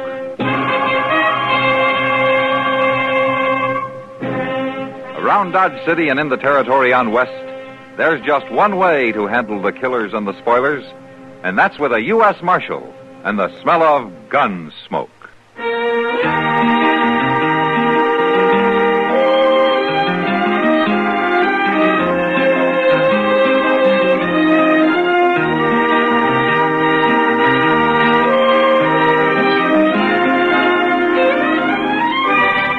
Gunsmoke, starring William Conrad. The story of the violence that moved west with young America. And the story of a man who moved with it. I'm that man. Matt Dillon, United States Marshal. The first man they look for and the last they want to meet. It's a chancy job, and it makes a man watchful. And a little lonely.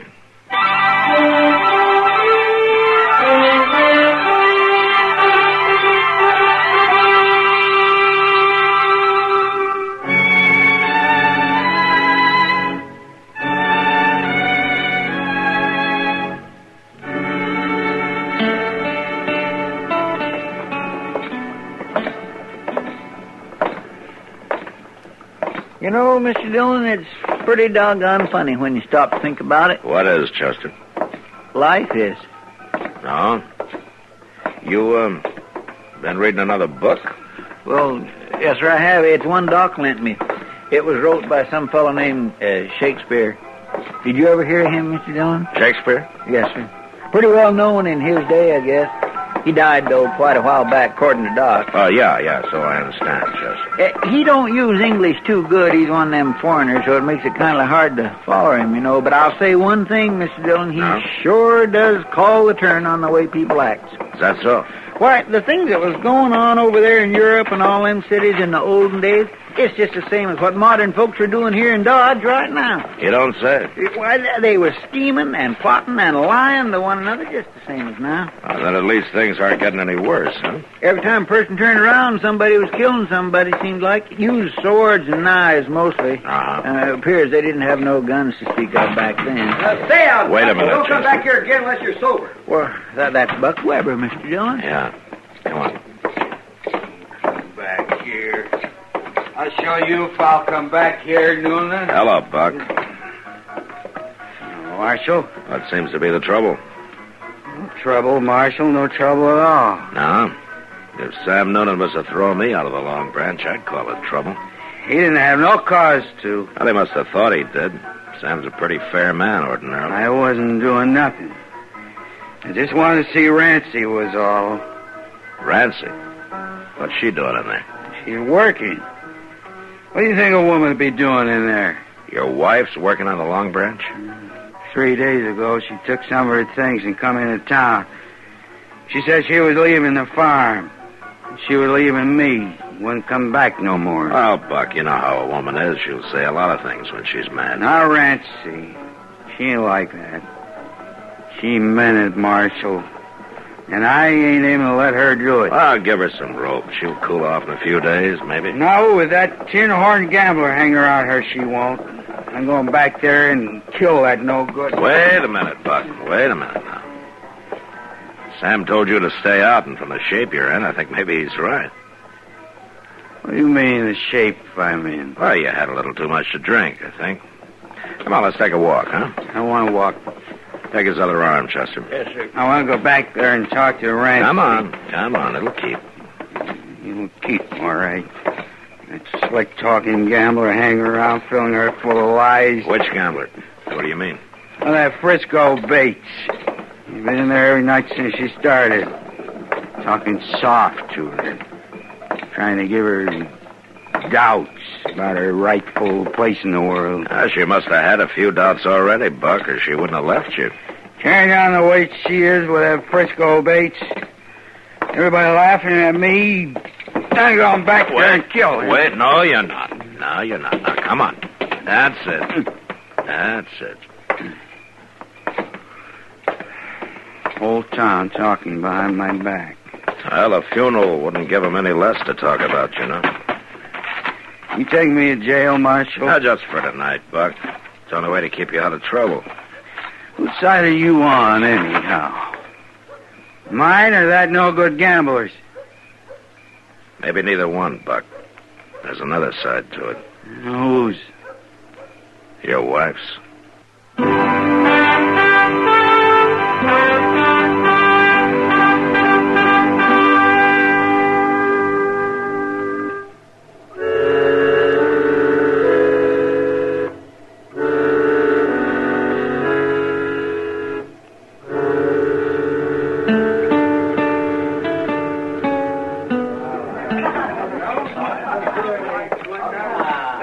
Good to see you, man. Hello, Kitty. Thought you might be going to pass us up this evening. That's hard to break the habit. Kitty, I understand Rancy Weber's working here now. That's right, Matt. She started 3 nights ago. Is she around? She'll be back in a minute. Right now, she's crying. Oh? Yeah, her husband came in drunk and mad a while ago and started abusing her. Yeah, I know. I just locked him up for the night. I'm glad you did, Matt. Buck Weber could be real mean if he got started. I'm afraid he's already started, Kitty. What about this Frisco Bates? Oh, so that's it. I told Rancy the talk would get around. Anything to it? I don't think so. Not really. Buck's got the idea there is. Well, he's a touchy one, Matt. He's awful hard to figure. Yeah, I know. I hated to see Rancy start here, but she told me she'd left him. She didn't have a cent to her name. I thought she might be better off here than some of the other places. At least I can sort of look after her. I'm sorry, Kitty. I shouldn't have acted like that. Oh, good evening, Marshal. How are you, Rancy? Oh, if you two will excuse me, I better look after a couple of things. Yeah, sure, Kitty. I guess you're probably kind of surprised to find me working in a place like this. No, I'd already heard about it. I saw your husband a little while ago. Oh. You, sure you know what you're doing, Rancy? I'm sure, Marshal. It's an easy life to get into, but it's rough to get out of. So's farming. And I'm afraid Buck's going to cause you trouble. He's caused me trouble for 7 years. Is that so? 7 years of drudgery. Make a woman a slave and work her to death. Never a decent word. You know, some of the easy ways work out hard, too, Rancy. Well, I take my chances. But Buck might as well get it through his head right now. I'm not going back, not ever. I doubt if Buck's going to see it that way. He has to. What can he do about it? Well, he could try to harm you, maybe, in some way. I'll let him. It won't be the first time. There's nothing Buck likes better than hitting a woman. Unless maybe it's a young one. Well, right now he seems to want to hit a fellow named Frisco Bates. Mr. Bates he's just been kind to me. That's all. Uh-huh. You know, men like him are new to you, Rancy. They can cause a lot of trouble sometimes. Just by being kind. I'm not a bad woman, Marshal. At least I don't think I am. All I ask is just a little kindness and a reason to laugh once in a while. Is that too much? Not to ask, no. Sometimes a little too much to expect, though. Are you going to monopolize this young lady all evening, Marshal? Oh, how are you, Frisco? Rancy, you better go see what it was that Kitty wanted, huh? What, Kitty? Yeah. Oh. All right, Marshal. You excuse me, Mr. Bates? Certainly. Is this a policy of the law in Dodge City, Marshal, interfering in people's personal affairs? Sometimes, yeah. At least when their personal affairs seem to be heading toward a killing. You mean Rancy's husband, I suppose. Well, he came around looking for you, didn't he? The way he's been treating her, I may go looking for him. Why her, Frisco? There are other women around. Not like Rancy. She's out of place here. She's not the kind to be working here, you know it. Maybe she won't be long. I've asked Rancy to go away with me, Marshal. I've asked her to marry me. That surprise you? A little bit, yeah. It surprised me, too. But that's the way it is. Rancy agree to it? Not yet. But she will. And Buck Weber won't have a thing to say about it. He won't, huh? I wouldn't count on that if I were you.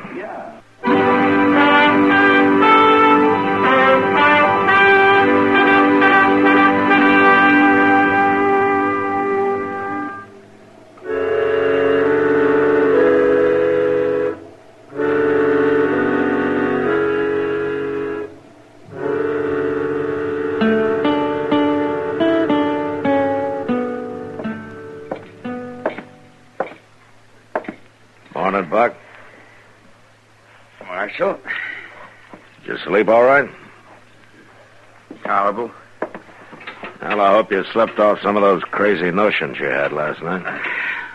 Maybe. All right, come on up.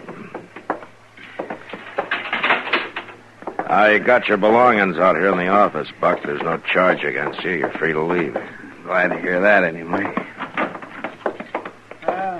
Morning, Buck. Stuff's there on the table, Buck. Thanks. Did I get my gun back? Chester? I'll get it.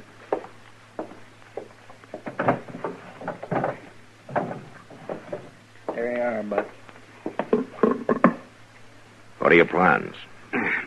Well, I reckon I better ride back out home, take care of the chores.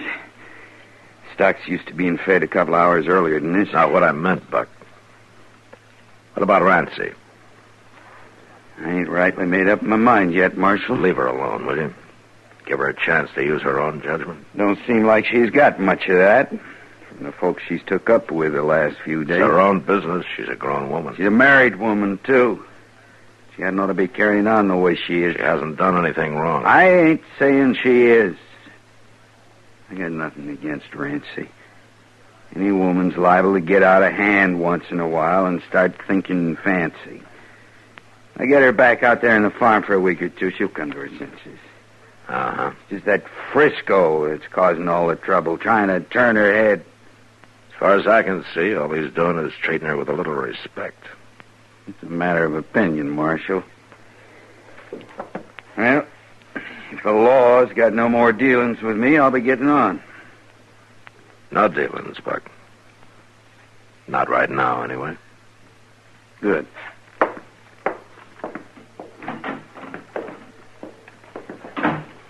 That fellow was born under a bad star, Mr. Dillon. Yeah, you may be right, Chester. He lives mad and he's going to die mad. You just wait. That's about all I can do, Chester.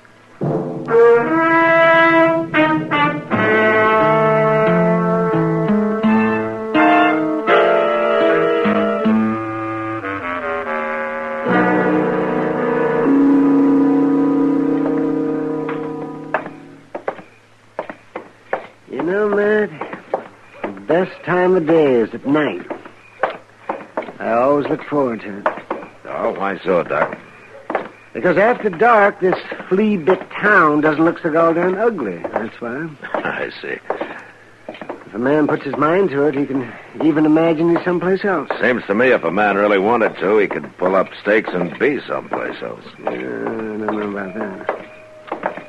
A couple of years out on this blasted prairie leaves a man uncivilized for the rest of his life. Doc, you were born uncivilized. Oh, in medical school, I was regarded as a lad of culture and refinement. Medical school? I always thought you had veterinary training. I'd have been better off if I had. There's more animals around here than people. And that's not counting the people that are animals. Or just the same as, anyway. Oh, they're improving a little bit year by year. Oh, yeah, sure, they're improving. They're all for themselves, and the devil take the hindmost. That's what. Human nature doesn't change, Matt. Well, that's what Chester thinks, since you started him reading Shakespeare. It won't do him any harm. Come on, Doc. It's over back of the Dodge House, I think. Yeah, you say civilized, huh? Oh, sure, yeah. Improving. People shooting each other all the time and bullets flying around. Come on over this way. Yes, nobody dying in their beds. Oh, yes, they're civilized. Yeah. Over here, Mr. Dillon. Somebody fired through the window in the Frisco Bates room. They must have been hiding out here in the dark somewhere. All right, come on. We can get in through the back door. Yes, sir. Will you stand back, please? Stand away from the door, will you? All right, go on in, Doc. Chester. Good. It's the first room, Mr. Dillon. Right here at the corner. Uh-huh. Quiet. For Mr. Dillon. Well, good Lord, Matt. Yeah. All right, take over, will you, Doc?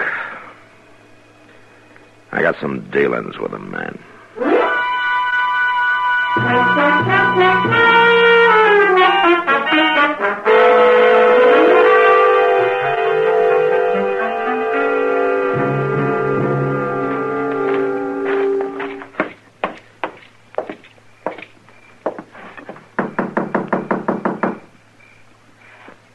I don't hear nobody inside, Mr. There's Dillon. one way to find out.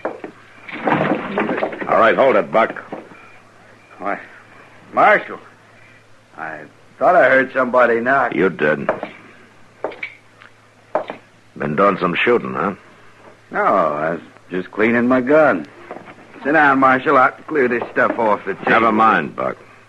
Here, let's have a look at that pistol. What for? Well, there have been 3 shots fired here. Oh. Yeah, I forgot there was a coyote bothering around this morning. There were 3 shots fired in town tonight back of the Dodge House.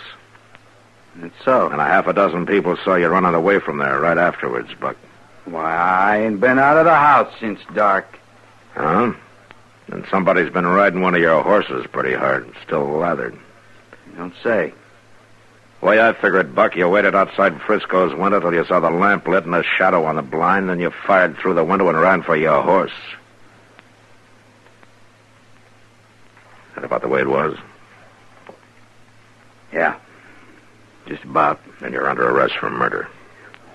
There won't nothing come of it, Marshal. When a man's wife's being bothered, there's an unwritten code. There's no code about killing from ambush. Well, you had it coming to him. The jury will see it that way.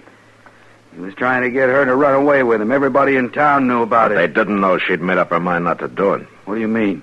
She told Kitty tonight. And she went over to tell Frisco, but he wasn't in.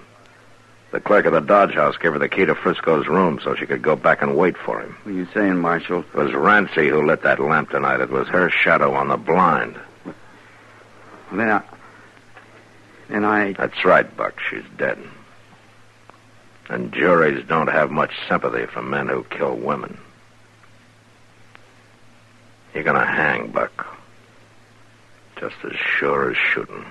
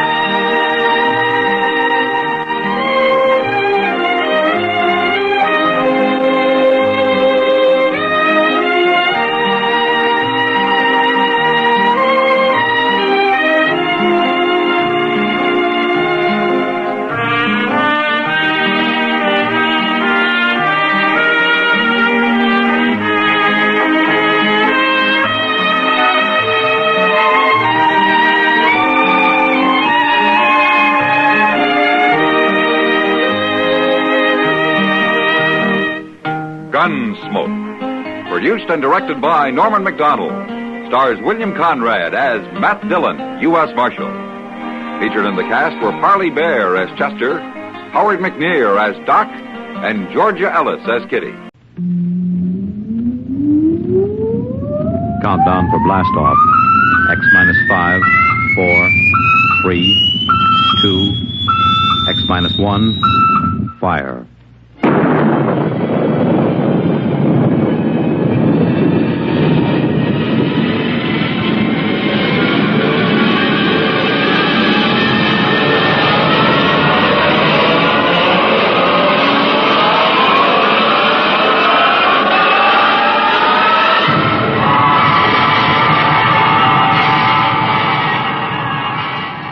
From the far horizons of the unknown come transcribed tales of new dimensions in time and space.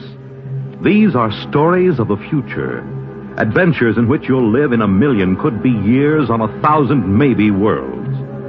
The National Broadcasting Company, in cooperation with Galaxy Science Fiction Magazine, presents X minus 1.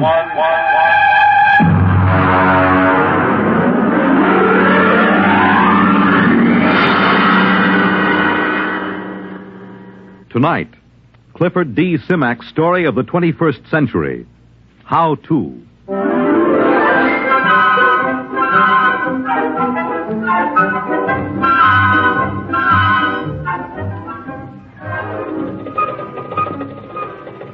Build your own three-dimensional color TV set. Complete kit, screwdriver assembly in 3 hours. Nah, I've done that. Well, let's see. A dog is man's best friend. Build your own dog. Complete kit, spaniel model, only $250. Yeah, hey, that's it. My next project.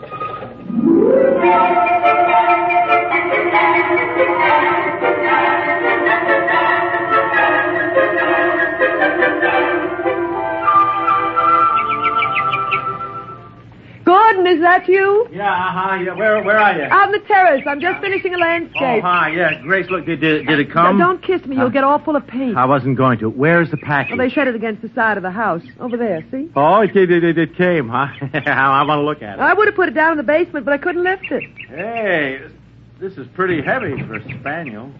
I can't lift this myself. Well, I'll start dinner as soon as I finish this part of the picture. I want to get the grass while the light's right. Yes, all right. So no hurry. I want to examine the kit anyhow. Of course, if you didn't waste our money on things like dog kits, maybe we could afford a robot, and I wouldn't have to cook. Yeah. All right. There. That should be enough for now. The light's beginning to get tricky. Good night. You're not going to open that thing here on the terrace. Now, you make a mess. I just want to see the parts. You know, this thing's too big and heavy to be a dog kit. Maybe it's a Great Dane. No, it can't be. Look, here's the shipping tag. From How To Kits, Inc. to Gordon Knight. One dog kit, spaniel model, $250, paid in full. The Great Dane cost $350. Well, all I can say is that must be the world's biggest spaniel.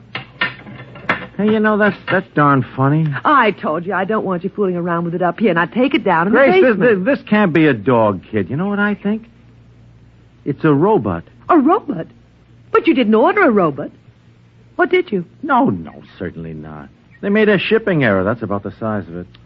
Ah, doggone it. I'll have to put this crate back together again and call the express company. Are you going to return it? Well, certainly I'm going to return it. You don't think we can keep it, do you? Well, why not? The tag says paid in full, so they can't say we owe them anything. But it's a robot.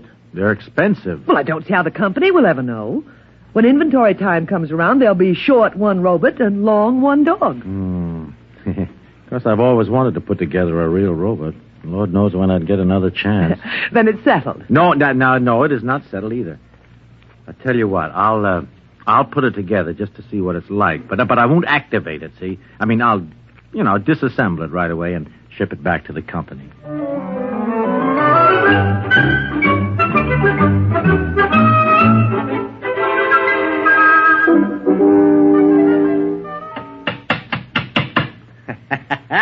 Well, there we are. Grace, look at it. Isn't that a beauty, though? You finished? Well, all but the activating. Oh. Grace. What? I was just thinking, how do I know I've got all the parts adjusted properly? I haven't the remotest idea. No, the only sure way would be to test it. You mean activate it? Well, only for a minute or two, you understand? Just to be sure. Then what? Well, then I'll disassemble it, naturally. Well, all right. As long as you don't take too long. No. I'll have it in a jiffy. Now, here, look. Oh, you see, all I have to do is just put on the activating plate. Yeah. And turn this lock nut. See, like so. Now, wait a minute. Just adjust the automatic current control. Yeah, there. Now, that should do it. Now, stand back. Now, I'll turn it on. Well, I hope it works. Oh, it'll work. I followed the directions to the letter. You ready? Now. It worked! Yeah, I'll have to oil that joint. Wait. Grace, it's moving its head. My name is Albert. I am a robot. What is there to do? Well, it certainly has a nice voice. Now, take it easy, Albert. Just sit down and rest, and we'll have a little talk. There's no need to rest. I was made to work. Well, as long as it doesn't need to rest, I can think of 100 things for it to do. Now, there's the house and the garden and the lawn. No, look, Grace, I wonder if he could learn to cook. A robot can be taught to do anything a person can do. Oh. No, hold on a minute, Albert, please, and listen to me. We can't keep you, you understand? I mean, you were sent here by mistake. But, I mean, as long as you're activated, there wouldn't be any harm in letting you do a few things. I can do anything. Good. The whole house needs a thorough cleaning. Grace. Then, of course, I'd like some new drapes for the study. No. And the kitchen hasn't been painted for 4 years. Then there's that leaky faucet. Oh, Lord. Well, what's the matter? Attachments. There aren't any. Look, he can't do all that stuff without attachments. And they cost almost as much as the robot itself. Don't worry about attachments. Just tell me what's to be done. Well, you heard my wife. Oh, what about your grounds? Oh, I got 100 beat-up acres that need attention, but of course I realize that that's too much work, huh? Don't worry about a thing. I can fix it for you. I will make the necessary equipment.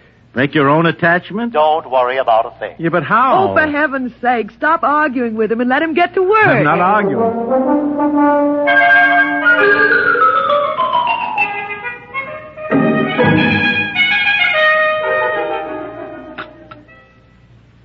Morning, Gordon. Your coffee's ready. How'd you sleep, dear? Oh, not so good. Kept hearing noises all night. Oh, that was Albert working in the basement. Yeah.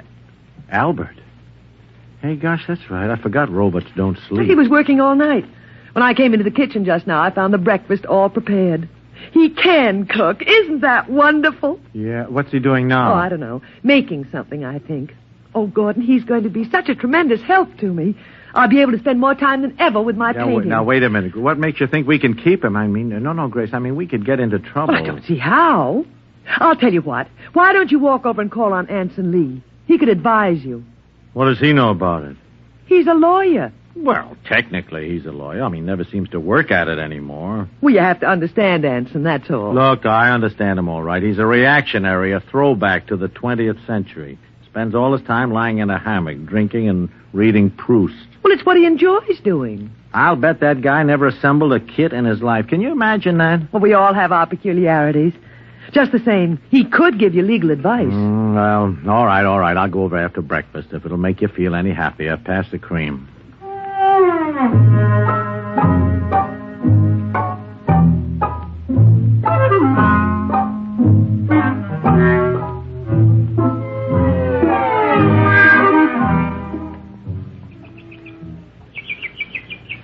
I'll have a drink, Knight. Hard cider. Made it myself. Thought you didn't go in for home projects, Lee. Oh, I don't. Making this cider was the first honest work I've done in years. I don't doubt it. Every time I get a yen to work, I look across at your place and I decide against it. How many rooms have you added to that house since you got it built? 8. Good Lord, think of that. 8 rooms. No, it's not hard once you get the next. Kind of fun. You just buy a how-to kit. Sure, I know. Just follow directions. That's right. Anybody can build a robot on a kitchen table. Well, no thanks. Why do you say that? What? I mean about building a robot. Oh, I don't know. I suppose I expect you to start building one any time now. You've done everything else. What's got into people these days, Knight? They just aren't equipped to enjoy their leisure.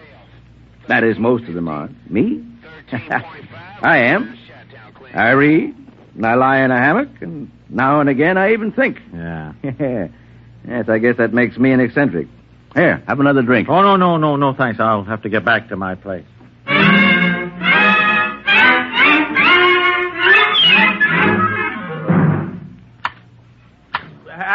Albert. You call me, sir? Yeah, Albert, listen to me. Albert, I have reached a decision about you. But I'm not Albert, sir.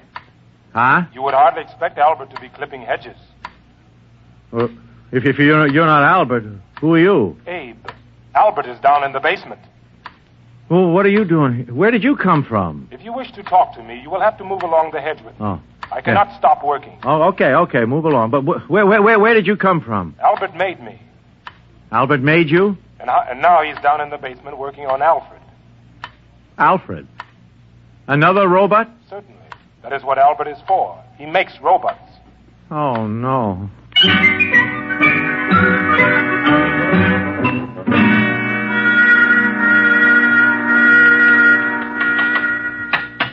Albert.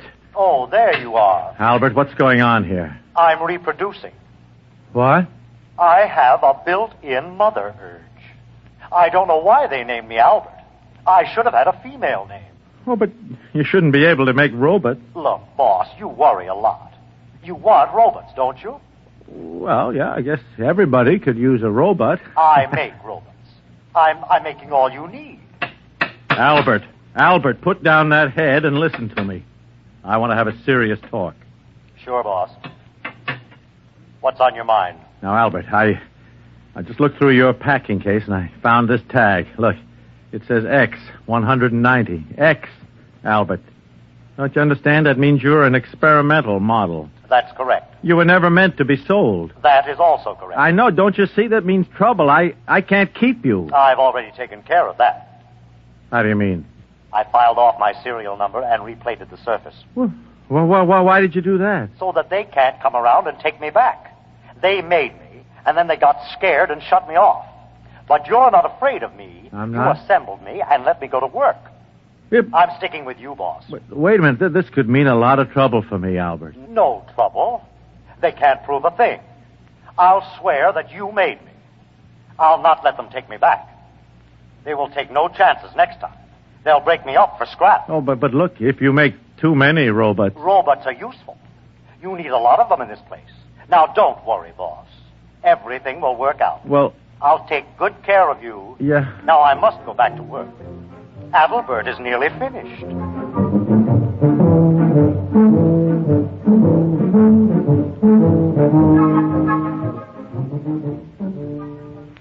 Mr. Knight, I'm from the county tax office. Tax assessor. Oh, I didn't know you fellas came around more than once a year. Ordinarily, we don't. This is a special case. Oh? Made a lot of improvements in the place the past few days. Oh. Landscaping, painting, building. Well... Afraid I'll have to boost your assessment some. I see. Heard about those robots of yours, too. Robots? Personal property, you know. Have to pay a tax on them.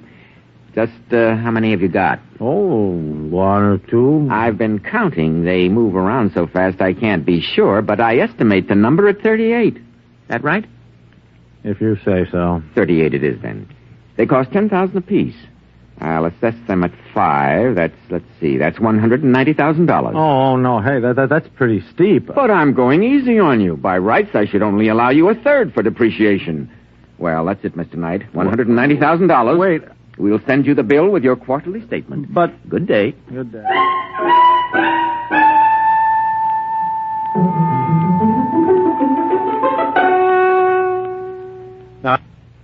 Albert, look, I've been holding off until we got the new landscaping job under control, but I can't hold off any longer. I mean, we got to start selling some of the robots. Selling? Yeah, 20 of them. That should do for a start. The tax assessor was here. I need the cash. You can't sell the robots, boss. Why can't I? Because they're my family, my boys. Named after me, all of them. Albert, I'm sorry, but that's ridiculous. They're all I've got, boss. You wouldn't sell your own children, would you? Well... All their names start with A. Just like mine. Abe, Adalbert, Alfred, Adam, Aaron, Anton, Axel. All right. Don't go through the whole roll call. I mean, the point is I need the money. Don't you worry, boss. I'll fix everything. You have nothing to worry about.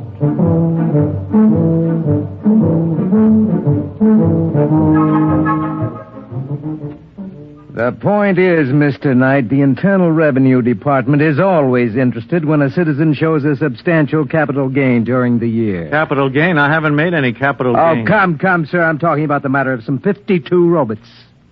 Well, as I understand it, their retail value is $10,000 each. So they say. 52 times 10,000 is $520,000.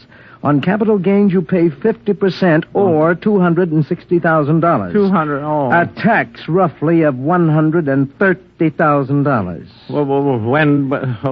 What do I do? By the 15th of next month, you must file a declaration of estimated income.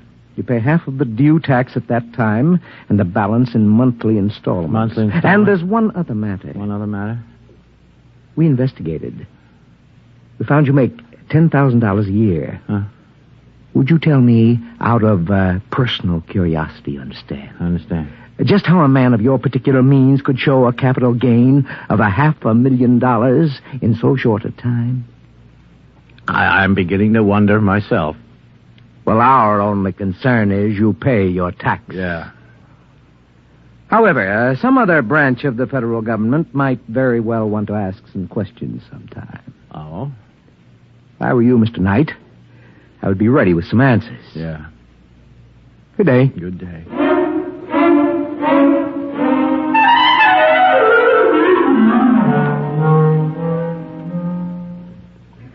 Albert, now look, I tell you, this is a crisis. Do you understand it? Like it or not, I have got to sell some of your boys, a whole bunch of them. Boss, I told you not to worry. Not to worry. Listen, I just came from the income tax people. I owe the government a cool $130,000, and those boys don't fool around. I'm desperate. Money is no trouble, boss. Come here. Come where? Over here. Look at this. What's this? What, those bales? What have they got? Don't tell me. Full of money, boss. Help yourself. You mean the actual, real money in those bales? Not stage money now. Real money, boss. No ones, of course, but lots of 10s and 20s. Yeah. That bale over there is full of 50s. Full of 50s. We didn't fool around with the ones. Albert, look me in the eye. Did you make that money? You said you needed it. We took some bills and analyzed the ink. I found out how to weave the paper and made plates. I hate to sound immodest, boss, but they're beautiful. Oh, my gosh, I'm a counterfeiter, too. We just ran off as much as we thought you'd need. Yeah.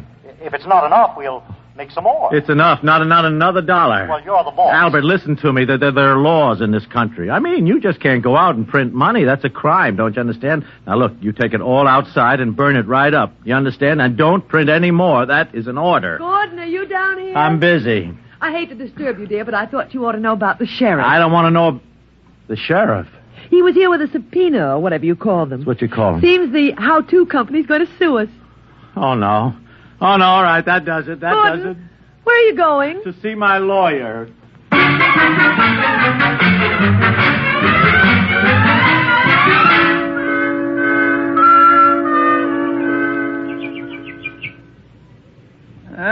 Offhand, old man, I'd say you were in quite a jam. I didn't have to walk all the way over here to find that out. The point is, Lee, what in the name of heaven can I do?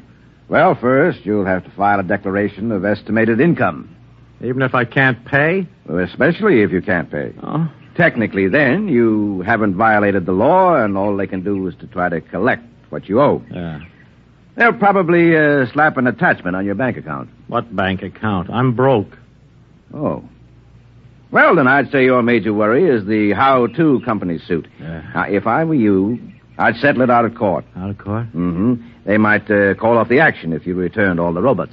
Albert says he'll testify that I made him. Well, Albert can't testify. As a robot, he has no standing in court. Mm-hmm. No, you better give them back and get what terms you can. No. I won't do it. Huh? I won't. Don't you see? They don't want Albert back because they can use him. They want to break him up to maintain their robot prices. Don't you see? It might be 1,000 years before his principle is rediscovered, if it ever is. Mm-hmm. Would that be bad? I don't know. Only time will tell that, but, I mean, you could say the same thing about any great invention. Look, no, I will not let them destroy Albert. Yes, I see your point, Knight. And I like it. You like it? Uh-huh. I'll take the case. Now, of course, I ought to warn you, I'm not a very good lawyer. I know. I don't work hard enough at it. But I do have a chance, huh? In all my practice at law, Knight, I never saw a man who'd gotten himself as fouled up as this. No. I'd say your chances are nil. Yeah. Boss? It's Albert. Boss, I heard about the suit. Yeah, it's all right, Albert. Mr. Lee here is going to handle our case. We robots want to help. I'm afraid there's not much you can do. Oh, yes, there is. I'm building a lawyer robot. He's building a lawyer robot? With far greater memory capacity than any human. And with brain computers that operate on logic. That's what law is based on, isn't it? Logic? Well, so I've heard.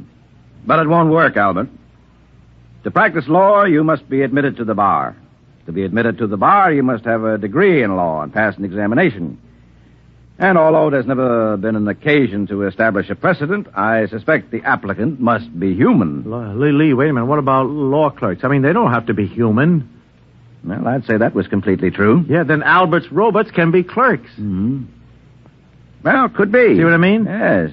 It's never been done, but there's nothing in the law that says it can't be done. Then it's settled. I'll make a dozen to start. Each one will be an expert in one phase of the law. Boss, you're going to have the most powerful battery of legal talent ever assembled under one roof.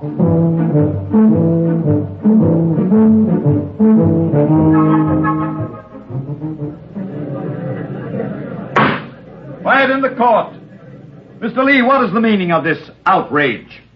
What outrage, Your Honor? Those robots sitting at the defense table.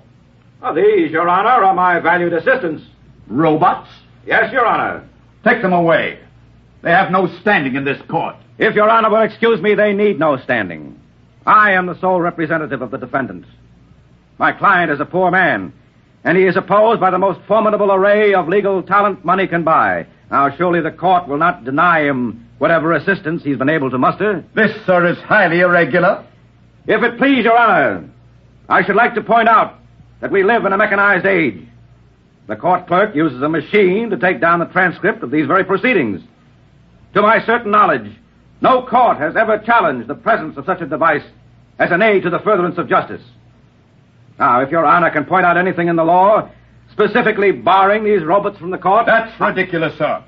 Of course there is no such provision. At no time anywhere did anyone dream such a contingency would arise. In that case, sir, I ask the court for a favorable ruling. Mr. Lee, as you point out, there is no precedent for my ruling in any way but in your favor. Therefore, sir, with reluctance, I do so at this time.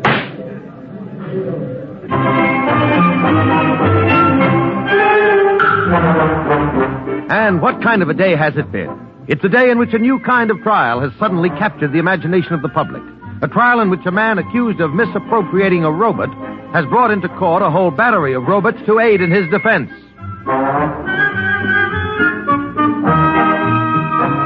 To give validity to their argument, Your Honor, it must first be proved that these robots are, in fact, the property of the plaintiff. That is the issue at trial in this case.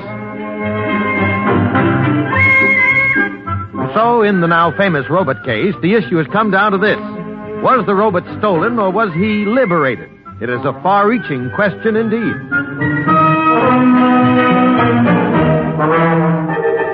Your Honor, I have already established that robots are possessed of free will, that they have the power of reasoning, and that they can most certainly reproduce. As to my worthy opponent's fourth contention, that they have no spiritual sense, I contend that this is irrelevant. There are agnostics and atheists in the human race, and in general, no one has denied them their full rights on this count. And so the trial has at last come to its end. The whole nation, indeed the whole world, awaits the momentous decision which must be handed down. In Washington, D.C., Treasury officials have been meeting steadily for a week to find some way to avoid the loss of the enormous taxes on robots in the event the decision rendered is in favor of the defense. One high government official has said that if robots are declared free and equal, it means they must be given full citizen rights under the Constitution. Already, the chairmen of both major political parties are mapping campaigns to corner the robot vote.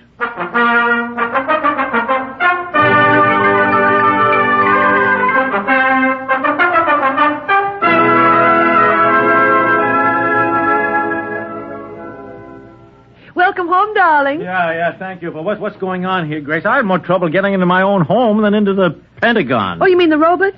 They've set up a defense perimeter. A defense... Uh-huh. Albert. Hello, boss. Welcome home. Albert, what is the meaning of all the barbed wire and the rocket launchers? Just precautions, boss. We're ready for any situation. Such as? Oh, like a mob deciding to take justice into its own hands, for instance. Or if the decision goes against us? That too, boss. Dear, you two go on and talk. I've really got to get back to my painting. I have a beautiful still life that I simply got to finish. Yeah, finish. Albert, listen. You can't fight the whole world. We won't go back. How Two Kits Incorporated will never lay a hand on me or any of my children. Albert, this is madness, don't you understand? They'd get you with one bomb. And me, too. Better to die fighting, boss, than to live in chains. I don't know. That's our motto. No matter what happens, we're ready for the decision.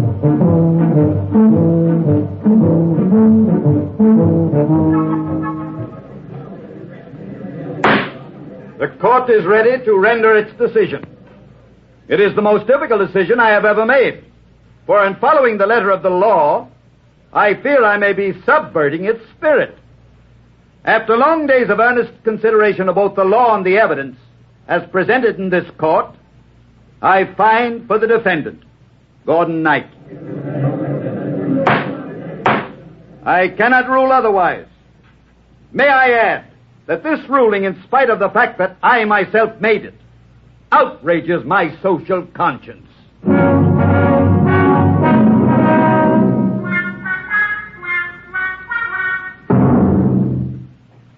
You did it, boss. You did it. We're free. Yes, Albert. We sure did it. Where's my wife? In the studio, painting. Not another landscape. Her 5th this week. She's doing very well. Yes, isn't she? And I am working on a new robot for her. A painter. Soon she won't have to bother doing it herself. That's nice. And you won't have to do anything anymore either, boss. Oh? Not a thing. Oh? We're going to take care of you from here on out. Thanks. Did I tell you about my new children yet? No, I don't think so. Alice, Angeline, Agnes, Agatha, Alberta, and Abigail. Daughters? 6 of them, boss. And all with a built-in reproducing instinct just like mine. Oh, no. They're down in the basement now turning out robots. Great.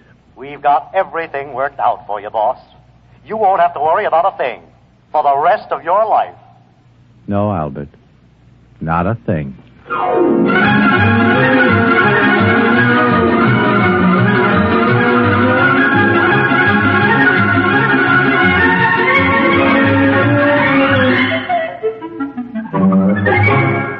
You have just heard X-1, presented by the National Broadcasting Company in cooperation with Galaxy Science Fiction Magazine, which this month features Name Your Symptom by Jim Harmon, a story of a future in which anyone who shunned a cure needed to have his head examined, assuming he still had one left.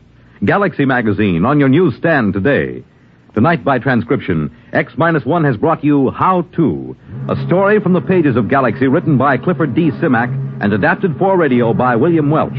Featured in the cast were Alan Bunce, Ann Seymour, Les Damon, Joseph Bell, James Monks, William Key, Lawson Zerby, Santos Ortega, and Ben Grauer. Your announcer, Fred Collins. X-1 was directed by Daniel Sutter and is an NBC Radio Network production.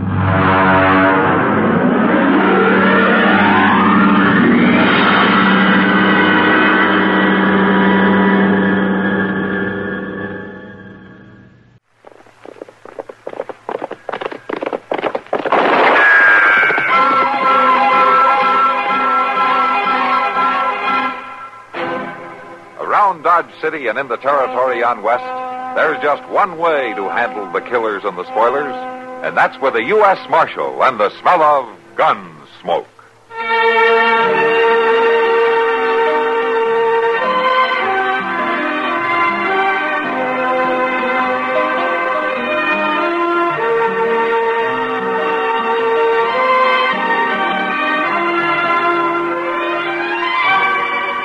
Gunsmoke, starring William Conrad. The story of the violence that moved west with young America. And the story of a man who moved with it. I'm that man. Matt Dillon, United States Marshal. The first man they look for and the last they want to meet. It's a chancy job, and it makes a man watchful. And a little lonely.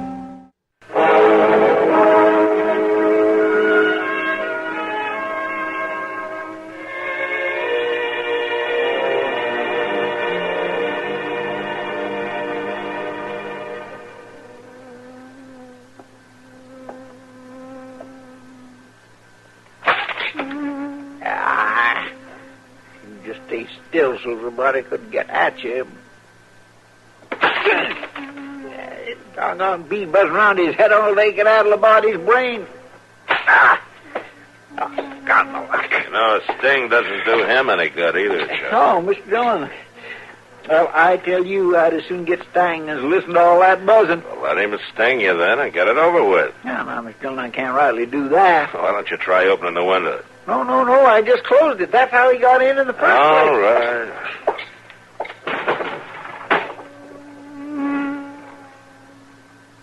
Oh, my goodness.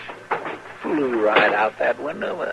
He was trying to get out all the time, Chester. Well, now, you can't be too sure of that, Mr. Dillon. Why, I've known bees to just absolutely ignore, well, Miss Church. Hello, Chester. Matt. Hello, Samantha. Come on and sit down. Here's a chair, ma'am. Thank you. Matt, I need your help. Sure, Samantha. What can I do? Well, it's George. George? He in some kind of trouble? That's what I don't know. He ain't come home since day before yesterday. Home from where? Home from right here in Dodge. He rode in from the ranch Monday morning, and I ain't seen him since. That doesn't sound like George. Staying away 2 nights. No, Matt, it don't. I didn't worry too much about the first night. Man has a right to do some celebrating every now and then, but... Samantha, was he celebrating something special? Was mighty special to us, Matt. He just worked the place free and clear. We sold our first big stand of cattle, Matt, and the money took care of all that we was owing. Was George bringing the money to town? He saddled up the minute he got it. He rightly couldn't wait to pay off that note, Matt. Yeah. All right, Samantha, I'll tell you what we'll do. Let's go over to the bank. They ought to know something about this. I've been there. I've been every place else I could think of in town. Nobody's seen him. Seems like he never got here at all. Yeah. Tell me this. Who else knew that George was bringing in the money? Nobody. Except maybe Ben. He probably knowed about it all right. Ben? Oh, he's the one who helps you run the place, right? Yes, Matt. We took him in when he was just a little boy. Ray'd got his ma and pa. He's just like our own. Yeah. Nobody else knew? Well, Hobie Price come riding up just as George come out of the barn. They rode off together. Well, have you seen Hobie since then? I asked around for him, Matt, but I ain't found him. Matt? Yeah? I ain't never been one to give way. I know you haven't. I've got a bad feeling about this, Matt. I got a bad feeling about George. I ain't slept. Samantha, there's no use for a bad feeling yet. You just let me start looking, huh? Yeah. I guess I got to. I ain't getting nowhere. You go on home now. You try to get some rest. It isn't going to do George any good for you to get worn down. I guess you're right. Sure, I'm right. Maybe you better go see Doc, huh? I got no need for doctoring, Matt. Just you find George. Yeah, I'll start looking, Samantha. Right now.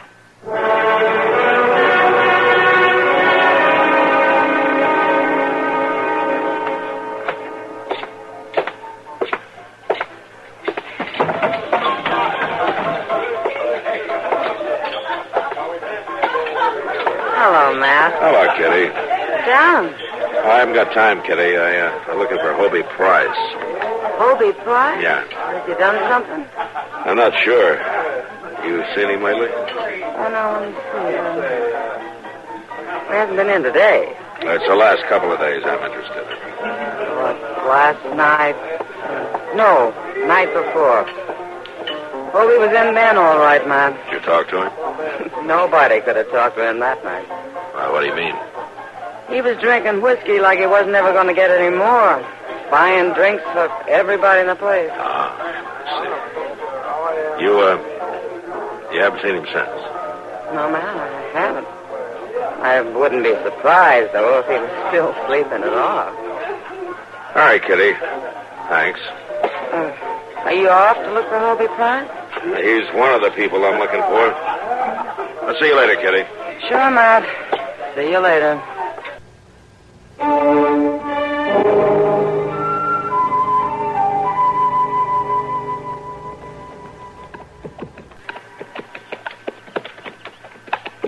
Mr. Dillon? Yeah, Chester.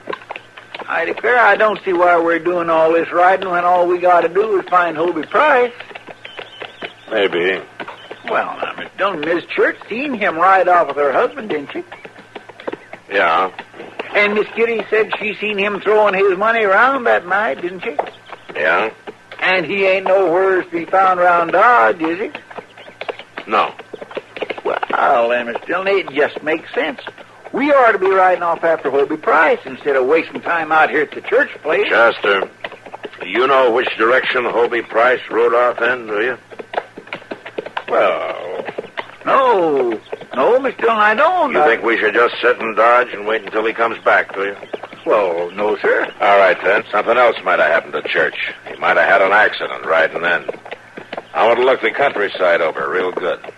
Yes, sir. Now, there's a lot of land to cover on the church spread. When we get to the fork, you ride off north and I'll ride south. We'll meet at the ranch house. All right, Mr. Dillon. Don't just stick to the trail, Chester. Take a good look around any trees and through the bushes. Yes, sir, Mr. Dillon. I'll look real good.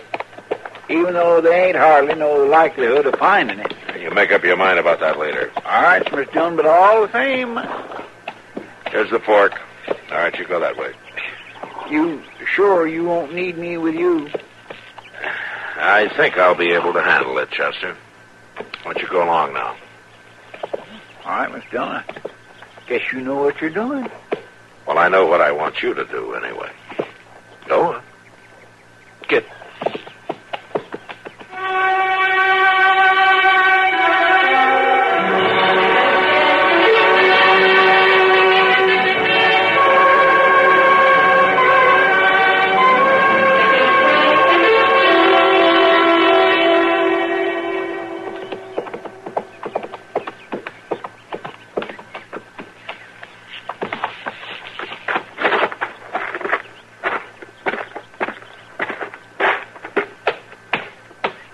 Dillon? Any luck, Chester?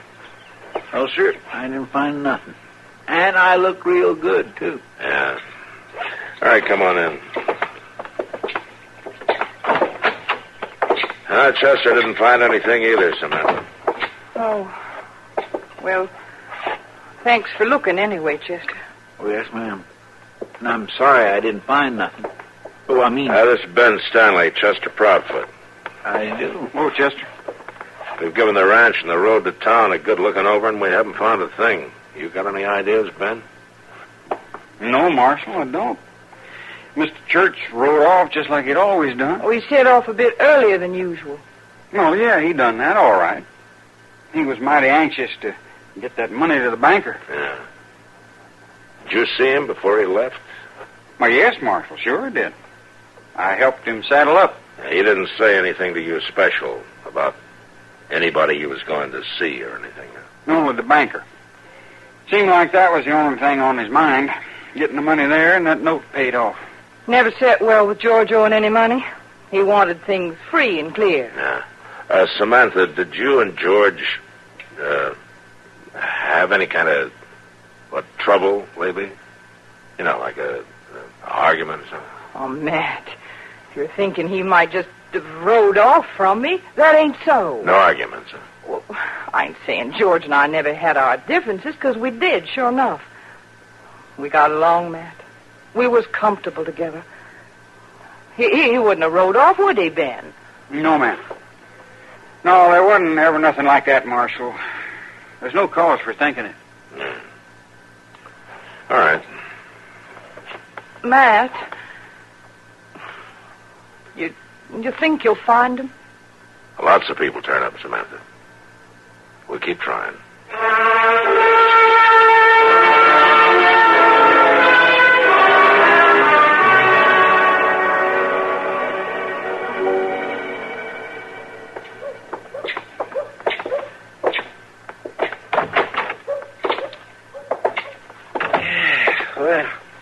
I can't say I'm sorry to be back in the office, Mr. Dillon. You're getting to be a homebody. No, that ain't so. But I ain't one to want to waste a whole day just riding around in the hot sun, I'll say that. You'll live. Oh, yes, sir, Mr. Dillon, I'll live all right. But we might just as well have stayed here. That's the thing that bothers me. Never mind, Chester. Maybe something came in the mail that's worth your while. I sure do hope so.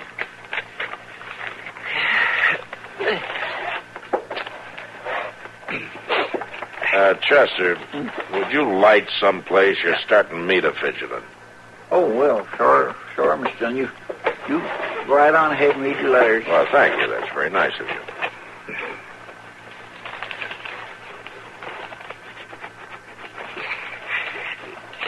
I'm going to itching places. What? Oh, nothing, Mr. Dillon. Nothing at all.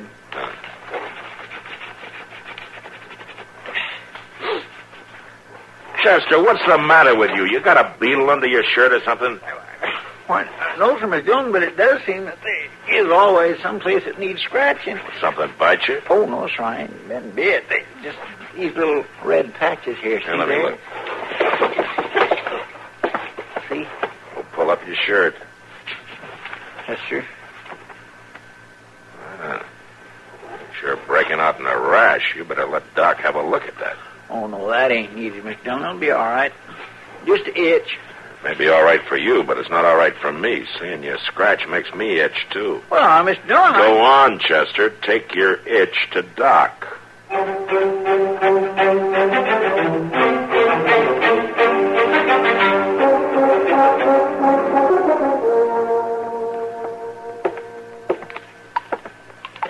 This stuff ought to make you feel better, Chester. Now, hold still. Now, don't tell me that hurts. Oh, yeah, well, it's cold, Doc. Oh, cold. I bet you're the only person in Dodge today complaining about anything being cold. There. Thanks, Doc. Oh, I'm glad to do it. I'd hate to see Matt bothered by your scratching the way you said he was. Oh, he sure was. I could have stood it all right, but Mr. Dillon, he was getting pretty edgy about it. You're telling for me that he's lucky he only had you to contend with? How's that, Doc? I had another case just like yours yesterday. Ben Stanley. Funny thing, too. The first time I've seen ivy poisoning this year. And then there's two of them in 2 days. All right, Chester. You can put your shirt on now. Okay, Doc. Was Ben scratching real bad, too, Doc? Oh, was he? Like 3 hound dogs with fleas. He had a pretty good case of it. No, that's good. Well, what's good about it? It's just good to know that somebody else scratched himself when he itched, that's all. And I bet Mr. Dillon would scratch himself, too. Well, he would if he had what you've got. Now, here at Chester, you better take a bottle of this along. And dab some of the lotion on your itchy spots every once in a while. It'll keep the itch down. Oh, well, thank you, Doc. That's all right, Chester. As the old saying goes, you scratch my back and I'll scratch yours. Oh, you want me to scratch your back, Doc? Oh, no, Chester, never mind. Just go scratch Matt's.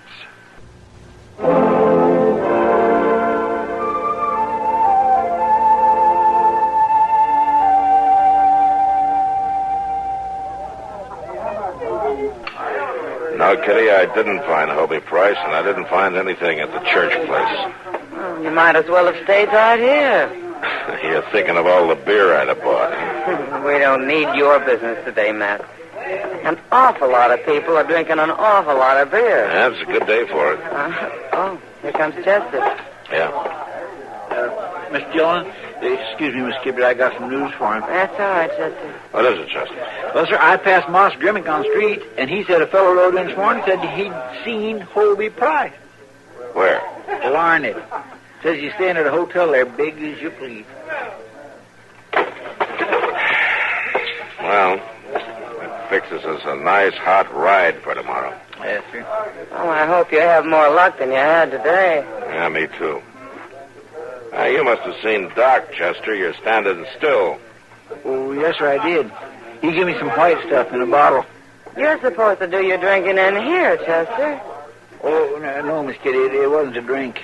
It was to splash on myself, to cure me of the itch. Thank goodness it's working. He was driving me crazy, scratching. Well, you better start worrying about yourself, Mr. Dillon. Oh, what do you mean by that? Well, this itch may be something that's going to spread around. You might get it for yourself. Doc took care of Ben Stanley for it just yesterday. Oh, don't be silly, Chester. I never heard of an epidemic of poison ivy. Neither did I. Ben Stanley? Yes, sir. Doc gave him a bottle of the self-same lotion just yesterday. Chester, did you get off your horse when you were riding on the church place this morning? Well, yes, I did. I watered him at the creek that wandered all over the place there, down in them brambles. Pretty little place there. I'm going to give you a chance to see it again. Well, no, I ain't that anxious. To tell the truth, I'd rather... We'll be riding out there in the morning early. I thought you were going to learn it. Maybe I won't have to, Kitty. Come on, Chester. Let's go get some sleep. All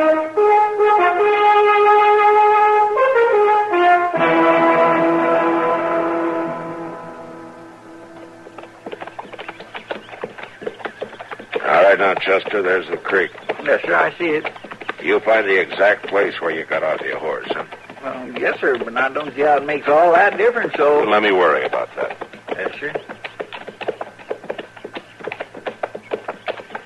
Let me see, we're right along in here someplace. Yes, sir, I remember that dead log. All right, we'll leave the horses here.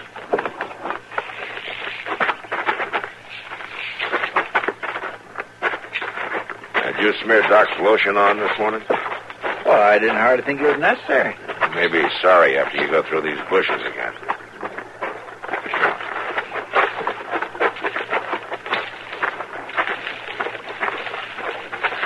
Mr. Dillon? Yeah? If George Church was here, I'd have seen him yesterday, wouldn't I? I don't know, Chester. We'll just keep looking for a while. All through these bushes. All right. Chester. Yes, sir? Go get a shovel off one of the horses. Yes, sir.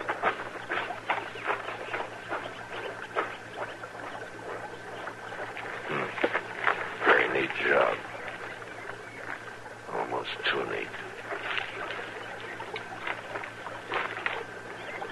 Come on, hurry up, Chester. I'm coming as fast as I can, Mr. Dillon.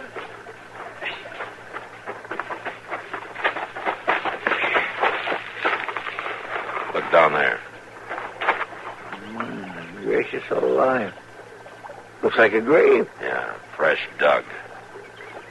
We better see who's in it. Yes, sir.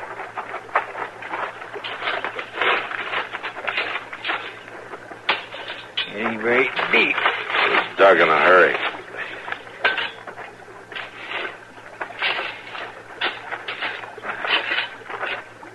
Mr. Dillon. Yeah, I was afraid of it. You reckon Hobie Price drug him here?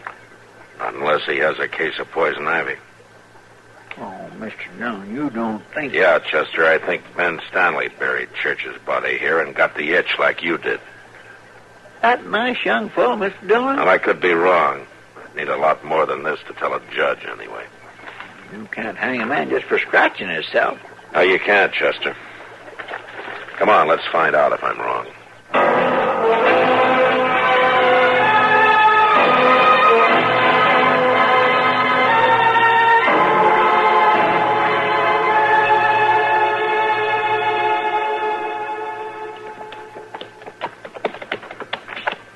Marshal Dillon? Yeah, Ben.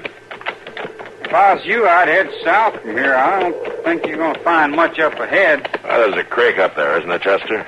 Oh, yes, sir. There's a creek there. Our horses will be needing a drink. We might as well ride that way. They can get a drink down this way, too, Marshal.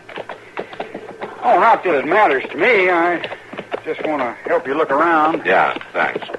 I think we'll just go ahead for a little while. Marshal, down in that gully there. That'd be a good place to look. Yeah, we'll take a look at it after we give the horses a drink. Chester was down in those bushes yesterday. Got himself a bad case of poison ivy. Isn't that right, Chester? Oh, yes, sir. That's right. You ever get it, Ben? No. No, it doesn't bother me none. Yeah. Doesn't bother me either. I guess we're lucky. Yeah, lucky. You know, that rash on your neck looks an awful lot like Chester's. No, that ain't it. Oh, that's good. Now, here we are. You can lead the horses from here.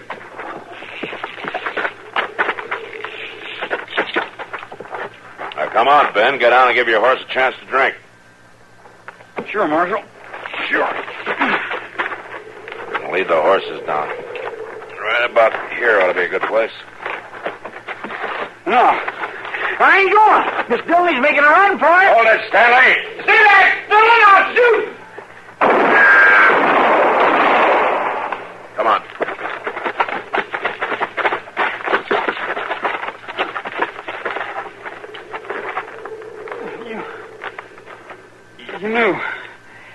You knew about it, didn't you, Marshal? Yeah, Ben, I know.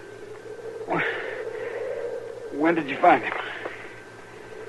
This morning. I didn't mean to kill him, Marshal. I didn't want to hurt him. Uh-huh. No, I only wanted the money. But he fought me for it. He fought me so hard, Marshal, I had to kill him. Yeah. I thought I was all right. Ms. Church said you was after Hobie Price. I knowed he rode off to the Willets' place, but nobody else did. And you weren't about to tell, were you? I didn't mean no harm to Mr. Church, Marshal. If he'd just give up the money easy, if he just wouldn't have fought. You know, Ben, some men do funny things like that. Like what, Marshal? Fights for the things that belong to them. And other men get poison ivy and end up getting hung. All right, come on, Chester. Let's help him on his horse.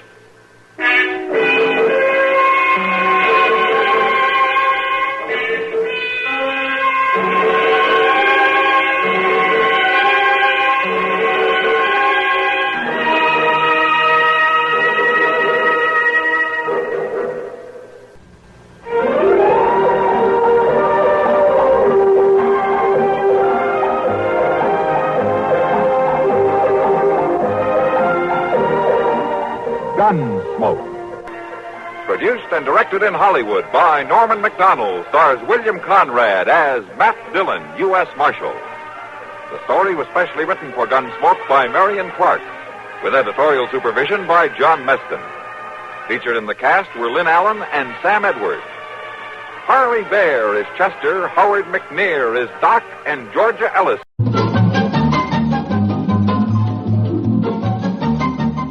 This is Nightline, your open door to people and places, and this is Walter O'Keefe.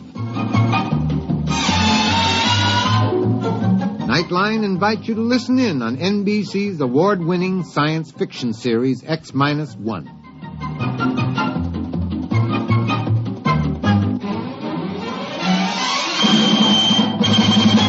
Now escape to a world of the future.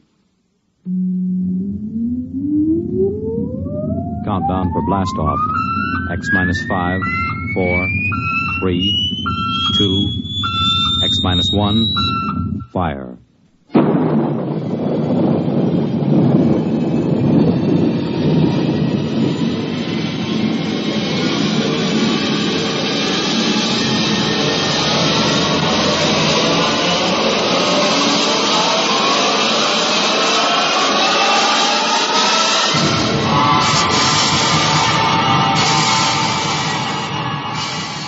From the far horizons of the unknown come tales of new dimensions in time and space.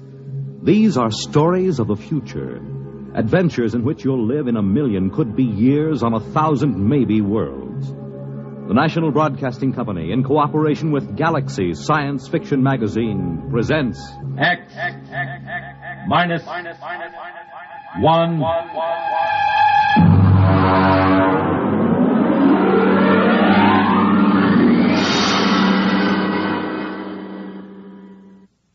Tonight, At the Post by H.L. Gold. But first, hear this. In centuries past, this was the sound that used to get the news around. Yes, in centuries past, the people on one side of the hill beat the drum to share the news of the world with the people on the other side of the hill. And since the world in those days was a smaller, more easygoing world, this was enough to get the news around. Ours is a chaotic age with critical events flashing across the face of the earth. Fortunately for us, we can keep up with these events because we have at our fingertips the fastest means of communication ever devised. We have radio. And NBC Radio with news on the hour keeps you alerted to world events wherever they happen, as soon as they happen. From ages primitive to present, people have wanted to keep up with events. And in our day and age, this is the sound that really gets the news around. This is Leon Pearson inviting you to keep up with the news on the hour all day, every day, over most of these NBC stations.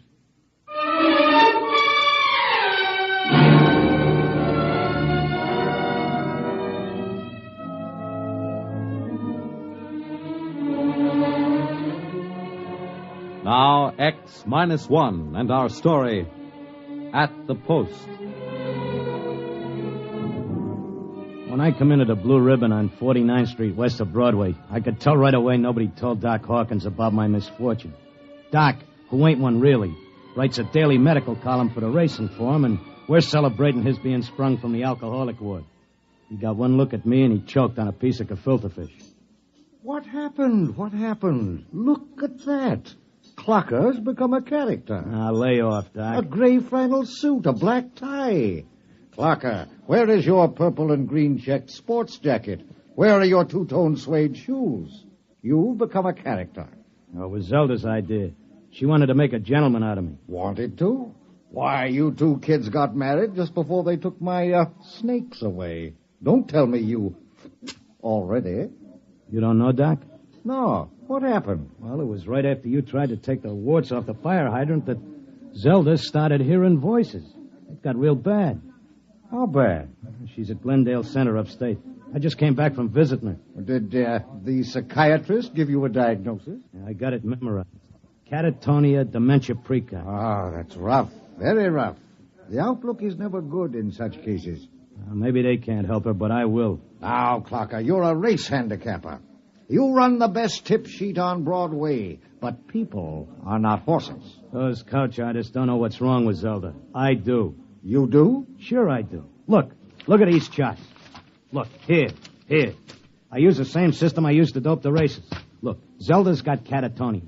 She used to be a hoofer before we got married, and now she does time steps all day. Stereotype movements are typical of catatonia. You don't get it. She does time steps.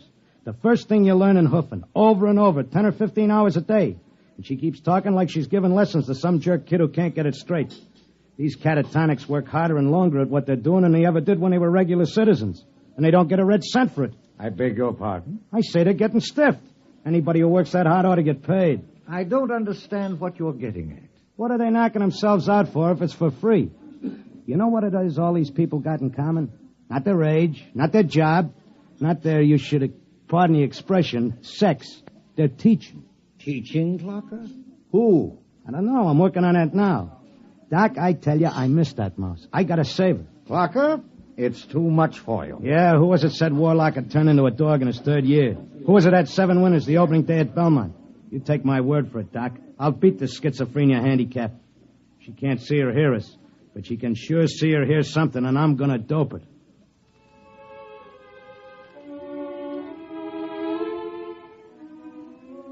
I had an idea now. I had it doped that Zelda was showing somebody how to dance, whoever they are. And the only way I could spring her was to find out who was controlling her and what they were after.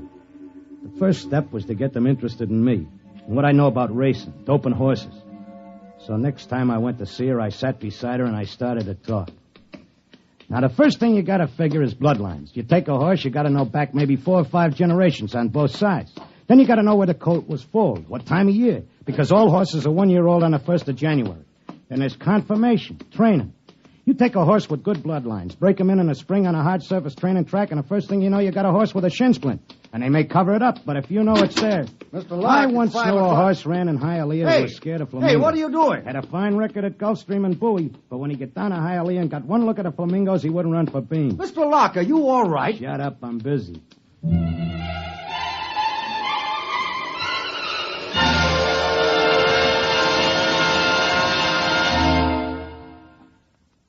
listening to At the Post, tonight's attraction on X-1. The new War Orphans Education Program. What is it? And what does it do? Well, here's the answer straight from the Veterans Administration. It's a training program for young men and women, sons and daughters of war veterans who died from service-connected causes.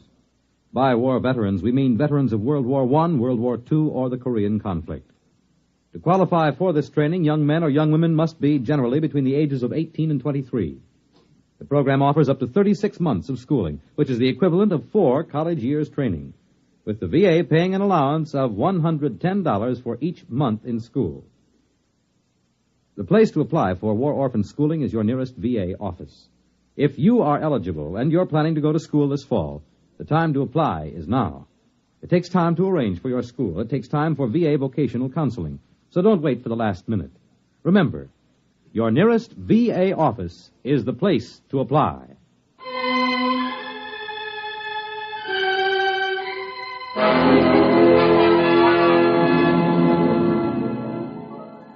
Now back to X-1 and At the Post. I kept coming back every day. I'd just sit there next to Zelda while she did a time step, and I'd talk about horses, over and over. And finally, I started to hear voices. Clocker, Clocker, this way, Clocker. Come this way, Clocker. Like it was a fog, I could see the attendant in his white coat asking me questions, and I couldn't hear him. I knew I just kept on talking about the horses. And then suddenly I wasn't there. I was somewhere else. I was in a big square, and the buildings looked like the new Roosevelt Raceway, all modern. Or maybe like the World's Fair. There were trees and statues, and there were hundreds of people standing around, and they all looked scared. There was a little man with bifocals and a vest with pins and needles in it standing next to me. He looked scared, but I knew it had worked. I was on my way to Zelda. How did I get here? Excuse me, mister, how did I get here? I don't know. Am I dead? I don't think so. Suddenly, the crowd all grew quiet when a man climbed on a big platform in front. He was very tall and dignified, and he had formal clothes and a white beard like the chief mourner at a politician's funeral. Ladies and gentlemen, please feel at ease. You are not in any danger. No harm will come to you. If you will listen carefully to this orientation lecture, you will know where you are and why. What is it? I don't understand. Friends, it's a pitch. You have been chosen, yes, carefully screened and selected to help us in undoubtedly the greatest cause of all history, a vast and noble experiment. Smells like a con. Let me state this in its simplest terms. You know that there are billions of stars in the universe, and that the stars have planets. In almost all instances, the dominant form of life on these planets is quite different from yours. I am not of your planet or solar system. I am not actually formed as you see me. My true appearance would seem to be rather confusing to human eyes. Nuts, get to the point. The truth is, we are not here, and neither are you. Here is a projection of thought, a hypothetical point in space, a place that exists only by mental force. What is he saying? What does he mean? Our civilization is considerably older than yours. For many of your centuries, we tried to establish communication with you, but there were grave difficulties. I'm sorry to report that those people with whom we did make contact were generally burned at the stake. Here it comes. He's getting ready to slip us the sting. You know the history of your own race. It is a record of incessant war, each more devastating than the last. Now, finally, man has changed the power of worldwide destruction. The next war, or the one after that, will unquestionably be the end not only of civilization, but of humanity, perhaps even of your entire planet. Then why have we brought you here? Because man, in spite of his suicidal blunders, is a magnificent race. He must not vanish without leaving a complete record of his achievements. This is the task on which we must work together. Every area of human society must be covered. We need you urgently. Your data will become part of an imperishable social document that shall exist untold eons after mankind has vanished. Oh, he had a slick con. He had that crowd in the palm of his hand like a small-time grifter selling pearl necklaces on 6th Avenue. They all cheered. After a while, they broke us up into divisions, and I got herded into a building marked Sports and Rackets. I started telling them about horse racing, but they held me down to one sentence. They said I had to repeat it over and over so that recording thing could get it. Apparently, it only absorbed things slow. Well, that's enough for today. Isn't it amazing? We have a more detailed record of human society than man himself ever had. Your life, my life, the life of this Zelda, whom you came here to rescue, all are unimportant, for we must die eventually. But the project will last eternally. You're telling me you know what I'm here for? To secure the return of your wife. I would naturally be aware that you had submitted yourself to our control voluntarily. It was in your file that was sent to me by admissions. And why did you let me in? Because, my dear friend, we know... Leave out the friend pitch. I'm here on business. As you wish. We let you in, as you express it, because you have knowledge that we should include in our archives. We hoped you'd recognize the merit and scope of our undertaking. Most people do, once they're told. Zelda, too? Oh, yes, Zelda is extremely cooperative, quite convinced. Would you like to see her? Yeah, sure I would. Well, that can be arranged. I'll call the Arts and Entertainment section and arrange a meeting.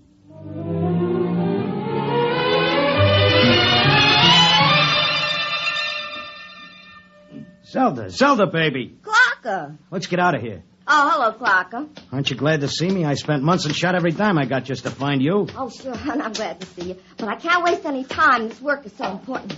Isn't it wonderful? What's so wonderful about it? If they could let the earth go boom, it wouldn't mean a thing to them. Everybody wiped out, just like there were never any people. Not even as much record of us as the dinosaurs. Wouldn't that make you feel simply awful? I wouldn't feel a thing.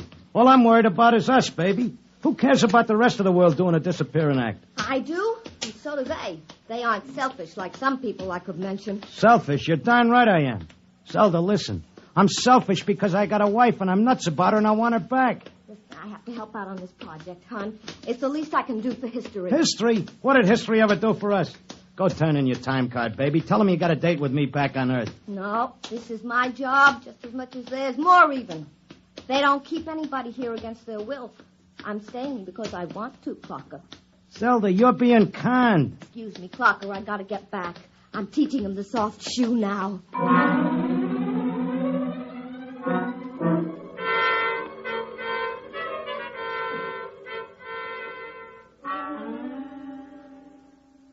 Are you satisfied now, Mr. Locke? Listen, what's in this for you? We're devoting our skill to recording a race that is about to destroy itself. That's enough game. There, that's the hook. Take away the doom push and this racket falls. Listen, what makes you so sure we're going to commit suicide? Is there any doubt of it? Do you honestly believe the Holocaust can be averted? I think it can be stopped, yeah. Listen, between these catatonics and me, we could tell them what it's all about. I notice you got people from all over the world here. They're getting along fine because they have a job to do and don't have time to hate each other. Well, it could be like that back on Earth. Mr. Locke, we have already experimented in the manner you suggest. A human psychological mechanism defeated us. Yeah? What was that? Protective amnesia. They completely and absolutely forgot everything they'd learned here. Well, what are the odds on me remembering? Well, you're our first volunteer. Look, I'll give you a deal. You let me out and maybe I'll be the first case that didn't get amnesia. And I can tell the world about all this. I'll come back if I lame out. You can pick me up any time you want. But if I make headway, you gotta let Zelda go, too. Well, that's a reasonable proposition. We'll lift our control, Mr. Locke, for a suitable time. If you can arouse a measurable opposition to racial suicide, measurable, mind you, we agree to release your wife and revise our policy completely.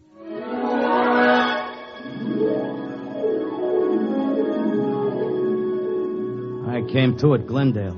Took me about 2 weeks to convince them I was all right again. And finally they let me loose. I had to convince the world that they were throwing the race and that they needed the saliva test. So I started to write it all out in my tip sheet, in and around the horses. Around that time, I ran into Doc. Clocker, my boy, you've no idea how anxious we were about you, but you're looking fit, I'm glad to say. Thanks.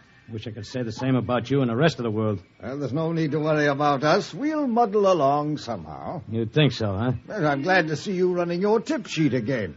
As long as the bobtails run, who cares what happens to anything else?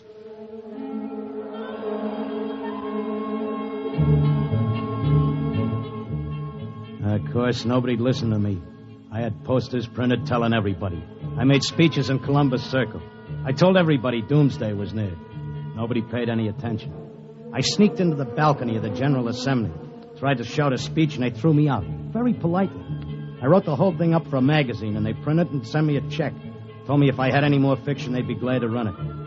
I kept trying to tell everybody the truth about the catatonics. We ought to go to the hospitals and get ourselves let in and have the aliens take over and show us where we're going. Nobody'd listen. And finally, I went back out to Glendale. Oh, Mr. Locke, we were wondering when you'd come to visit your wife. Been away? I want my old room back. Oh, but you're perfectly normal. Give me half an hour alone, and you'll be glad to give me my room.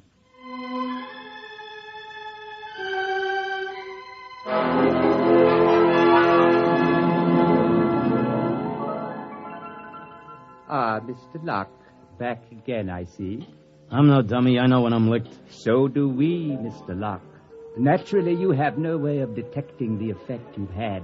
We do. The result is that because of your experiment, we're gladly revising our policy. Huh? Is this a rib? Nobody listened to me. Oh, but they did. Visits to catatonics have increased considerably. When the visitors are alone with our human associates, they tentatively follow the directions you gave them in your article. Not all do, to be sure. Only those who feel as strongly about being with their loved ones as you do about your wife. We've accepted 4 voluntary applicants. You mean I made it? That's right.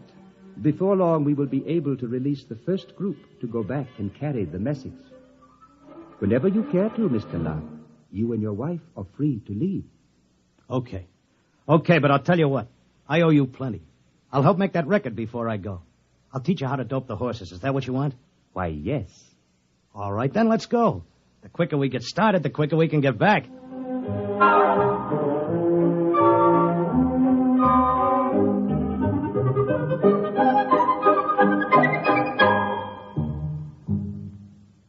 Fred Collins again, and I'll be back with a word about X-1 in a moment.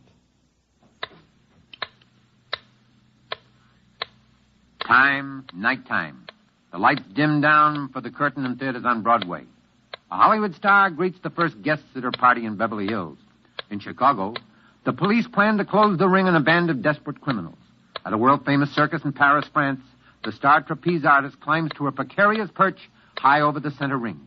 In a Las Vegas nightclub, a hush falls over the tables as one of the great singing stars of our time steps out onto the stage, and in New York's Radio City, the studio warning light flashes, "Stand by."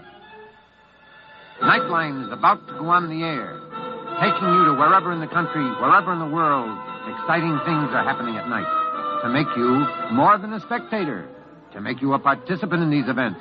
This is Walter O'Keefe, inviting you to join us on Nightline, your line to exciting entertainment at night, every Monday through Thursday night, over most of these NBC stations. You have just heard X-1, presented by the National Broadcasting Company in cooperation with Galaxy Science Fiction Magazine, which this month features The Dark Star by William Tenn. For everyone else, it was the anniversary of the first moon flight. For one man, it was just a tragically comic Valentine.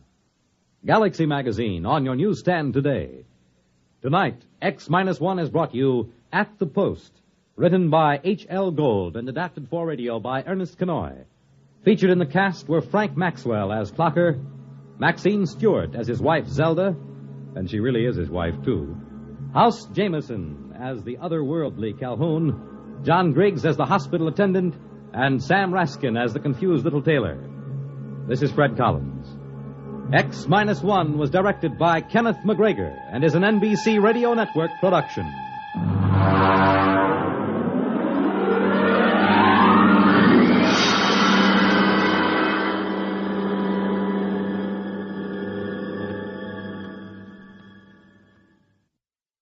There's excitement in the air at night, and Nightline brings it to you. Hear Nightline with Walter O'Keefe, next on most of these NBC stations. Sometimes the radio playwright wanted to have a bit of fun. So, long before the Japanese movies had a giant cockroach come out of the sea to eat up Kyoto, or was it South Chicago, I wrote 2 plays that theoretically destroyed everything. One was a story about a growing chicken heart that covered the world, and the other was the one you're about to hear.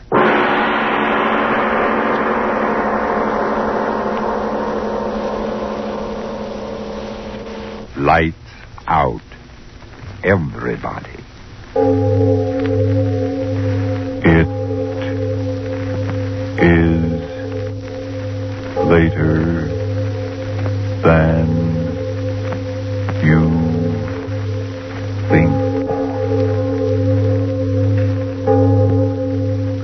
This is Arch Obler.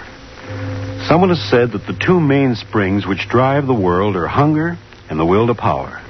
I think we'll all agree about the hunger, but as to the will to power, well, sometimes I think it's not quite as strenuous as that. There are some people in this world who don't want to run anything. They just want to be liked. And that's the mainspring of our story tonight, Oxychloridex.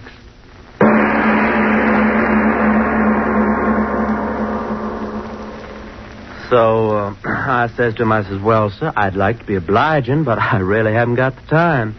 And he says to me, well, Mr. Jackson, after all, we're making this proposition only to a few outstanding student representatives on the campus. And we do feel that you should be interested in our proposition. Well, what did you say? Well, I said, mister, I can't be bothered. Just can't be bothered. And I gets in my car and off I goes.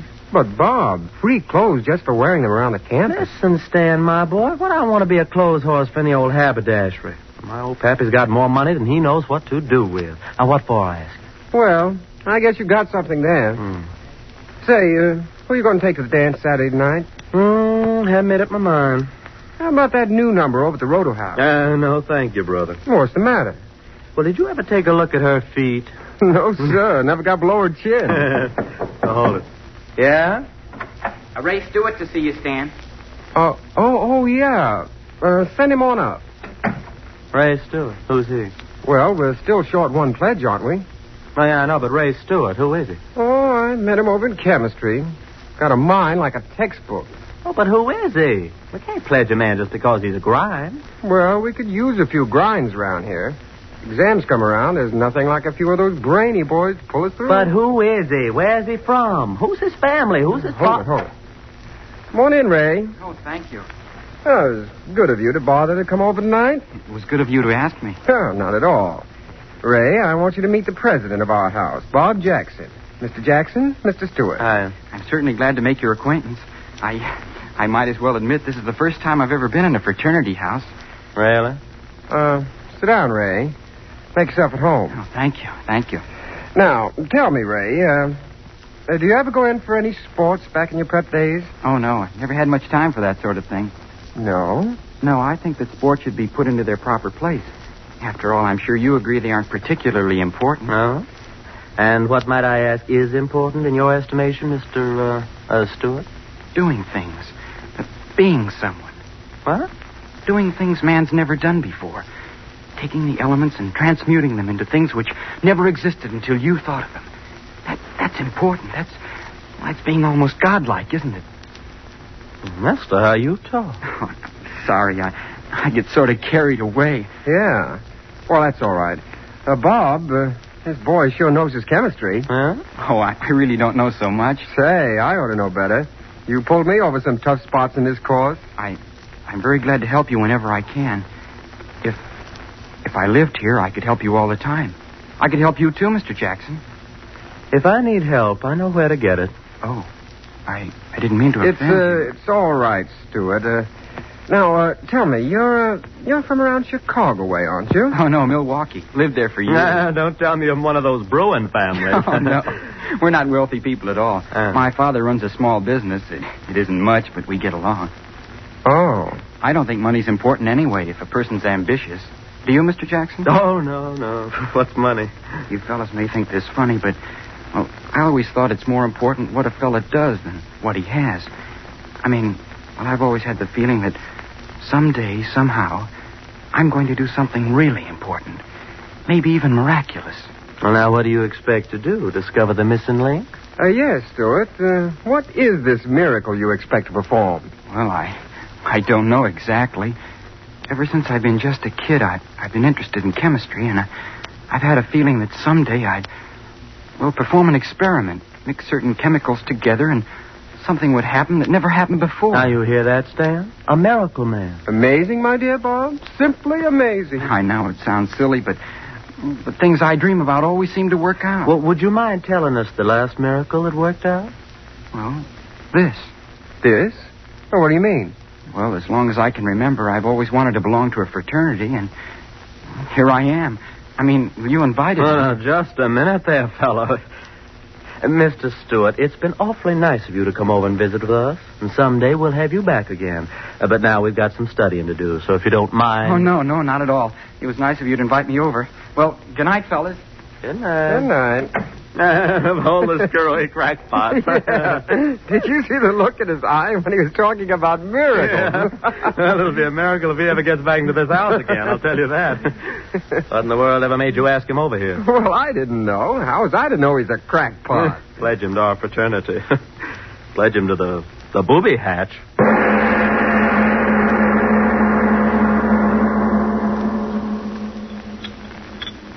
Mr. Stewart, if you please, Mr. Stewart. Oh, yes, Professor? Mr. Stewart, might I ask if you're anxious to sever your relationship with this university? No, sir. Then might I ask why in creation you persist in ignoring my warnings? In this laboratory, you're to perform the experiments given you to perform. Understand? Given you to perform. Yes, sir. Then might I ask why you persist in your, shall I call it, original experiments? Perhaps it's your intention to blow up the university. Or just the laboratory. I'm sorry. You'll be more than sorry if I find you doing this sort of thing again. Now, take down this apparatus and continue with the work in your textbook. Yes, sir. This is my last warning, so bear it in mind. Oh, hello, Stuart. How about loaning me your notebook for a few hours? Oh, hello, Jackson. You haven't been to lab much, have you? No, I haven't, but I can make it up. We've been pretty busy over at the house. Initiations and all that sort of thing. Yeah. Jackson. Yeah? You, never invited me back. I thought maybe you forgot. Oh, well, you know how those things are. I wrote my mother that I was joining your fraternity. Well, that was a sap thing to do. Was it?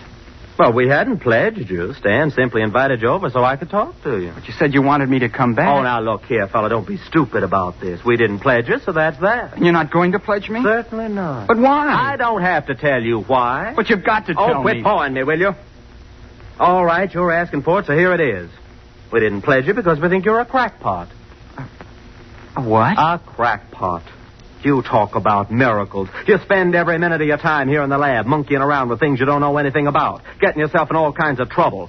Yeah, and you look like a first-class screwball. But I'm just trying to make... I don't care whatever it is you're trying. It isn't normal. I'll bet you never had a glass of beer in your life. And if a girl ever looked at you, you'd fall over in a faint. Then you're not going to pledge me? You're not going to pledge me? No, we're not going to pledge you. So if your mom expects you to be in a fraternity, you better start cooking up one of those miracles, fella. A first-class miracle.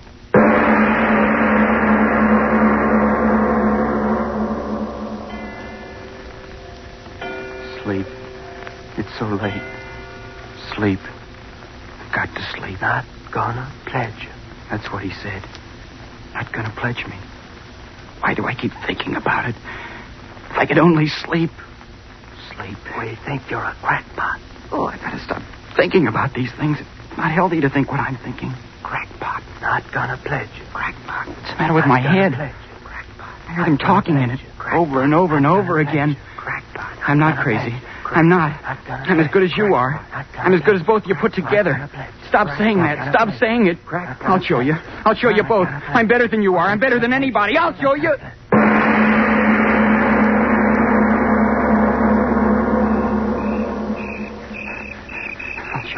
I'll show you. Talk about miracles. I'll give you miracles. The lab. I've got to get into it. I'll give you miracles. It's dark in there. I've got to get in. Oh, blasted door. Gotta get in. Window. I'll show you. So dark in here. Gotta find a lab table.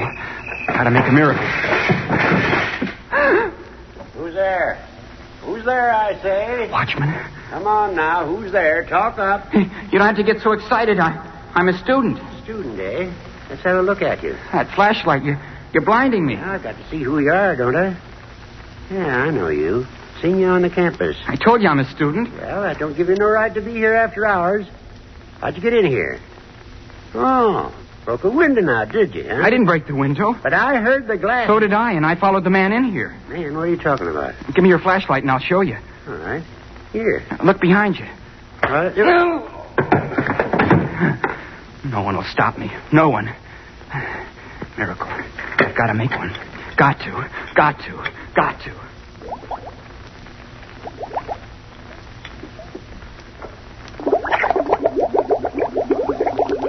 10cc barium. 5cc selenium oxychloride. Oh, good. You're working out just as I planned. Who's there? Who's that working there? Professor. Oh, it's you, Stuart. And after all my warnings. You're just in time, Professor. Yes, just in time to have you thrown out of the university. What are you doing there? What is this mess of equipment? It's my miracle. Miracle? What are you talking about? My miracle. Are you insane? Take it apart, all of it, at once. Listen to it bubbling. A beautiful sound, isn't it, Professor? Take it apart, I tell you. Empty out the retort. No, I've got to wait. Are you mad? Turn out the burners.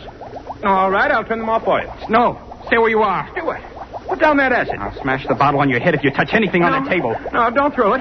Put the bottle of acid down, Stuart. Please. My experiment. My miracle. Bubbling and boiling and stewing. It will work, Professor. It's got to work. But what is it? I told them I'd create something that no other man has. I told them. And I will, Professor. You hear me? I will. But what? A solvent. A solvent more powerful than anything the world has ever known. What do you mean? What are you talking about?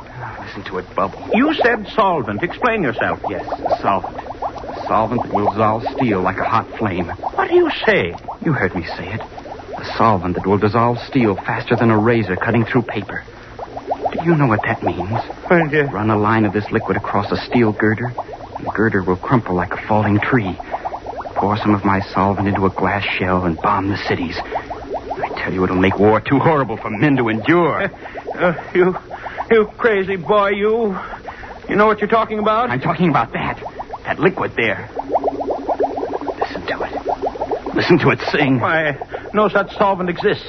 Selenium oxychloride, perhaps, but to do the impossible things you talked about would require a quantity so... Oh, the beaker. It cracked. Well, do something. That liquid's flying all over my bench, my laboratory. The stone of the bench. It's eating through the stone. Oh, stop it. The liquid. It's eating through the stone bench. No, it can't be. It's eating through the slate of the floor. The hole's getting bigger and bigger. Run! Oh, I've done it. I've created something no other man has done. A solvent that dissolves anything. Anything. Hey,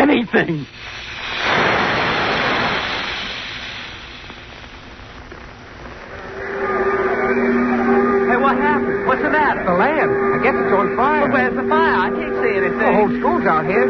Hey, fellas, what's up? Nobody seems to know. Something's going wrong in the lab. Firemen won't let us in. Something burning? I don't know. Can't get near enough to find out. I can't see any fire. There's plenty of smoke, though. Plenty of excitement. Read about it in tomorrow's paper, I'll bet you. Hey, listen to that sound. Yeah, it sounds like water. Gosh, what is it? Hey, everybody back! The building! It's going to crash! Run!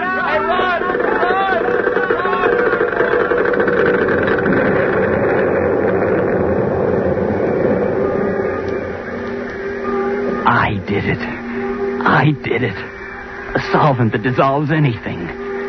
Anything.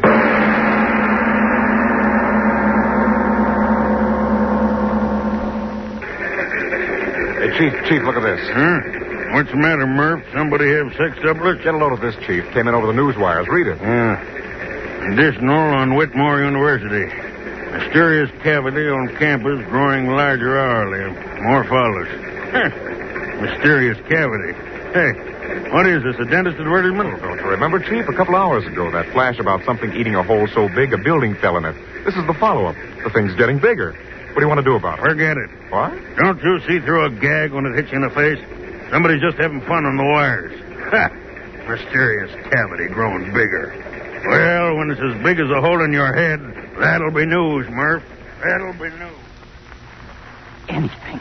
It dissolves anything. And I did it. I discovered it.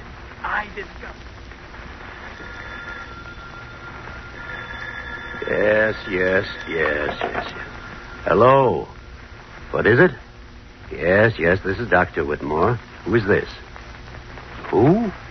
National News Service. Now, look here, my good man. It's 4 o'clock in the morning, and I'm supposed to be resting. My vacation, you know. What? My university. Building collapsed.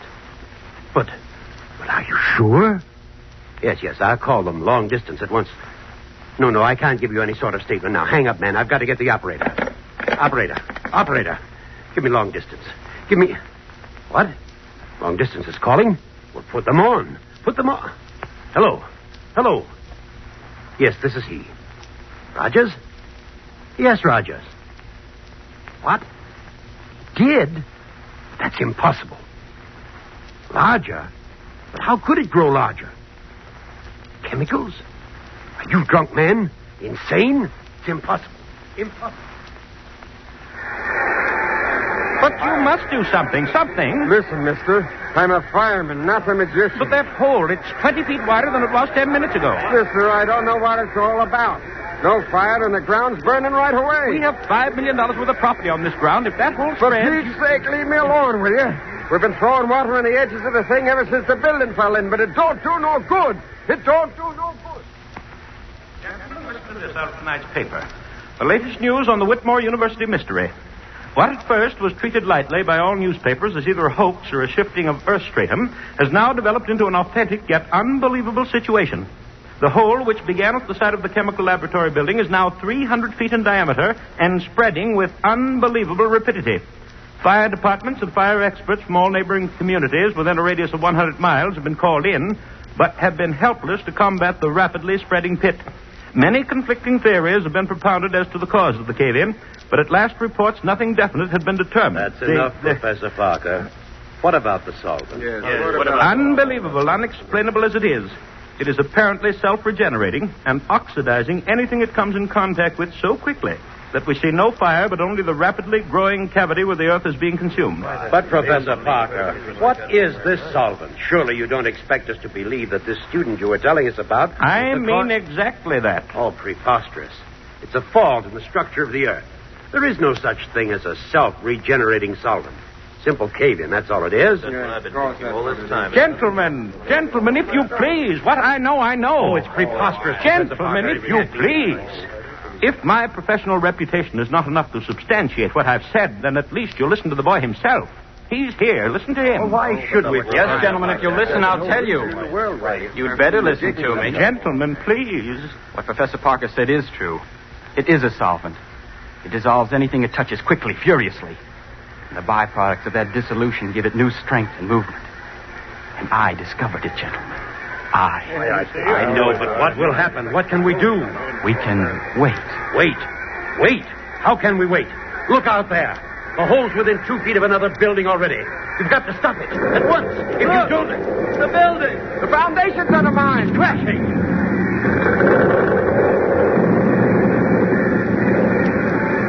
Mother in heaven.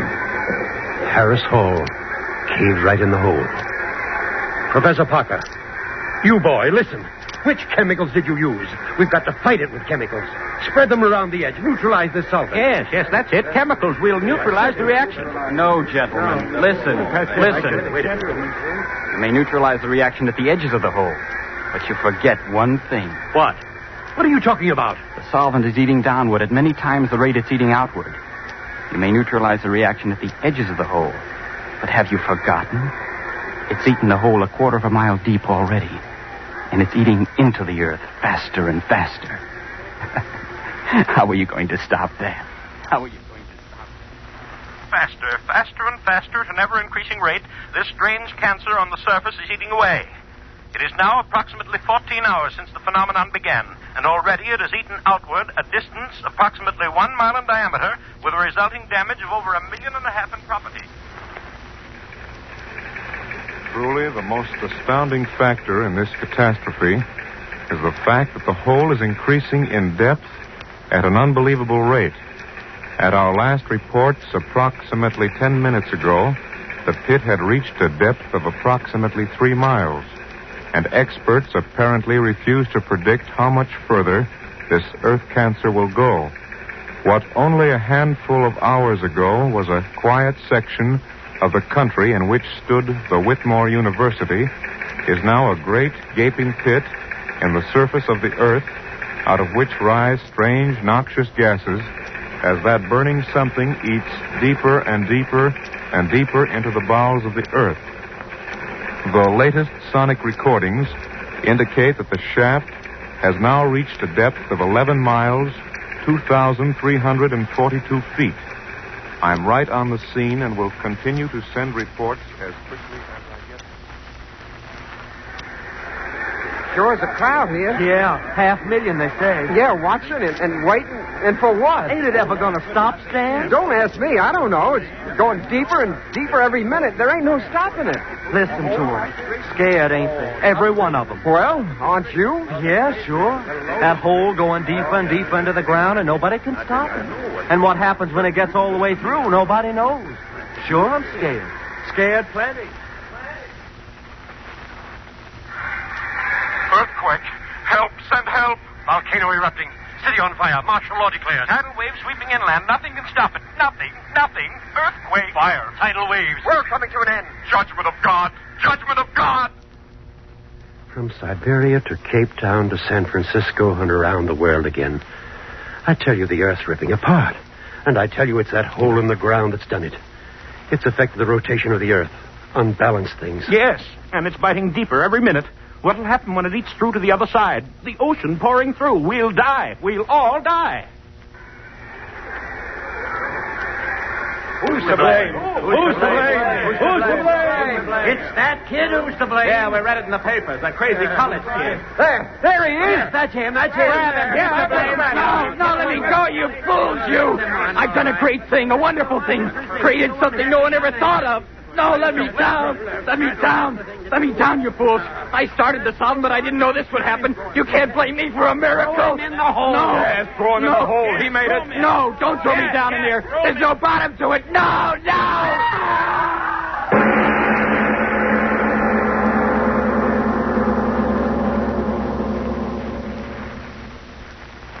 Here, put him down here on the grass.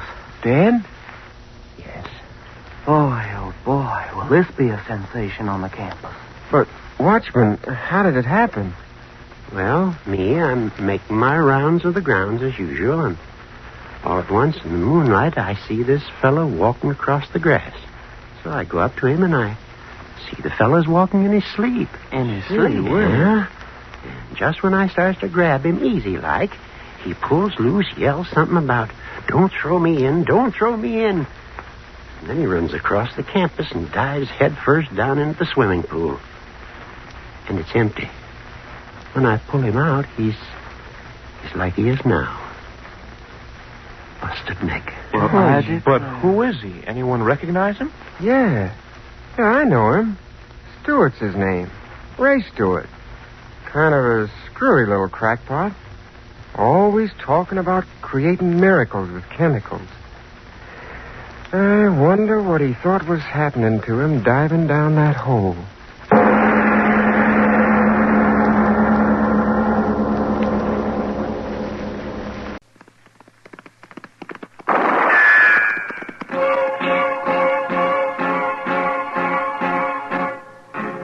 Around Dodge City and in the territory on West, there's just one way to handle the killers and the spoilers, and that's with a U.S. Marshal and the smell of Gunsmoke.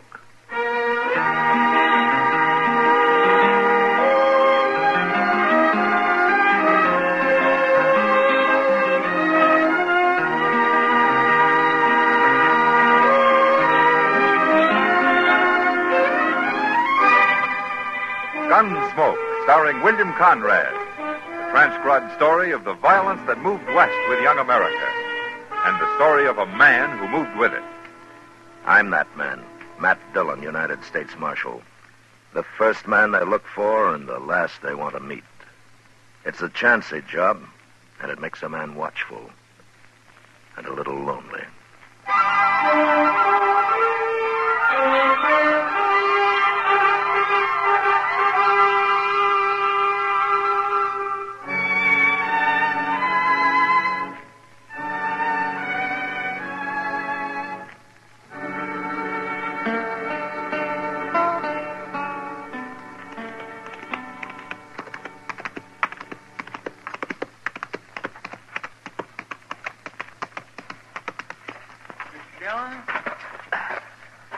Mr. Dillon. Hello, Chester.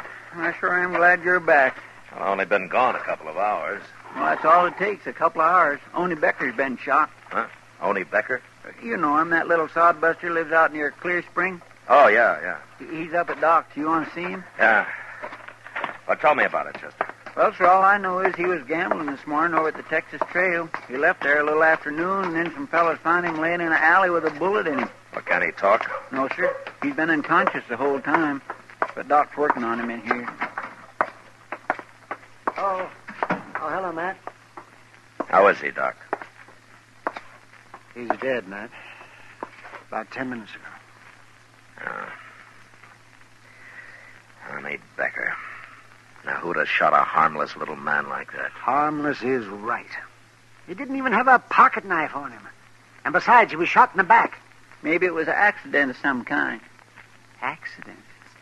Chester, I once tried to save a man who'd pulled a scythe across the back of his neck by accident. Yes, and I remember a boy who fell between the slats of a fence and got hung. But I never heard of a man shooting himself in the back by accident. Well, I meant maybe somebody else done it. Of course somebody else did it. I know that. I meant by mistake. Oh, Chester. Chester, are you sure you've been keeping your hat on when you're walking around in the sun? Oh, you're just mad because only Becker died on you, There was Doc. nothing I could do to save him. He bled to death. Inside. Oh, you did what you could, Doc. Yes, well, I think I did. Did, Arnie say anything? Anything at all? No, Matt, he never even opened his eyes. Well, he was shot in the back, so it wasn't anybody he was fighting with. Well, I don't know, Mr. Dillon.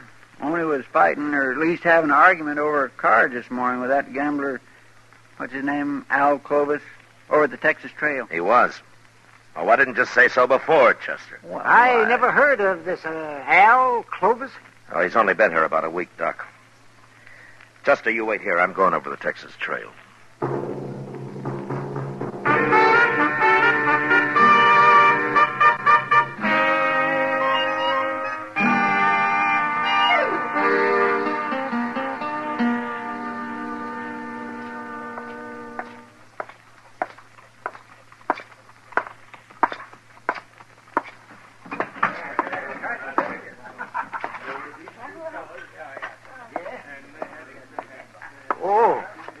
Is that you? Oh, hello, Marshal. Hello, John. Looking for somebody, Matt? Oh, hiya, Kitty. Is Al Clovis here? I was wondering when you'd get around to him. What do you mean? I heard about Oni Becker, and Al Clovis threatened him this noon just before Oni went out and got shot. Almost seemed like Al was trying to start a fight with him, Matt. Where was Clovis when it happened, Kitty? He wasn't in here. Kitty, you know Al Clovis better than I do. Would you say he's the kind of a man who would murder Odie Becker because of an argument over cards, shoot him in the back? I don't know him that well, Matt. Well, maybe he had another reason to kill him. If he did it. Shooting little Oni Becker's like shooting a pet deer. Makes about as much sense. Yeah. But usually when a man gets murdered, there's a reason of some kind for it. You mean it'd take more than plain anger to follow a man down an alley and shoot him in the back? Well, ordinarily it would. Al Clovis must have wanted Oni dead for some special reason, Matt. Maybe he only had something on him. Yeah, maybe. He was in here a while ago, but he left. Well, I'll find him. He might be at the depot, Matt. What? At the depot?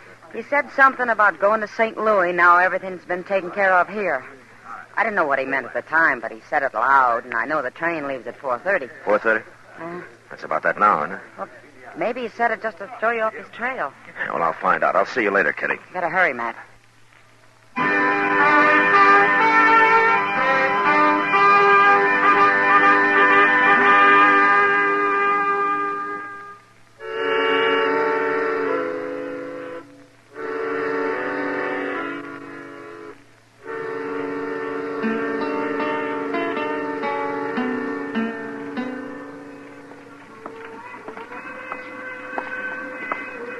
One more car to go, Mr. Dillon. If Al Clovis ain't in there, he ain't on this train. Well, he might have fooled us after all, Chester. He could be riding west while we're heading east. We'll never find him if he is. Well, let's take a look into this car before we walk in, huh? Yes, sir. Well, I sure don't see him. Not in there, I don't. Yeah, unless that's him down there, lying back with his hat pulled over his face. It could be. Well, it better be. Now, come on. Okay, sir.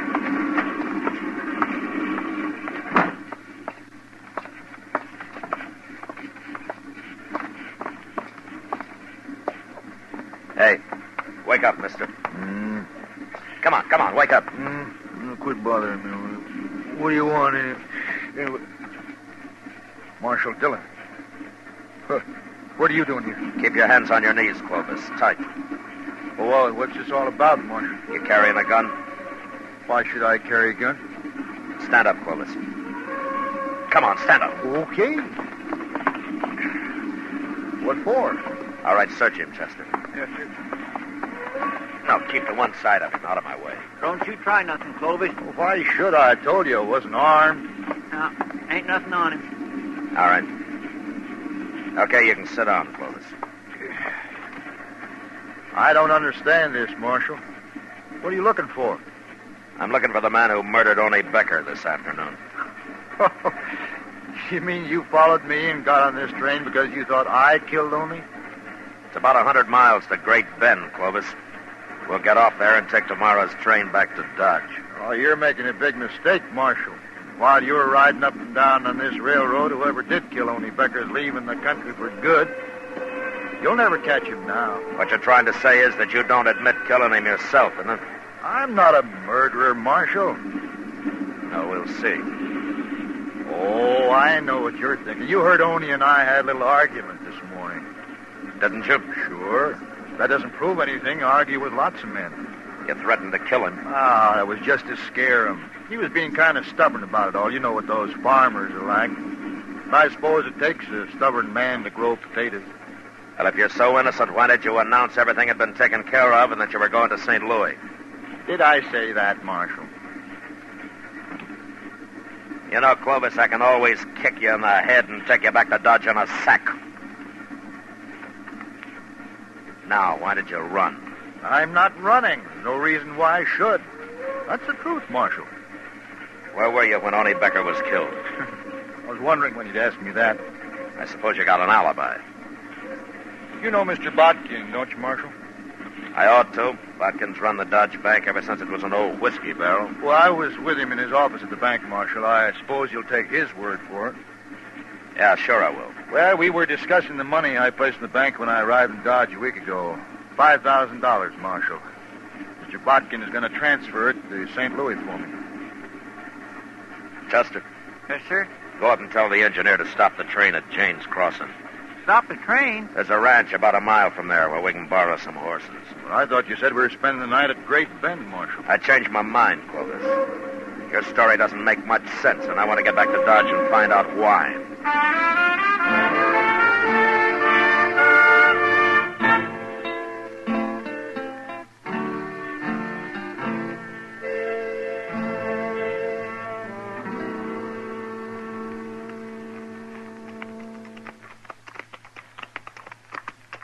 It must be about midnight.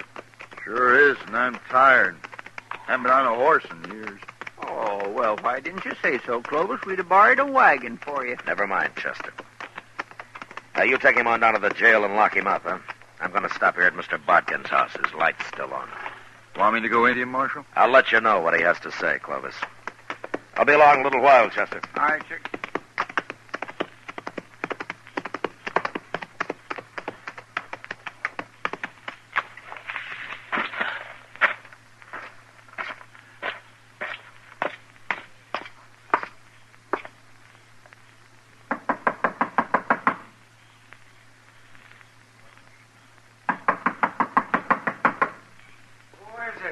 Matt Dillon, Mr. Botkin. Oh.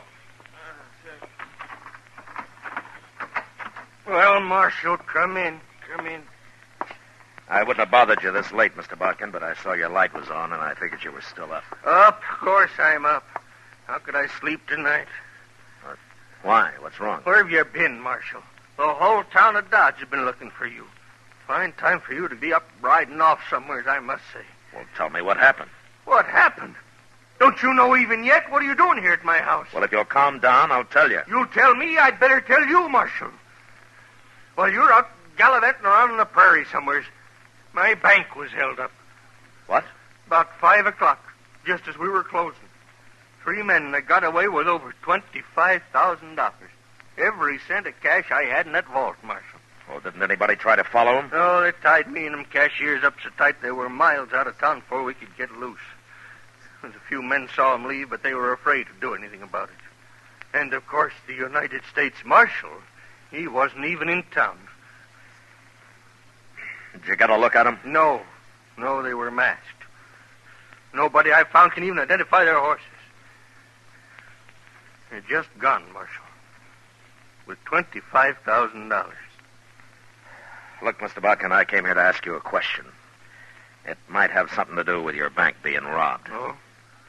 Well, what is it? Was Al Clovis with you in your office about noon today? Clovis? Yes, he was for a couple of hours. Why? He had some money on deposit? Yeah, that $5,000 cash. Of course, that's gone, too. That's part of the money they took. I'm afraid Clovis is broke now, along with me and a lot of other people. Oh, maybe he isn't as broke as you think. Oh, he's broke. Unless you can get that money back, Marshal. Look, I got an idea. I might find it for you, Mr. Barkin. And it won't take very long, either.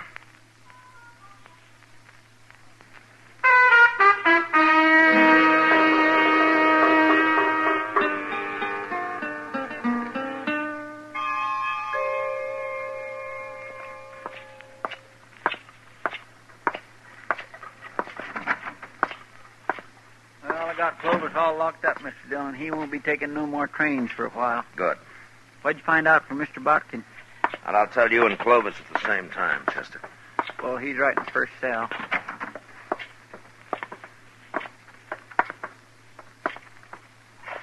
Well, Marshal, come to turn me loose. Mr. Botkin says your alibi is good, Clovis. If you'd have believed me in the first place, you'd have saved us all a lot of trouble. Yeah. Well, let me out. I don't want to spend the night here. You better get used to it, Clovis. You're going to be spending a lot of nights in here. What? At least a month or two of them. No. They can't keep me here, Marshal. It's illegal. Is it? Of course it is. Well, maybe you know more about the law than I do, Clovis, but I run this jail, and you're going to stay here a long time. And what's more, I'm going to tell the whole town where you are. Come on, Chester. Marshal, I demand to be released at once. Now come back here. It'll cost you your job if you keep me here. Shut the door, Chester.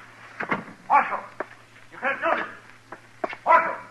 You really going to keep him locked up, Mr. Dillon? I am. Well, he ain't done nothing. I mean, if Mr. Botkin said he was with him... Oh, Clovis didn't kill only Becker, if that's what you mean. Well, then why don't you turn him loose? Chester, the bank was robbed of $25,000 today. It was? Yeah, just after we got on the train.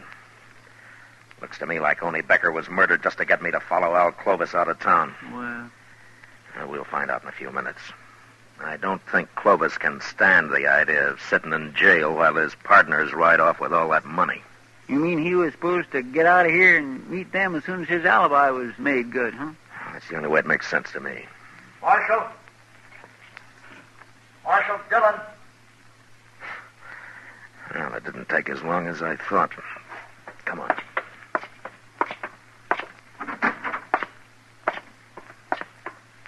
Marshal, I got to talk to you.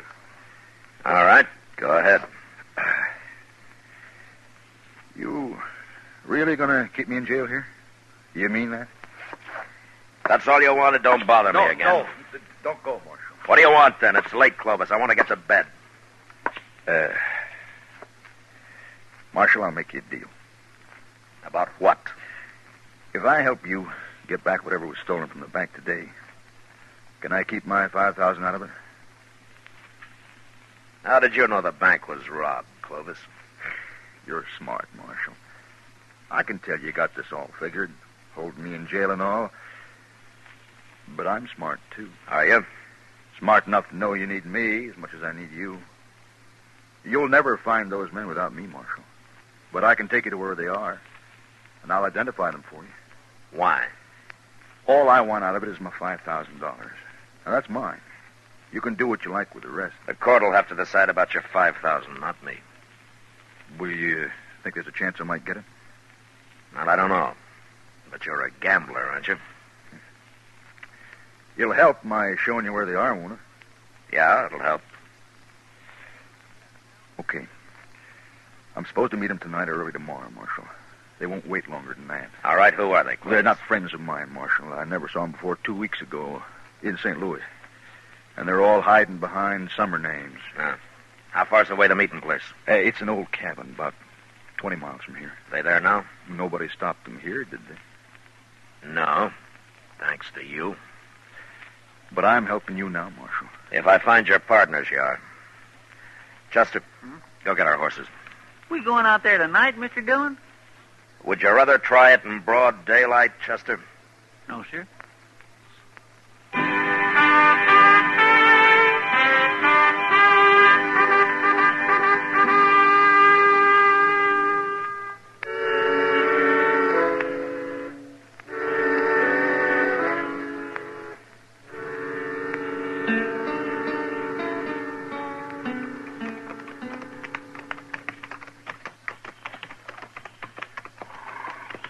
You sure you can find this cabin, Clovis?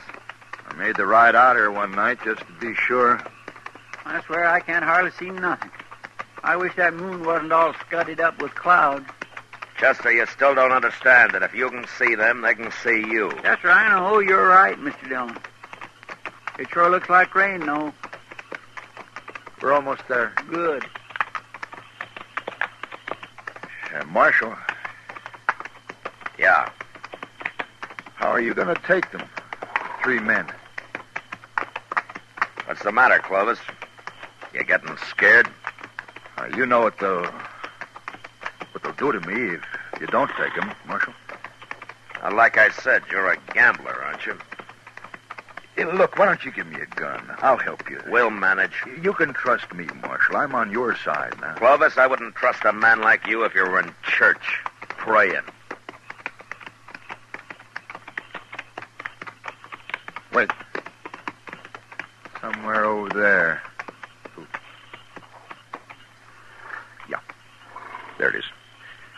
A little clump of elder. The cabin's in there, huh? You see the light? Yeah. Are you sure that's it? Of course I am. Okay, let's get out.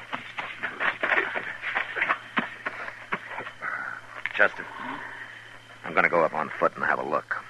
You stay here with Clovis. Okay, sir.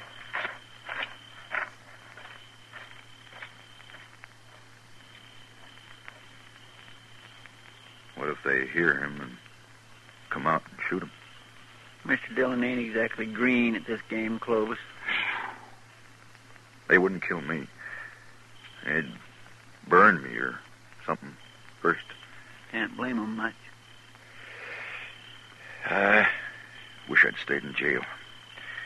Wished I'd let him keep the money. Something's sure to go wrong here. Unless maybe I outsmart him. You ain't gonna outsmart nobody, Clovis, so forget about it. Okay. I declare I never seen a darker night than this is. No. Neither did I. Here, get off. Get off. What's the matter? It's my horse. He's standing on my foot. We'll push him off. I can't. Now, help me, Chester. No, for pity's sake. Come on. Ow. Leave him. That's all you gotta do. Back. Here, what are you doing? Clovis? I got your gun, Chester. Now, shut up. Don't move. But you give me Shut up, I that said. gun. That's better. Hey, what's that? Thunder, Clovis.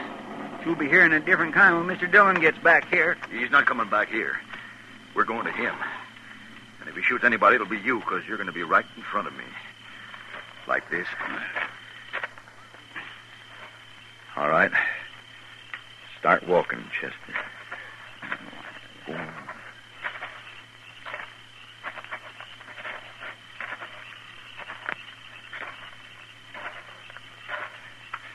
That's far enough. Stop here. We'll pick up the marshal now and go on to the cabin. Now call him and tell him how you're fixed. Go on and call him. Mr. Dillon? Mr. Dillon? He ain't nowhere around Yes, here. he is. Tell him. Go on. Clovis got my gun, Mr. Dillon.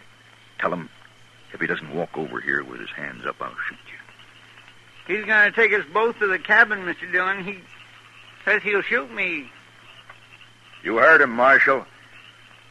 I'll kill him sure if you try anything. He ain't close enough. I tell you, he's probably clear up there at the cabin. Okay, start walking, Chester. Just straight ahead. Once I get you inside the cabin, he'll have to give up. Unless he wants you dead.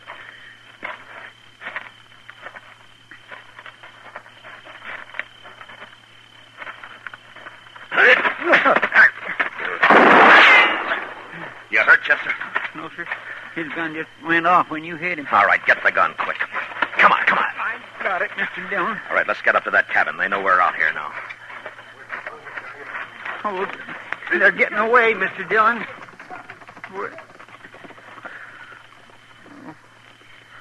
They're gone. Yeah. Oh, my goodness. I just don't know what to say. Then don't say anything. Let's try to find our horses. We'll get Clovis later. We'll never find them horses in the dark this way. Rain. Well, that's it. There won't be a track left now. Well, there go 3 killers and $25,000. Mr. Dillon, I just feel awful about this. How'd he get your gun away from you anyway? Well, he said his horse was standing on his foot, so I... So you walked up and let him pull your gun right out of the holster, huh? Yes, sir, that's about the way it happened. Mr. Dillon, you should have let him take me into that cabin. They'd have killed me, but you could have caught them. They wouldn't have got away like they did. Yeah, I know. I was close enough to hear what Clovis said. Well, then why'd you save me? Everything would have been okay. Oh, yeah. Everything would have been okay. Oh, most everything, Chester. Well, let's just don't stand here in the rain talking about it. Come on.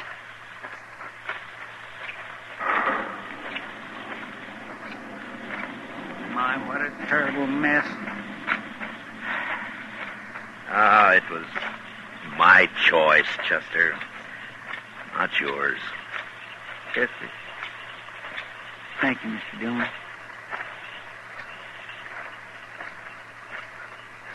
Mr. Dillon?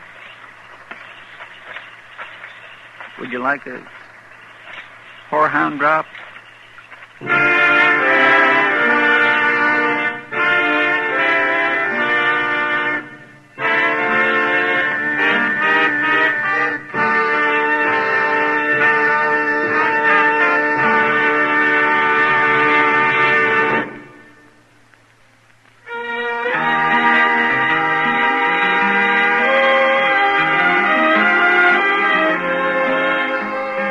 Gunsmoke, produced and directed by Norman Macdonald, stars William Conrad as Matt Dillon, U.S. Marshal. Tonight's story was specially written for Gunsmoke by John Meston, with music composed and conducted by Rex Corey. Featured in the cast were John Daner and Lawrence Stopkin. Marley Bear is Chester, Howard McNear is Doc, and Georgia Ellis is Kitty. Join us again next week as Matt Dillon, U.S. Marshal, fights to bring law and order out of the wild violence of the West in Gunsmoke.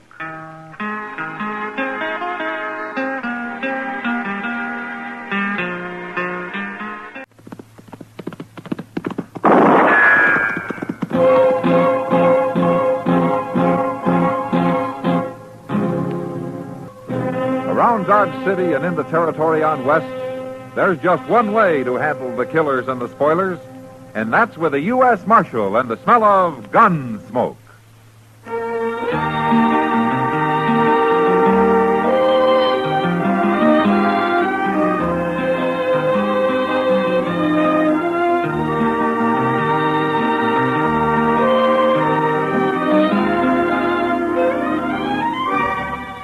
Gunsmoke, starring William Conrad. The transcribed story of the violence that moved west with young America. And the story of a man who moved with it. I'm that man. Matt Dillon, United States Marshal. The first man they look for and the last they want to meet.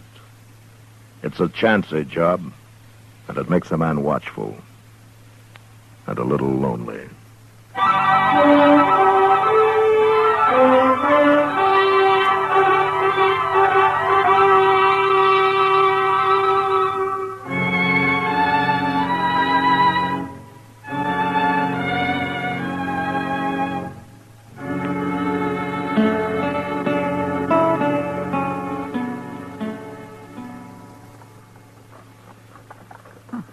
That's funny, Mr. Dillon. Oh, what is, Chester? Look up the street there. What? Coming out of the Long Branch. Yeah, come on. I don't understand it. I didn't hear no gunshots. Well, that man they're carrying got hurt somehow, Chester. If he'd only passed out drinking, they'd probably left him under the bar and stood on him to improve their reach. Oh, I've seen that happen, Mr. Dillon. I've really seen it. Now, look, there's Doc with him. Well, he's got better ears than I have if he heard any gunfire. Now, there are other ways of killing men, Chester. Oh, yes, sir, that's true, Mr. Dillon. I saw a man killed with a bullwhip once. Oh, that was You bad. men carry him up to my office. Okay. The door's open. I'll be along as soon as I talk to the marshal. Okay, take him on Matt, you'd better get into the Long Branch or there's going to be more of this. What happened, Doc? That's Bill Zant they're carrying. I don't know him. Well, neither do I.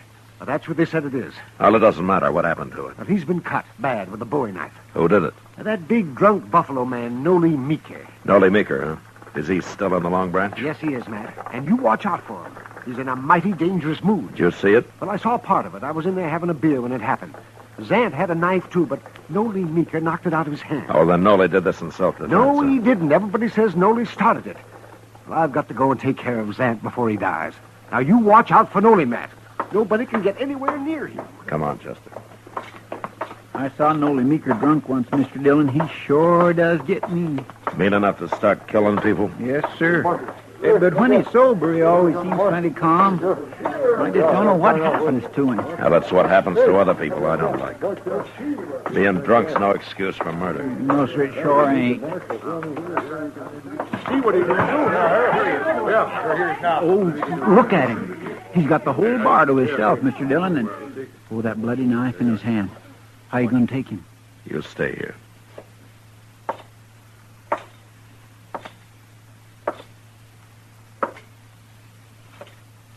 Evening, Noli. Get away from me, Marshal. Why don't you drop the knife, Noli? You're in enough trouble now. I killed Zant, didn't I? I'll kill you next. Zant isn't dead yet, Noli. Then I'm going to have to keep you in jail till we find out if he's going to live. I ain't going to jail.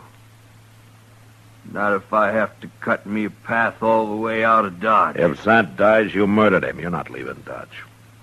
Now, you can't be so drunk you don't understand that. Come on, Marshal, let's fight. With my 6-gun against your bowie knife, you wouldn't have a chance, Noli. Now, why don't you calm down before you get hurt? You go get yourself a knife. No, I'm not going to go get myself a knife. Okay, we'll fight this way. Forget about fighting, Noli. I can cut good with this knife, Marshal. I can throw it, too. Stop it, Noli. Didn't know that, did you? What? Hell, you don't throw too good when you're drunk. Noli?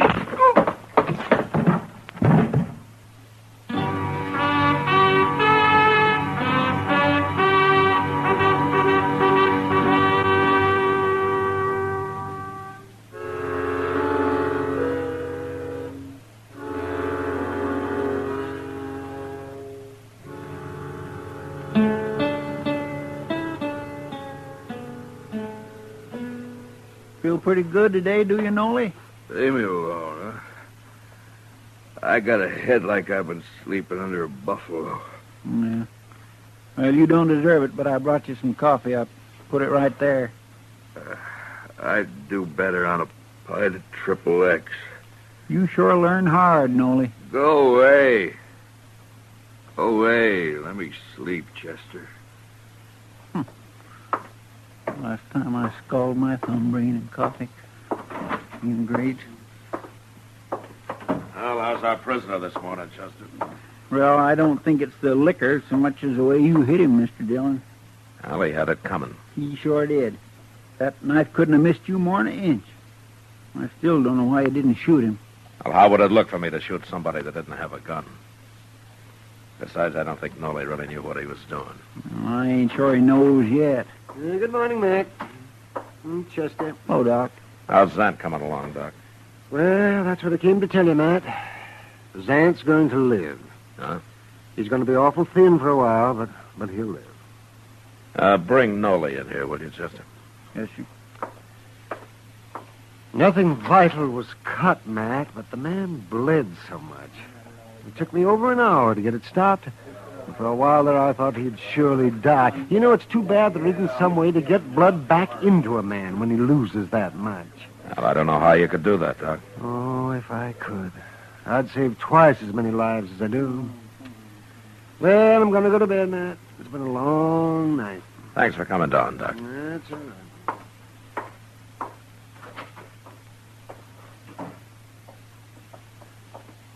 Quit complaining about sleep, Nolly.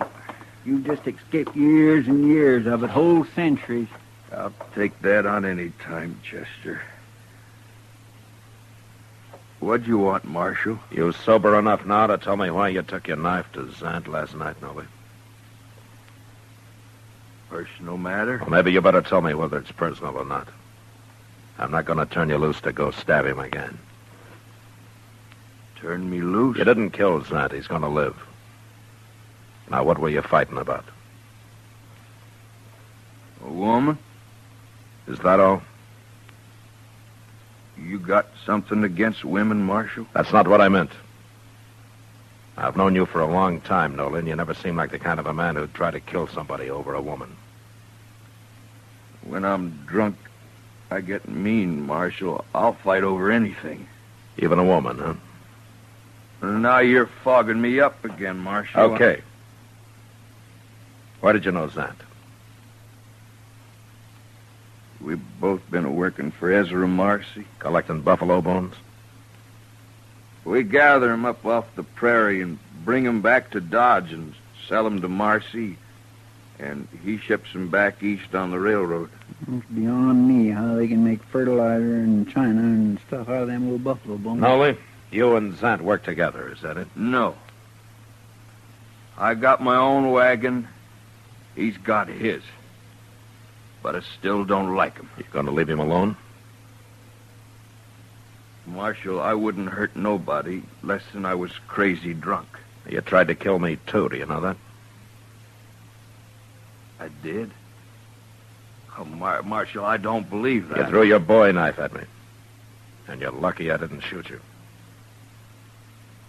I shouldn't have done that. Well, you start drinking again, and I'll throw you in jail as soon as I see you.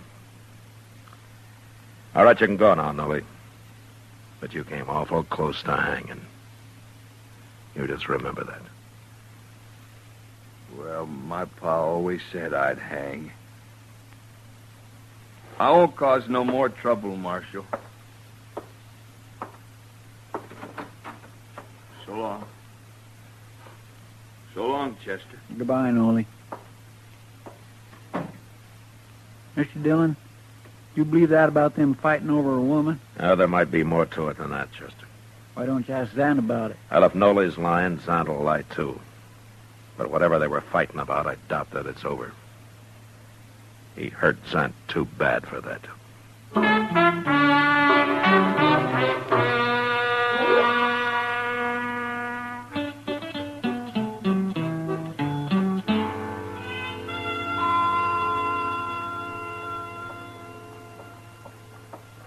Morning, Matt. Well, hello, Kitty. You waiting for the stage to come in? No, I just got tired sitting in my office. That's a funny thing about your job. Yeah? You're either doing nothing, sitting in your office, or standing around the plaza like some bum. Or you're the most violent man in Kansas. Well, it's a good thing I don't get paid for the job, isn't it? You'd starve. Oh, hello, Marshal. Hello, John. But still, nobody could ever pay me enough to go against Nolly Meeker and his knife the way you did a couple of weeks ago. Well, I could have shot him, Kitty. No, you couldn't. Not you. It's just what'll get you hurt someday, Matt. Or worse. Look, Kitty, I'll die when my time comes, just like everybody else. Matt, I'll feel better when I get some breakfast. Oh, haven't you eaten yet? I don't get up as early as some people. I'll go with you, Kitty. I could Good. use a cup of coffee myself. Oh, wait. Here comes Ezra Marcy. Looks like he wants you. Morning, Miss Kitty. Marshal. Oh, Marcy. Marcy. I got a job for you, Marshal. Oh? I wish I'd never made a deal with them men. Neither one of them. Oh, you mean Sant and Noli Meeker? Them. They've been complaining and fighting more than they've been gathering buffalo bones for me. Oh, why don't you deal with somebody else? Most men would rather hunt for hides than bones, Marshal. It pays better. I buy both, so it don't matter to me, but even so, Zant ain't been much use since Noli cut him up. Now he ain't no use at all. Why not? Noli's got a shack down past the Opera House at the edge of town, Marshal. Let's go ask him. He got drunk again last night. I thought you were talking about Zant. It's about Zant I want to talk to Noli. Oh, why do you need me? Noli killed him, Marshal. What? Zant was due in with a wagon load of bones this morning, and he was late. So I rode up the river to look for him. And I found him, sitting on his wagon with a hole through him like a Sharp's 50 would make. You think Noli did it? Well, Noli tried to kill him before, didn't he? And he come in with a load of bones yesterday, and I paid him off, and he went and got drunk. Of course Noli killed him. Does Noli have a Sharp's 50? He used to be a hide hunter until he got tired of it. And it was a Sharps that killed Santa. Anybody can tell that. Yeah, I guess they could. That Noli Meeker's a murderer, Marshal. You go arrest him. Did you leave Zant at the river, Marcy? I ain't gonna bury him. Come along and show me where he is. All right, I'll send somebody out to bury him, but let's go find Noli. I don't want no murderer to get away. I'll talk to Noli later. No, we'll get him first. We're going to the river, Marcy. Now.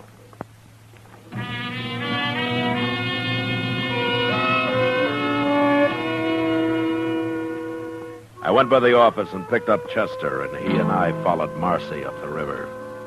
Zant had stopped in a little cottonwood grove, apparently to water his oxen, a couple of miles above Dodge. And we found him there, slumped over the seat of his big Studebaker wagon, shot in the back. The wagon, piled high with sun-bleached buffalo bones, was headed toward the river.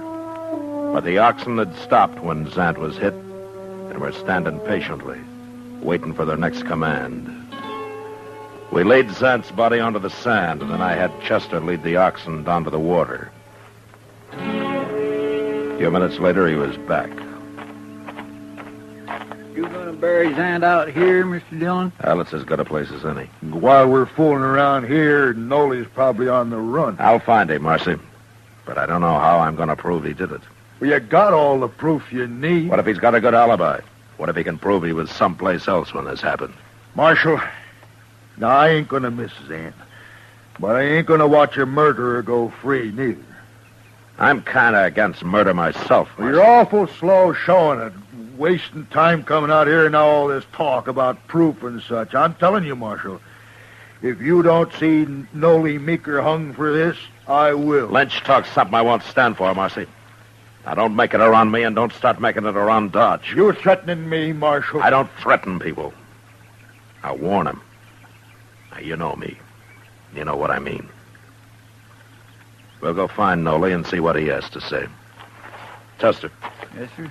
We'll send somebody out for the wagon and those oxen. They can stand here a while longer. They've had their water. Well, you know, that's the funny thing, Mr. Dillon. Them oxen didn't drink no water. They didn't? No, sir. And they hadn't been to the river, neither. There wasn't no tracks between where they was standing and the river. Then why was Zant heading them toward the river? I don't know. But you'd think Zant would have known if they wasn't thirsty. Of course he would. Well, I guess it don't matter much, Mr. Dillon. I'm not so sure, Chester. I'm not sure at all. But let's go find Noli.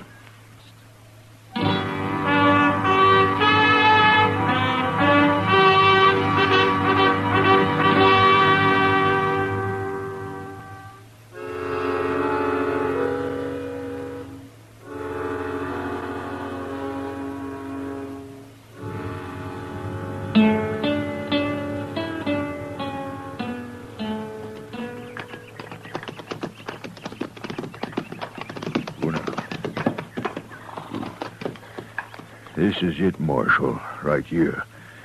I just hope Nolly ain't awake and watching us out of one of them cracks. You can ride back if you like, Marcy. No, I want to be here when you talk to him. Okay.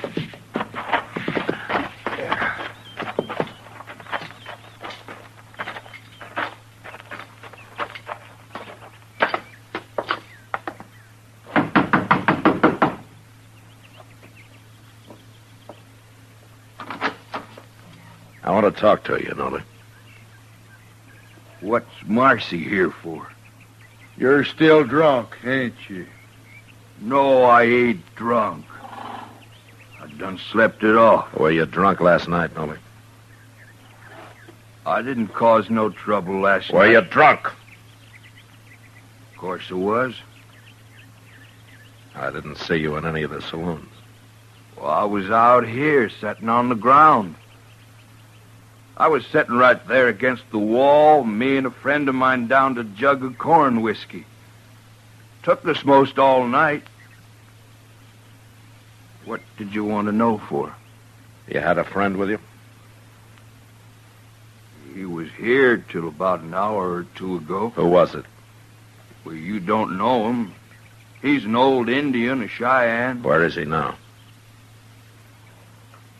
He's on his way home. Where? Absaroka Mountains. Absaroka Mountains in Wyoming? Well, that's what you're doing here. Looking for him 'cause he run off the reservation down south. Well, you won't find him, Marshal. That old Cheyenne's traveling alone, and he lives like a wolf. You'll never find him. No, I don't expect we could. Well, there goes his alibi. Alibi? What are you talking about? About Zant's murder. Zant's murder? You'll hang for it now. Wait a minute, Marcy. Zant was shot in the back with a Sharps 50 this morning, Nolly. A couple of miles up the river. Marshal, you're thinking I did it? Well, you tried to do it once before. I didn't kill him, Marshal.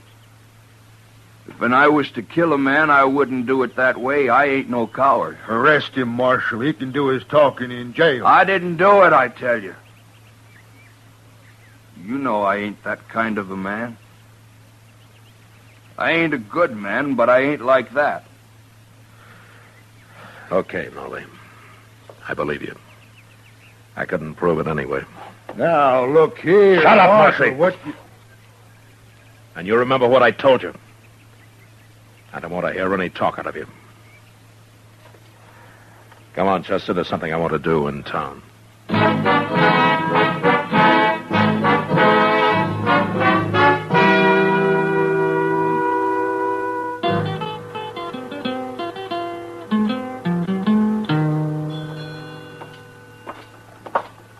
What are you after down here to the depot, Mr. Dillon? Well, I want to talk to Sam Vestal, Chester. Just hope he's in. Hello, Marshal. Chester. Come on in. All right, Sam. Fine, Chester. What can I do for you, Marshal? Sam is agent for the Santa Fe Railroad. I figured that you might know something about Ezra Marcy's bone shipments out of here. Well, what is it you want to know, Marshal? Well, I want to know if there's been any trouble about him. There sure has. But how'd you know? Marcy told me not to say anything about it. Tell me about the trouble, Sam. Well, the buyers back east have been calling Marcy a crook. But I know he ain't, Marshal. I weigh them loads myself, and I'll personally guarantee they ain't short on weight when they leave here. But they are short when they arrive back there, huh? Yeah, some of them are. Uh-huh. Zant's? How'd you know that? I guessed it. Well, you're right. I checked on it for Marcy, and it's the loads Bill Zant brings in that come up short back east. Marcy pays Zant by the load, doesn't he? Sure, but it made Marcy terrible mad being called a crook like that when he ain't one. If you ask me, maybe it's them fellas back east. They're the crooks. All Marcy wants is to be paid for the weight of the bones he ships out of here. They come up short back there. Ain't his fault. Uh-huh. Well, thanks, Sam. I'll go talk to Marcy about it. I think maybe I can straighten this whole business out now.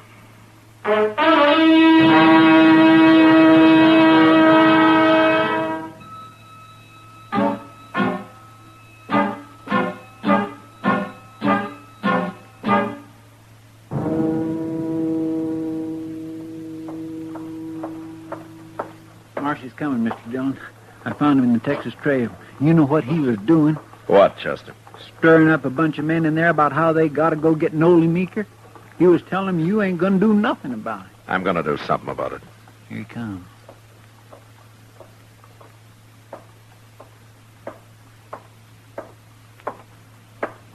It's no use, Marshal. You can't stop me now. I already got 10 men in there on my side. Well, that's 11-1 against Nolly, isn't it? We shouldn't have much trouble taking him. Except for one thing. You ain't gonna stop us. I'm stopping you right now. All I gotta do is yell. And they'll be out here, Marshal. Marcy, I had a talk with Sam Vestal down at the depot. What? The bones Zant's been hauling in. They've been losing weight on their way back east. All right. So I told you.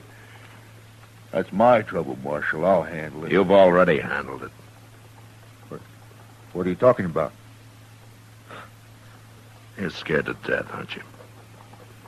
I don't know what you're saying. Those oxen weren't thirsty at the river. Zant wasn't headed for water because of them. It was to soak those sun-dried buffalo bones. You figured it out, too, didn't you? Waterlogged, they weigh in heavy here, but by the time they're weighed again back east, they're dried out. Zant was a crook. Yeah, sure he was. But you shouldn't have murdered him, Marcy. Me? Murder him? I'm arresting you for it. Oh, no. No, you ain't. I'm going to take your gun, Marcy. No.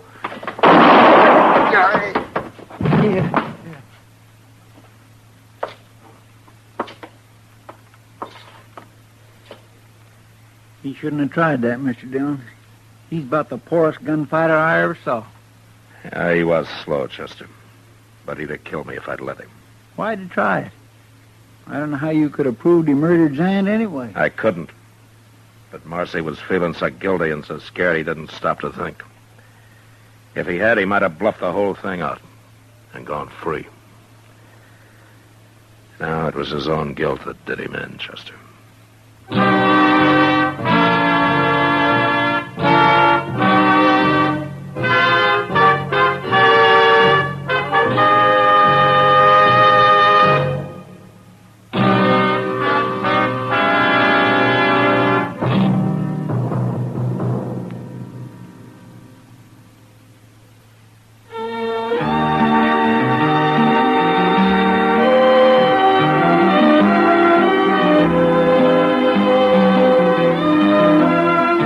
Gunsmoke, transcribed under the direction of Norman Macdonald, stars William Conrad as Matt Dillon, U.S. Marshal. Tonight's story was specially written for Gunsmoke by John Meston, with music composed and conducted by Rex Corey. Sound patterns by Bill James and Ray Kemper. Featured in the cast were John Daner, Herb Ellis, and Frank Cady. Marley Bear is Chester, Howard McNear is Doc, and Georgia Ellis is Kitty. Join us again next week as Matt Dillon, U.S. Marshal, fights to bring law and order out of the wild violence of the West in Gunsmoke.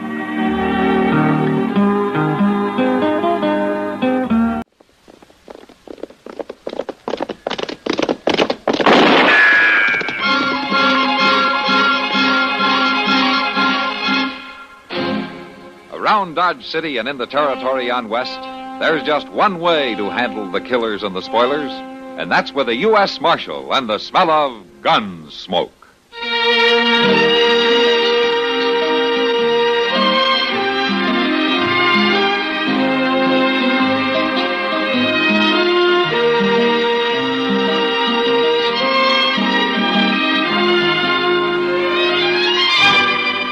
Gunsmoke, starring William Conrad. The story of the violence that moved west with young America. And the story of a man who moved with it. I'm that man. Matt Dillon, United States Marshal. The first man they look for and the last they want to meet. It's a chancy job, and it makes a man watchful. and a little lonely.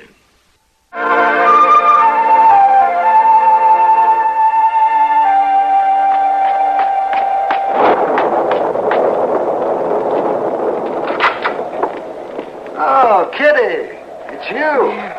Yeah, come in. Yeah, it's me, such as I am.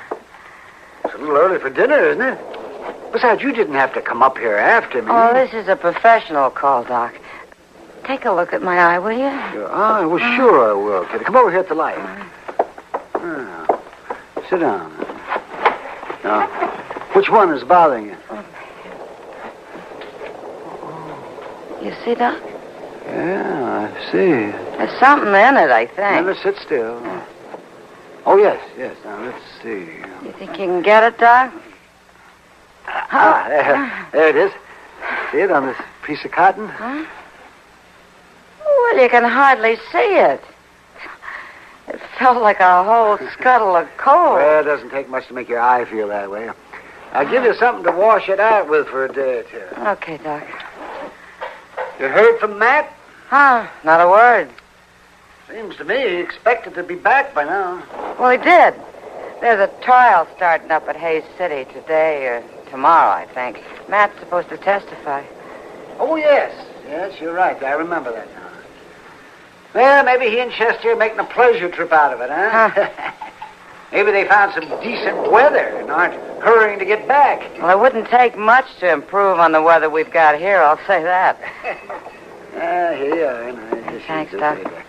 Yes, sir, I'll bet you that's what they're doing today. They're taking it nice and easy and enjoying some good weather away from Dodge.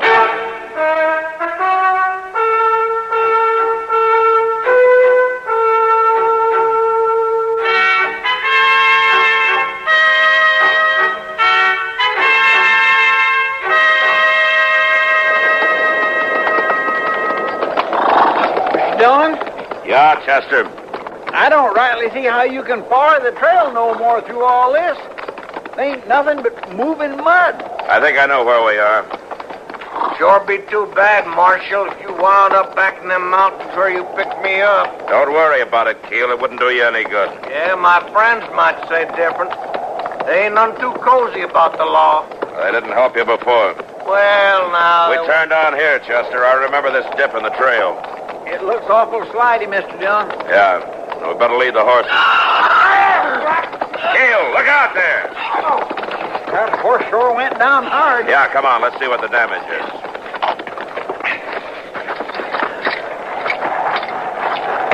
You hurt, Keel?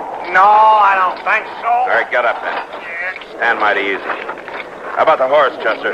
Ain't nothing broke that I can see. See if you'll stand. Come on. All right, walk him a little. He's got a bad leg, all right. Yeah. We'll have to arrest him for a day or two. Well, how are we going to do that, Mr. Dillon? Stuck out in country like this.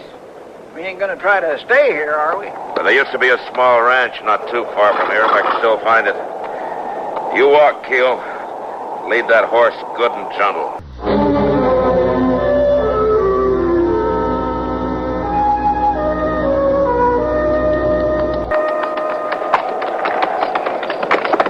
Barn's over this way. We'll head there.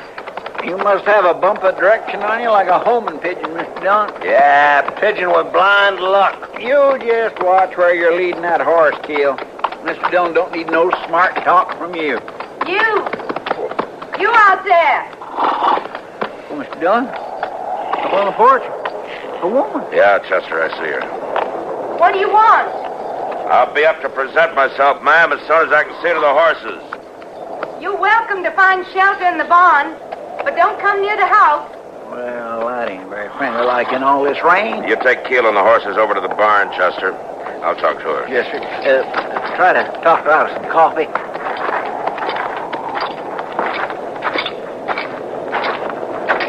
I'd like to talk to you, ma'am. All right, but I've got a gun.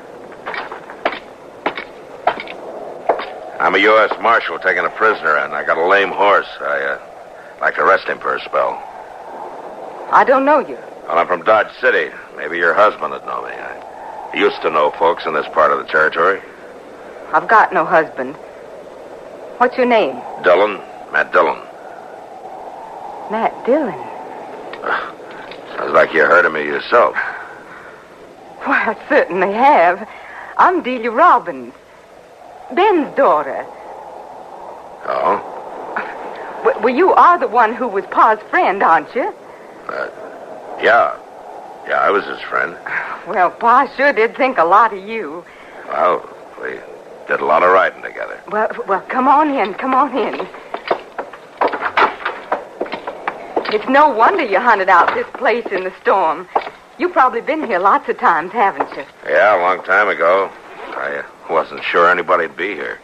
You knew my father had been killed. Yeah, I knew. Well, I was with an aunt in Wichita. I'd come out here as soon as she'd let me. I kind of feel I belong here. Yeah, I guess you do. Well, I'll put some coffee on the stove, and you tell the others to come in. Thanks, Delia. No thanks necessary. Pa would want it this way. You know how he was about a friend. Yeah. Yeah, I know.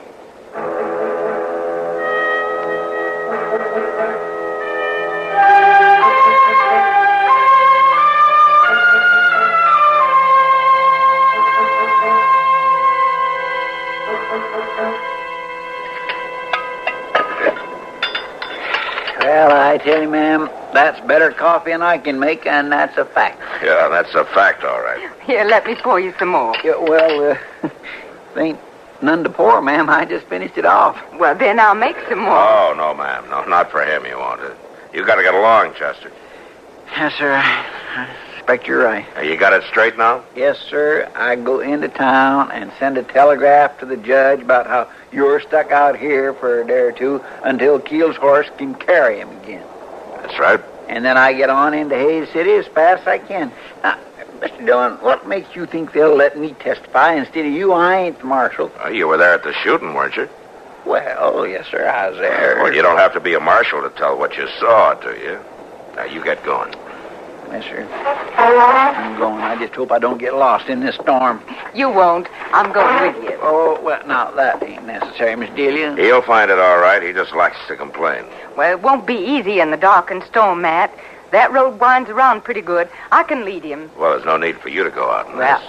I was going anyway. It's my night to sit with old Miss Pike. But, Delia, it's not necessary. I do this every week, and I spend the night in town. You afraid to be left here alone with me, Marshal? Shut up, Q. That little lady could protect I warned you to keep your mouth shut when we came in here. Oh. You better get going before it gets any darker, Chester. Yes, sir. You ride through as straight as you can. Yes, sir, I will. I'll set him on the road just as good as Pa could do it. Yeah, Delia, I'm sure you will.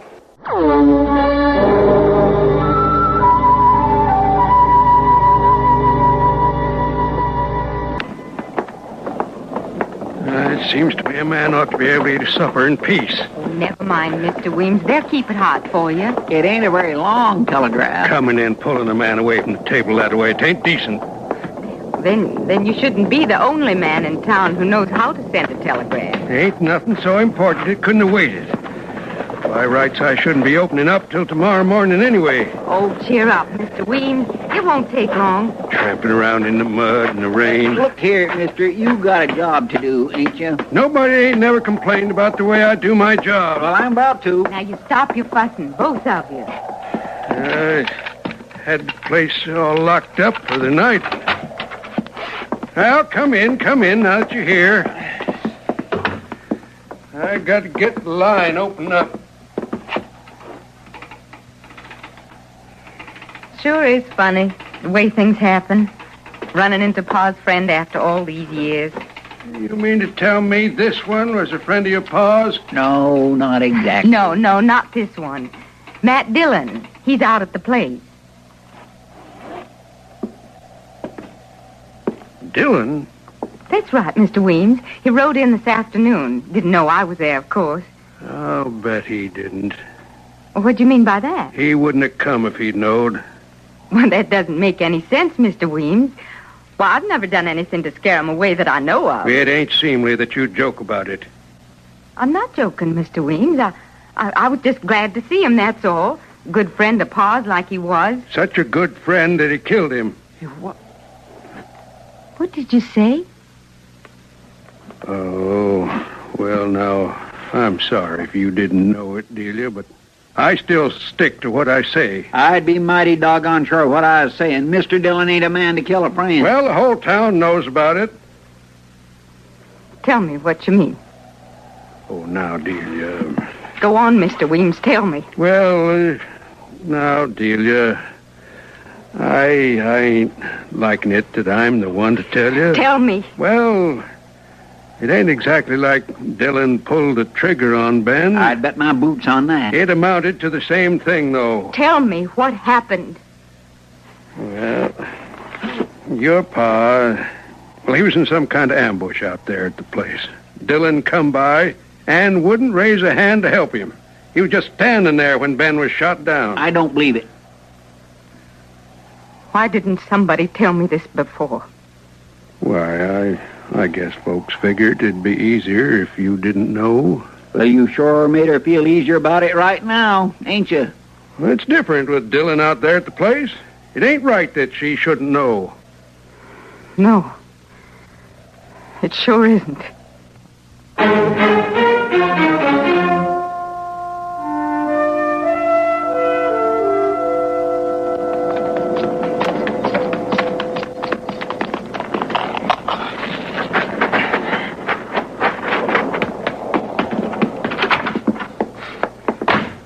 I want you to get out of here. What? Well, Delia, I thought you weren't coming back till morning. I don't want you here. I don't want you here till morning. What are you talking about? Pretending to be my father's friend. Oh, so that's it. Delia, I was your father's friend. So you killed him, is that it? I didn't kill him. You might as well have. You let him die. What did they tell you? They told me that you stood by and saw him shot down. I tried to help him, did you? How? By turning your back? I told him to give himself up, but he wouldn't. Delia, I don't blame the folks in town for keeping it from you. But I expect you had to find out someday. Find out what?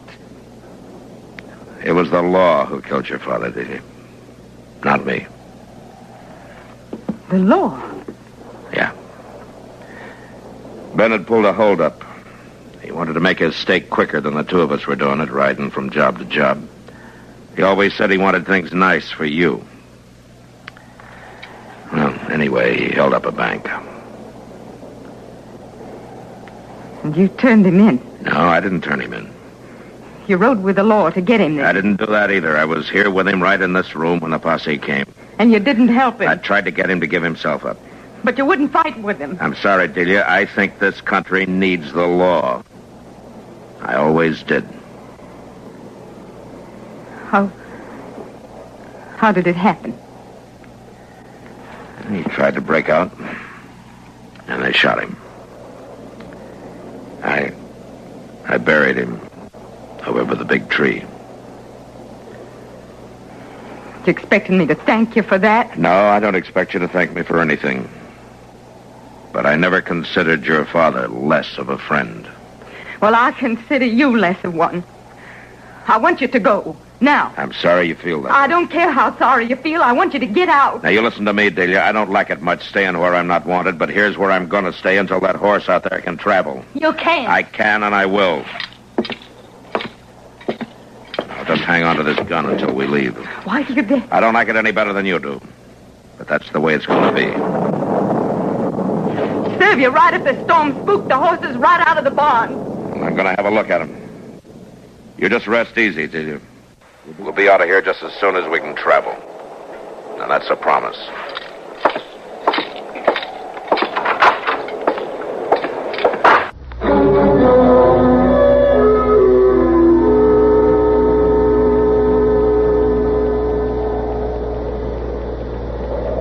Hey, little lady.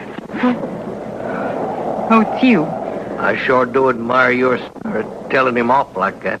He had it coming to him. Oh, he sure did. That and more. Calls himself a friend. That's what I say. That's a terrible thing. I know how you could get even. All the way. Man my father trusted. What'd you say? Well, you want to get even, don't you? Of course I do. Well, I know how you could do it, that's all. How's that? You just cut me loose. That's all. Just as simple as that. That's all. Well, I don't know about that. Oh, sure you do, little lady. Sure you do. Cut me loose and I'll take care of him for you. Just like your pa would have done. You're his prisoner. Well, he let your pa be a prisoner, too. Now, ain't that right?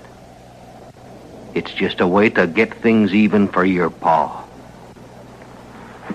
Well, maybe you're right. Well, sure I am.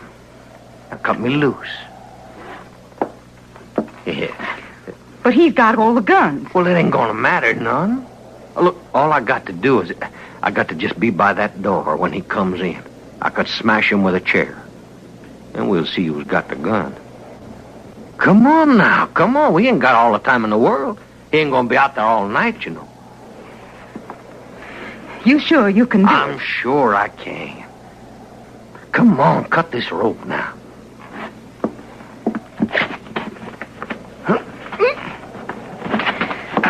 There. Oh, I sure do. Thank you, little lady. Oh, that does feel good to be able to stretch and bend a little. Oh. Mr. Keel. Yeah. Will you have to kill him? Well, now, ma'am, I expect that just depends on him. What do you mean? Well, if he wants to give up nice and easy like, I expect maybe I might just tie him up and leave him. I don't think he'll do that. No, I don't think so neither. It's kind of too bad, ain't it? You just better stand over there to the window. Why should I do that? Well, so you could tell me when he's coming. I'm going to get me something to eat. Go on now, get over to the window. You'll be able to hear him when he's Get coming. over there, I said.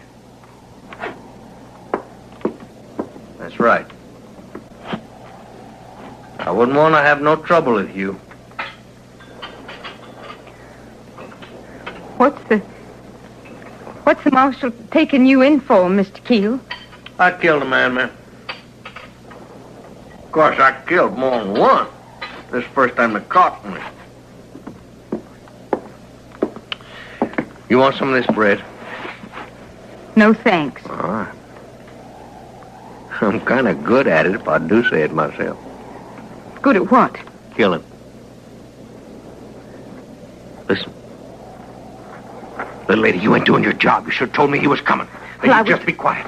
Be quiet while I get over here and hoist this chair. Quiet now. Just quiet.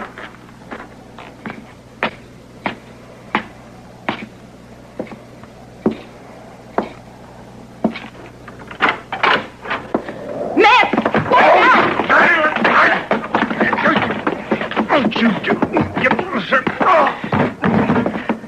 All right, Keel. Just straighten out. Right there. Delia, hand me that rope. Yes, ma'am. Double-crossing woman. You ought to be grateful to her. I don't see how. She untied you so you could get a little exercise before I put the rope back on you. Now put your hands behind you.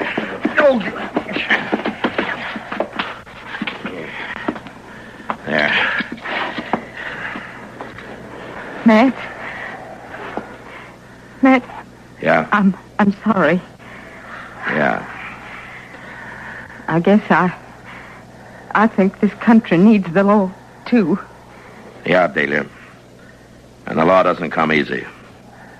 No matter what side you're on.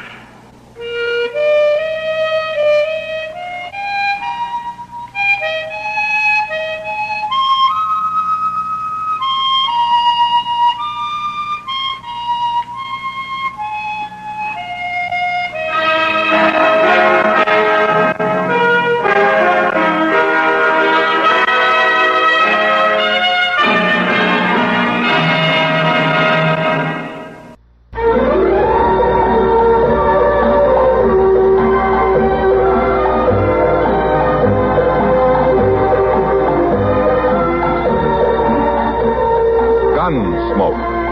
Produced and directed in Hollywood by Norman Macdonald, stars William Conrad as Matt Dillon, U.S. Marshal.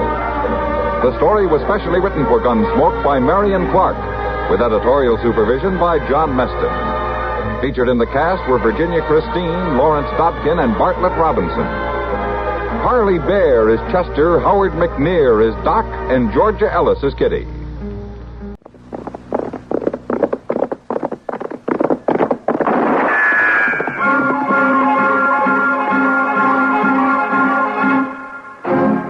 Around Dodge City and in the territory on West, there's just one way to handle the killers and the spoilers, and that's with a U.S. Marshal and the smell of gun smoke.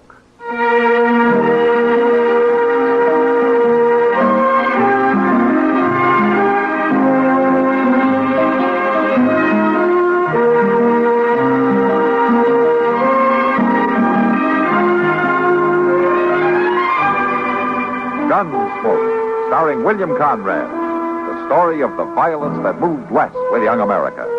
And the story of a man who moved with it. I'm that man. Matt Dillon, United States Marshal. The first man they look for and the last they want to meet. It's a chancy job, and it makes a man watchful. And a little lonely.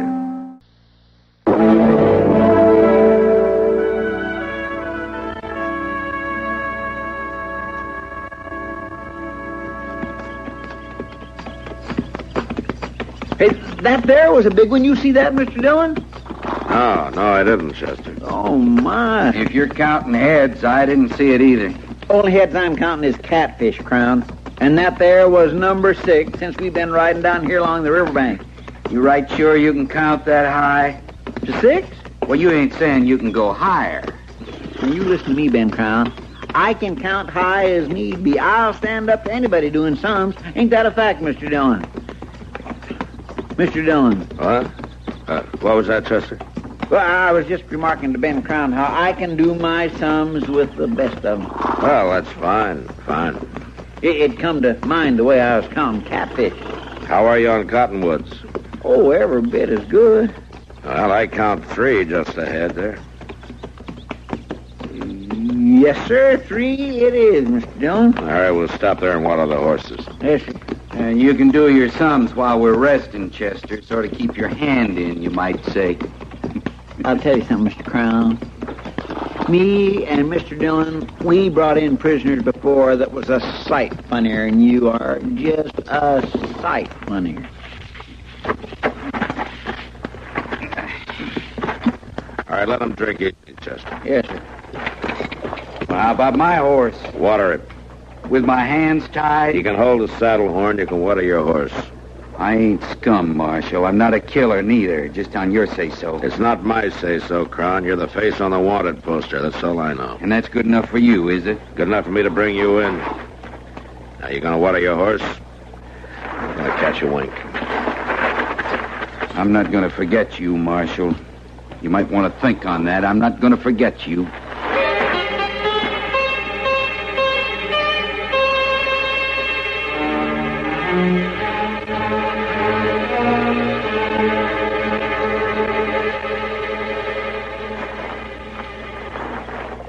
Mr. Dillon. Mr. Dillon, best rouse yourself now. What? Oh, Chester, I guess I must have dozed off. The horses is all watered and rested up. We're going to make Dodge by eating them. Yeah. Well, we better get a move on, I guess. What about eating? I can't go the livelong day on hardtack. Chances are you'll find out you can, Crown. We won't be eating until we get to Dodge, will we, Mr. Dillon? Wait a minute, Chester. What? That's coming from up behind the trees there, isn't it? Sounds like somebody digging up there. There's a law against that? Now, you're the one bellyaching about food. If somebody lives up there, we might get our hand out. Come on, let's go see.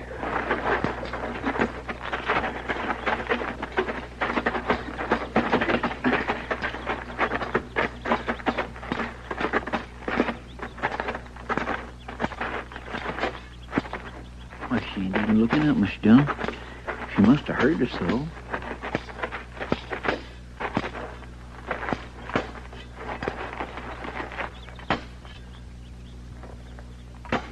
Excuse me, ma'am. Ma'am, You're not making much of a dent with that spade. Now tell me something I don't know. You look like you could use some rest. I don't need you now. You could have come earlier. 2 days, 3. It might have mattered then. I sure don't need you now. Mr. Dillon, she's just skin and bone. You're no good to me coming now. Well, you sure shouldn't be out in the heart of the day this way. You know should and shouldn't, do you? Well, I just mean the sun is punishing, man. The sun, the land, the life. It's all punishing. Now go on with you. You're too late. Too late. Too late for what, ma'am? Leave me be. Just leave me be. Now, let me have the spade, ma'am. You're not strong enough. It won't matter. I die in the trying. Leave me to my work. Mr. Dillon? Here. He just crumpled up. Yeah. I'll carry her inside. Ain't no food here from the looks of her. She's starving to death. Chester, bring Crown along.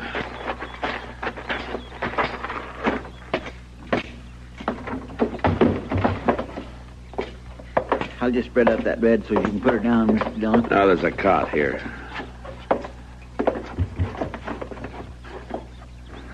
Besides, looks like the bed's occupied.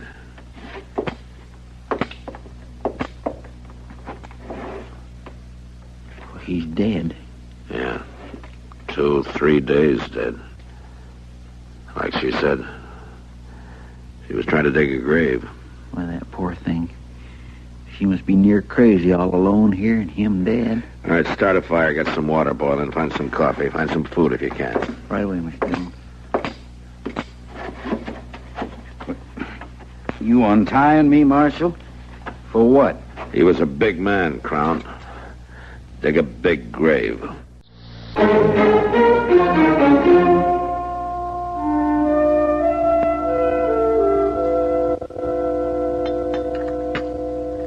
You feeling some better, ma'am? Letty Thatcher. You saved my life. I guess you can call me Letty. You want some more coffee, Letty? This'll do me. I thought there was 3 of you. Oh, they're outside.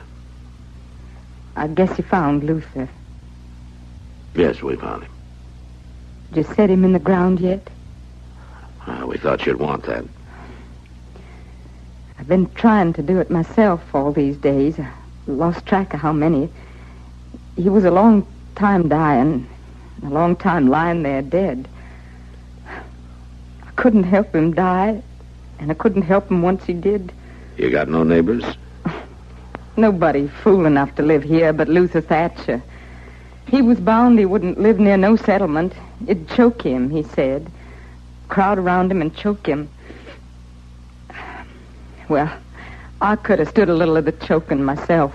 We're heading for Dodge City, Letty. We'd be glad to take you along. I'm the marshal there. Might be able to help you get settled. Settled at what? At living, with people around. Oh, I don't need folks now. I don't need nothing now. Everything I got's here. You can't stay on here alone, Letty. Off this way, it's not safe for a woman alone. Safe? I don't know what that means, Marshal. Don't talk safe to me. I got the roof Luther left me. I got a stove and a bed. But you can't work the land. We couldn't find much food around. We got potatoes in the ground. And the Lord knows the prairie's alive with rabbits. I'll make do. Well, can't force you to come with us, Letty. But if something like pride is keeping you here now, that's a big price to pay. Pride. I'll show you something, Marshal. Here, out the window. Now, if you look close, you can still make 'em out. Toward the river from Luther's grave, there's 5 more. You see, just little mounds of dust now. But you can make 'em out. Yes, I can make 'em out. My babies. 5 of 'em. 1 for each year we've been here. Them and Luther now. All I got in the world is here, Marshal. I'm not leaving them. You're not afraid to stay? I guess I'd be afraid to go.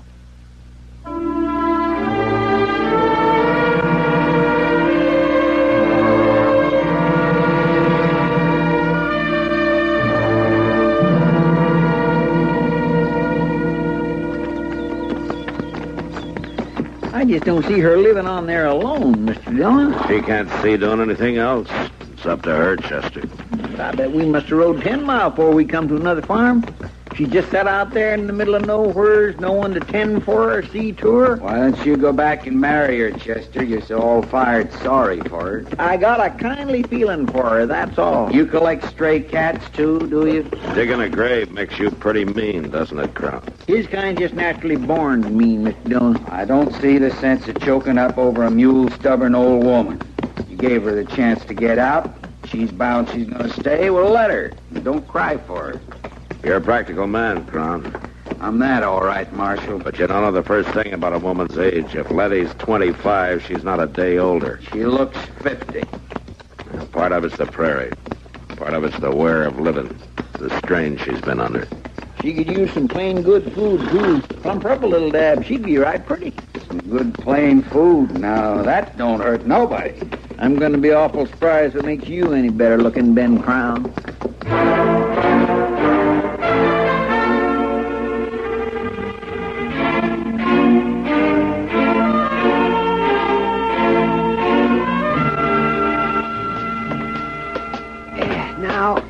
Just a minute. Now, let me get this straight, Chester.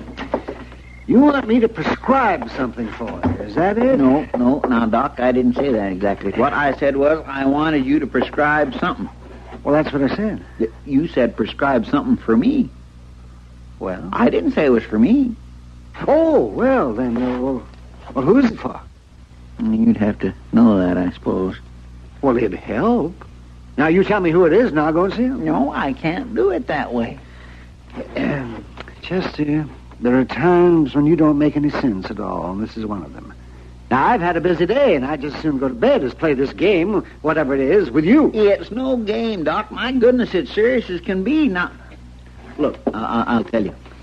Let's say it's me that's ailing. Well, I don't know any powers that'll fix what ails you. Well, let's say I'm off my feet. You? I'm dragging around, half-starved. I need something to pick me up, like a tonic. That's it. Now, you just give me a nice bottle of tonic, and we'll forget the whole thing. A nice bottle of tonic? It don't matter the color, red or green. I got red from the last medicine show that come through here, but I ain't in the least particular as to color. Just something to put the bloom in my cheeks again. Oh, for heaven's sakes, Chester. Well, now, Doc, I aim to pay. Now, you listen to me. In case you don't recollect, we just came from dinner at Delmonico's. You ate steak and eggs and 2 helpings of stew, bread and gravy. And a slice of pie. All right. Now, I don't call that being off your feed. And you're not dragging around. You're waddling around from eating too much. You don't think I need a tonic, do you? I would put tonic last on the long list of things that you need. Well, what about the bloom in my cheeks? Chester. Good night. Now, Doc, you... Good night. Oh. Good night.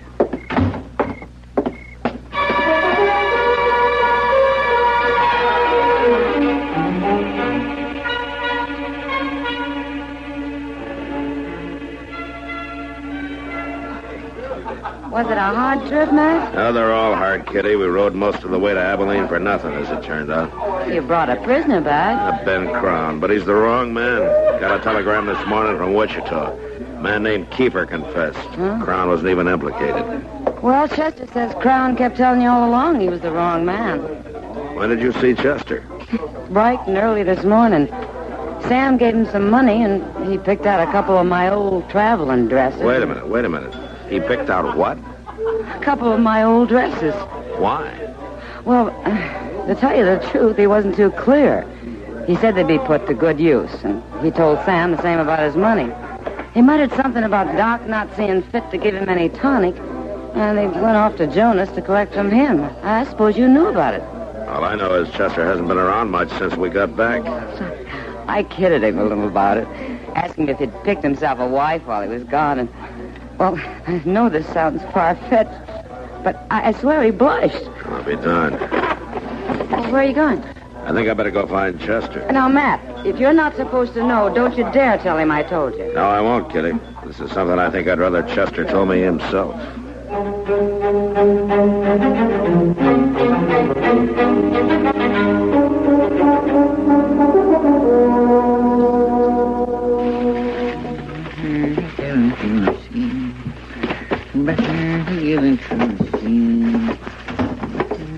Afternoon, Chester.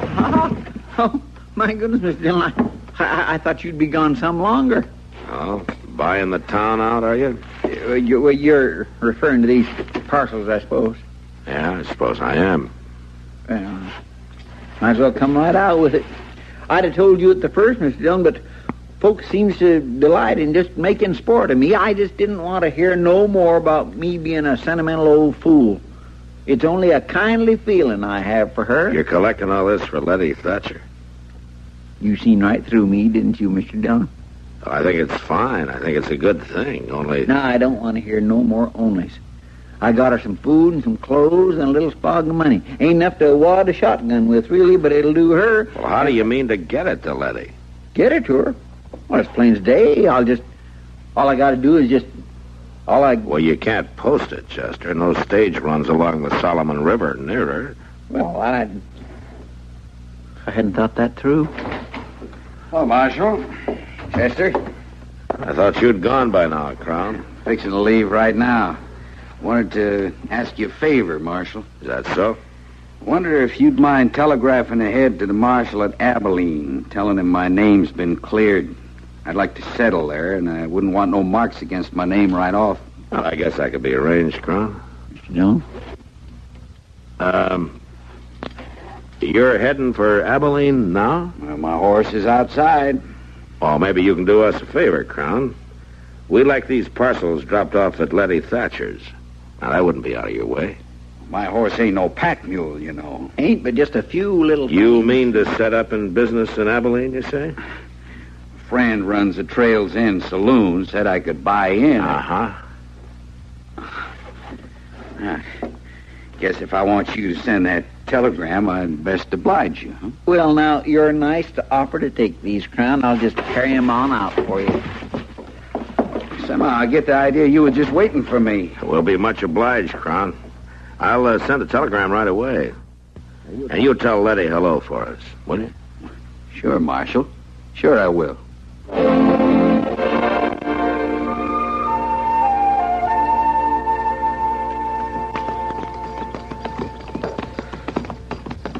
By ding, Letty sure is going to be surprised.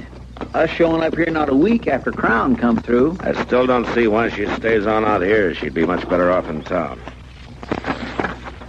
I'll water the horses, Mr. Dillon. Oh, here. You want to take the tonic Doc sent with you? Oh, you bring it when you come back, Chester. All right, sure, thank you. I will.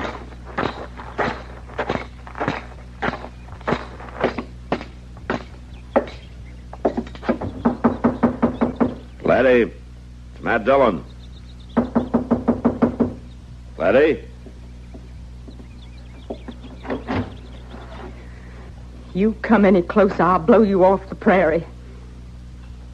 Now, Letty, put that shotgun down. Any nearer at all, I'll kill you. Well, what's wrong, Letty? What's happened to you? You go on back and tell the good people of Dodge I sure thank 'em. Only the clothes is ripped and he ate the food. And the money's not worth much now. Crown was here, then, huh? Here. Here 3 days and nights. So don't come to collect any thank yous. I paid, Marshal. I paid for all was given me. Now, Letty, you need care. You can't stay on here. I'm going to take that gun and you're going to go back to Dodge City. No. I'm through with men forcing me. I'll die or I'll kill, but I'm not enduring any more. Letty, I'm not going to harm you. Now, I'm your friend. I am not going to harm you, Letty. Now, you give me that gun. No. Come on. Oh, no. Chester! Come up here. Oh, my land, ma'am. This is Crown's work, Chester.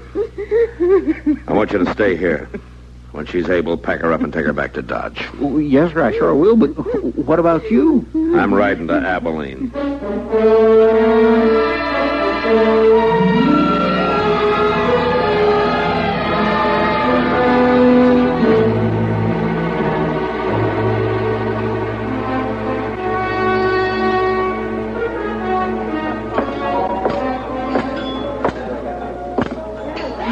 Crown. Well, Marshal Dillon, welcome to Trail's End. That's for Letty, Crown. Now get up. Now, wait a minute. She's not worth us fighting over, Marshal. I ought to know. A widow woman, sick and in need. What kind of a brute are you? She's asking for it, staying out there alone. Why, any man would...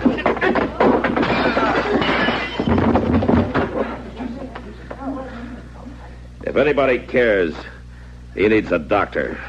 Bad.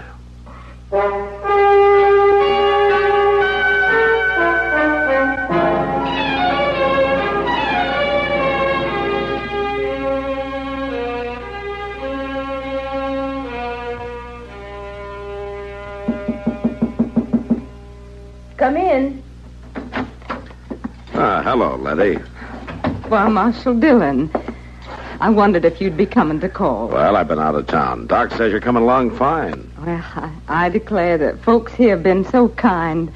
I near forgot how kind and gentle folks can be. Chester, Miss Kitty, Doc, and Ma Smalley. Hey, Ma says she's having trouble keeping you down. Well, I got to pay my keep. I can't always be taken. Well, there's time, Letty. You just get strong and well again. Marshal, I was wrong. I faulted on so many things. What happened was my doing. Staying on when you tried to get me to leave. You just try to blot it out, Letty. That's best. Yeah. I'm remembering lots of things. All of it. It's right that I do. Luther rest him. Seeing the good of it out here. Wanting to make a place for us. All I could ever see was what we were losing. You lost a lot. The folks here, the most of them are building a town, a life. I'm going to be a part of it. Part of the good. I owe it to Luther. No, you owe it to yourself, Letty. I tell you, the West needs women. Women to be part of the good. Well, for so long, I just said to myself, I wish I'd die. Well, I wish you'd live, Letty. But you're the only one can do that. Nobody else can do that for you. Well, that's what I'm coming to know, Marshal. That's what I'm coming to know.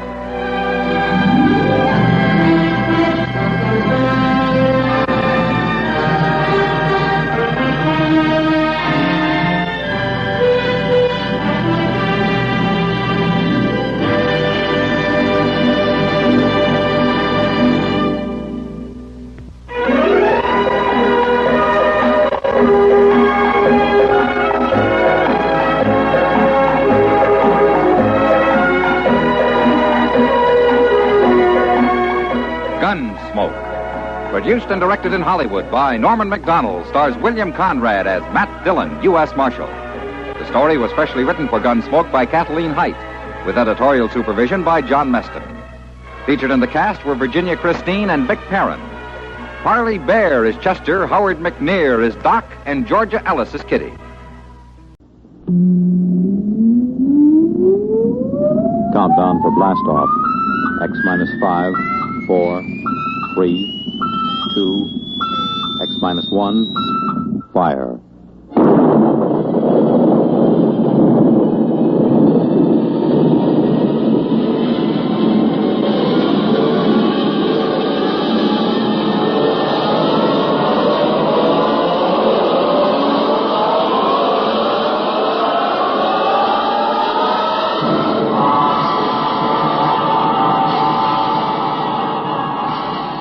From the far horizons of the unknown come transcribed tales of new dimensions in time and space. These are stories of the future, Adventures in which you'll live in 1,000,000 could-be years on 1,000 maybe worlds. The National Broadcasting Company, in cooperation with Galaxy Science Fiction Magazine, presents X minus 1.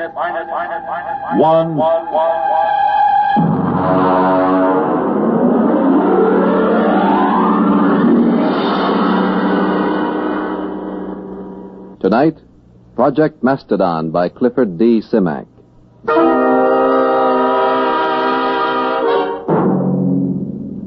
Mr. Secretary, may I present Mr. Hudson of, Mastodonia. Mastodonia. Mr. Hudson, this is the Secretary of State. Honored, sir. Now, as Chief of Protocol for the Department, I've informed All right, Mr. Kingston, I haven't much time. I'm due at a meeting of the Senate Foreign Relations Committee at 2. If you pass Mr. Hudson in, I'll assume everything is quite proper. Now then, Mr. Hudson, I understand you've been here several times seeking recognition for your, country. Well, that's right. I had a hard time making your staff believe I was in earnest. And are you, Mr. Hudson? Oh, very much so. You are an American, Mr. Hudson. I assume you are acting as a representative for Mastodonia rather than as a principal in the matter. Oh, no. I claim dual citizenship, sir. I am a Macedonian. You'll pardon me, but I've never heard of your country. Well, it's a new nation, but quite legitimate. We have a constitution, a democratic form of government, duly elected officials, and a code of laws.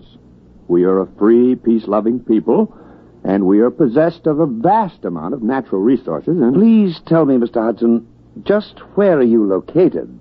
I gathered it was somewhere in Asia? Oh, no. Technically, you are our nearest neighbor. That's ridiculous. Now, look here, Hudson, you can't... If you'll give me just a moment, Mr. Secretary, I have considerable evidence. I'll have to ask you to leave. I'm sorry, sir. Go ahead, Mr. Hudson. You've submitted a document signed by a certain Wesley Adams. Well, he's our first president. You see, we'd like to establish diplomatic relations. After all, we are a sister republic. We'd like to negotiate a trade agreement, and, of course, we'd be grateful for assistance under the foreign aid program. Naturally. Who wouldn't? Mr. Secretary. All right, Kingston. We're prepared to offer something in return for, one thing. Sanctuary. Sanctuary? I understand that in the present state of international tensions, a foolproof sanctuary is not something to be sneezed at. All right, Kingston, I think we've had enough. Show Mr. Hudson out.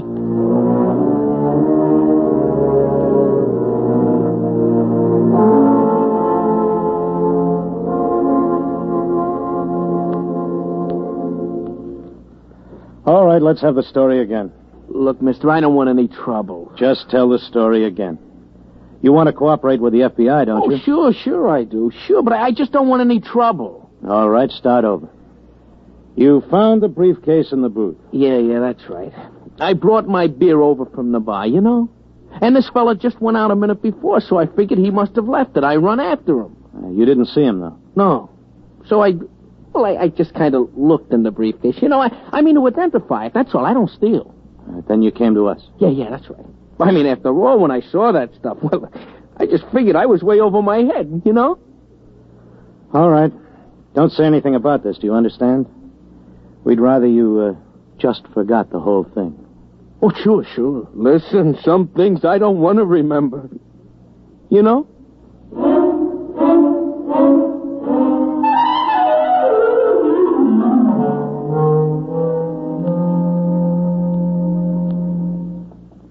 Hello?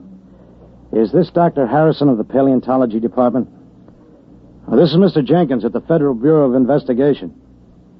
We have some movie film we'd like you to look over. Huh? We acquired it.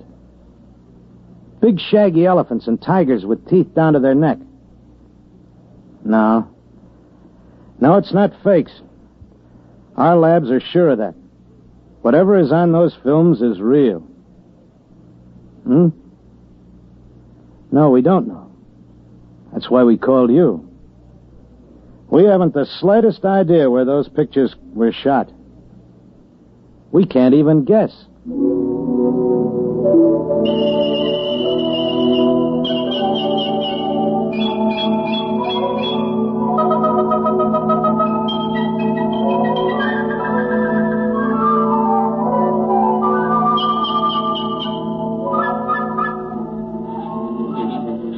Ow! What's the matter, Coop? One of those flying hypodermics. This is a fine, healthy spot. Mosquitoes as big as hummingbirds. Oh, careful, son. You're knocking the climate of the capital city of Macedonia. Yeah, some capital city. One palm tree and a Boy Scout pup tent. Wes, this is the wildest thing we ever did. What if Chuck can't get back? Chuck Hudson is a man of many parts. Have faith. Supposing they're putting him in jail, or something might happen to the time unit or the helicopter. We should have gone along. Do you think they'll do it, Coop? Who, what? The United States. Do you think they'll recognize us? Not if they know that Macedonia is the United States 50,000 years ago. Well, we have to get legal recognition first, otherwise it wouldn't be safe. Ah, there goes that Mastodon again. Good old Buster. Where is it? Right there. Over by the grove, see? Ah, he's lonely. What? He probably is. He must have been run out of the herd by some younger bull. That's why he hangs around like some homeless dog. One thing worries me, Wes.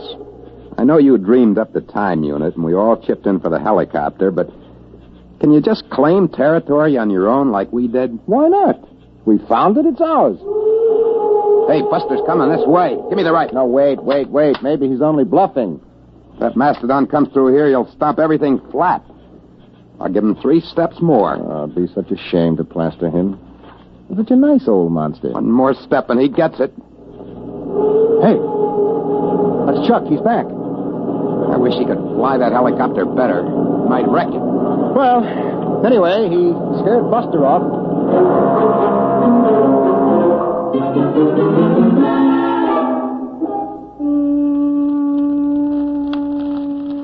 Poke those fires up, Wes. Oh, they're high enough, Coop. You don't want a saber-tooth waltzing through here, do you? Well, we better get a stockade up. You know, some night a herd of Mastodon will come busting in here, and if they ever hit the helicopter, we'll be dead ducks. We'd never get back. We'd be stuck back here in the Pleistocene age. I won't feel safe till we get another helicopter. Those Mastodons carry a lot of ivory. And the mammoths up north. Oh, sure. And get socked in the jug for smuggling ivory? The only way to cash in on the time unit is to get diplomatic recognition for Macedonia. We've got a good case. You said so yourself. What, a saber-tooth?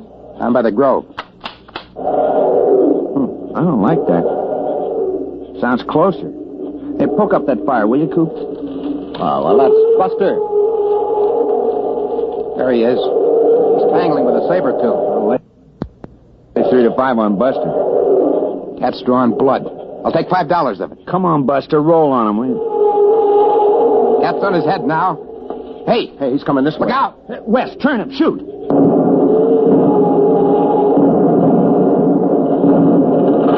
Hey, got him! Is he dead? Yeah. The tiger's gone. He won't get far. Neither will we. Oh, no.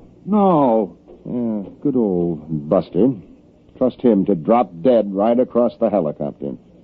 Well, we can fix it, can't we? We probably won't even be able to roll Buster off of it. The rotor blades are twisted and the frame is a mess. A total mess, gentlemen. We are in trouble. Macedonia faces a crisis.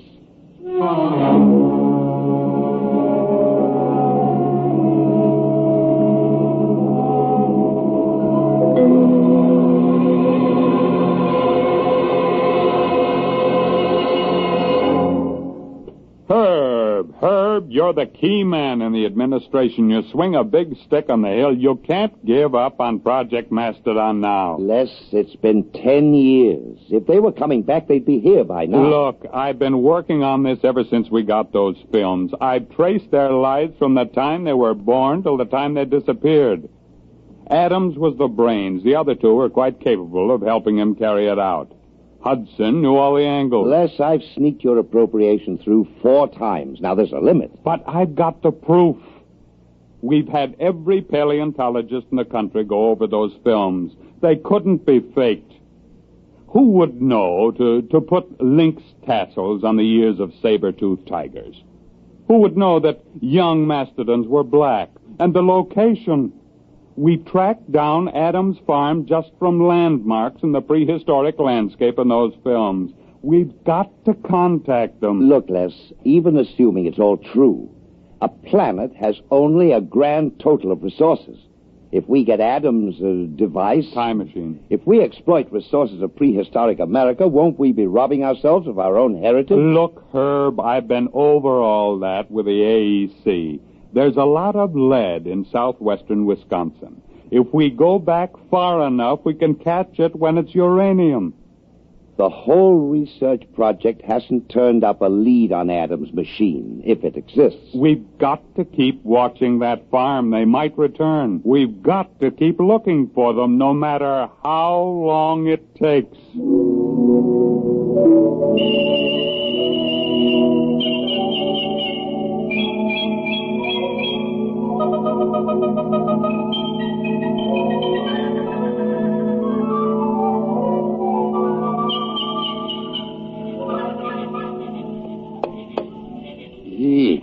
Listen, Wes, we can't stay around here much longer. Old Buster's getting a little too strong. Yeah, well, I'll have the time unit clear the helicopter in a few minutes. And then we'll just have to move camp upwind. Look at him. Only 2 days since he dropped dead, bless his heart. Already those vultures are half into him. I haven't picked clean inside of a week. Give me the hex wrench, will you? Wes, is it all right? The time unit? Well, we won't know until we try it, Coot. And then, of course, it's too late. Well, either it does or it doesn't. Problem is, how are we going to use it without the copter? Couldn't we take a chance on using it on the ground? No, we have to get up in the air.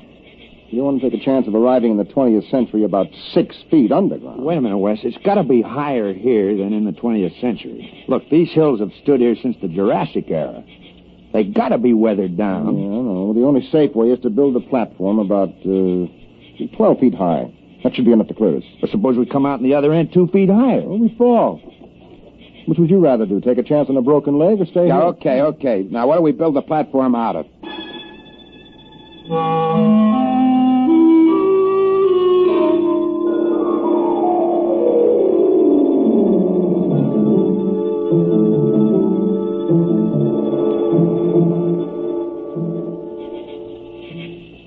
There you are, Wes.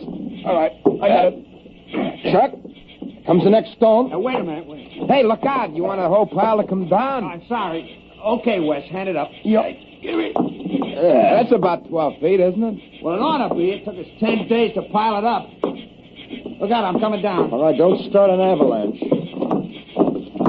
Wow. Pretty soon we'll be able to start all over again. Mm-hmm. If the unit works. Yeah, that isn't all. We don't have any proof we've been back here. We'll be stone broke. Another helicopter would cost $30,000. Can't walk into a bank and borrow $30,000 to take a short trip to the Stone Age.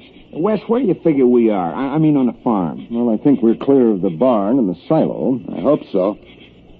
The way I figured, we're astraddle that barbed wire fence at the south end of the orchard. Well, we might as well give it a try. All right, I'll get the unit. You two climb up on top of the pyramid.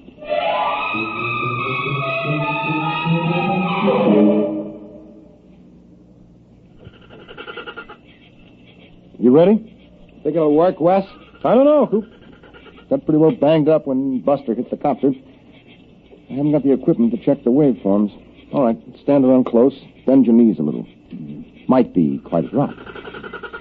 Go ahead. Push the button. Okay. 1, 2, 3. Nothing. Doesn't work. Well, that's that. We're stuck.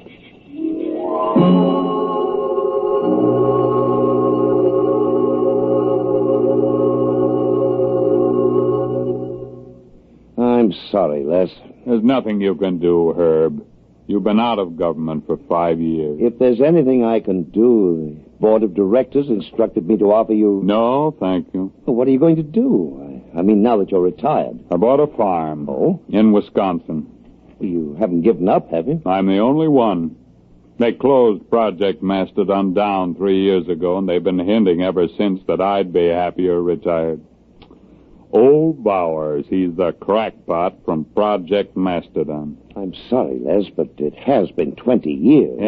Yes, it has. But think of it. From a military point of view, hidden bases in enemy territory itself, centuries removed in time, yet only seconds away. If we had bases like that and shelters... Relax, Les. It's all over. Sure. It's all over.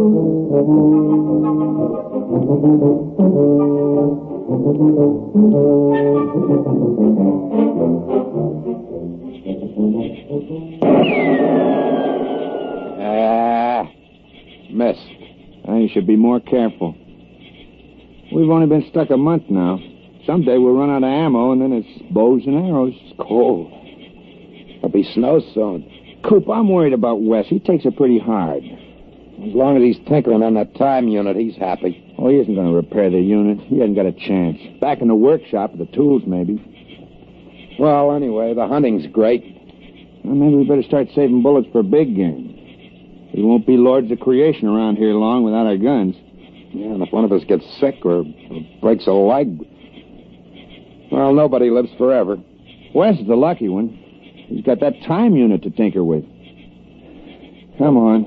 We better get back to camp.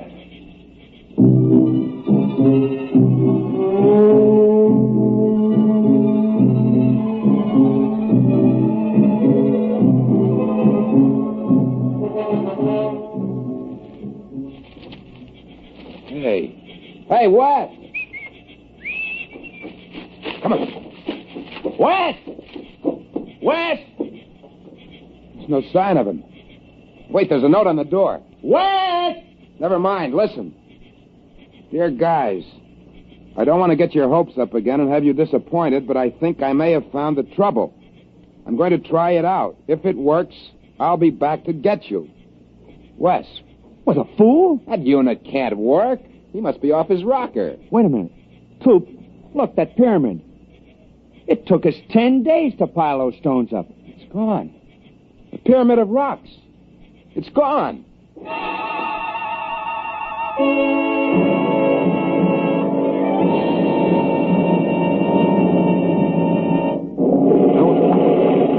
Oh, what the...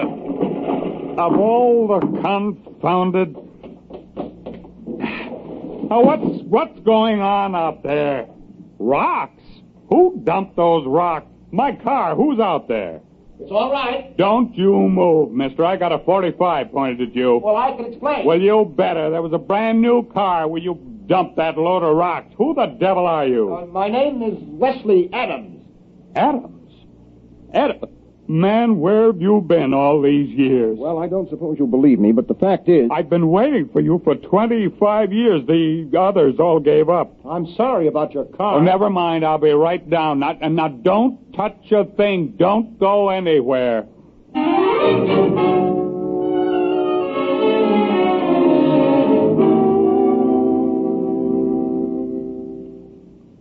Can't be 25 years. It's only been a few months in Macedonian time. 25 years. Man, it's been a long wait. The unit must have been badly calibrated. You see, it isn't accurate for more than 50,000 years at a jump if the setting has moved. Well, we'd better call Washington. I imagine you'll want the same terms as before. Terms? Recognition, economic aid from Macedonia, defense pact. Listen, Adams, you've got those saps over a barrel. You can get anything you want now. The unit. I'll have to calibrate to the day to go back for them. Oh, don't worry about it. You can have every scientist in the country working on it now. Oh, you've got them right where you want them. Hello? Long distance. This is Major General Leslie Bowers, retired. I want to put a call to the President of the United States, White House, Washington. You can tell them I'm placing the call for the President of the Republic of Macedonia.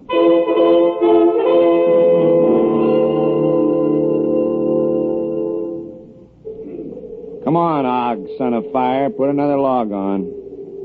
It's cold. It's good cold storage for the furs.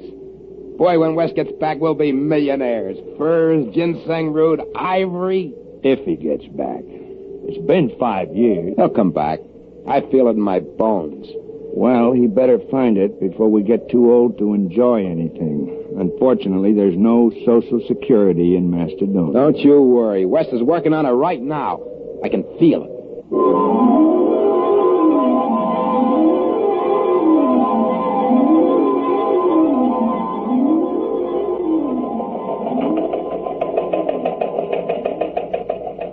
Hello, Charlie. Some just came through on the ticker. I want you to get a background story on it. And we just recognized Mastodonian. What? How should I know where it is? Look it up in the encyclopedia. Huh? No, the item says formal recognition was delayed 5 years until communication could be established. Certain technical difficulties. What? I don't know. Wherever it is, I don't see what difficulties could hold up 5 years. It stands to reason wherever the place is, you could walk there in 5 years. Nah, it's not important. You know these postage stamp countries. Monaco, Luxembourg, they're all alike. What's so different about Macedonia?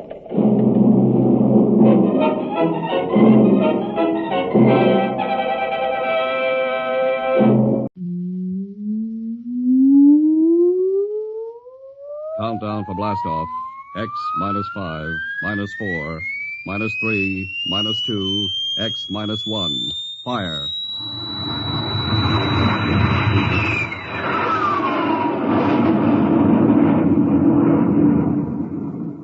From the far horizons of the unknown come tales of new dimensions in time and space. These are stories of the future, adventures in which you'll live in a million could-be years on 1,000 maybe worlds. The National Broadcasting Company presents X -1.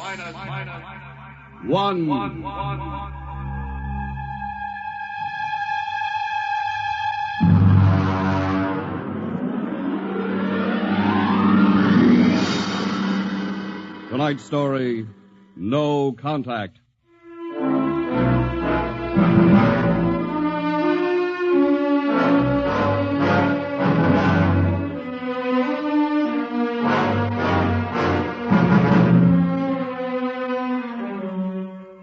It was in the year of 1982 that spacemen first discovered the Great Galactic Barrier. In the past 10 years, rocket travel to the moon and the nearer planets had become commonplace.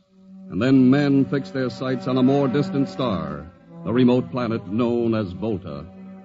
5 exploratory ships went out, and none came back, each in turn disappearing mysteriously at the same vanishing point, at an invisible wall somewhere in the vast outer reaches that became known as the wrecker of spaceships, the Galactic Reef. And yet, the explorers refused to admit defeat. It was on June the 2nd, 1987, that the rocket Star Cloud made ready for takeoff, the 6th to attempt to crack the barrier and win through to Volta. Now hear this. Condition green. 2 minutes to blast off. Condition green. 2 minutes to blast off. Well, Lewis, this is it.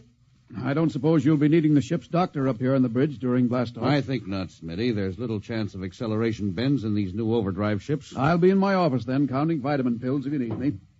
It's only a few steps. Good luck, Lewis. Thank you, Smitty. Lieutenant Collier. Yes, sir? You're relieved. You'd better get down to navigation control and take over. Yes, sir. Lieutenant. Yes, sir? We've never flown together before. This is your first flight in a space vessel as big as the Star Cloud. Yes, sir, but I was trained in oversized jobs at the Naval Academy. Well, if you're half as good a navigator as your father was, you'll do fine. Thank you, sir. Did you ship out with my father? I served under him on one of the first rocket runs to the moon. I see. I almost went along on his last trip to the barrier. Too bad about that. Yes, sir. That's all, Collier.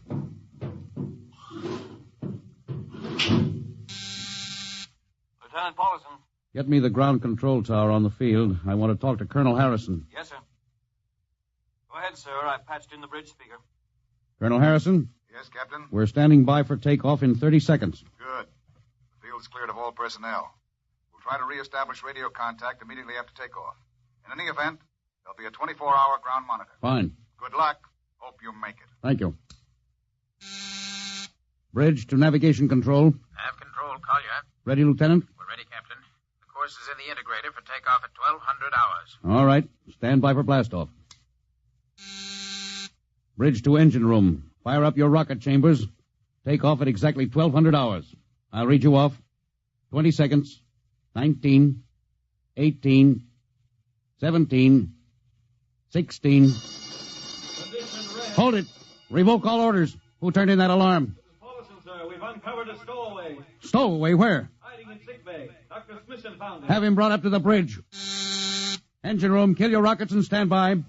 Thorson, this is Colonel Harrison in ground control. What's holding you up? Trouble. What's the matter with you? What's the matter with you? There's a stowaway aboard. Stowaway? Yes, I thought your men were supposed to police this base. What's the matter with you? Captain, take it easy. You know what this delay can do to us, don't you? 1 minute later takeoff can throw us 1,000,000 miles off course. We'll have to reintegrate the whole works. Well, look, how long do you think it'll take? Don't bother for me for a while. I'm busy. Stupid idiot. Captain Thorson? Yes, come in, Smitty. Here's your stowaway. I'll court-martial... Oh, Charlie. Can you use a good radio man, Skipper? Well, I see you two have met. Met. Skipper and me made 50 trips to the moon together. Didn't we, Skipper?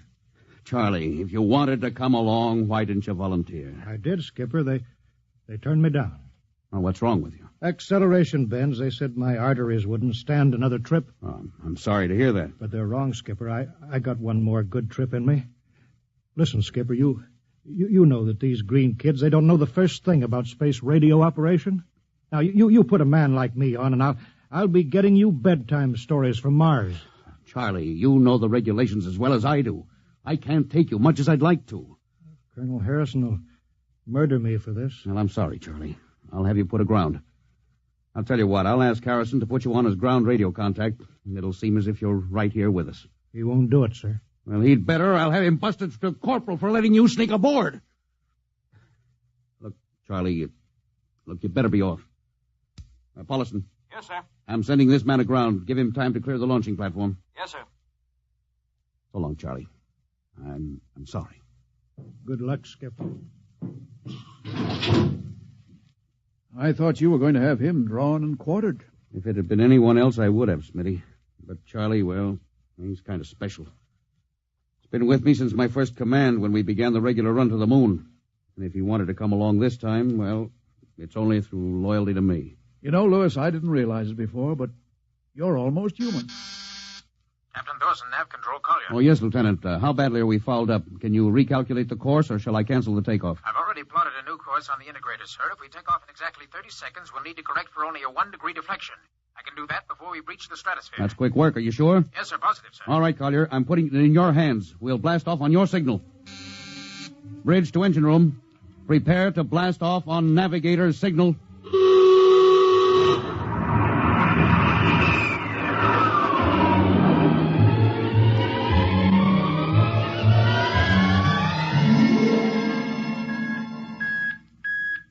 How are we doing, Collier? Coming on the bearing, sir. That's 4, 3, 2, 0. We've intersected the course vector. Good work, Collier.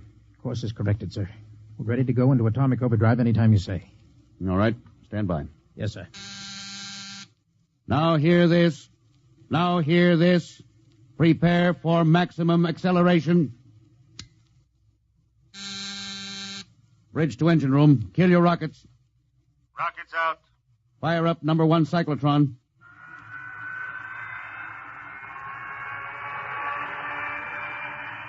Number 1 ready. Fire up number 2. Number 2 ready. Withdraw your dampening rods.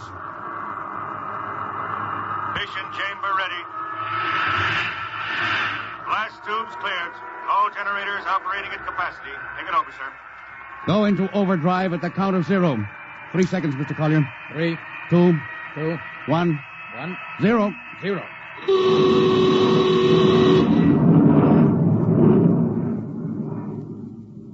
How are we doing, Collier? On course, sir.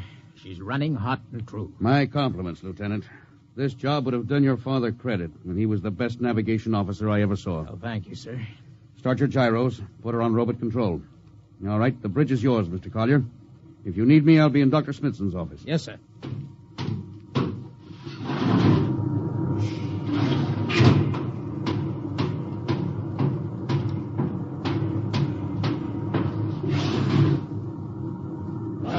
I see you got us off the ground. You can thank young Collier for that. Chip off the old block. You knew his father? As a matter of fact, I knew him very well. First-rate spaceman. Oh, is he the one yes, who... Yes, he was lost in the galactic barrier on the second ship we sent out to Volta. Lewis, just what do you think this galactic barrier is? Oh, your guess is as good as mine, Doc. All I know is that 5 ships have gone into it, and none of them have come back out. You think it's a nit? How about Mestrovic's theory that it's a time warp in space? That the ships reach it and slip into another dimension? I think that's a lot of rubbish. My theory is that the galactic barrier is nothing more than a radioactive layer of some kind. Why do you say that? Well, we know that radar signals bounce off it like they were hitting an invisible glass wall. And we know that it destroys our ships and crews in some way. There's no other logical explanation. What makes you think we can get through it, Lewis? Because we're ready for it. The others weren't. The entire hull of this ship is completely shielded with lead. We can crack through any radioactive cloud ever detected. Besides, we're equipped with some new UHF radio devices that should enable us to maintain radio contact with Earth. Nothing can happen. Absolutely nothing. Now, who are you trying to convince? Myself, I suppose. Lewis, you've had your share of glory. First skipper to reach the moon back in 1962. You could have retired. Why are you risking this trip? 5 ships are missing.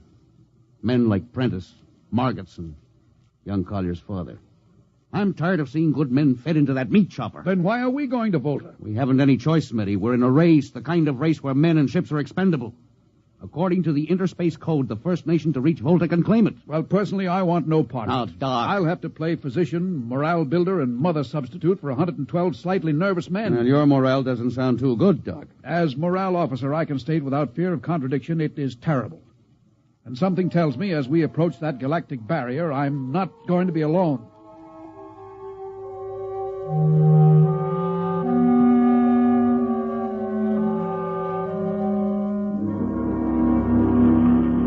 Hello, Earth. Hello, Earth. Captain Thorson of the Star Cloud calling Earth. Hello, Star Cloud. Hi, Captain. Charlie. Well, I see they haven't court-martialed you yet. No, sir, thanks to you. Well, it's good to hear you. You can read us the funny papers on Sunday morning. Right. How's our signal? Strong. Clear as a bell. Here's our log report for Colonel Harrison. You ready? Shoot. June 2nd, 1987. 4 weeks out from Earth. Running true. No radiation. Operation normal. Still making our approach to the galactic barrier. That's all, Charlie. See you later. Good luck, Captain. I sure wish I was with you.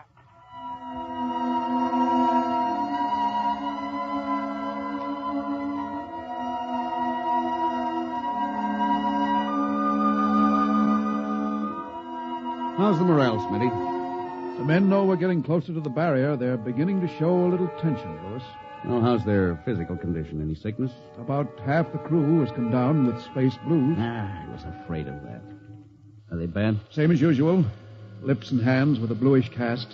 Eyes are sensitive to infrareds. I don't know. When I first started flying these tin cans, nobody ever heard of space blues. Well, now there's a theory it's caused by the terrific acceleration of atomic overdrive. Change in gravity affects the circulation. What do you think? I think it's psychosomatic. I've noticed that the same men who get space blues under tension on a ship tend to get blue coloration back on Earth when they're upset. I guess it's just an occupational disease of space navigators. You think it's just nerves, then? Well, young Collier's got a bad case. I think it's tension from overwork. Maybe he needs some vitamins. Lewis, when will you realize that vitamins are not a panacea for all the troubles of mankind?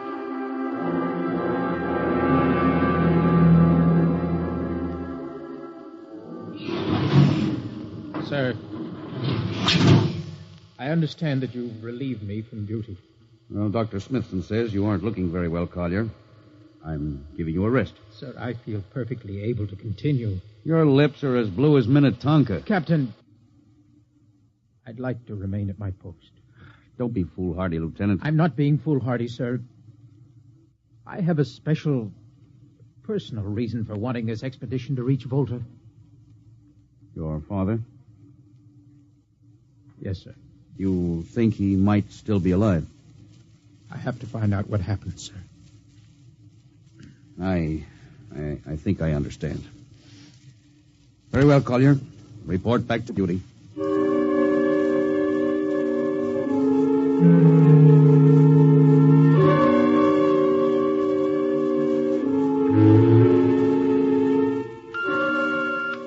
What's the reading, Paulson? We're getting a +5 radar bounce now. Coming off the barrier almost as fast as we sent it out. What's the interval? 2 seconds.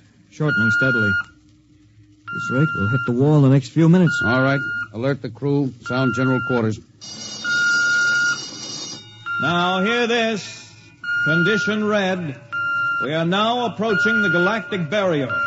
All hands to stations. All radiation detectors to be fully manned. Full security will prevail until further notice. That is all. Paulson. Yes, sir? The radar bounce is up to +6. We'd better try to make final contact with Earth. Is Sparks still trying to raise the base? Yes, sir, but he's not having much luck. Oh? Seems to be some interference. That's the radio room now. Yes? You got him? Well, cut in on the bridge speaker. Captain will take it from here. Hello? Star Cloud to Earth. Can you hear me, Earth? Hello, Skipper. I can barely read you. We're getting heavy static from sunspots. That's not sunspots, Charlie. We're right on top of the galactic barrier. Getting a +7 radar bounce.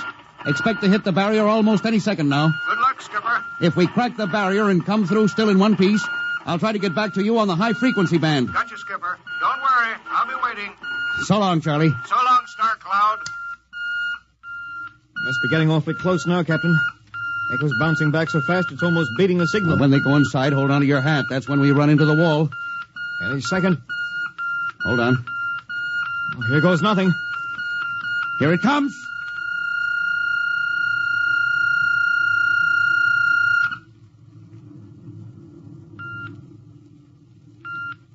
Captain. Nothing happened. We made it. We made it, Captain. No radiation, no time warp, no nothing. Now, the crew's gone crazy, sir. Let them. They've earned it. Doc, can you break out a few bottles of snakebite serum for medicinal purposes? I sure can, Lewis. This calls for a celebration. How's your morale now? It couldn't be better. How's yours? Couldn't be better. What the... Condition red. Condition red. Radiation detected. Condition red. Radiation detected. Holy mackerel. Look at the needle on that indicator. Paulson. Yes, I see it, Captain. Picking radiation like crazy. What's it like? Well, it's a strong impulse. What kind? I don't know. It's too long for a cosmic ray, too short for UHF. Whatever it is, sir, the ship is lousy. Well, track it down, triangulate it, and make it fast. I want a directional fix. Yes, sir. Engine room. Yes, sir. We're picking up radioactivity. Is the fission chambers? No leak here, sir. Check your gauges. Nothing here, Captain. Must be coming from outside. Damage control. Is our lead shield leaking radiation? Well, keep at it. Paulson, how are you doing? I've got it fixed, Captain. Well, what is it? Well, I'll have to recheck my figures. Well, hurry it up. The angle is correct, but Come on, man, for Pete's sake. Where's the radiation coming from? Sir, it's coming from inside the ship. That's impossible. No, sir, I've checked it twice. Well, it's got to be the engines, then. If it is, sir, we're finished. Engine room. Yes, sir.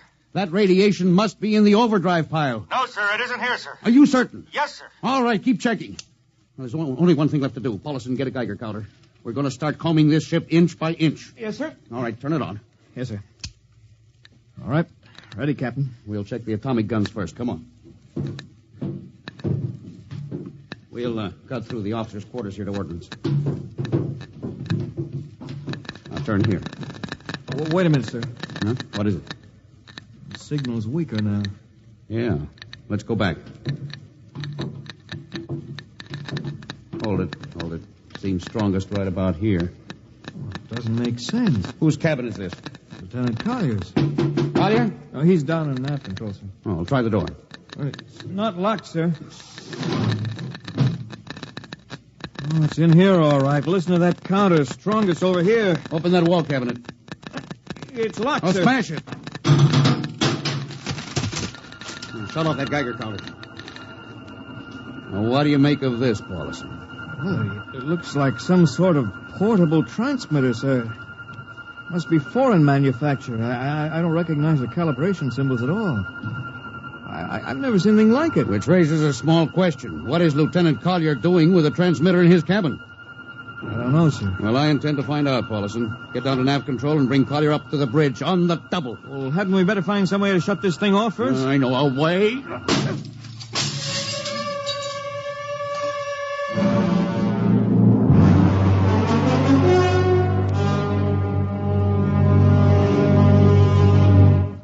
Lieutenant Collier, I'm going to ask a few simple questions, and I want a few simple answers. Yes, sir.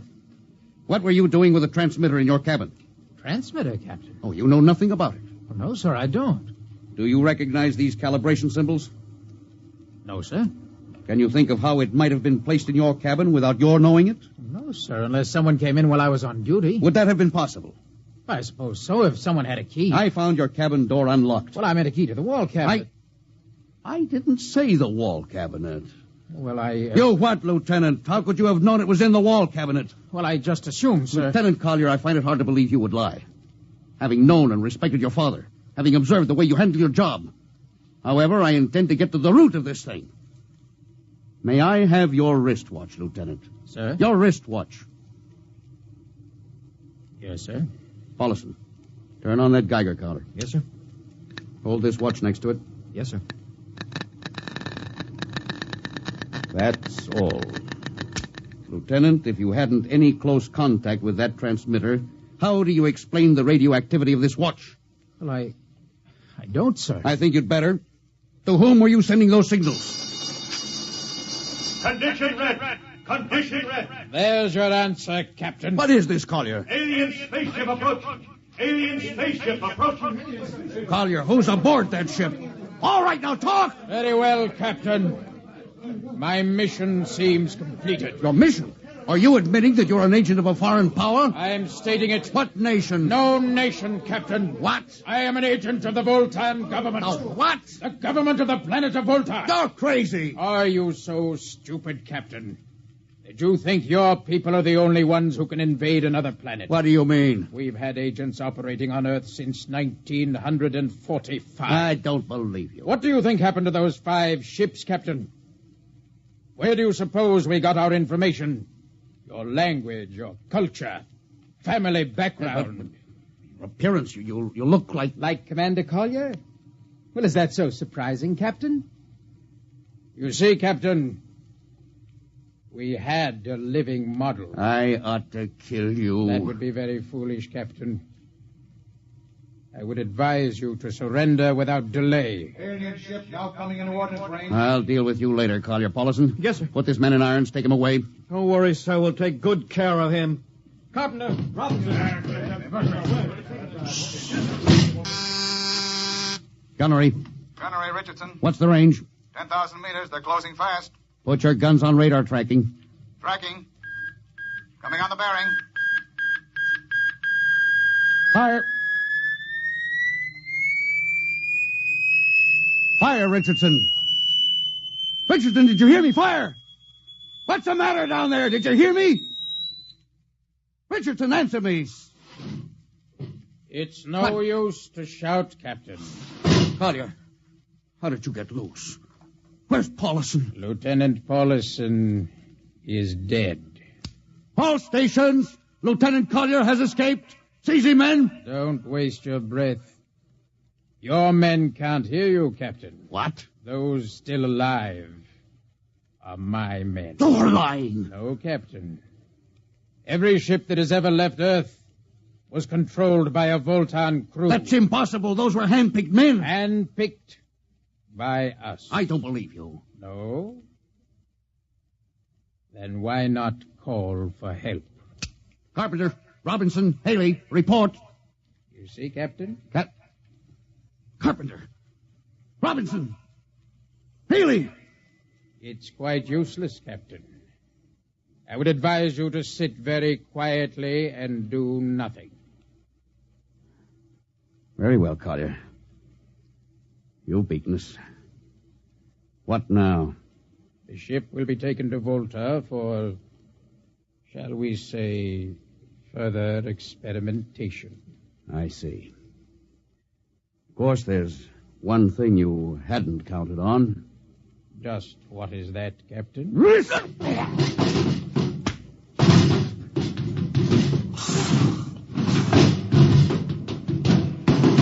Carpenter! Are you in there, Lieutenant Carpenter? They can't all be dead. There must be one alive. Smitty, Dr. Smithson! Smitty, what have they done to him? Louis, Dirty. Don't talk. I must lean closer. not much time. Lewis, space blues. Space blues? What is it, Smitty? What are you trying to tell me? All men with space blues.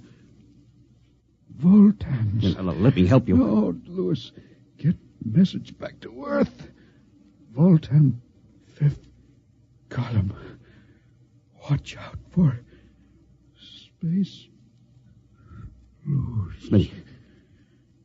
Oh, Smitty. Captain Thorson, you can't hide from us now. Come back to the bridge and surrender, or my men will come and get you.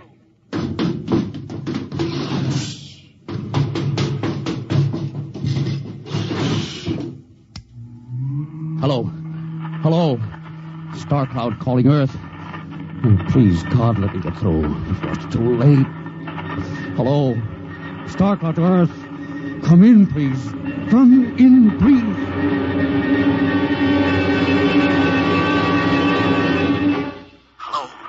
Hello.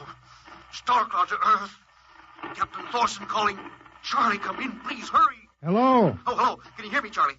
Skipper, is that you? Are you getting my signal? It's coming in a little louder now, Skip. Keep sending. God, now look, Charlie, listen to me.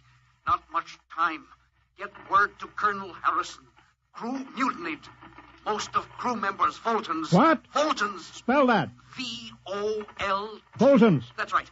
They're from the planet Volta. Skipper, are you all right? Now, Charlie, this is serious. They'll be here any second. Now, listen, they have a 5th column on Earth. They're planning to invade you. You mean it? Of course I mean it. Tell Harrison, posing as humans. You can detect them by space blues. You got that? Only Fultons get space blue. Charlie, did you hear me? Space blue. I get you. They're breaking in, Charlie. I'm depending on you. Warn everybody. Captain. They're open the door. So long, Charlie. Tell Harrison. Captain Thorson. Hello, Star Cloud. What's the trouble, Sergeant? I was just trying to raise the Star Cloud, Colonel. I had any luck? No, sir. No contact. No contact, eh? No, sir. Nearly an hour since they hit the galactic barrier. I don't understand why they haven't tried to get a message back. No, sir. Neither do I. Oh, all right. I'll take over for a while. Yes, you do that, sir. It's all yours. Right. Oh, and Charlie, you better go out and get yourself some coffee. You look a little blue around the gills.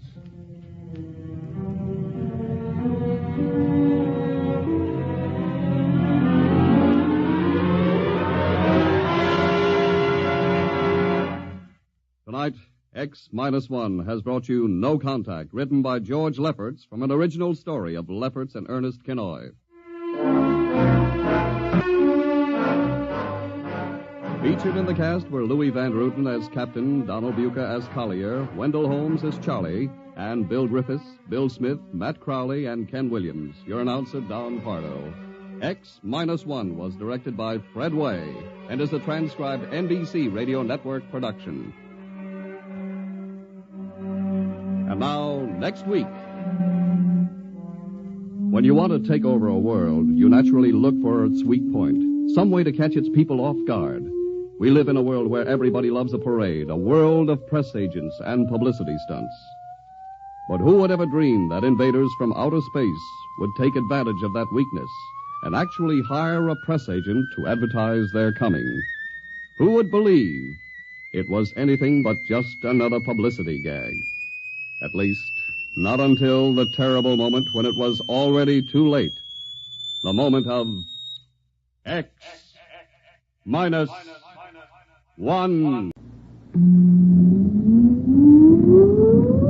Countdown for blast off. X-5, 4, 3, 2, X-1, fire.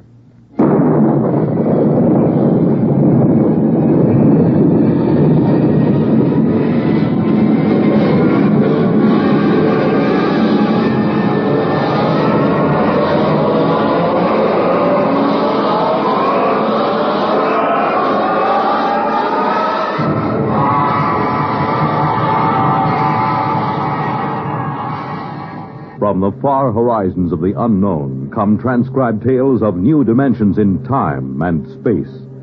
These are stories of the future, adventures in which you'll live in a million, could be years, on 1,000 maybe worlds. The National Broadcasting Company, in cooperation with Galaxy Science Fiction Magazine, presents X minus 1.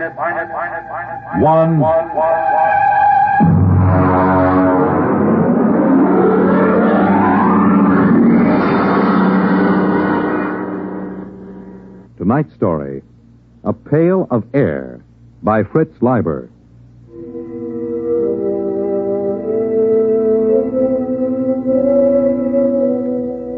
It was pretty quiet in the nest. Pa was just sitting by the fire, staring into it like he does these days. And Ma was asleep. That's why it was so quiet. Ma has some pretty bad times when she just screams and huddles back against the blankets that line the nest. Sis was looking at herself in the mirror that hangs next to the bookshelf. I don't know what she finds to look at so long, but then she's a girl. She just looks at herself. Saturdays, when Pa puts a couple of extra lumps of coal on the fire and we take a bath, she looks at herself in the mirror and sometimes she cries. I dropped the book I was reading, and I guess that woke Ma. Huh? What? What? Pick up the book, Bud. I'm sorry, Pa. It's come back. Hasn't it, Alfred? It's come back. It was just Bud. He dropped his book. Oh, but it's come back. Well, it's out there now, isn't it? I feel a lot warmer. Now, Ethel. It's up there in the sky. Just the way it always was. I know. I had a dream, Alfred. I know, dear. Sis, melt your mother a cup of water. I'm combing my hair. Sis. Oh, all right. I've got to get up. I know it's there. There'll be crocuses. And the spring bulbs. And daffodils. What are daffodils, Ma? Well, Buddy, they're a flower. And they're very pretty. Yellow on a tall green stalk. Oh, I want to go out. I want to take the children out. All right now, Ethel. Here's some water. Come on, children. We'll all go out and you can play in the sun. Sure, Ma. Here, drink the water, Ma. It's cold, Alfred. You rap on the pipes and make that super send up some more heat. What's a super, Pa? It doesn't matter, Bud. There aren't any anymore. Oh. Pa, the pail's running low. Bud, you better get into your things and go out and get an extra pail of air. There are a couple of pails behind the first blankets. Go on, get into your things. It isn't back, is it? No, it isn't. There's no sun in the sky. No sun, is there? No, Ma. What was it like? The sun. Sis, don't get your ma upset. The sun was yellow. And so bright you couldn't look at it. Burning hot. So hot. But when you stretched out in it, it made you feel warm all over. Tingly warm. It's been so long since I've been that warm. I was warm last year on my birthday when Pa put all that extra coal on. And then every morning it would come out of the east.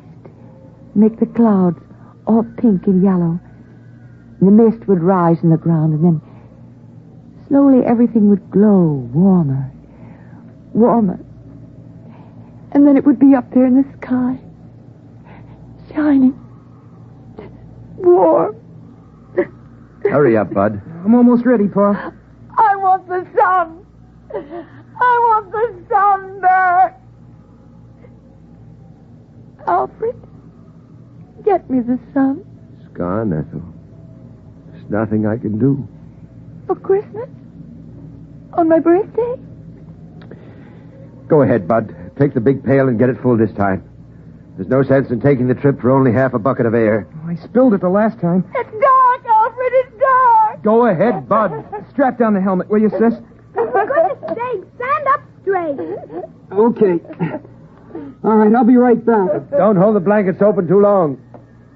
All right, Ethel. We're all safe. Bud will be right back with another pail of air. It's all right.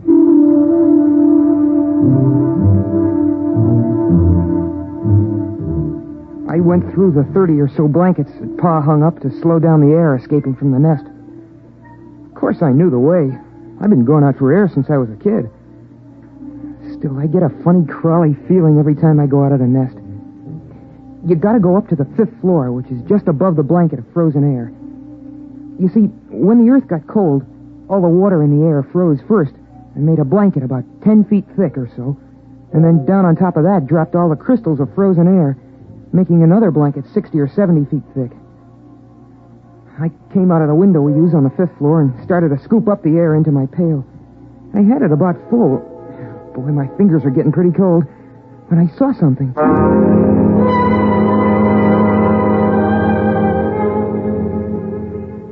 Hey, that's a light. Oh, darn it, I kicked over the bucket. Oh, there can't be a light. Not moving around in a window like that.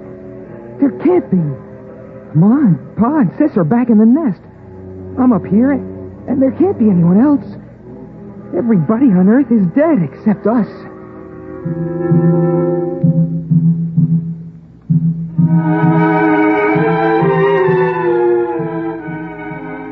I had an idea how Ma must feel sometimes, the way she sees things.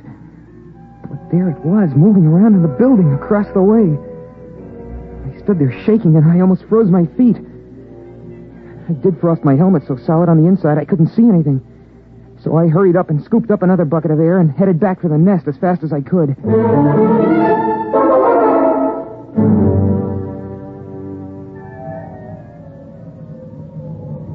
Pa, I saw something. Go on, hang those outside clothes up by the fire.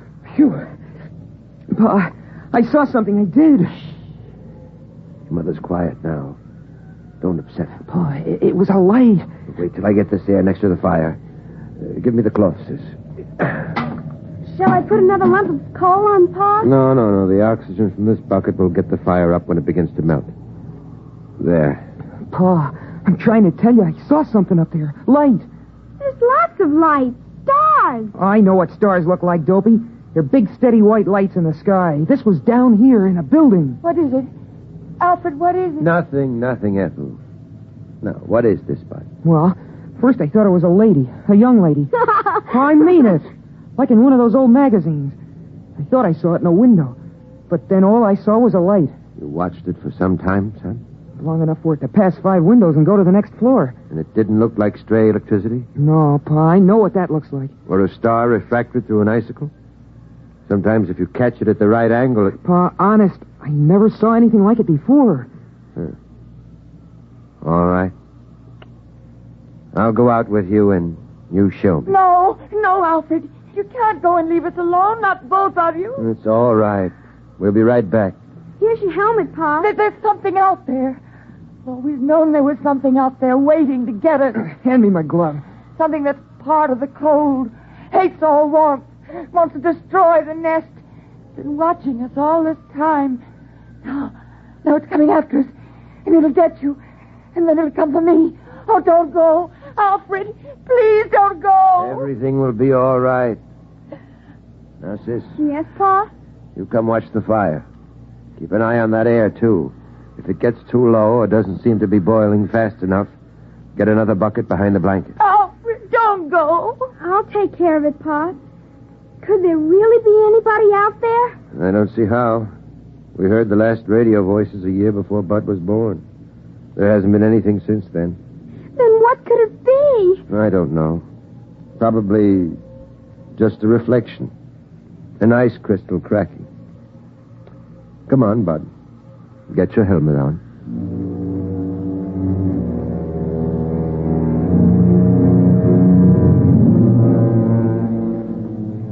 It's funny. When I go out alone, I'm not scared or anything.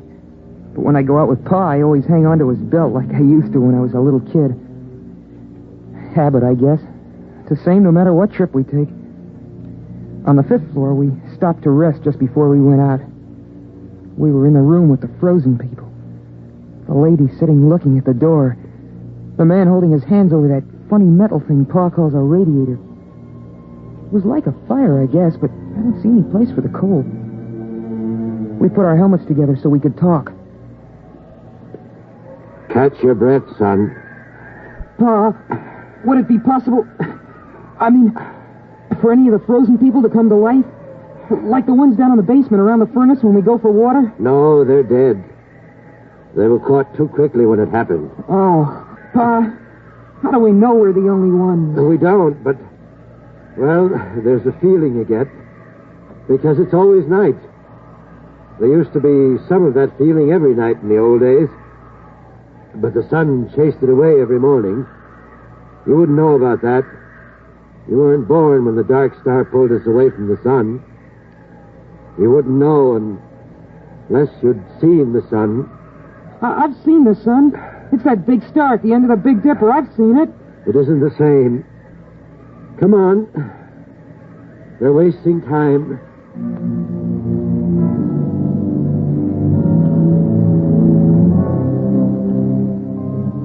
I don't know what the city looked like in the old days, but now it's beautiful. The starlight lets you see it pretty well. We're up on a hill, and the plain slopes down away from us. Some taller buildings push up out of the feathery plain, topped by rounded caps of air crystals. Some of them are on a slant because a lot of the buildings are badly twisted by the quakes and everything when a dark star pulled the earth away from the sun. That's why Pa can't seal up the nest airtight. The building's twisted too bad. Besides, we have to keep the chimney open. We touched our helmets together so we could talk. Is that where you saw it, son? It isn't there anymore. Uh-huh. But it feels different. I mean, as if there's something out here, waiting. Bud, if you see something like that again, don't tell the others. Huh? Why not? Well, your ma's sort of nervous these days, and we owe her all the feeling of safety we can give her. Once it was when your sister was born, I was ready to give up and die, but your mother kept me trying. Another time, she kept the fire going a whole week all by herself when I was sick. She couldn't do that now. Not the way she is. But you know that game we sometimes play, tossing a ball around? Well, courage is like a ball. A person can hold it only so long, and then he's got to toss it to someone else. When it's tossed your way, you've got to catch it and hold it tight, and hope there'll be someone else to toss it to when you get tired of being brave. Yeah, I guess so. Come on. We'll fill up the pails and get back. But what about whatever it is out here? We'll just have to wait and see. Come on. Before the helmets frost over.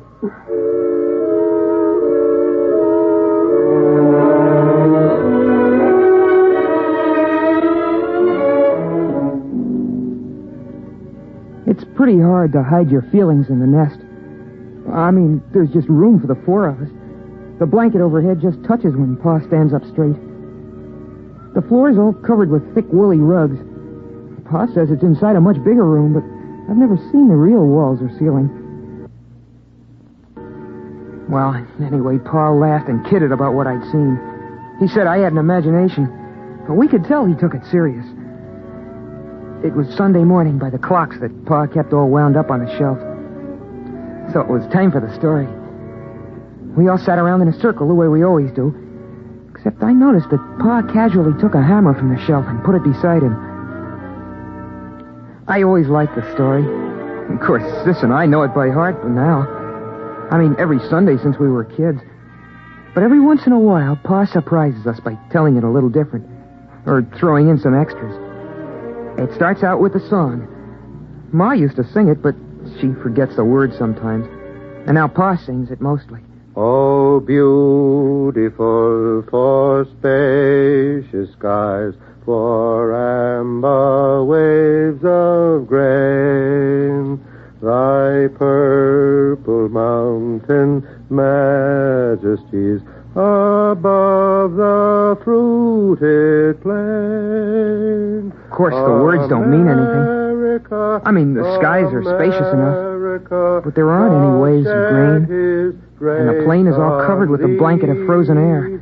But it's part of the story ceremony, and Pa likes it. He says it reminds him of the old days. After the song, Pa starts the story. In the days of my youth, the sun hung above, golden and warm, and the earth was fruitful and multiplied, and the fields were green, and the day was glorious, and the wind blew across the hilltops, and the air was free and good to breathe.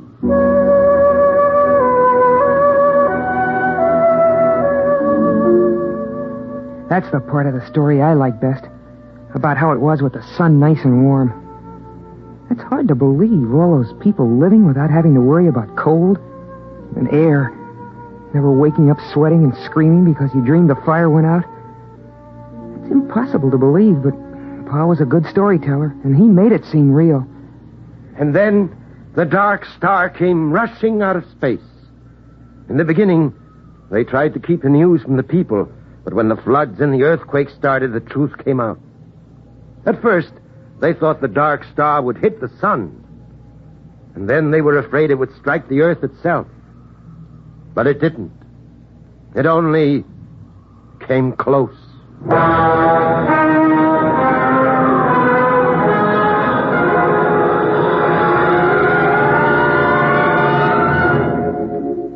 Pa tells it like the sun and the dark star fought for the earth like two dogs over a bone. I know what he means because I've seen a picture of a dog in a magazine.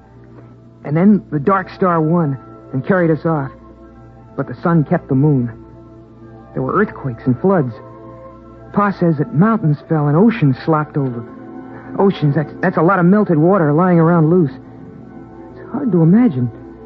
Pa says it was so. Then came the open question time in the story. Sis asked a question about what girls wore for clothes. And I asked Pa how people acted in those days when the earth was twisted and jerked almost apart. Well, Bud, I was too busy to notice much. A friend of mine, Dr. Weisbrot, and Kelly, the geophysicist, and Walters, the astronomer, we knew what was going to happen. And we were working to fix up a place with airtight walls and insulation and big supplies of food and bottled air. But the place got smashed up in the earthquakes, and they were all killed. So I put the nest together at the last minute in the living room of our apartment. It's a 4-room apartment. You must have seen some of the people, like the frozen ones downstairs. At that time, Bud, I only thought of one thing. Your mother and survival. If I had stopped to think, I wouldn't have even tried to make the nest. It would have seemed ridiculous. Blankets and a coal fire against the cold and vacuum of space. But I didn't think. I survived.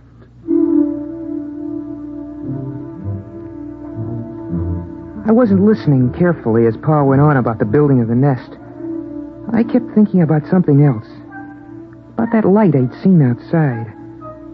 I kept asking myself, what if the frozen people were coming to life? What if they were like the liquid helium that crawls toward heat when it should be frozen solid?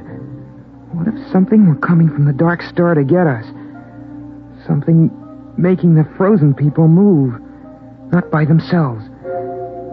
That would fit with what I'd seen. A young lady's face and the moving light. I sat there and shivered, thinking of the frozen people with minds from the dark star creeping, crawling, snuffing their way, following the heat to the nest. And then, over from beyond the blankets, I thought I heard a tiny noise. So I asked myself then, what's the use of going on? Why prolong a doomed existence of hard work and cold and loneliness? The human race is done. The earth is done. Why not give up, I asked myself. And then I did hear the noise. Louder this time. A kind of shuffling tread coming closer. And then I got the answer. The Earth's always been a lonely place millions of miles from the next planet. And no matter how long the human race might have lived, the end would have come some night. Those things don't matter. What matters is that life is good. There's a lovely texture, like some rich cloth or fur, or the petals of flowers, crocuses, daffodils, or the fire's glow. And that's as true for the last man as the first. Still, those steps kept shuffling closer. Pa was talking, and Ma was dreaming with her eyes closed, and Sis was looking at herself sideways in the mirror. And I was the only one who heard the noise. A noise outside. So right then and there, I told myself that I was going on as if we had all eternity ahead of us. I'd have children, and I'd teach them all I could. I'd get them to read books, try to enlarge and seal the nest. I'd try to keep everything beautiful and alive. I'd keep alive my feeling of wonder, even at the cold and the dark and the distant stars. Pa, I hear... I know. What is it, Alfred? What is it? What's going on? Oh, you've got to tell me. Pa, I'm scared. Quiet. But you heard it? Uh-huh. Kind of shuffling. Coming toward the nest. Oh. Sis, take care of your mother. It's all right, Ma. Lie down. Come on. I'll take the hammer. You take the hatchet. What is it, Pa? What is it? I don't know. Listen. It's closer. Oh, Mush. Pa, the blanket is moving. Ready with your axe. Hello? Who's there? Is there somebody in there? Come in. It's all right. They're alive. Alive. Who are you? Alfred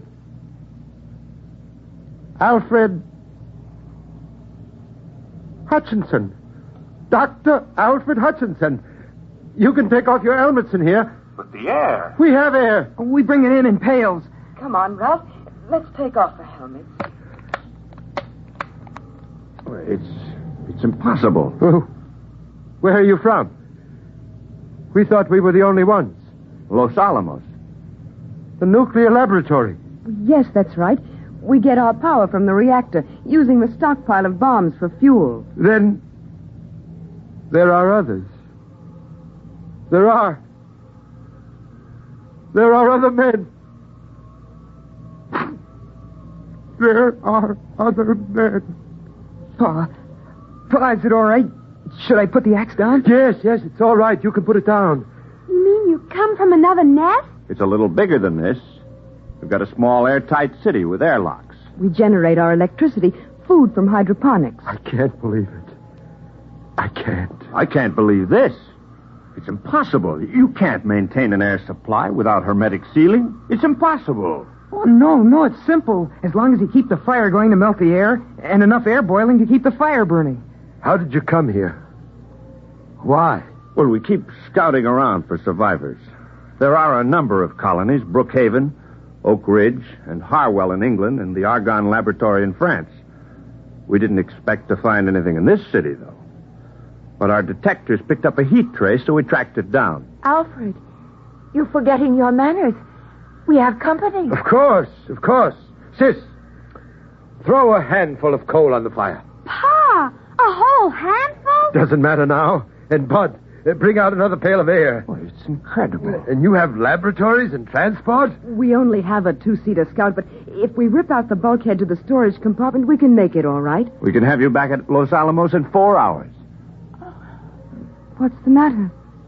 I guess we really hadn't thought about it that way.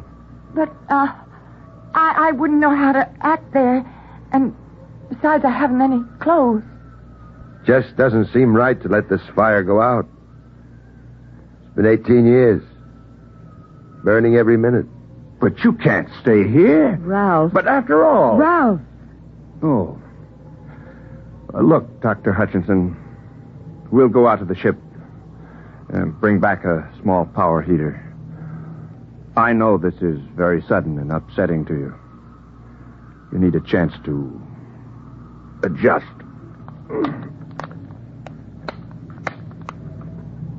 We'll be back in a few minutes. It's incredible. In buckets, air in buckets. Well, they didn't think the nest smelled so good. I could tell. She had a wave in her hair. Did you see that?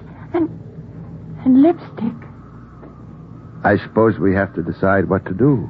Pa, at Los Alamos and those other places, there'll be lots of people, won't there? Yes, I mean, not just your father or a brother. that's right. Boys? I suppose so. But somehow I feel a little empty. Alfred, it's different now that no others are alive. You don't have to feel the responsibility for keeping the human race going. Pa, I'd like to see those rockets and laboratories. Wouldn't you, Pa? I suppose so. It won't be easy leaving the nest. I mean, it's just right, and there's only 4 of us. It's kind of a scary idea. Big place with a lot of strangers. You'll get over that feeling, son. The trouble with the world was that it kept getting smaller and smaller till it ended with just the nest. Now it'll be good to have a real, huge world again. The way it was in the beginning.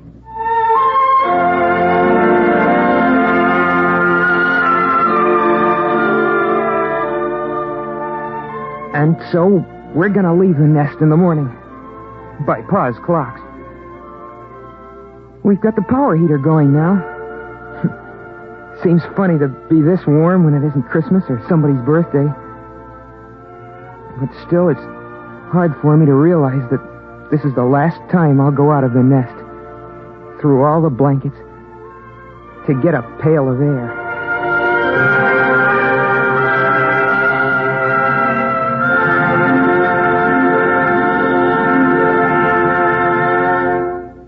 You have just heard X-1, presented by the National Broadcasting Company in cooperation with Galaxy's science fiction magazine, which this month features the Edward M. Ludwig story, A Coffin for Jacob.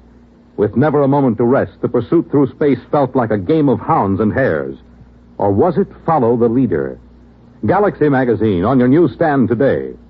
Tonight, by transcription, X-1 has brought you A Pail of Air, a story from the pages of Galaxy written by Fritz Leiber and adapted for radio by George Lefferts. Featured in the cast were Ronnie Liss, Pamela Fitzmaurice, Richard Hamilton, Eleanor Phelps, Rita Lloyd, and Joe DeSantis. Your announcer, Fred Collins. X-1 was directed by Daniel Sutter and is an NBC Radio Network production.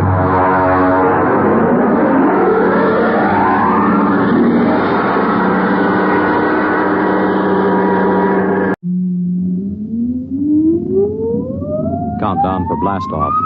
X-5, 4, 3, 2, X-1, fire.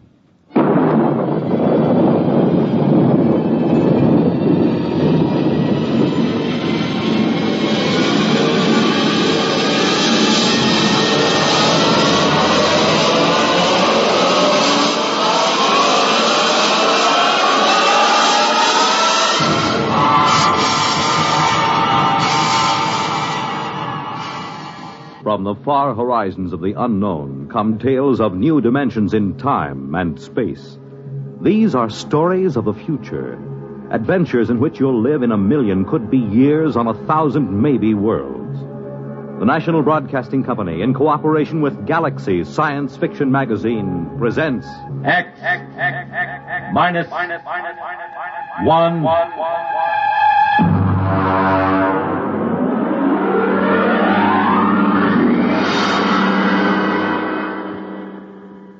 Tonight, The Lights on Precipice Peak by Stephen Tall.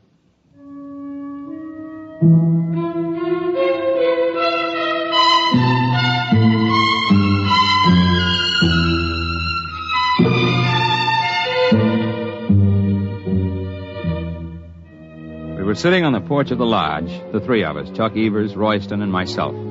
Chuck was smoking one of those 5 for a quarter stinkers he affects, but he let it go out as we sat in the darkness, stared across the narrow valley below us, then up again to the mountains of Bighorn Glacier, 6 miles away and 7,000 feet up in the thin, cold air. There it is. You see? Where? Well, follow my hand. I'll line it up with a tall pine tree on the first ridge. You see? Very small, dull red. It's been up there for about 5 minutes. I didn't see anything before. You see? Moving along. Well, it seems to be the lip of Bighorn Glacier. Give me the binoculars. Yeah, it's a glow, all right. Small but definite glow. You want to see it, Royston? Thank you. Well, that's that. can see it, but still you can't. The glasses didn't pick up any outline. It's still just a glow. Spooks, that's what. Spooks. Spooks? Yes. Apparitions. Haunts. Hobgoblins. Ghosts. Banshees. Well, at least these mysterious lights of Precipice Peak make no sound. Are you sure? How do you know that every coyote that you hear is really a coyote? Well, at any rate, if they make sounds, they're sounds of the country. A miserable country. Sir, you were speaking of the land I love. If you don't like it, why stay around? It is supposed to make me a man of vigor with red corpuscles and a need for cold shower baths. Actually, there is nothing wrong with me. I was simply born to sit and watch while great louts like you run and wrestle and climb and sweat. There, the light shows again. Now you can see it with a naked eye. It's higher than it was before. It's moving along. It's going along Fifth Avenue Trail. Spooks don't need a route of ascent even on Precipice. All of a sudden, the lights of Precipice Peak are getting solid. Now, I've got a feeling they'll leave a sign. Sign? Yes. Traces. Right. Traces, tracks, spores. The only mystery about those lights is we don't know who makes them. They're getting to be a tourist attraction. Maybe that's a lead. Over the swamps of Louisiana, where I wish I now were, I have seen balls of fire that were drifting. It is swamp gas, methane, slowly oxidizing, glowing. Could this up there on the mountain be something like? Almost impossible. Anyhow, balls of gases wouldn't follow a trail. Those blasted lights do. Take it easy, Chuck, boy. Tomorrow you can look for yourself, remember? At daybreak, we go up to solve the mystery of the lights. Ghastly. To go out at dawn is as bad as eating raw flesh. But tap on my cabin door as you go by. I will wave to you from the window.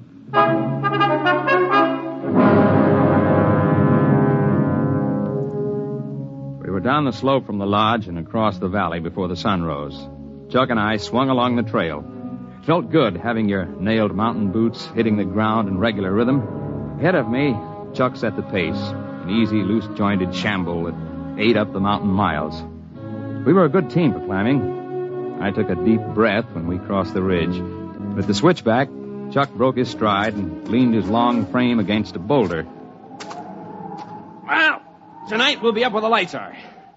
Punch me if you see one first. Lights, nuts, there'll be none while we're on the peak. $5 says so. Well, I'm not a rich man, but I love a sporting chance. Here's my $5. It's a bet. Where'll we put him? Well, here. I'll empty this out. I got a tobacco tin. Stick it in here. Okay. Here's my $5. All right, we'll put it under the stone here. Nobody will find it under there. It's off the trail. All right, now. If there are lights, it's yours. No lights, it's mine. Right? Right.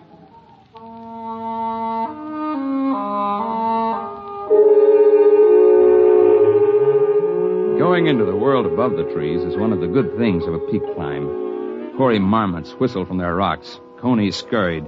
Gray-barred ptarmigan crouched almost invisibly among the gaudy alpine fields of mountain sunflowers and tiny forget-me-nots. At dusk, we laid out our bedrolls on a level bit of tundra in the lee of a massive outcrop near Bighorn Glacier. We cooked a kettle of stew and heated the water for tea.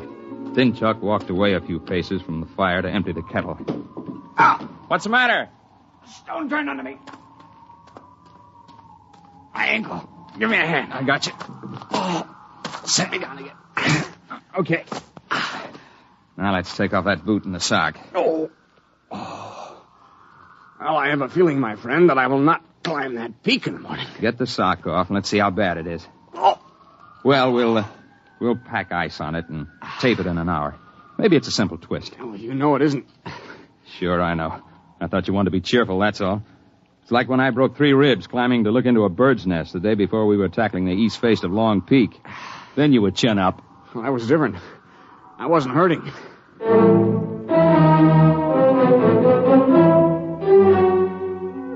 When the stars were out and the quarter moon rose from the plains, I got up from my bedroll seat by the fire. Chuck's ankle was taped, and he was easing it before him as best he could. Well, that's not so bad for a foot. It only hurts when I try to walk on it. Well, I'm going to have a look before we turn in. My 5 spot says there won't be any lights, but the technical crew may be monkeying around somewhere. Well, take it easy. I'll just skirt along the edge of the glacier. Back in half an hour. You take it easy. I know Bighorn Glacier. Its crevices are so consistent they're shown on maps. I carried an ice axe, but I didn't figure to use it. And I'd worked my way for a number of minutes along the edge of the moonlit ice sheet. I suddenly got the idea that I should cross it. The glacier had a good snow covering. The going was easy. The view was something few men see. I automatically avoided the big ice cracks. I knew where they were. And then I slipped through a snow roof and fell. I wasn't hurt. The moonlight from the crack above showed my ice axe beside me. It was a lucky fall, except for the fact that I couldn't get out again.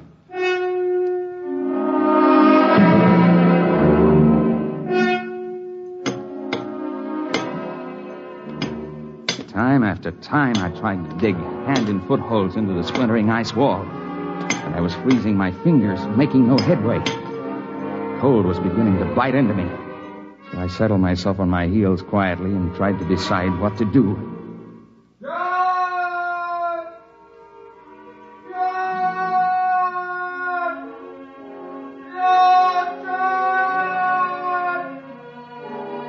That was Chuck beginning to call. I knew if I answered, he'd probably try the ice himself, so I kept quiet. And after a while, he stopped calling.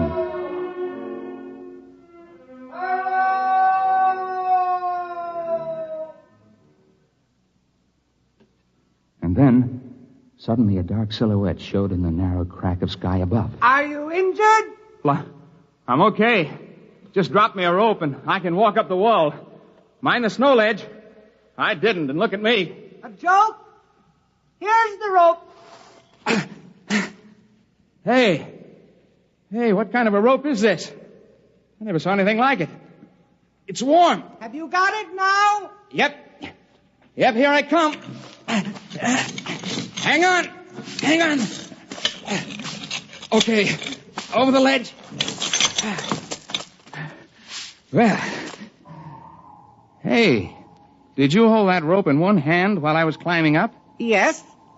Well, thanks. Lucky for me, somebody has sense enough to walk around ice cracks. Shake. Shake? Oh, shake hands. You must not mind the glove. It is for your protection. The hand is not yet cooled. Cooled? What in the world? Your friend with the swollen foot is concerned for you. Come, I have made an easy way.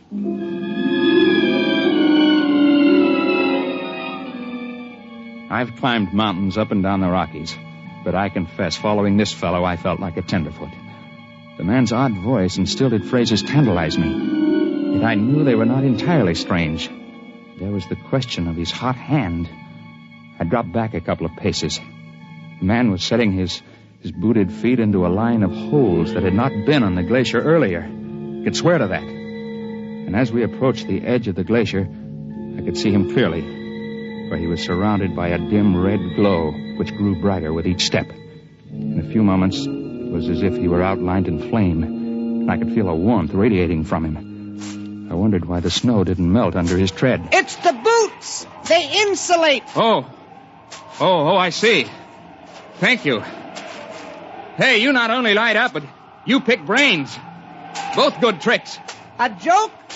I guess so. Only here on Earth are there jokes. We can never be sure about them. We, huh? I thought a gag like this would take cooperation. How many of you boys are in on it? We are 4. We had left the ice. We were threading along the little ledge that gave onto the boulder field. I noticed that the ruddy glow had faded completely, that the man up ahead was now simply a dark silhouette. We reached the tundra and spotted Chuck's tiny fire. He sat next to it, the tape-footed ankle eased on a pack sack before him. Well, hello. You took your time. I fell in a crevasse. And I owe you $5. Oh? Oh! You should put the more important statement first. But we can take that up later. I see we have company. Oh, yeah. This is Chuck Evers. I'm afraid I didn't catch your name. I am called Zell. Zell? Yes. Well, it's different anyway. That is because I am different. He can read your head like a crystal ball. And he lights up like a neon sign. Easy, boy. You've slipped on the ice before. Sit down. Let's quit being funny. Let us all sit, and I will tell you why I am Zell. I will do it because I know when you repeat my words that you will not be believed. Now, listen. You listen. You came up to climb the peak, but also you came to see what caused the lights. If you had not had misfortune, you would have climbed the peak, but there would have been no lights. We would not have come. Hey, there's a light back up there where we were. You see? That red light on the glacier? Well, yeah. Yeah, moving across. That is Zor. We grew in the same membrane. He is erasing our trail across the ice. Yeah, very smart. We can tell tales down there, but there won't be any proof, huh? That is correct. Chuck Evers, you are wondering about the statement that we grew in the same membrane? Well, yeah. Yeah, I was thinking that... I should have said that we are twins. Holy... You're right, John. It is telepathy. You weren't out of your head. The truth is simple. We have told it before, but no one ever believes. And it has not seemed wise to support our facts. We, Zor and I, with our companions Zim and Zet, are explorers. But we do not explore mountains. Here we rest and allow ourselves to behave normally. We explore in towns and cities where people gather. It is strenuous. We cannot tolerate it for long. Then we must go into seclusion and renew ourselves. Yeah, I know what you mean. 10 days in Denver and I feel like I've been staked with a short rope. I gotta get away. Your problems are simply a matter of preference. Ours are physiological. We cannot long maintain metabolic balance in the company of people. Thus, Jim and Zet are now back in the world you inhabit. When they must rest, then our turn comes. I will show you. This is a rock. You may call it granite. To me, it is food. So. Eat it in good health. Thank you. Among people, this would be conspicuous. You are not adapted to get oxygen from rock. We are. Well, I'll admit that's a tougher cereal than I'd want to try. But the point of the joke still escapes me. There is the matter of my body glow. I can control my body temperature, raising it and lowering it as I choose. The greatest difficulty when I am among you people is to keep myself down to human body heat. Normally it is much higher than yours.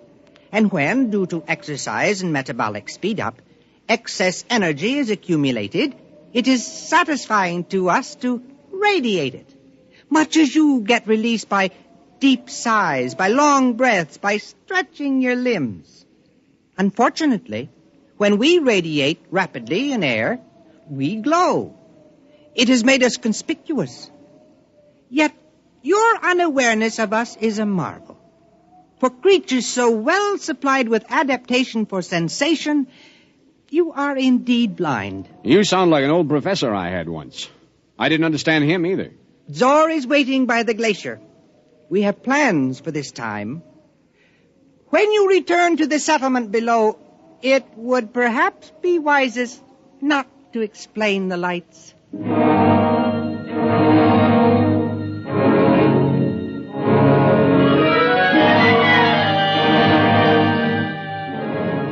We both sat silently beside the dying fire. When we looked up toward the upper reaches of the glacier, two gleaming spots, dull cherry red, moved steadily across the ice. They were visible for brief minutes and slowly faded.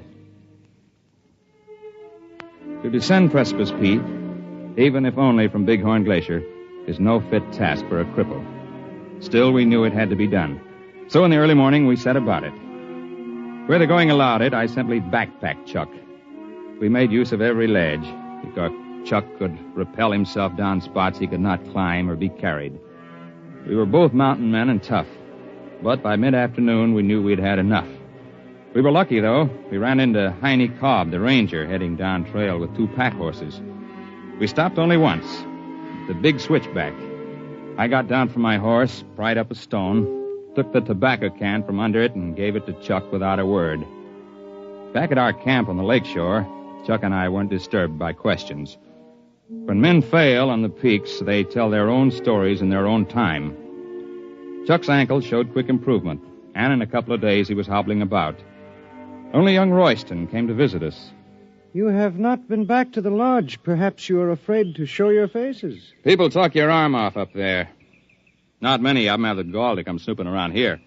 You cannot offend me. I was concerned for you. I was interested, so I came. Did you see the lights? Nope, nary a light. I told you they wouldn't show up when anybody was up there. You collected $5 from me, betting on the other side of the fence. You were the man who was so sure there'd be some sign. I do not understand. You are both confusing everything, and you are both lying. There were lights on the peak when you were there, and I have a feeling you saw them. They were quite a show from here. Well, this is the place to see them from. Closer up, you lose perspective. Well, I must go. Friendship means nothing to you, so I will take my small hike back to the lodge again.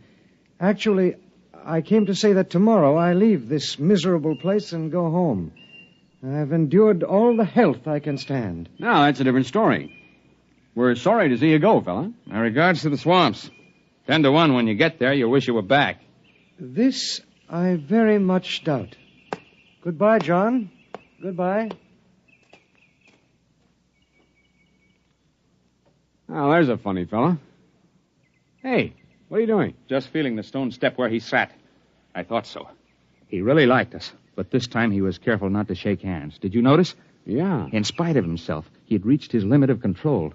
His temperature is going up. Yeah, I guess it is. He never could see a joke. And remember how he'd say something and then wait, as if he didn't understand it? And then all of a sudden it would come to him?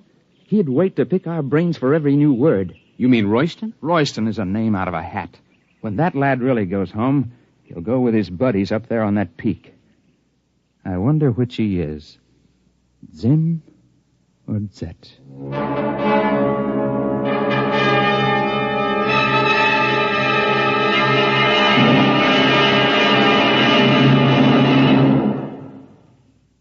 You have just heard X-1, presented by the National Broadcasting Company in cooperation with Galaxy Science Fiction Magazine, which this month features Man in the Jar, the story of Vane, who did not bottle live people indiscriminately.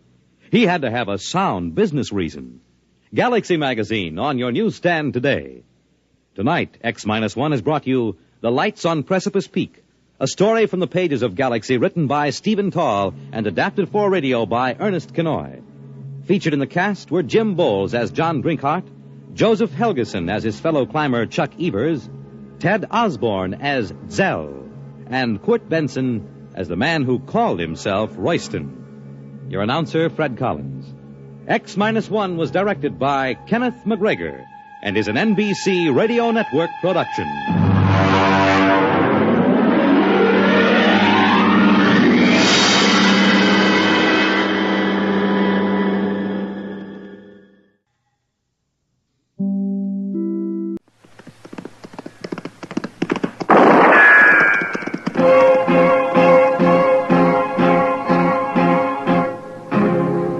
Around Dodge City and in the territory on West, there's just one way to handle the killers and the spoilers, and that's with a U.S. Marshal and the smell of Gunsmoke.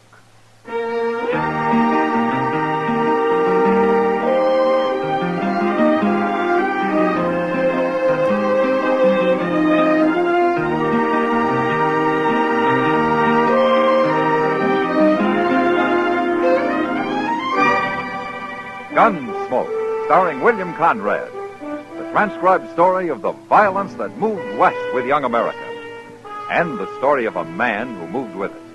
I'm that man, Matt Dillon, United States Marshal. The first man they look for and the last they want to meet. It's a chancy job, and it makes a man watchful and a little lonely.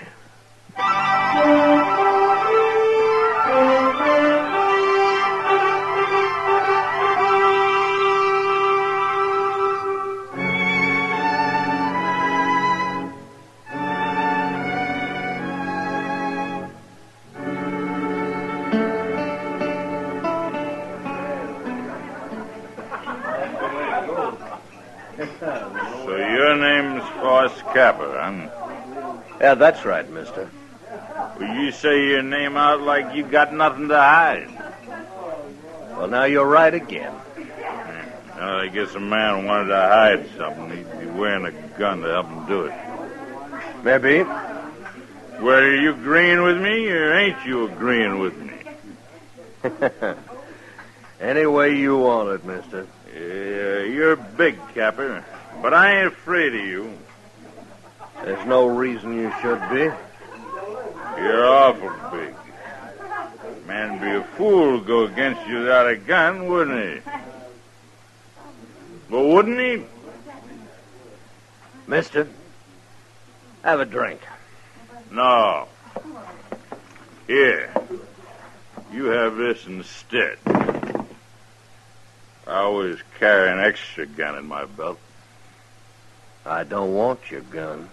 Well, I can't fight you letting you have a gun. You're too big. We got no cause to fight, mister. Now, you take your gun back. You're afraid. You're a coward.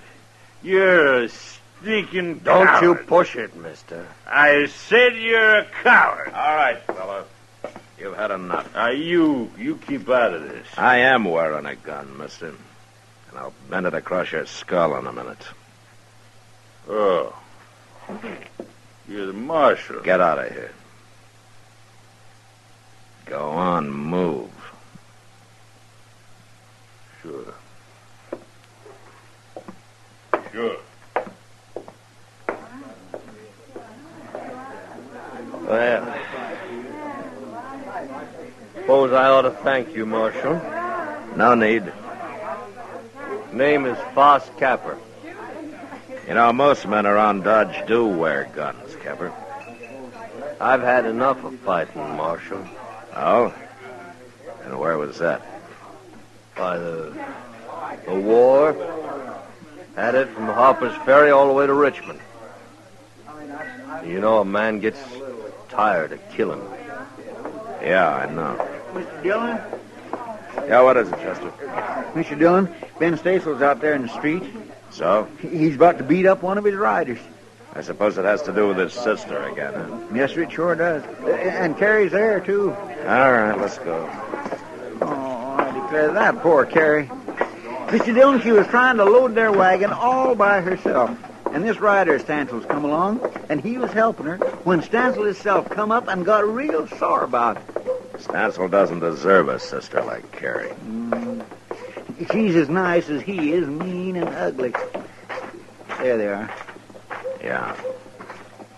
Well, say, where's that cowboy at? He's lying on the ground behind Stansel. Well, I sure didn't hear no shooting. Back to loading that stuff, Carrie. You hear me? Yes. I hear you, Ben. Well, I hope you didn't kill him, Stansel. Oh. He's all right, Marshal. I only knocked him down. Well, I'll go get some water from over there. I should have killed him. For what? Trying to help Carrie do a man's work? Carrie's my sister, Marshal. What she does ain't no business of yours. No. But you're keeping men away from her the way you do is going to lead to real trouble one of these days. My trouble, Marshal. Not if you kill somebody. You know, I guess men don't like the way you treat her. There's somebody else trying to help her. What?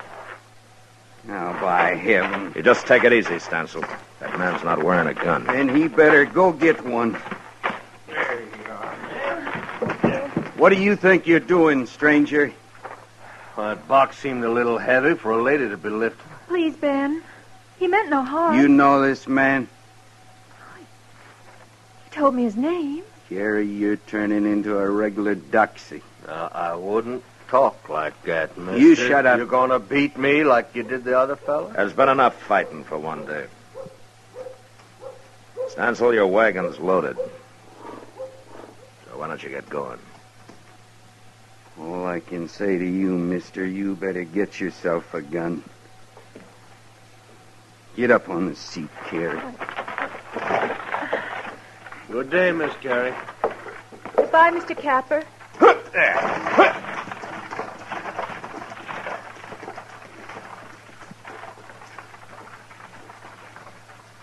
Well, how did you get mixed up in this, Capper? I was curious, so I followed you out. And I seen her struggling with that box. Couldn't just stand there and watch her, could I? Uh-huh. You just remember something. Someday Stansel's gonna kill somebody over her. Well, I sure hope it won't be me. Then you know what to do, huh? Yeah, I know what to do, Marshal.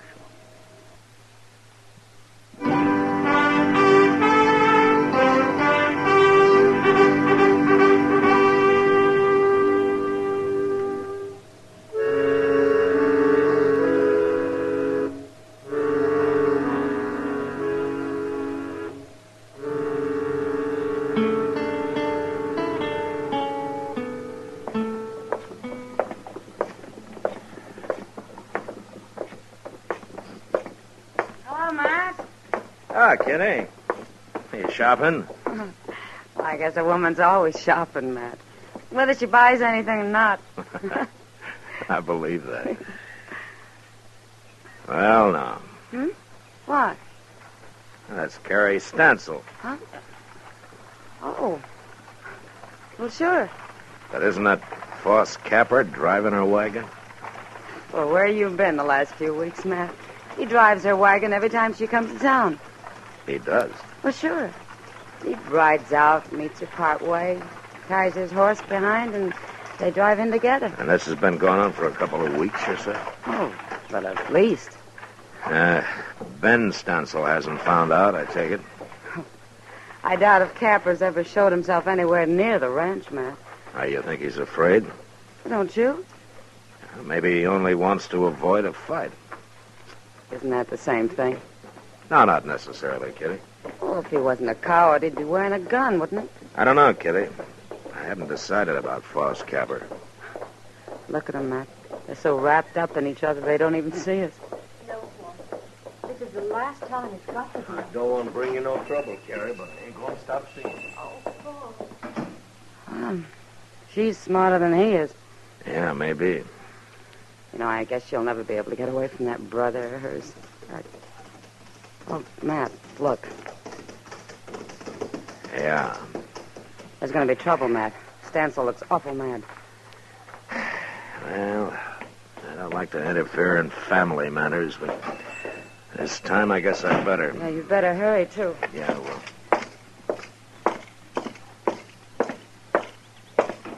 How's this been going on, Carrie? Please, Ben. Let's talk about it at home, not here. We're going to settle this here and now. You ain't going to stop it, Marshal. I just wanted to be sure you remember that Foss Capper doesn't carry a gun, Stansel. Dirty coward. Of course he doesn't. A gun wouldn't solve anything, Stansel. It'd get you killed. That'd solve things. Maybe for you, not for Carrie. I don't even want to hear you saying her name. You're going to have to hear it. Now, it's gone on long enough, Stansel, the way you treat her. What I do with Carrie ain't no business of yours. I want Carrie to marry me. Foss, you never told me that. Well, I've been thinking on it, Carrie. I figured to wait, but I guess there ain't time now for waiting. Oh, Foss. Carrie's worked hard for you, Stansel. And you never gave her a thing of her own. You kept everybody from her for fear of losing her. She ain't a woman to you, a sister. She's nothing but cheap labor. I'll kill you sure now. No, you won't, 'cause you'd hang for it. I'll get you, Capper, one way or the other. Carrie. Yes? You go on back to the ranch and get what things you need. I'll be waiting right here for you tomorrow noon. No, Carrie, you no. can't stop us, Stansel. You're going to be free, Carrie. You make up your mind later about marrying. But you're going to be free. Carrie. Stansel, you shut up. And don't you lay a finger on her, or I'll just beat you to death. Go on now, Carrie. All right, boss. Noon tomorrow, Carrie. I'll be waiting. And you mind what I said, Stansel. Don't you try to stop her. I won't try to stop her. It's you I'm going to stop.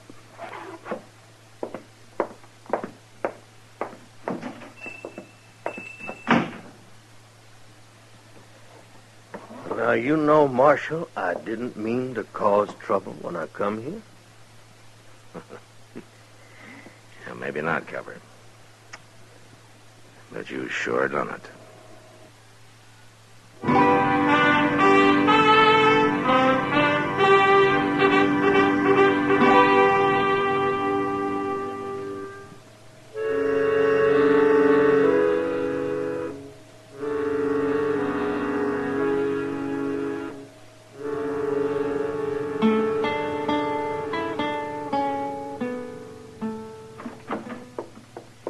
Dillon?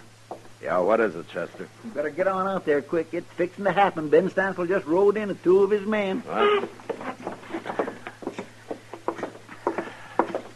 Has Carrie showed up yet? No, sir, she ain't. But Foss Trapper was waiting for her when them others come in. Yeah.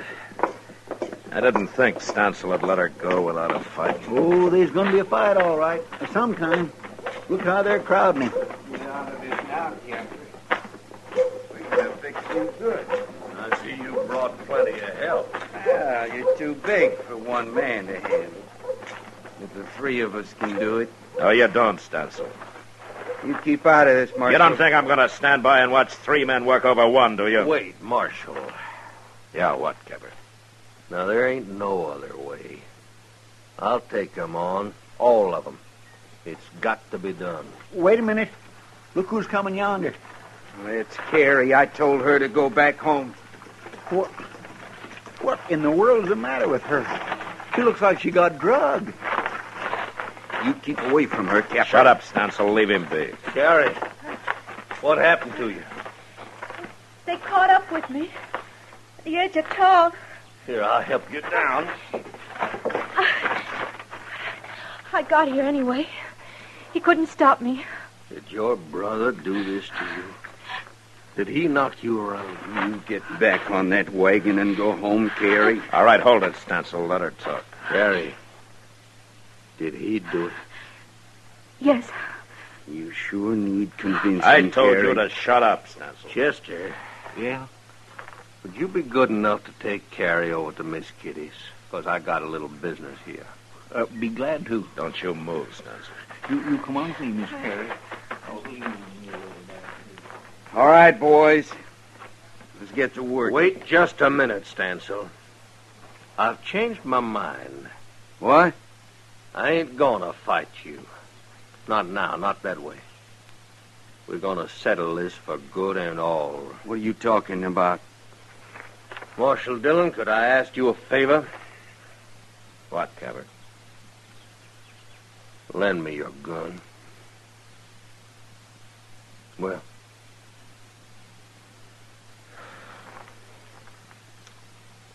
All right.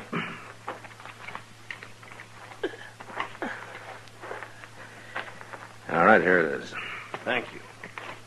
Now, what's this? What are you 2 doing? Who ever heard of a lawman lending his gun? I think Capper's right, Stansel. This business has got to be settled for good. And he's the one to do it, not me. Okay. And you can watch him die. You ready, boys? Now, wait a minute, Stansel. You didn't say nothing about no gunfight. What difference does that make? There's something about him. I don't like the way he wears that gun. He looks kind of professional to me. He's nothing but a tin horn, and he's a coward at that. He ain't no coward. And I ain't having no part of this. Come on, Bob, let's don't be fools. Now, you're fired, both of you. Good. Stansel? Was he right, Capper? Are you a gunman? You can find out. Easy enough. You gonna stand there and allow this, Marshal?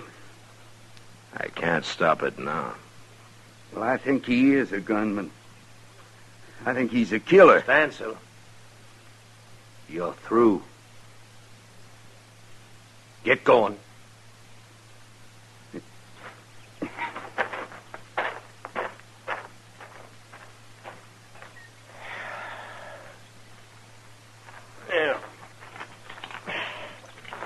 Marshal, your gun.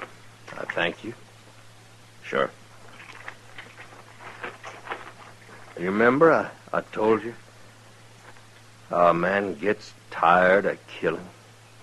I had a feeling it was more than the war that did it, Captain. I thought I was all through wearing a gun. That's why I asked Carrie to marry me. So? You tell her for me, Marshal. Tell her I was ready to kill her brother. I can't ask her to marry me now. A day will always come when I'll have to put on a gun again. Not against Stancil. Well, there's others. A man like me's got enemies. Why don't you tell her about it yourself, Cabber? It wouldn't be fair. I'd be influencing her the wrong way just being there. Will you do it? It's too late. Huh? I'm behind you. Oh. She didn't go to Kitty's. She was waiting to see what happened. Yeah. She saw you, Capper, gun and all. She doesn't look like she's coming to tell you goodbye. No. Oh, she doesn't, does she?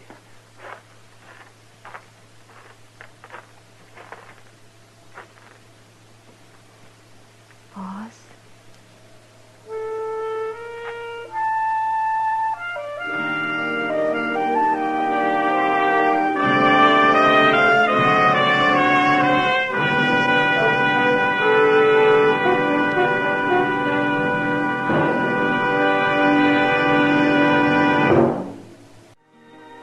Gunsmoke. Produced and directed by Norman MacDonald, stars William Conrad as Matt Dillon, U.S. Marshal. Our story was specially written for Gunsmoke by John Meston, with music composed and conducted by Rex Corey. Sound patterns by Tom Hanley and Bill James. Featured in the cast were Lawrence Dobkin, Vic Perrin, Gene Bates, Barney Phillips, and Harry Bartell. Harley Bear is Chester, and Georgia Ellis is Kitty.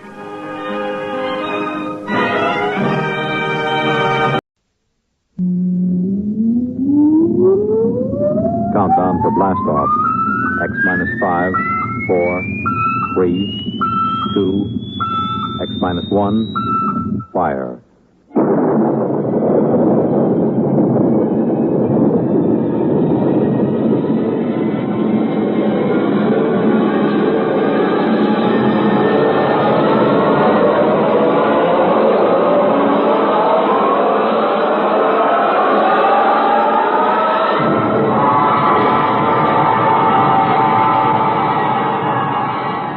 From the far horizons of the unknown come tales of new dimensions in time and space. These are stories of the future, adventures in which you'll live in a million, could be years, on 1,000 maybe worlds.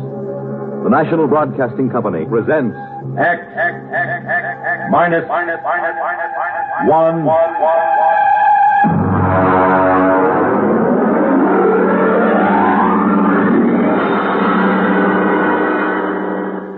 Prime Difference. But first, hear this.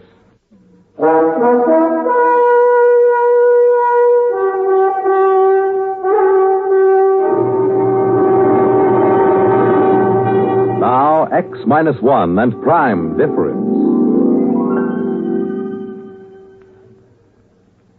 I suppose every guy reaches a point once in his lifetime where he gets 140% fed up with his wife. Understand now, I've got nothing against marriage. Marriage is great. A good red-blooded American institution. Only, it's so permanent. Especially when you're married to a woman like Marge.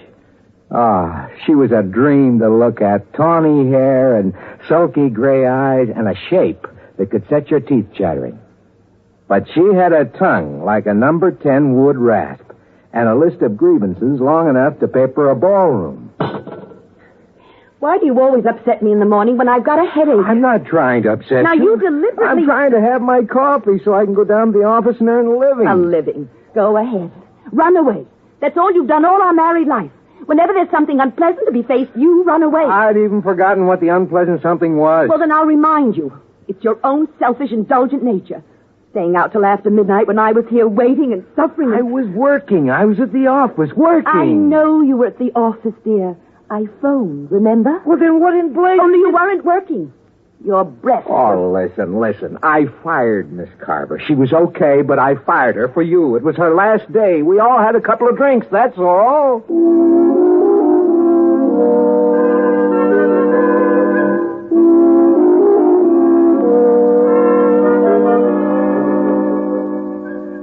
Maybe we just weren't meant for each other. I don't know. If we'd been living back in the blissful 50s, I might have divorced her. But this was 1974. And what with the Family Togetherness Act of 68 and the Aggrieved Spouse Compensation Act of 69, I'd have been an outcast and a pauper for the rest of my life. So you can't really blame me, can you, for looking for another way out, I mean? Oh, come.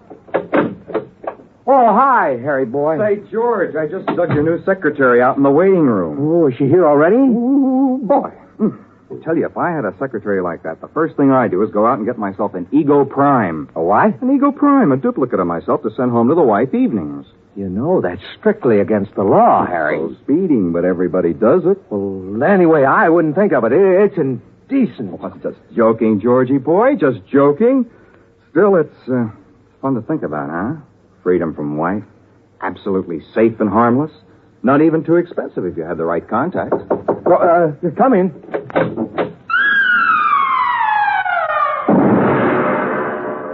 Mr. Faircloth? Yes. I'm Jerry Lamont. Your new secretary.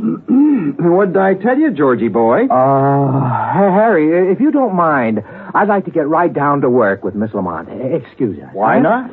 Don't forget what we were talking about, huh, Georgie? I happen to know a fellow with just the right contacts for that deal. Yeah, sure. So long, Harry. So long. Bye, Miss Lamont. Bye. Well, glad to have you aboard, Miss Lamont. Oh, Miss Lamont is so formal. Mr. Blickendorf called me Jerry when I worked for him. Oh, Hank Blickendorf? Mm-hmm. Oh, you must be the girl You must have accompanied him on his business trip to Rio. Yes. Well, he spoke very highly of you. I'm sure we'll get along just fine. Well, I feel the same way. I prefer working for a younger man than Mr. Blickendorf, anyway. When I came home to dinner that night, Marge was waiting with a full barrage. She let me get my first bite of dinner halfway to my mouth and then opened up.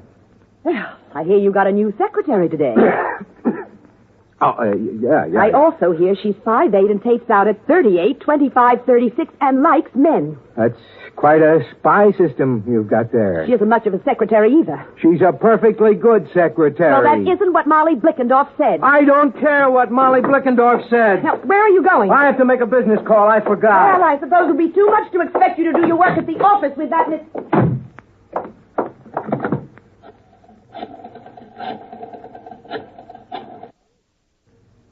Harry? George Faircloth. Listen, Harry, you know that conversation we had this afternoon? Could you put me in touch with your friend? Yes, as soon as possible.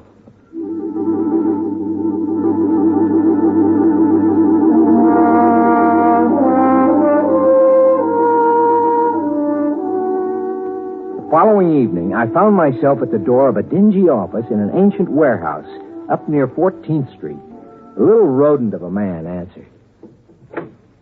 Yes, brother? I'm George Faircloth. Harry sent me. Oh, yes. Step inside, brother. I've been told that you can supply me with... Yes, brother. It might be possible. We get quite a few busy executives who are in a hurry. Can't be bothered with licensing a utility prime. Mister, if I wanted an ordinary utility prime, I wouldn't have hiked up here. I'd have picked up the phone and ordered it. I want a super deluxe Ego Prime with all the circuits open. In short, a carbon copy of me, George Faircloth. Well, just step back here, brother. 5. These domestic situations can be awkward. You understand, if the feds find out about this, you're in as much trouble as we are. I'm more worried about my wife finding out. Ease your mind, brother. We've never had one yet. except for that little shut-off control in the hair behind the ear. These ego primes are identical with living humans. Now, if you'll just step back into the lab and take your clothes off, we'll start.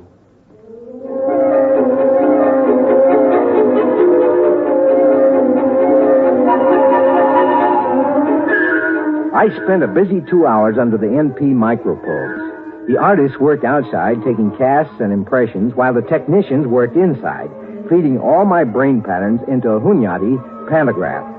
I came out of it pretty woozy, but a shot of Happy O fixed that. Then I waited in the recovery room until the salesman walked in, followed by a tall, sandy-haired man with tired blue eyes wearing a business suit, who looked remarkably like me. Mr. Faircloth? Yes? Meet Mr. Faircloth, Prime. So, this is me. Shake, George. Why, he even talks like me. I ought to. I've got a dozen Hunyadi tubes in my cranial vault with your speech patterns on them. I'll be doggone. Nice job, eh? Oh, it's fantastic. Now, the shut-off mechanism is behind his right ear.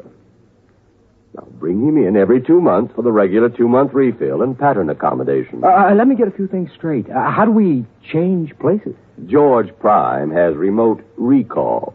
You just signal him with this transmitter, and he'll come to you wherever you are. Oh, good. Suppose I call you GP for George Prime.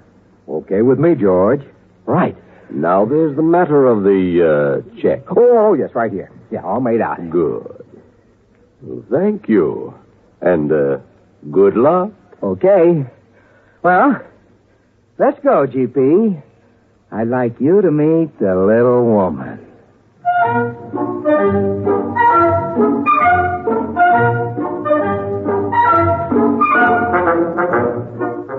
Half an hour later, George Prime put my pipe in his mouth and walked into the house. I stayed out in my workshop in the garage and listened. 5 minutes later, they were fighting. It sounded so familiar, I laughed out loud. Then I caught a cab and headed uptown toward Jerry's place. We had quite an evening, and I rolled in just as George Prime was starting the car, business suit and briefcase, ready for work. I slipped into the garage. Hey, hold it. Oh, you're back. How'd it go, huh? Whew. Boy, you didn't tell me you were married to a female Bengal tiger. Well, she didn't suspect, did she? Oh, of course not. Well, what'd you do? Well, fought till about 1 a.m., then went to our respective corners and sulked. You think you can handle it? Listen, she's really a sweet girl underneath. Now, I'll be so attentive and sweet, she'll soften up. You wait and see. Well, don't overdo it. She is my wife, you know. Naturally. Now, you're sure you understand the recall signal? Perfectly. When you buzz the recall, I wait for the first logical opportunity to join you, and then you take over. Right. Now, climb into the trunk here, and I'll shut you off and lock you in. Righto. Well, I'll see you tonight, old man. I'll see you tonight, George.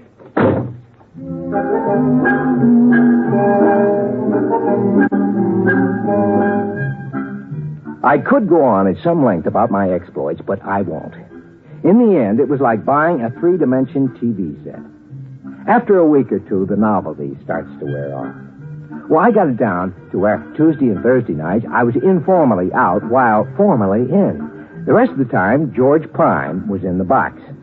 Well, Marge didn't suspect a thing. In fact, George Prime was having a remarkable effect on her. Oh, that you, George? Yeah? Hello.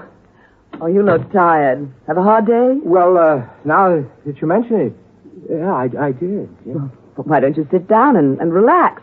I fixed a martini before dinner. That sounds like a splendid idea. Are you all right? I'm fine. Why? Nothing. Well, what are you looking at? You. You've done something to your hair or something. You like it? Yes. You know, I've always thought you were a darn beautiful woman. Well, thank you, Mr. Faircloth. You know, you're not so bad yourself since you stopped scowling and snapping. I guess that's a compliment, huh? George, isn't it about time we stopped clawing each other? It's what I've always wanted, Marge.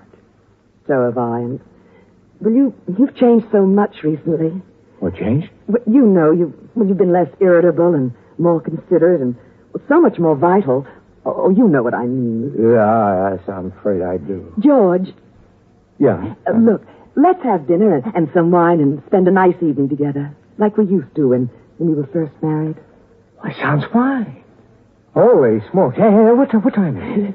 7:30. Why? Well, listen, I have to run down to the corner for some tobacco. I wouldn't want to spend a relaxing evening without tobacco, you know. But there's some in your holder. Well, I want something fresh. You chill the wine. I won't be a minute. All right, dear, and hurry back.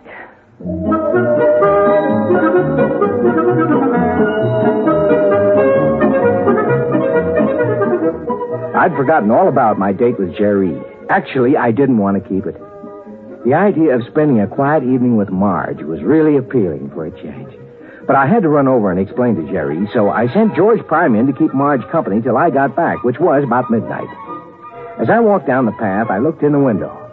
George Prime was there, and he was kissing my wife the way I hadn't kissed her in years, and she wasn't exactly fighting him off either. I almost wore off my thumb on that recall button before he came out to the garage.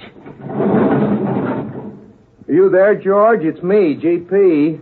Well, it's about time. I'm sorry, old man. Sorry. Look, I saw what was going on in there.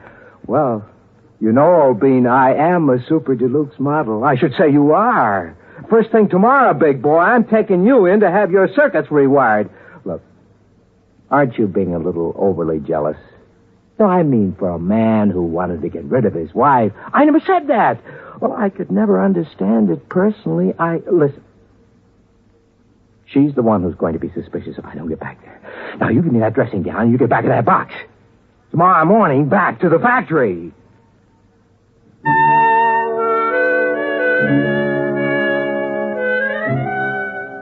Marge was waiting for me.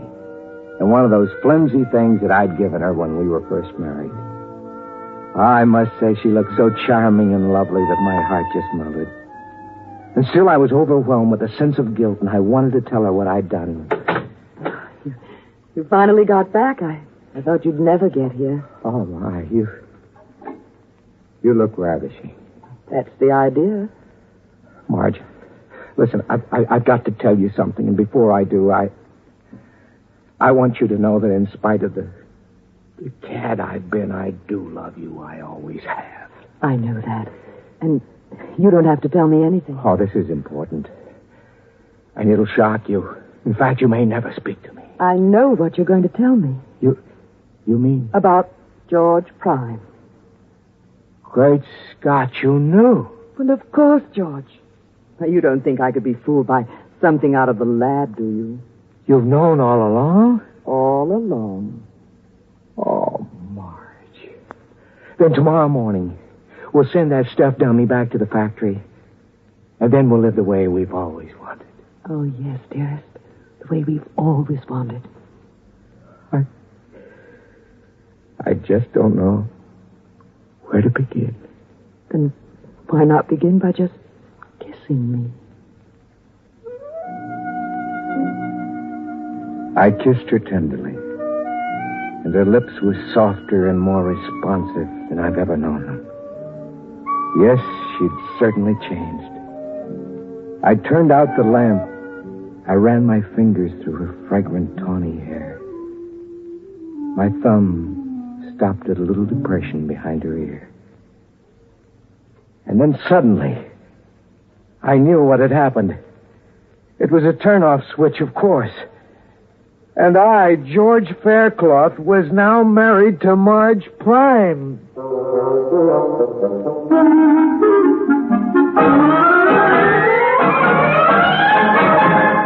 X-1 has brought you Prime Difference, written by Alan E. Norse and adapted for radio by George Lefferts. Featured in our cast were Lawson Zerbe as George and George Prime, Ann Loring as Marge, Evelyn Jester as Jerry, Merrill Joels as the salesman, and John Thomas as Harry. This is Fred Collins. X-1 was directed by George Voutsas and is an NBC Radio Network production.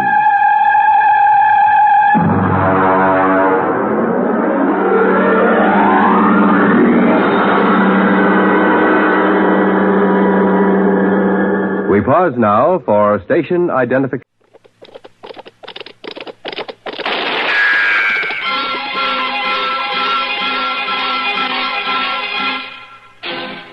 Around Dodge City and in the territory on West, there's just one way to handle the killers and the spoilers, and that's with a U.S. Marshal and the smell of Gunsmoke.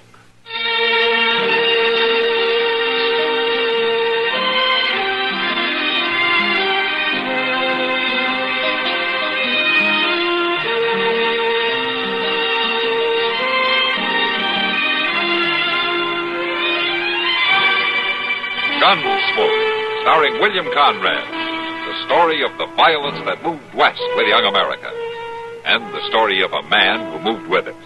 I'm that man, Matt Dillon, United States Marshal. The first man they look for and the last they want to meet. It's a chancy job, and it makes a man watchful and a little lonely.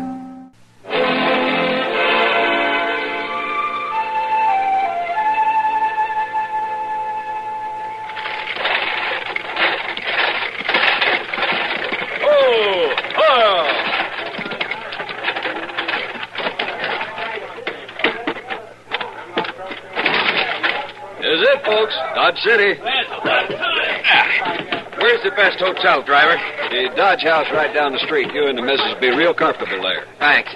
You'll have your bags down in a few minutes. Give me your hand, Tilda. Doesn't seem like we could be here already. I thought it would take longer. Oh, that's because you're so excited. Come on, let's wait over here, huh? Well, what do you think of Dodge? I'll let you know after we get something to eat. I'm famished, Tom. So am I. Well, where'd that driver get to? Oh, you must be inside. Well, he'll know a good place to eat. You find him, Tom. I'll wait here. Don't you run away now. You never have to worry about that. I'll be back in a minute.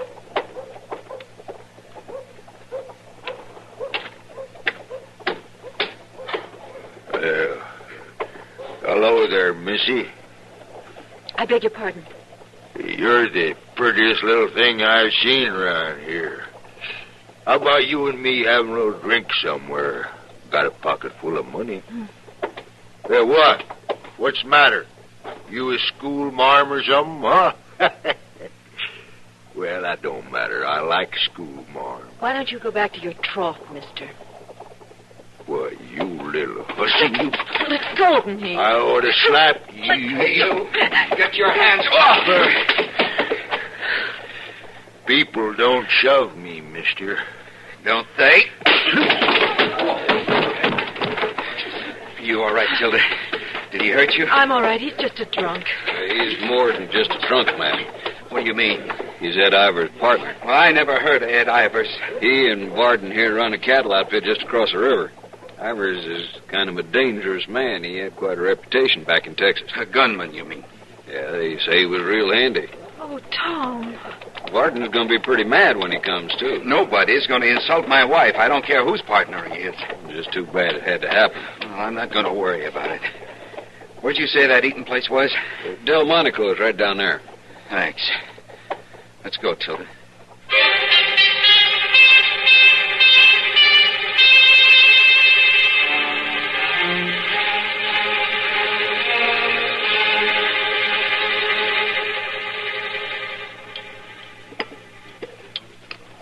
A little more coffee, Tom. Thanks. Tilda, I don't know I like this idea you're going to work here in Dodge. Just for a while, Tom. Till we get on our feet a little. Besides, I'd like to work in a general store like that. Well, how do you know he needs anybody? I could tell by looking in the window. He's got lots of lady wear to sell. Well, if it'll make you happy. And just think, I'll be making money, too. We add it to what you'll make at the loading pens, and we'll be able to get our own place that much sooner. What's the matter? Nothing. That man been staring at you. It doesn't matter, Tom. These people in Dodge got to learn something. Please, Tom, don't make trouble. He's the one making it. Hey, you. Me? You're the one staring at the lady, ain't you? I guess I was kind of looking her way. She's my wife, and I won't stand for it, mister. Well, see, I thought she was somebody I know down in Texas. Margie May Grilk, as a matter of fact. Now, look, you know, mister. I ain't seen Margie May Grilk in 10 years. She was just a little bitty old thing then. I probably wouldn't know her even if I did see her. Now, that ain't the You know, point. your wife looks something like her, that's all. I didn't mean no offense. I ain't been in Dodge an hour, and I've had nothing but trouble with you people. I said I didn't mean no offense. Well, you just watch your step. My goodness, Mr. Dillon, he sure is a hothead. Well, the way you were staring at her, I can't say I blame him, Chester. Oh, well, doggone it, I did think she might maybe be Margie May Grilk. So you were mistaken. Well, he's just looking for trouble, Mr. Dillon. Chester, finish your coffee.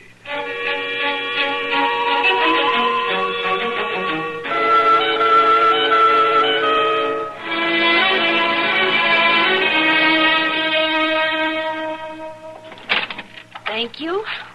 And here's your change. Would there be anything else? Oh, not today, but I'll be back next week, dearie. You're welcome any time, madam. Bye. Oh, excuse me, boy.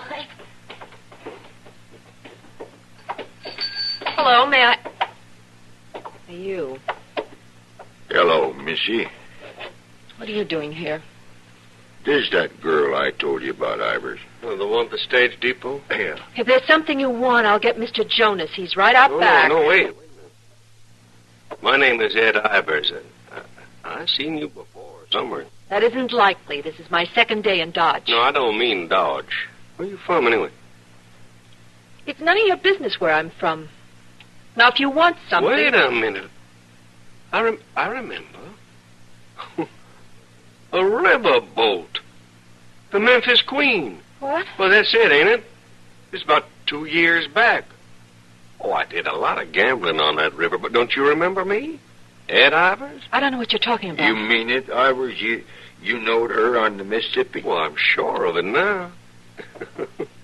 And you was just as pretty then, too. That's a lie.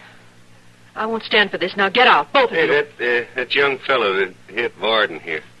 Was that your husband? Get out of here, I said. You ever get tired of him, just let me know. Come on, Varden. Hey, what a cheat. Oh, no.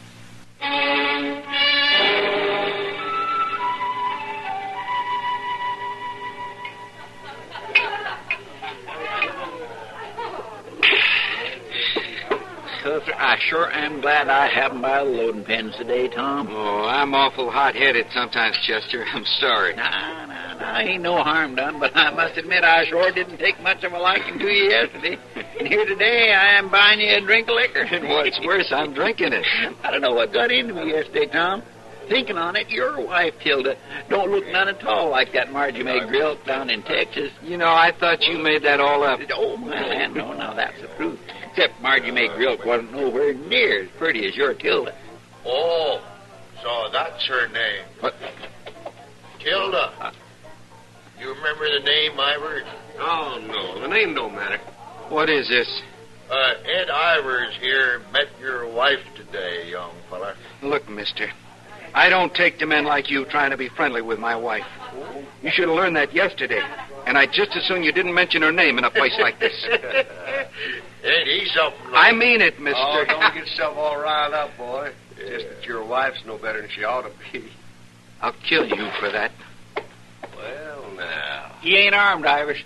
So he ain't. I can get my gun. What's the matter with you two anyway? Now you leave him alone. Keep out of this, Chester. Your being a gunman don't bother me at all, mister. Well, now, I guess nothing bothers you, does it? Marrying a woman off in a riverboat. You watch what you're saying. Your wife, Tilda, is it? Worked on the Memphis Queen. I rode it down the Mississippi several times. Mister, I'm gonna have to kill you You now. couldn't kill me even if you had a gun. And it ain't worth your life trying. Not over no cheap riverboat woman. You wait right here. I'll get my gun and I'll be back. No, I ain't got time, boy. We gotta get back out the place. I'll come after you. There's no need for that. I'll be back in town sometime tomorrow, and you can live till then. All right. All right, I'll meet you right here. Now, I'm telling you, she ain't worth dying for, boy. But I'll be here.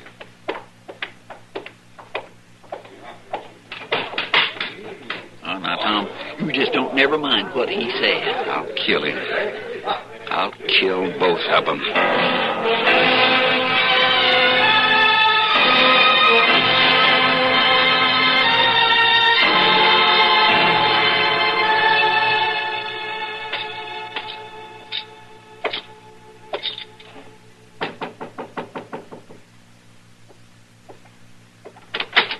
Tom Cook?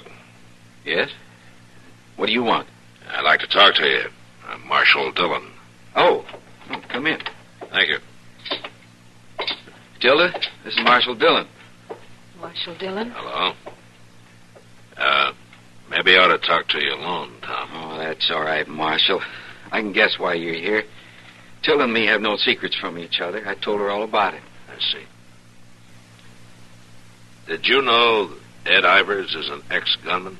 I can't let any man talk like that about my wife. He'd be a hard man to beat. That ain't important, Marshal. You get killed, what'll happen to Tilda? She'd be better off than having a coward for a husband, wouldn't she? Look, you're both young. You got a long life together if you play it right. I was just going down for a bottle, Marshal. Wait a minute, Tom. Maybe you'll join us in a drink before supper. Providing we talk about something else. Give him a chair, Tilda.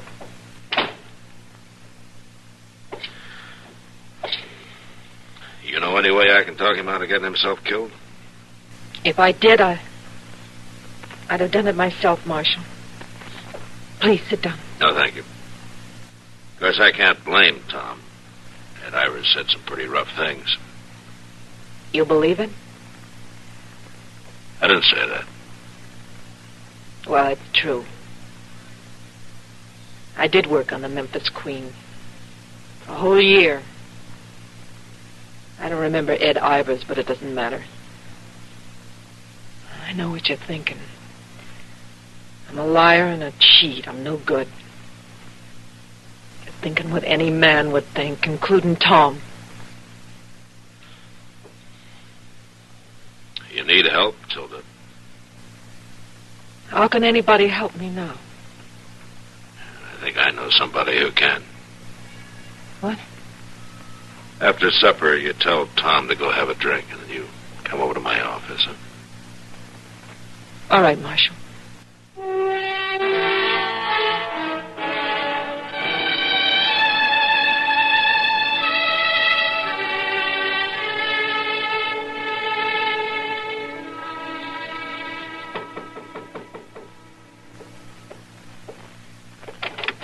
Hello, Matt. Kitty, this is Tilda. Hello, Tilda. Hello, Kitty. I'm leaving you in good hands, Tilda. I'll see you later, Kitty. Sure, Matt. Thank you, Marshal. Come in, Tilda. Sit down. Drink? No. No, thanks. Matt told me everything, Tilda. You've got quite a problem, haven't you? And there isn't a thing I can do about it. How much do you love your husband? Oh, Kitty. Do you think he loves you? I know he does. He's going to find out about me someday. He won't love me then. Well, how do you know? What man would? Tell me about the Memphis Queen, Tilda. That riverboat. Just what did you do while you worked on it? I sang a little. Got men to buy drinks. That's all. Still, it gives the girl a bad reputation, doesn't it? According to men like Ed Ivers. Well, a lot of people think the same way. How about your husband? Tom? Tom doesn't know, Kitty. No, he doesn't, does he? Well, I guess it doesn't matter anyway, Tilda. He can't amount to much. What? Who can't amount to much? Tom. I mean, if you don't trust him, have faith in him, you can't be much good, can he? Trust him? I trust him with my life. Would you? Of course I would. Then why haven't you told him the truth?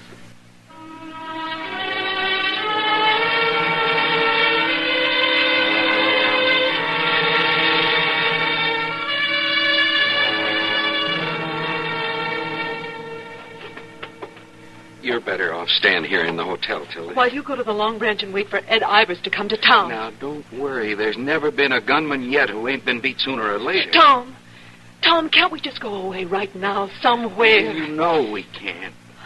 Tom. Oh, here now. Tom, I gotta tell you something. Now, don't get all upset. Everything's going to be all right. What Ed Ivers says is true. What? It's true. I did work on the Memphis Queen.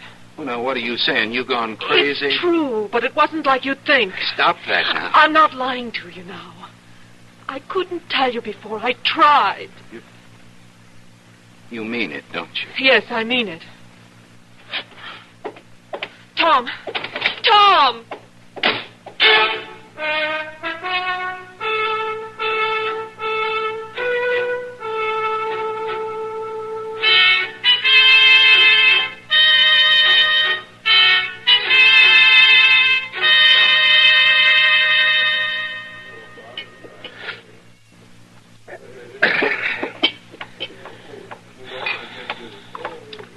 Hello. You're Tom Cook, aren't you? How'd you know? I guessed. Who are you, anyway? Kitty Russell. I own this place. Oh. Oh, look, Miss Kitty, I can't talk to you now. You must be awful good with a gun to face Ivers. I'm waiting for him. You've got a nice wife, Tom. You've got it mixed up. I don't have a wife. Oh? Well, you better brace yourself. Ivers and his partner just came in. Now, just get out of my way. Yeah, Huh? good luck. Get over to the bar, Barnum. Yeah. Well, boy, it's your move. Go on, draw. I got no reason. What? What you said about Tilda. It's true, Ivers. You doggone. I found out you was right. You found out just in time. Now, it ain't that I'm afraid of you. No, of course not, boy. I never said you was. Well, come on, let me buy you a drink. No, thanks. I got one. Barkeep, you set out a bottle here. Matter of fact, make it 2. 2 bottles? Yeah, we're having us a drink, Barton. To Tom Cook. Now, there's a real man. He can admit when he's wrong. And it ain't everybody can do that, is it? So he found out his wife come off a riverboat after all, did he? Yeah, that's right. Here, boy. You just go ahead and have yourself a drink on Ed Ivers. No, thanks. He ain't very friendly, is he? Well, you can't blame him. After finding out about his wife, it must be quite a blow. Oh, yeah. He's well out of it, you ask me. That's right. Hey, I know them women. And they are plumb bad all over. Oh, yeah. No, you can't trust them riverboat cheats in Area 1. No. You sure found that out by now, ain't you, boy? Ain't you, boy? I've heard all I want to hear. That did it, boy. You forced me, Ivers. Go ahead. Bring your gun up, boy. I'm waiting. Drop it, Ivers. Oh, now, you're a cool one. You shoot that boy again, I'll blow your head off with this shotgun.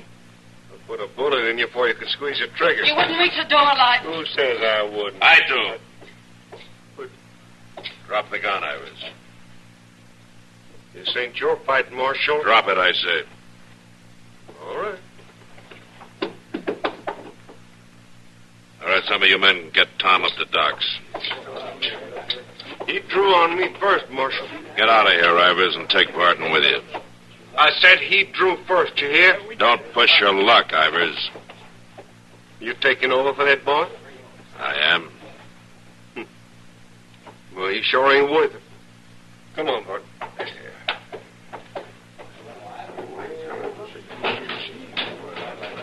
You all right, Kitty? I'm okay. Oh, man, I was so scared. Kitty, you did fine. Hey, Sam, I think Miss Russell could use a drink.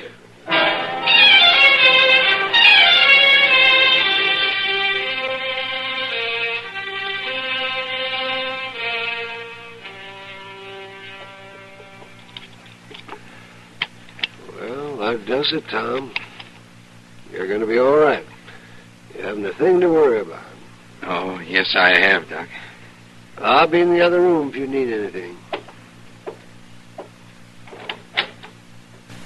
Tilda. Is it all right if I talk to him now, Doc? Sure. Thanks.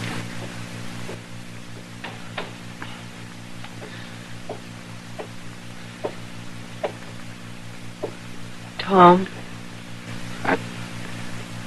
I didn't know you were here. I've been here the whole time. Doc didn't want me to bother you at first. Says I'm going to be all right. Yes, I'm thankful for that. Tom, I'm sorry. Why didn't you tell me right from the beginning? I was afraid you wouldn't understand. I was afraid I might lose you. I love you so much, Tom. I didn't want anything to happen. It wouldn't have made any difference if I'd only known from the start. But I wasn't sure. I should have had enough faith to tell you.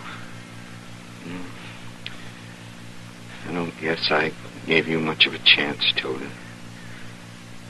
I guess maybe we was both wrong. Tom.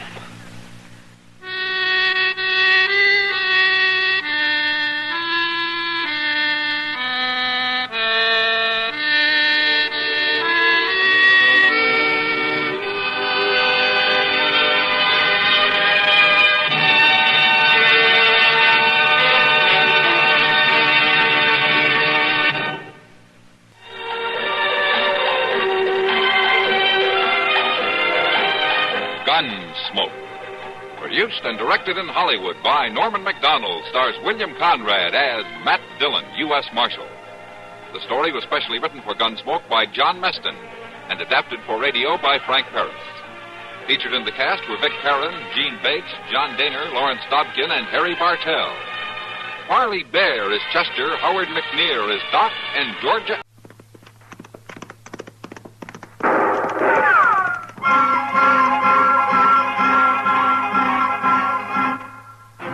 Around Dodge City and in the territory on west, there's just one way to handle the killers and the spoilers, and that's with a U.S. Marshal and the smell of gun smoke.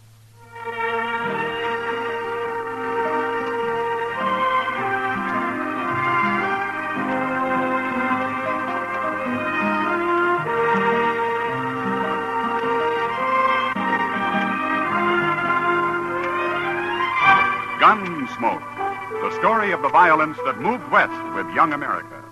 The story of a man who moved with it. Matt Dillon, United States Marshal. Gunsmoke, starring William Conrad.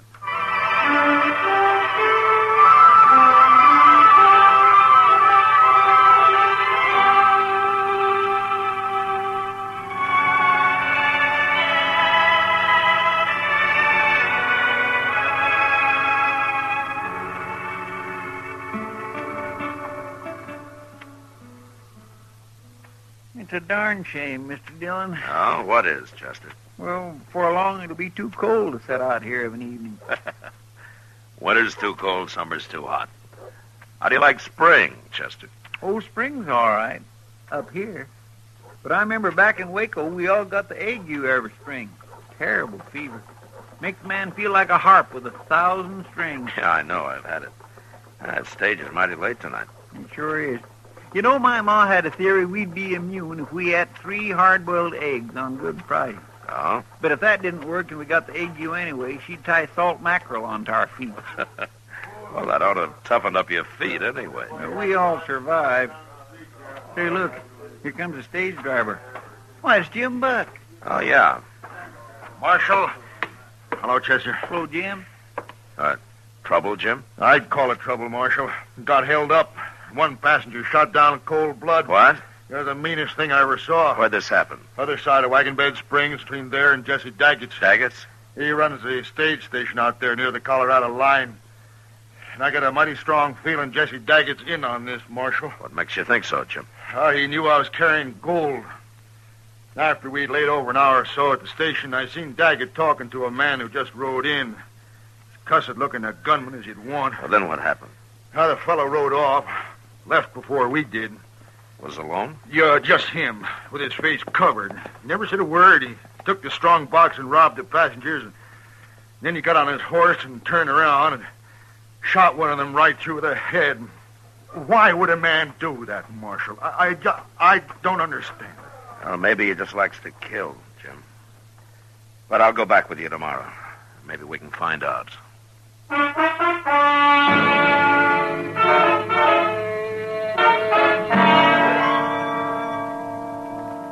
We made the trip down to the Santa Fe Trail next day, through Wagon Bed Springs and on to Jesse Daggett's stage station. I sat on the box with Jim Buck while Chester rode inside with the passengers. And by evening, everybody was glad when we reached Daggett's.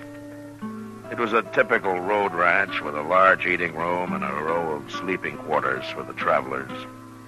Jesse Daggett himself was a tall, angular man, gaunt and gray. He was quiet, but one could feel the trouble that lay inside him. The first chance I had to talk to him was in the yard after supper. Cold weather be coming soon. Have to lay in more whiskey. Yeah.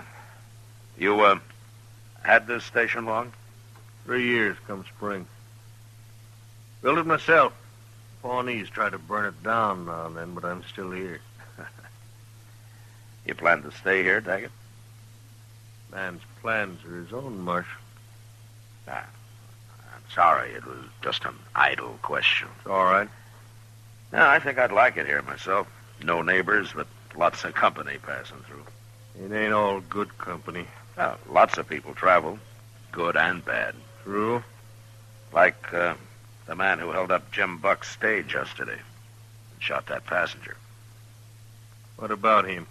Well, you might call him the bad kind, don't you think? What I think won't raise the dead, Marshal. It might keep more people from dying, though. I figured that's what you're doing here, looking for that fella.